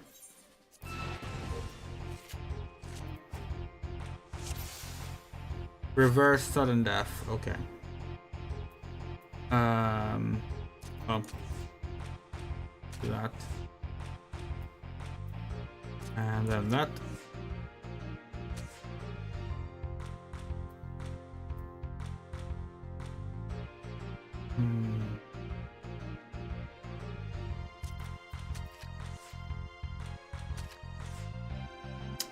Yeah, I was kind of hoping that they would go from any other angle than that. But okay. That's the best we can do. Oh, interesting.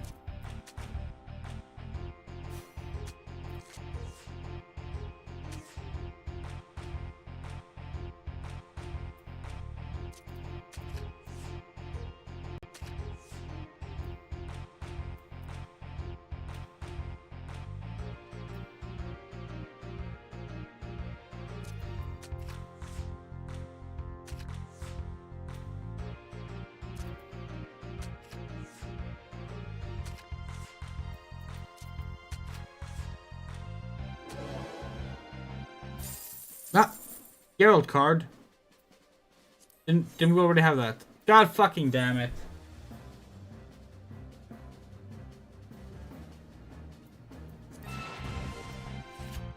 When is that duty finder gonna pop? Order same. Okay. We maybe force.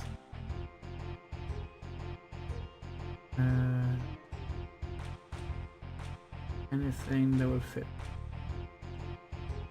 Not really.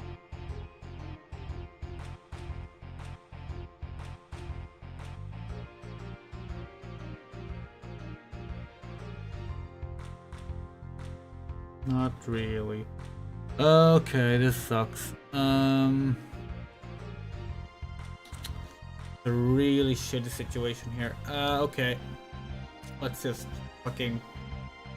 Yeah, let's go with it. Yeah, that was part of the plan. That was part of the plan. That's fine. Then we need to bait them to. No, we don't actually. We can put it there. Yes.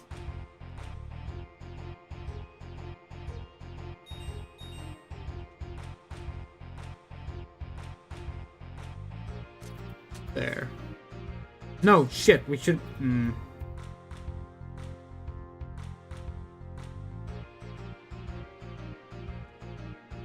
Yeah, we're fucked. Just an absolute poor play of us there. That was absolutely terrible.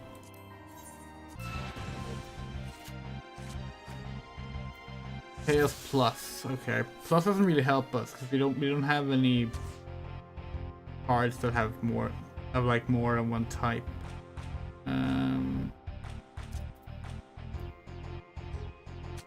Alright. Oh, you got lucky by getting the Bahamut that early. Come on, that's so unfair. Wait, oh, it's plus, not Ascension. Plus. Fuck. Ah.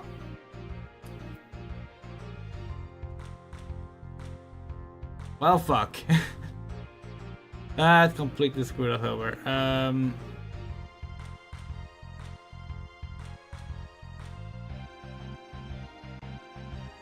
But maybe not. Maybe not. Please. No! Why couldn't it be that one?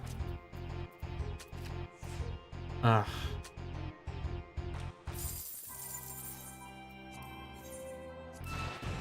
Would have won if it was the other card that we got. But of course the 50-50 chance couldn't go in our favor. Okay. All open, fallen ace. Okay. Again, there's no aces in place, so it doesn't really matter. Thinking that we're not gonna try and take over Valderon just yet. We're just gonna like... It's something that a block can pass. That's fine.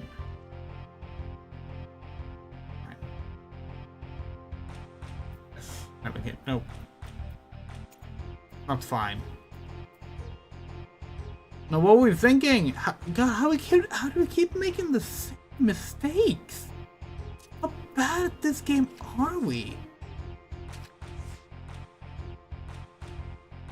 Oh, it doesn't matter now. We've lost, so yeah. Well, draw, but like effectively the same as a loss. That dude roulette gonna pop like at some point, or plus order. Okay. Well, plus is good at least because potentially work in our favor. Gonna let Tatur take that. Okay. Okay. Okay. Now we gotta be very careful here. We're gonna place Megathon here and hope that it baits. Yes. Plus. Oh, but it didn't count for more because Tatur was still blue. God damn it. It's a difficult thing too. You gotta like sometimes find a way to swap. Same swap. Okay. Okay. Okay. So. Oh, this is not helpful. Not a great set of cards. But okay. Okay. Let's ignore Garuda, that's not gonna help us much. Let's just...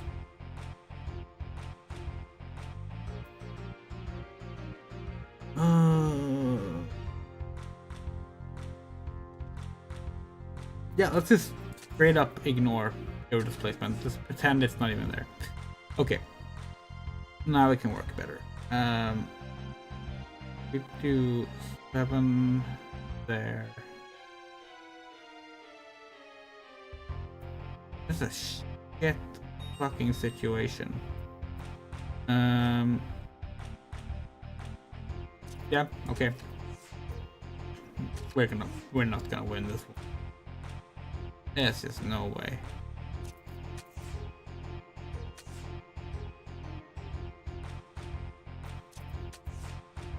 Let us reset.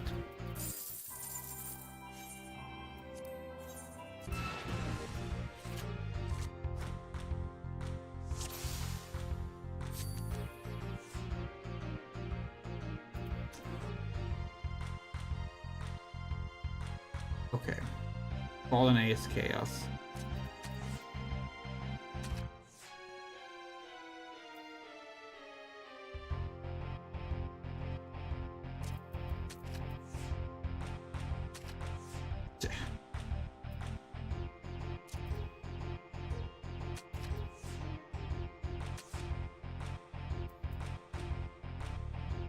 One.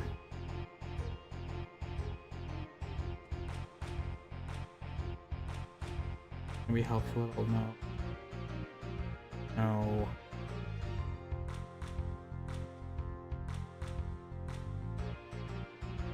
What can we get same now?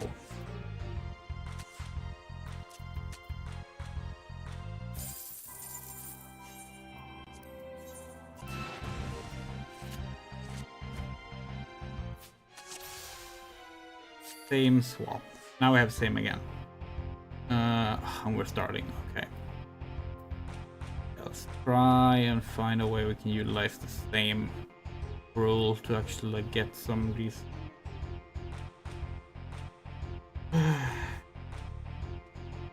5 below, 5 above. We need a 5 from the right as well in that case. That's a guarantee. Well, maybe not. Maybe not. Okay. That's okay.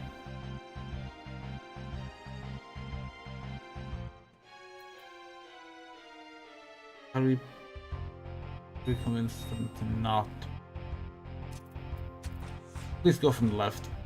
Yes. Okay, good.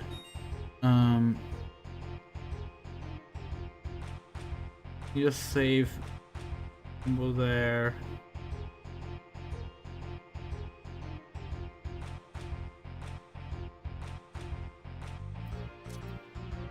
Please don't post on the far right. No! Fuck! God damn it! We had that! We had that and we fucked it up. Okay. What high level damage are we getting?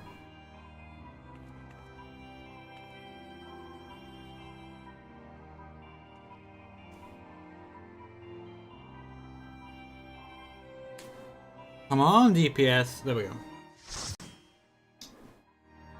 So what do we get? One we've already done. Of course.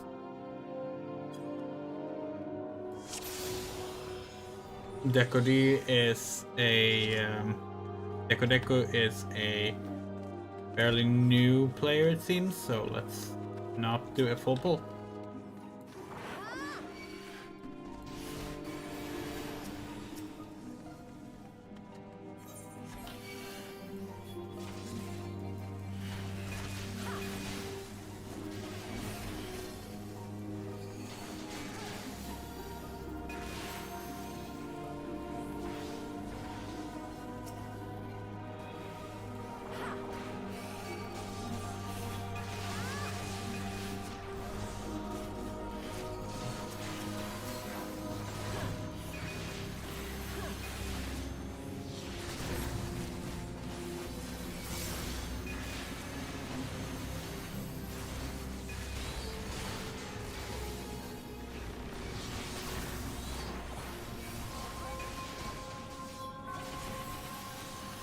Okay, we're gonna have to like do some fucking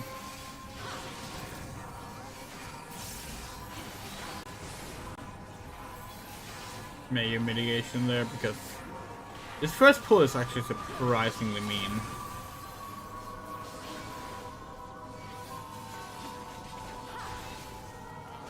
And we didn't die this time, but like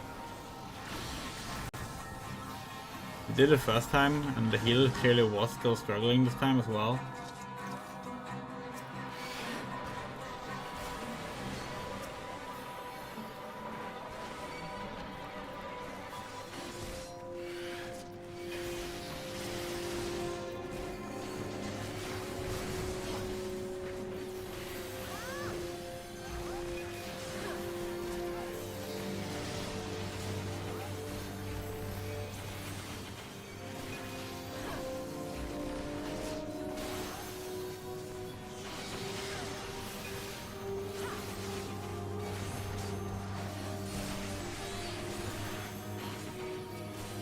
Okay, this is going fine actually.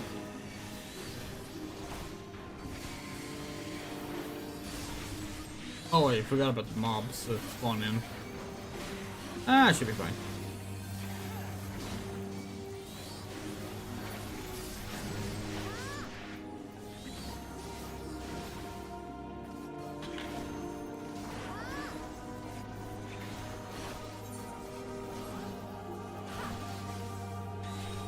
Where's the other one?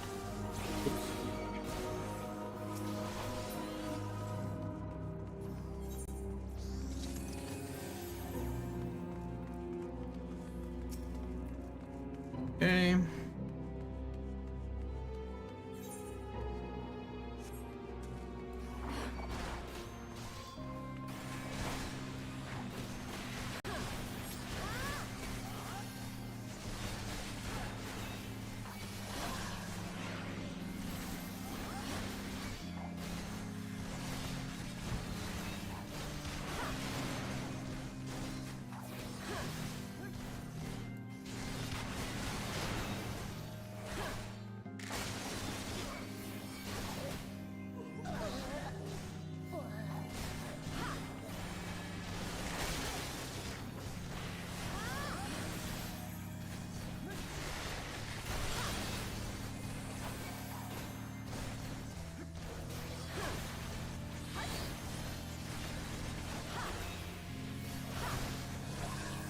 Ninja and Summoner, okay.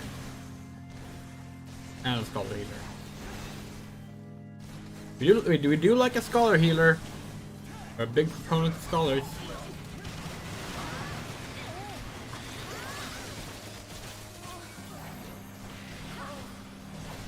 That's a proponent of zombies blowing up and killing everyone. But to each their own.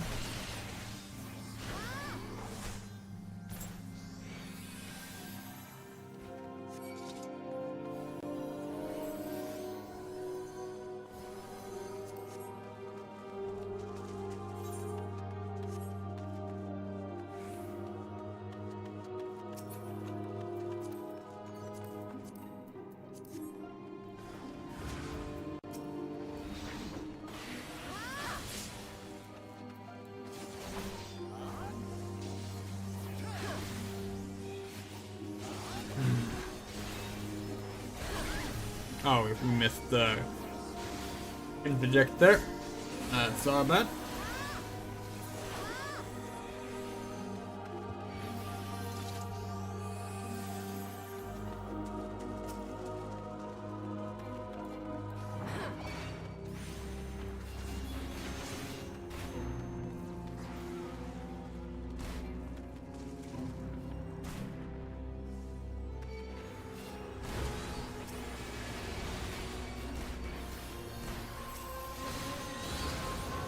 Ah, shit, we got frightened.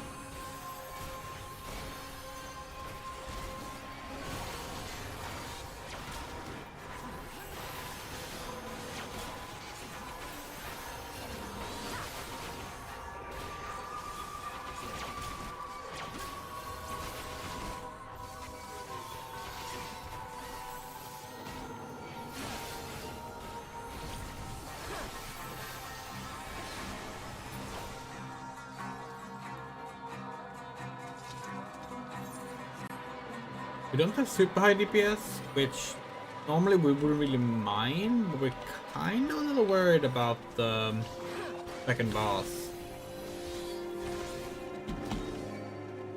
So we'll see.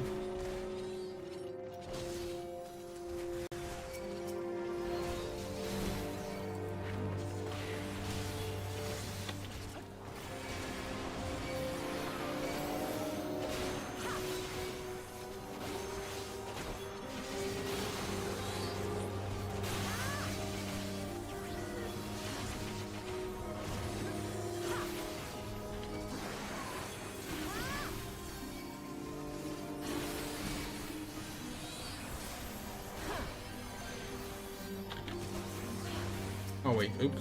We have not grabbed those. That's our bad. Apologies there.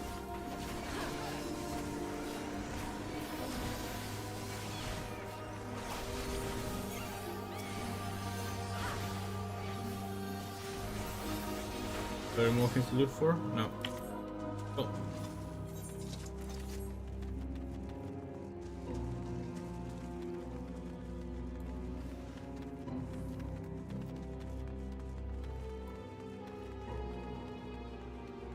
Alright, Pyareo.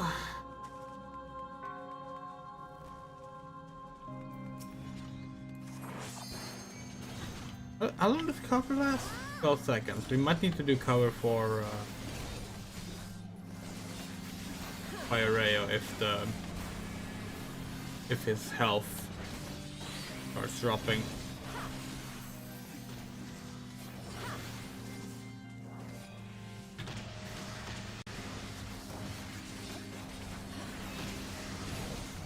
So far, so good. This party seems to know how to do it, so it's not just us running for the orbs like the first time.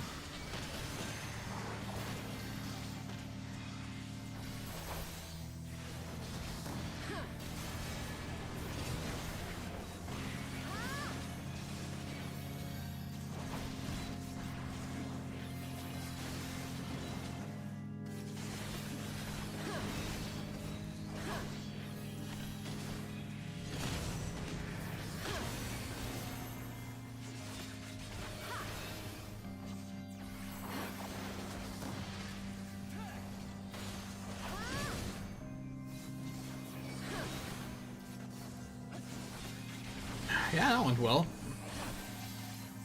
Guess the DPS wasn't an issue.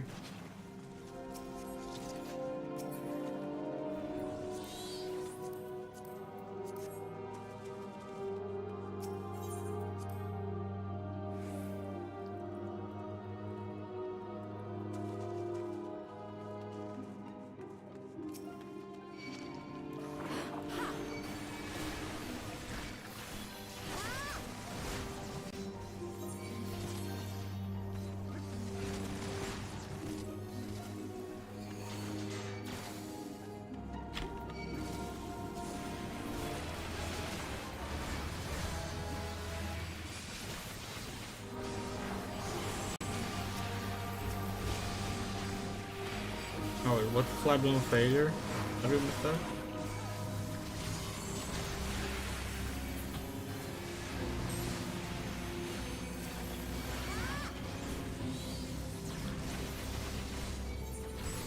Okay, you're gonna have to drink a potion.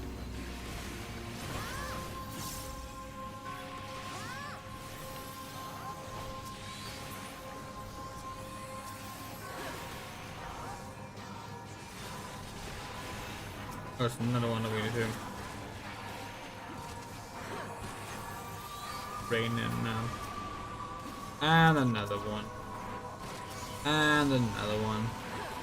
And another one.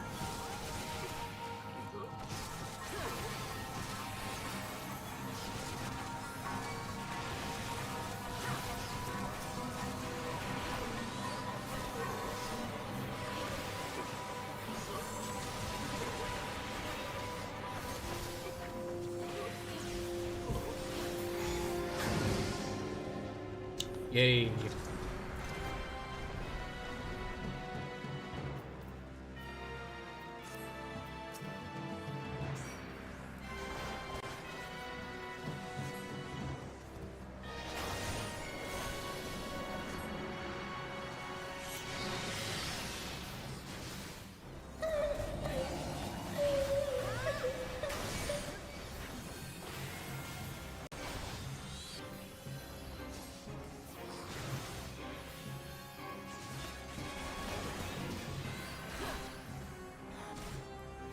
Of course, the DPS could be an issue here.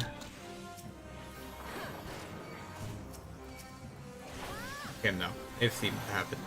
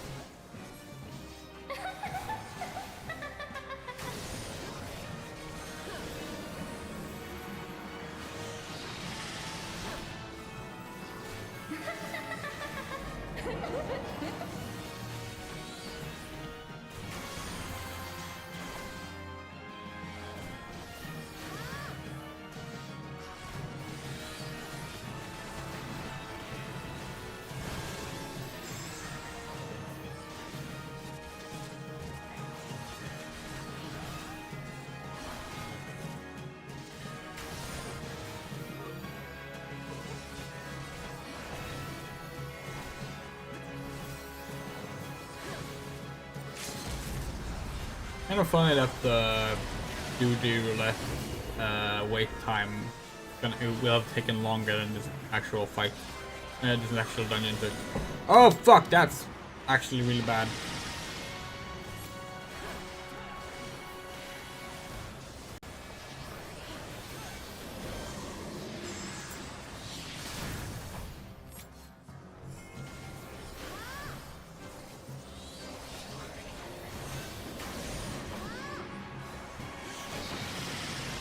And bye-bye.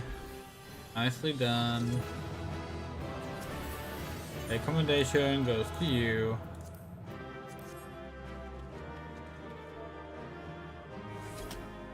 Give a bow. And are you gonna roll or what? Yeah. Yep. 3 play combinations! Woo! We did not earn that. But nice. Right, okay.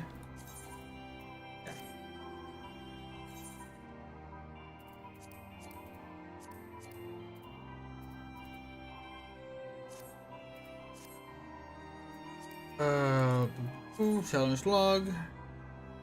We got a boost from that. So let's do the next one as a ninja. And that'll be a leveling.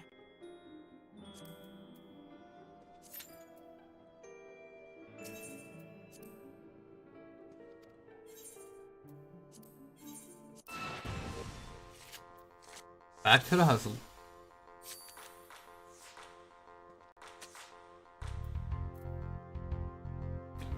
Fame and Ascension.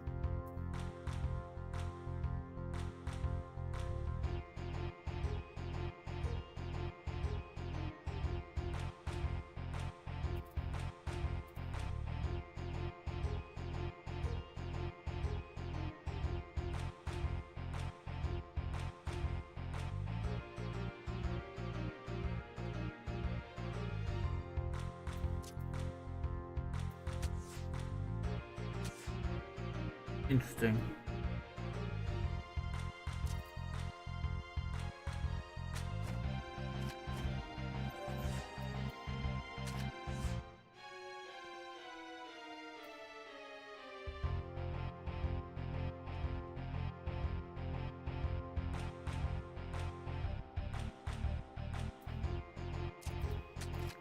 Now Bahamut's gonna come into play, right?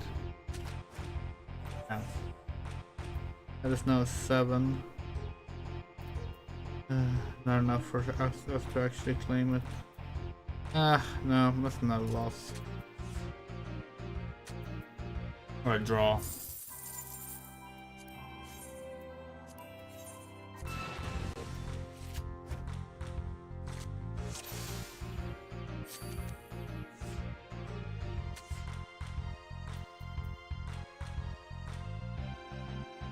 Hold on, ace. Again, I use this one.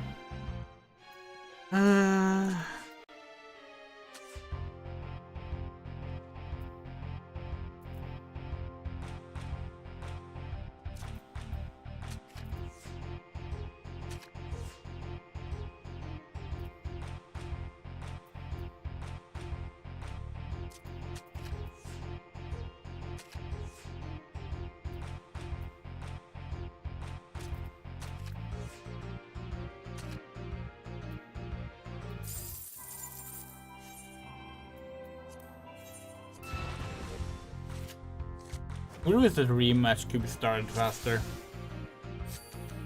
If you want to use the same deck, to get the same opponent, there should just be a one-click option. You think? Plus. Okay.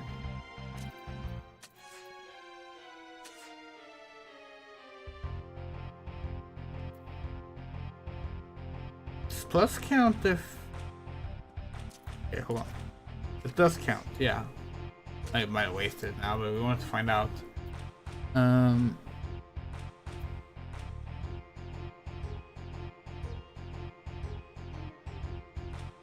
14.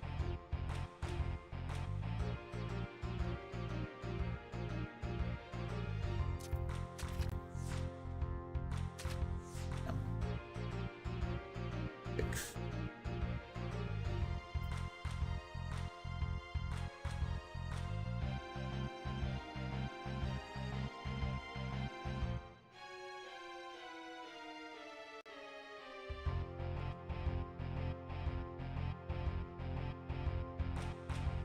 Yeah, we screwed up. Yeah.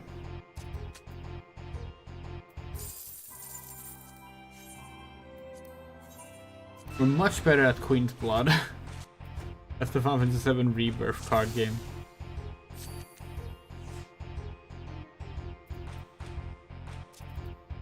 Ascension Order. Okay. Bring up to 7. That means Bahamut is now even more powerful, which is not good. Pretty sure Bahamut is most powerful from that side, so let's put.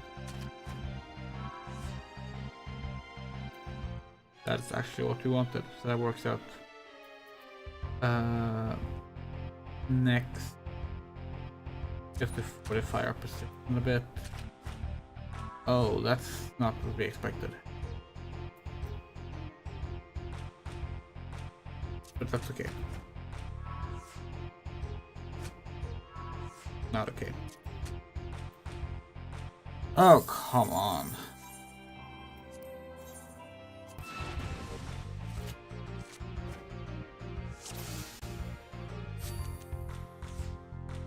Reverse Ascension.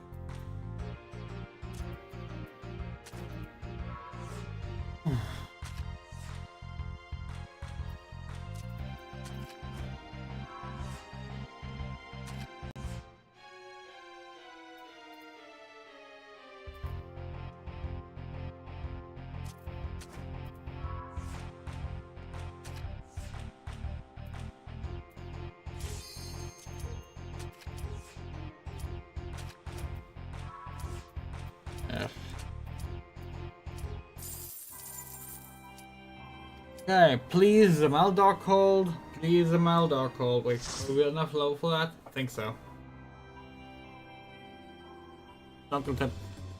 Are you kidding? How do we manage to get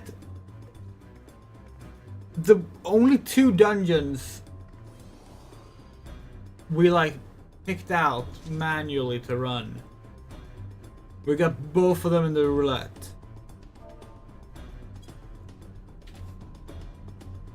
That's ridiculous. That is absolutely ridiculous. Like, what are they fucking up? Oh.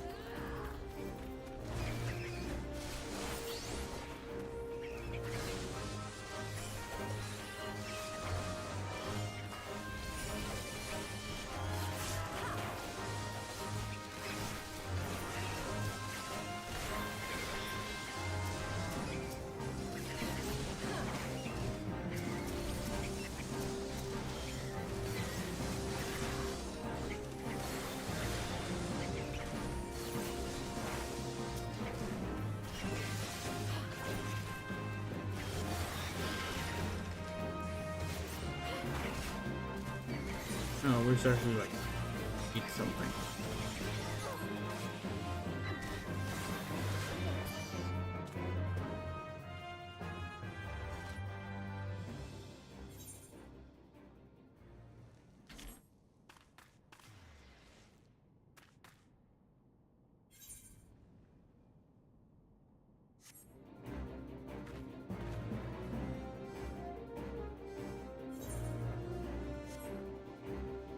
Again, this yeah. They're really fighting over there?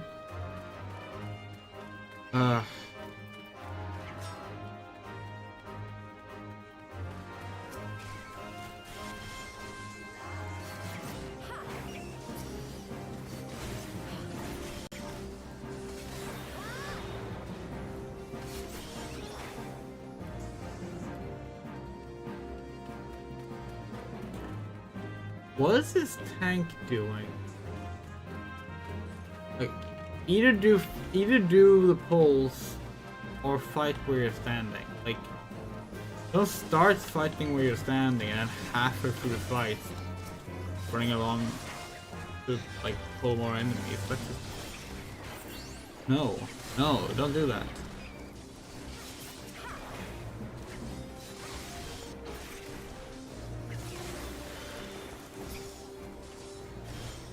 Like they're not even like a beginner player. Like we don't know why they're doing that. Only beginner players ran a high wind, who, as we can tell, haven't done anything wrong.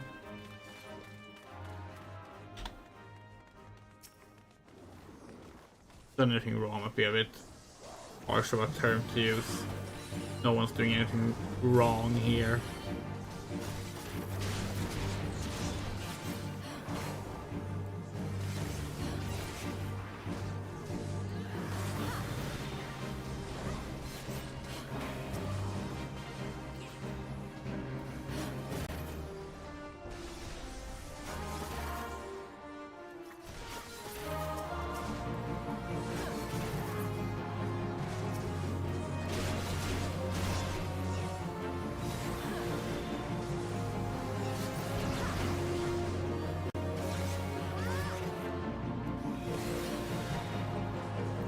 I feel a bit sleepy now. The sleeping meds are kicking in.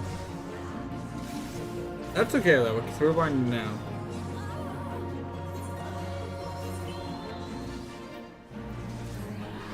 Oh, did we die? Oh, Doom! Completely forgot about that mechanic somehow. We're sitting here thinking like, wait, isn't the heart supposed to start glowing? But like, that's the second boss. Oops.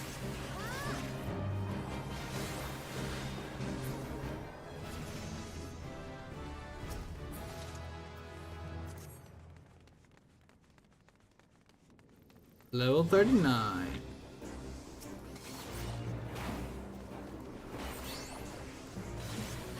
You're focusing on the temple beasts because they do have one-hit kills.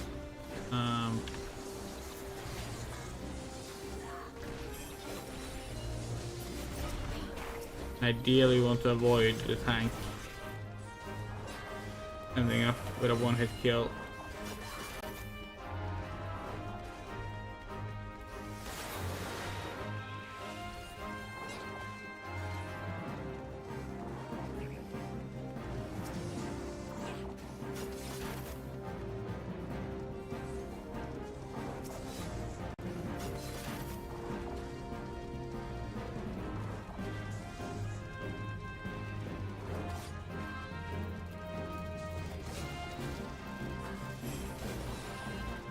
Are you seriously gonna tank the enemies inside the boss room? You joking? What's the point of that? Just running for running's sake, or like what? This tank confuses us. But whatever. We're not gonna tell them what to do. We don't like when people do that to us as a tank. So like, whatever. We don't mind in the long run. There's the soul stone. That's the thing we were thinking about, the heart we were referring to.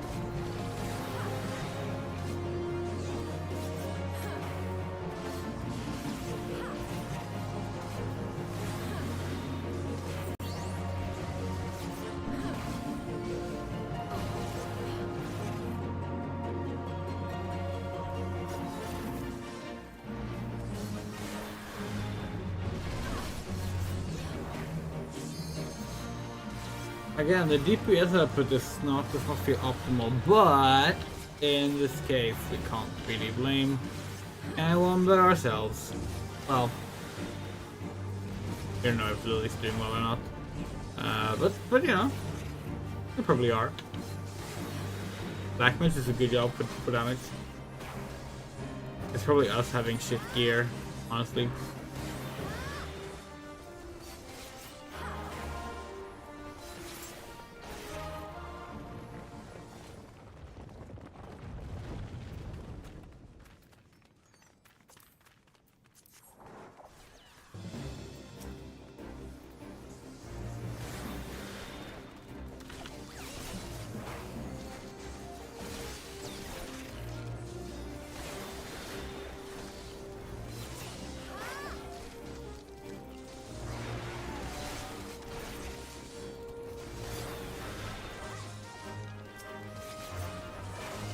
Oh, we're actually like falling asleep in the chair. Yeah, after this we're gonna go to bed. We did not get to do the sightseeing log today. But it better not be raining right now. Right now is when we were supposed to do the sightseeing log if it was raining. I'm gonna check something. Whether a fantasy 14. There's like a web. There is a website for weather. What the fuck?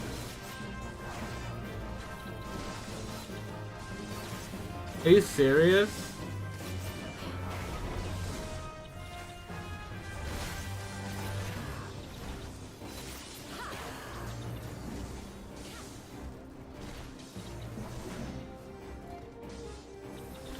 Well, now we know that for next stream. Literally just a website that keeps track of it.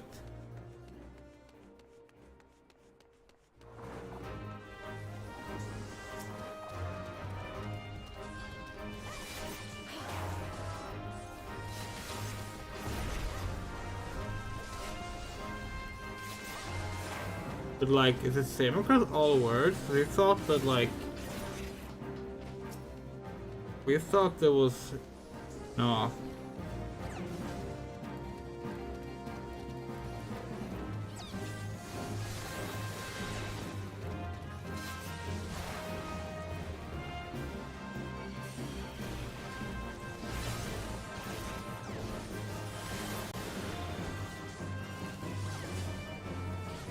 But yeah, there will not be rain at the hours we need it for.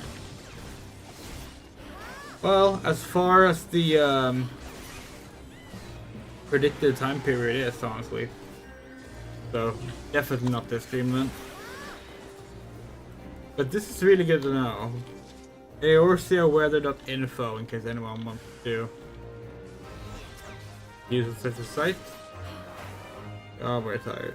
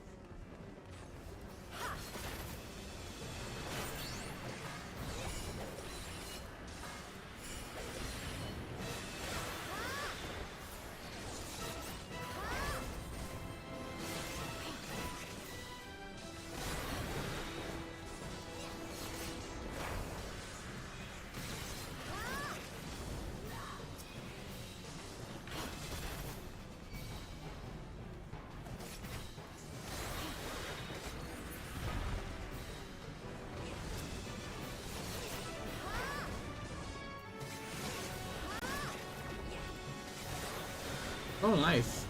They interjected. Sorry for guessing you're not a good tank. You're doing fine.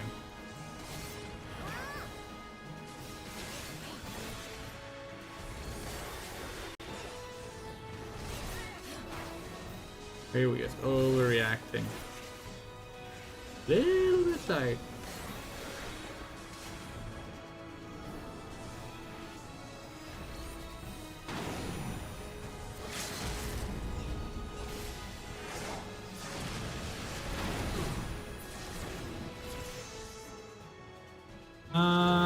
Level 40.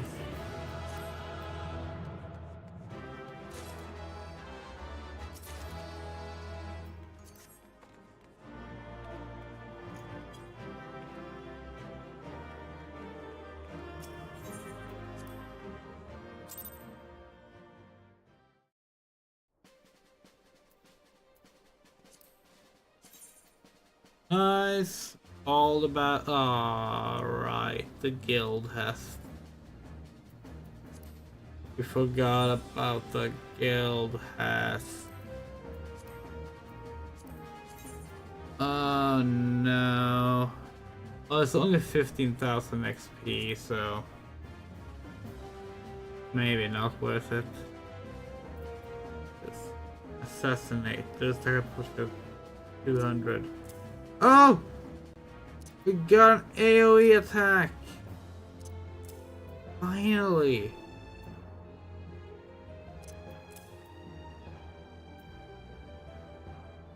Okay.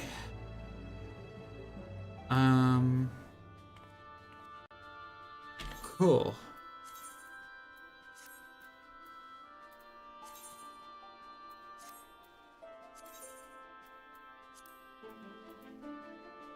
What happened to glamour plate being locked to the...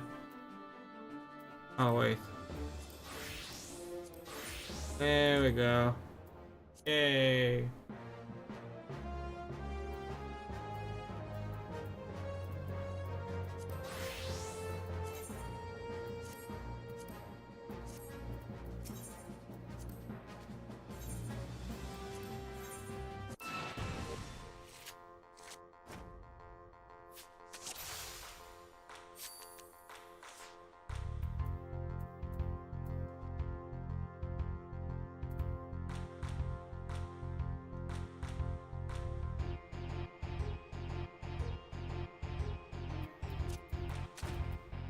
Come on, place a Bahamut.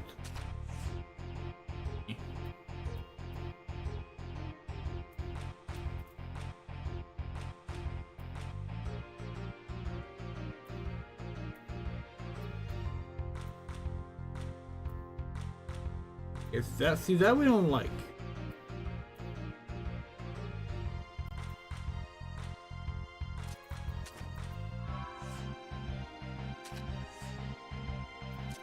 We're super cooked. Let's end this.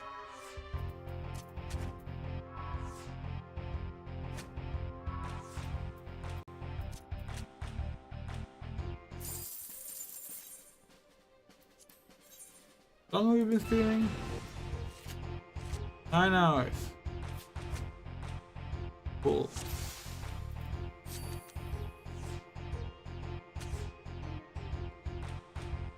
Swap order.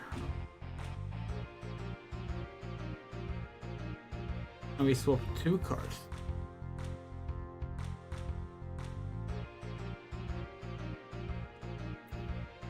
Very interesting.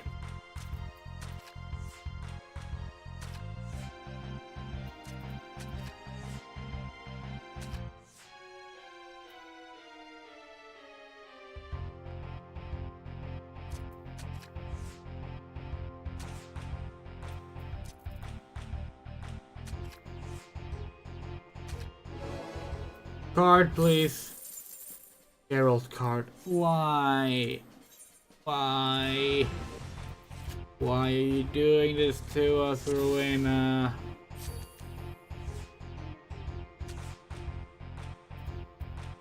Just let us win your goddamn card already. We can go to bed.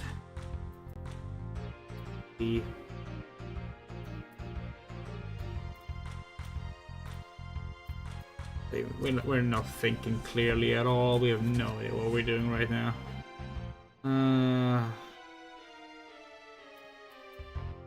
That was a crash play.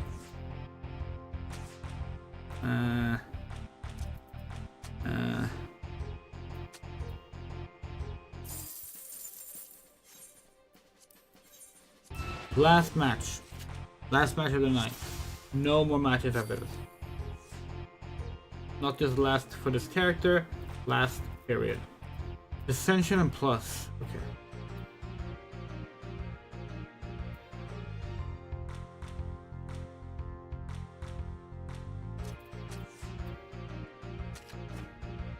Okay. 7.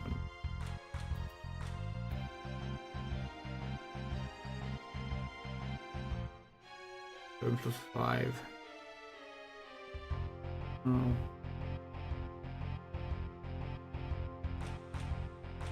Just get yes. There. Okay, now we're gonna try and like keep under explosive.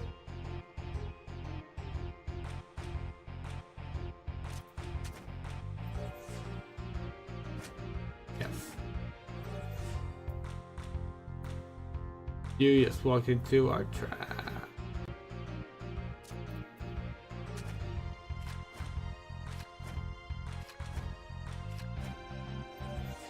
Eat that, Rowena. Fuck!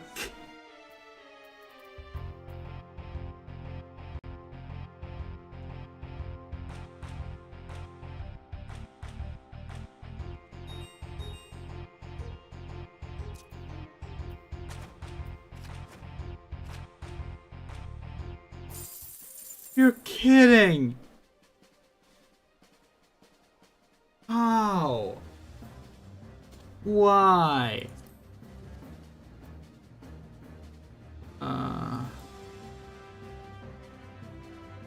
Okay.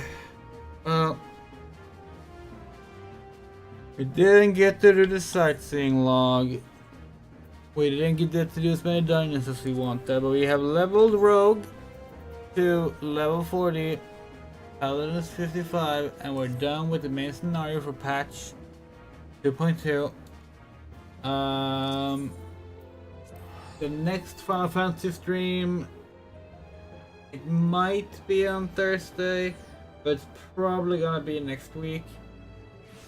And in that one, we will be doing more of what we've been doing today. Like, we'll be doing like side quests and bonus dungeons, but of course we will also be playing through the patch 2.3 storyline, Defenders of Eorzea, and also Circus Towers, second half of the Crystal Tower raid, our favorite part of it.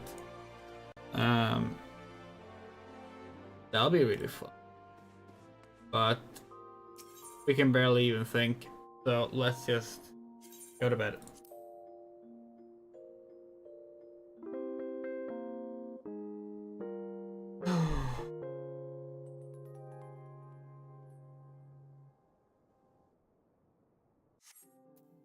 We had fun. I hope you had fun. Tomorrow night is Dragon Age stream. Bye bye. Love you all. Oh wait, hold on. We have a very special set of thank yous. Oh, we're that tired, huh? Ahmed G, Bean, Garden, Giovanna M, Haruhase, Hitsu, James M, Yus, Kids Dubs, Loose Queen, Martin W, Michael Roscoe, Moto, Rain, Rumray, Saga Music, Shadowbin, Tom Peterson, Sparbanus, and Cleody. Thank you so much for supporting us this past month. If you would like to support us, we have Patreon, a Ko-fi, and PayPal. Links are on screen and in the description. Any amount to give gets your name in the credits for at least a month. Love you all. Take care. See you tomorrow. Good night.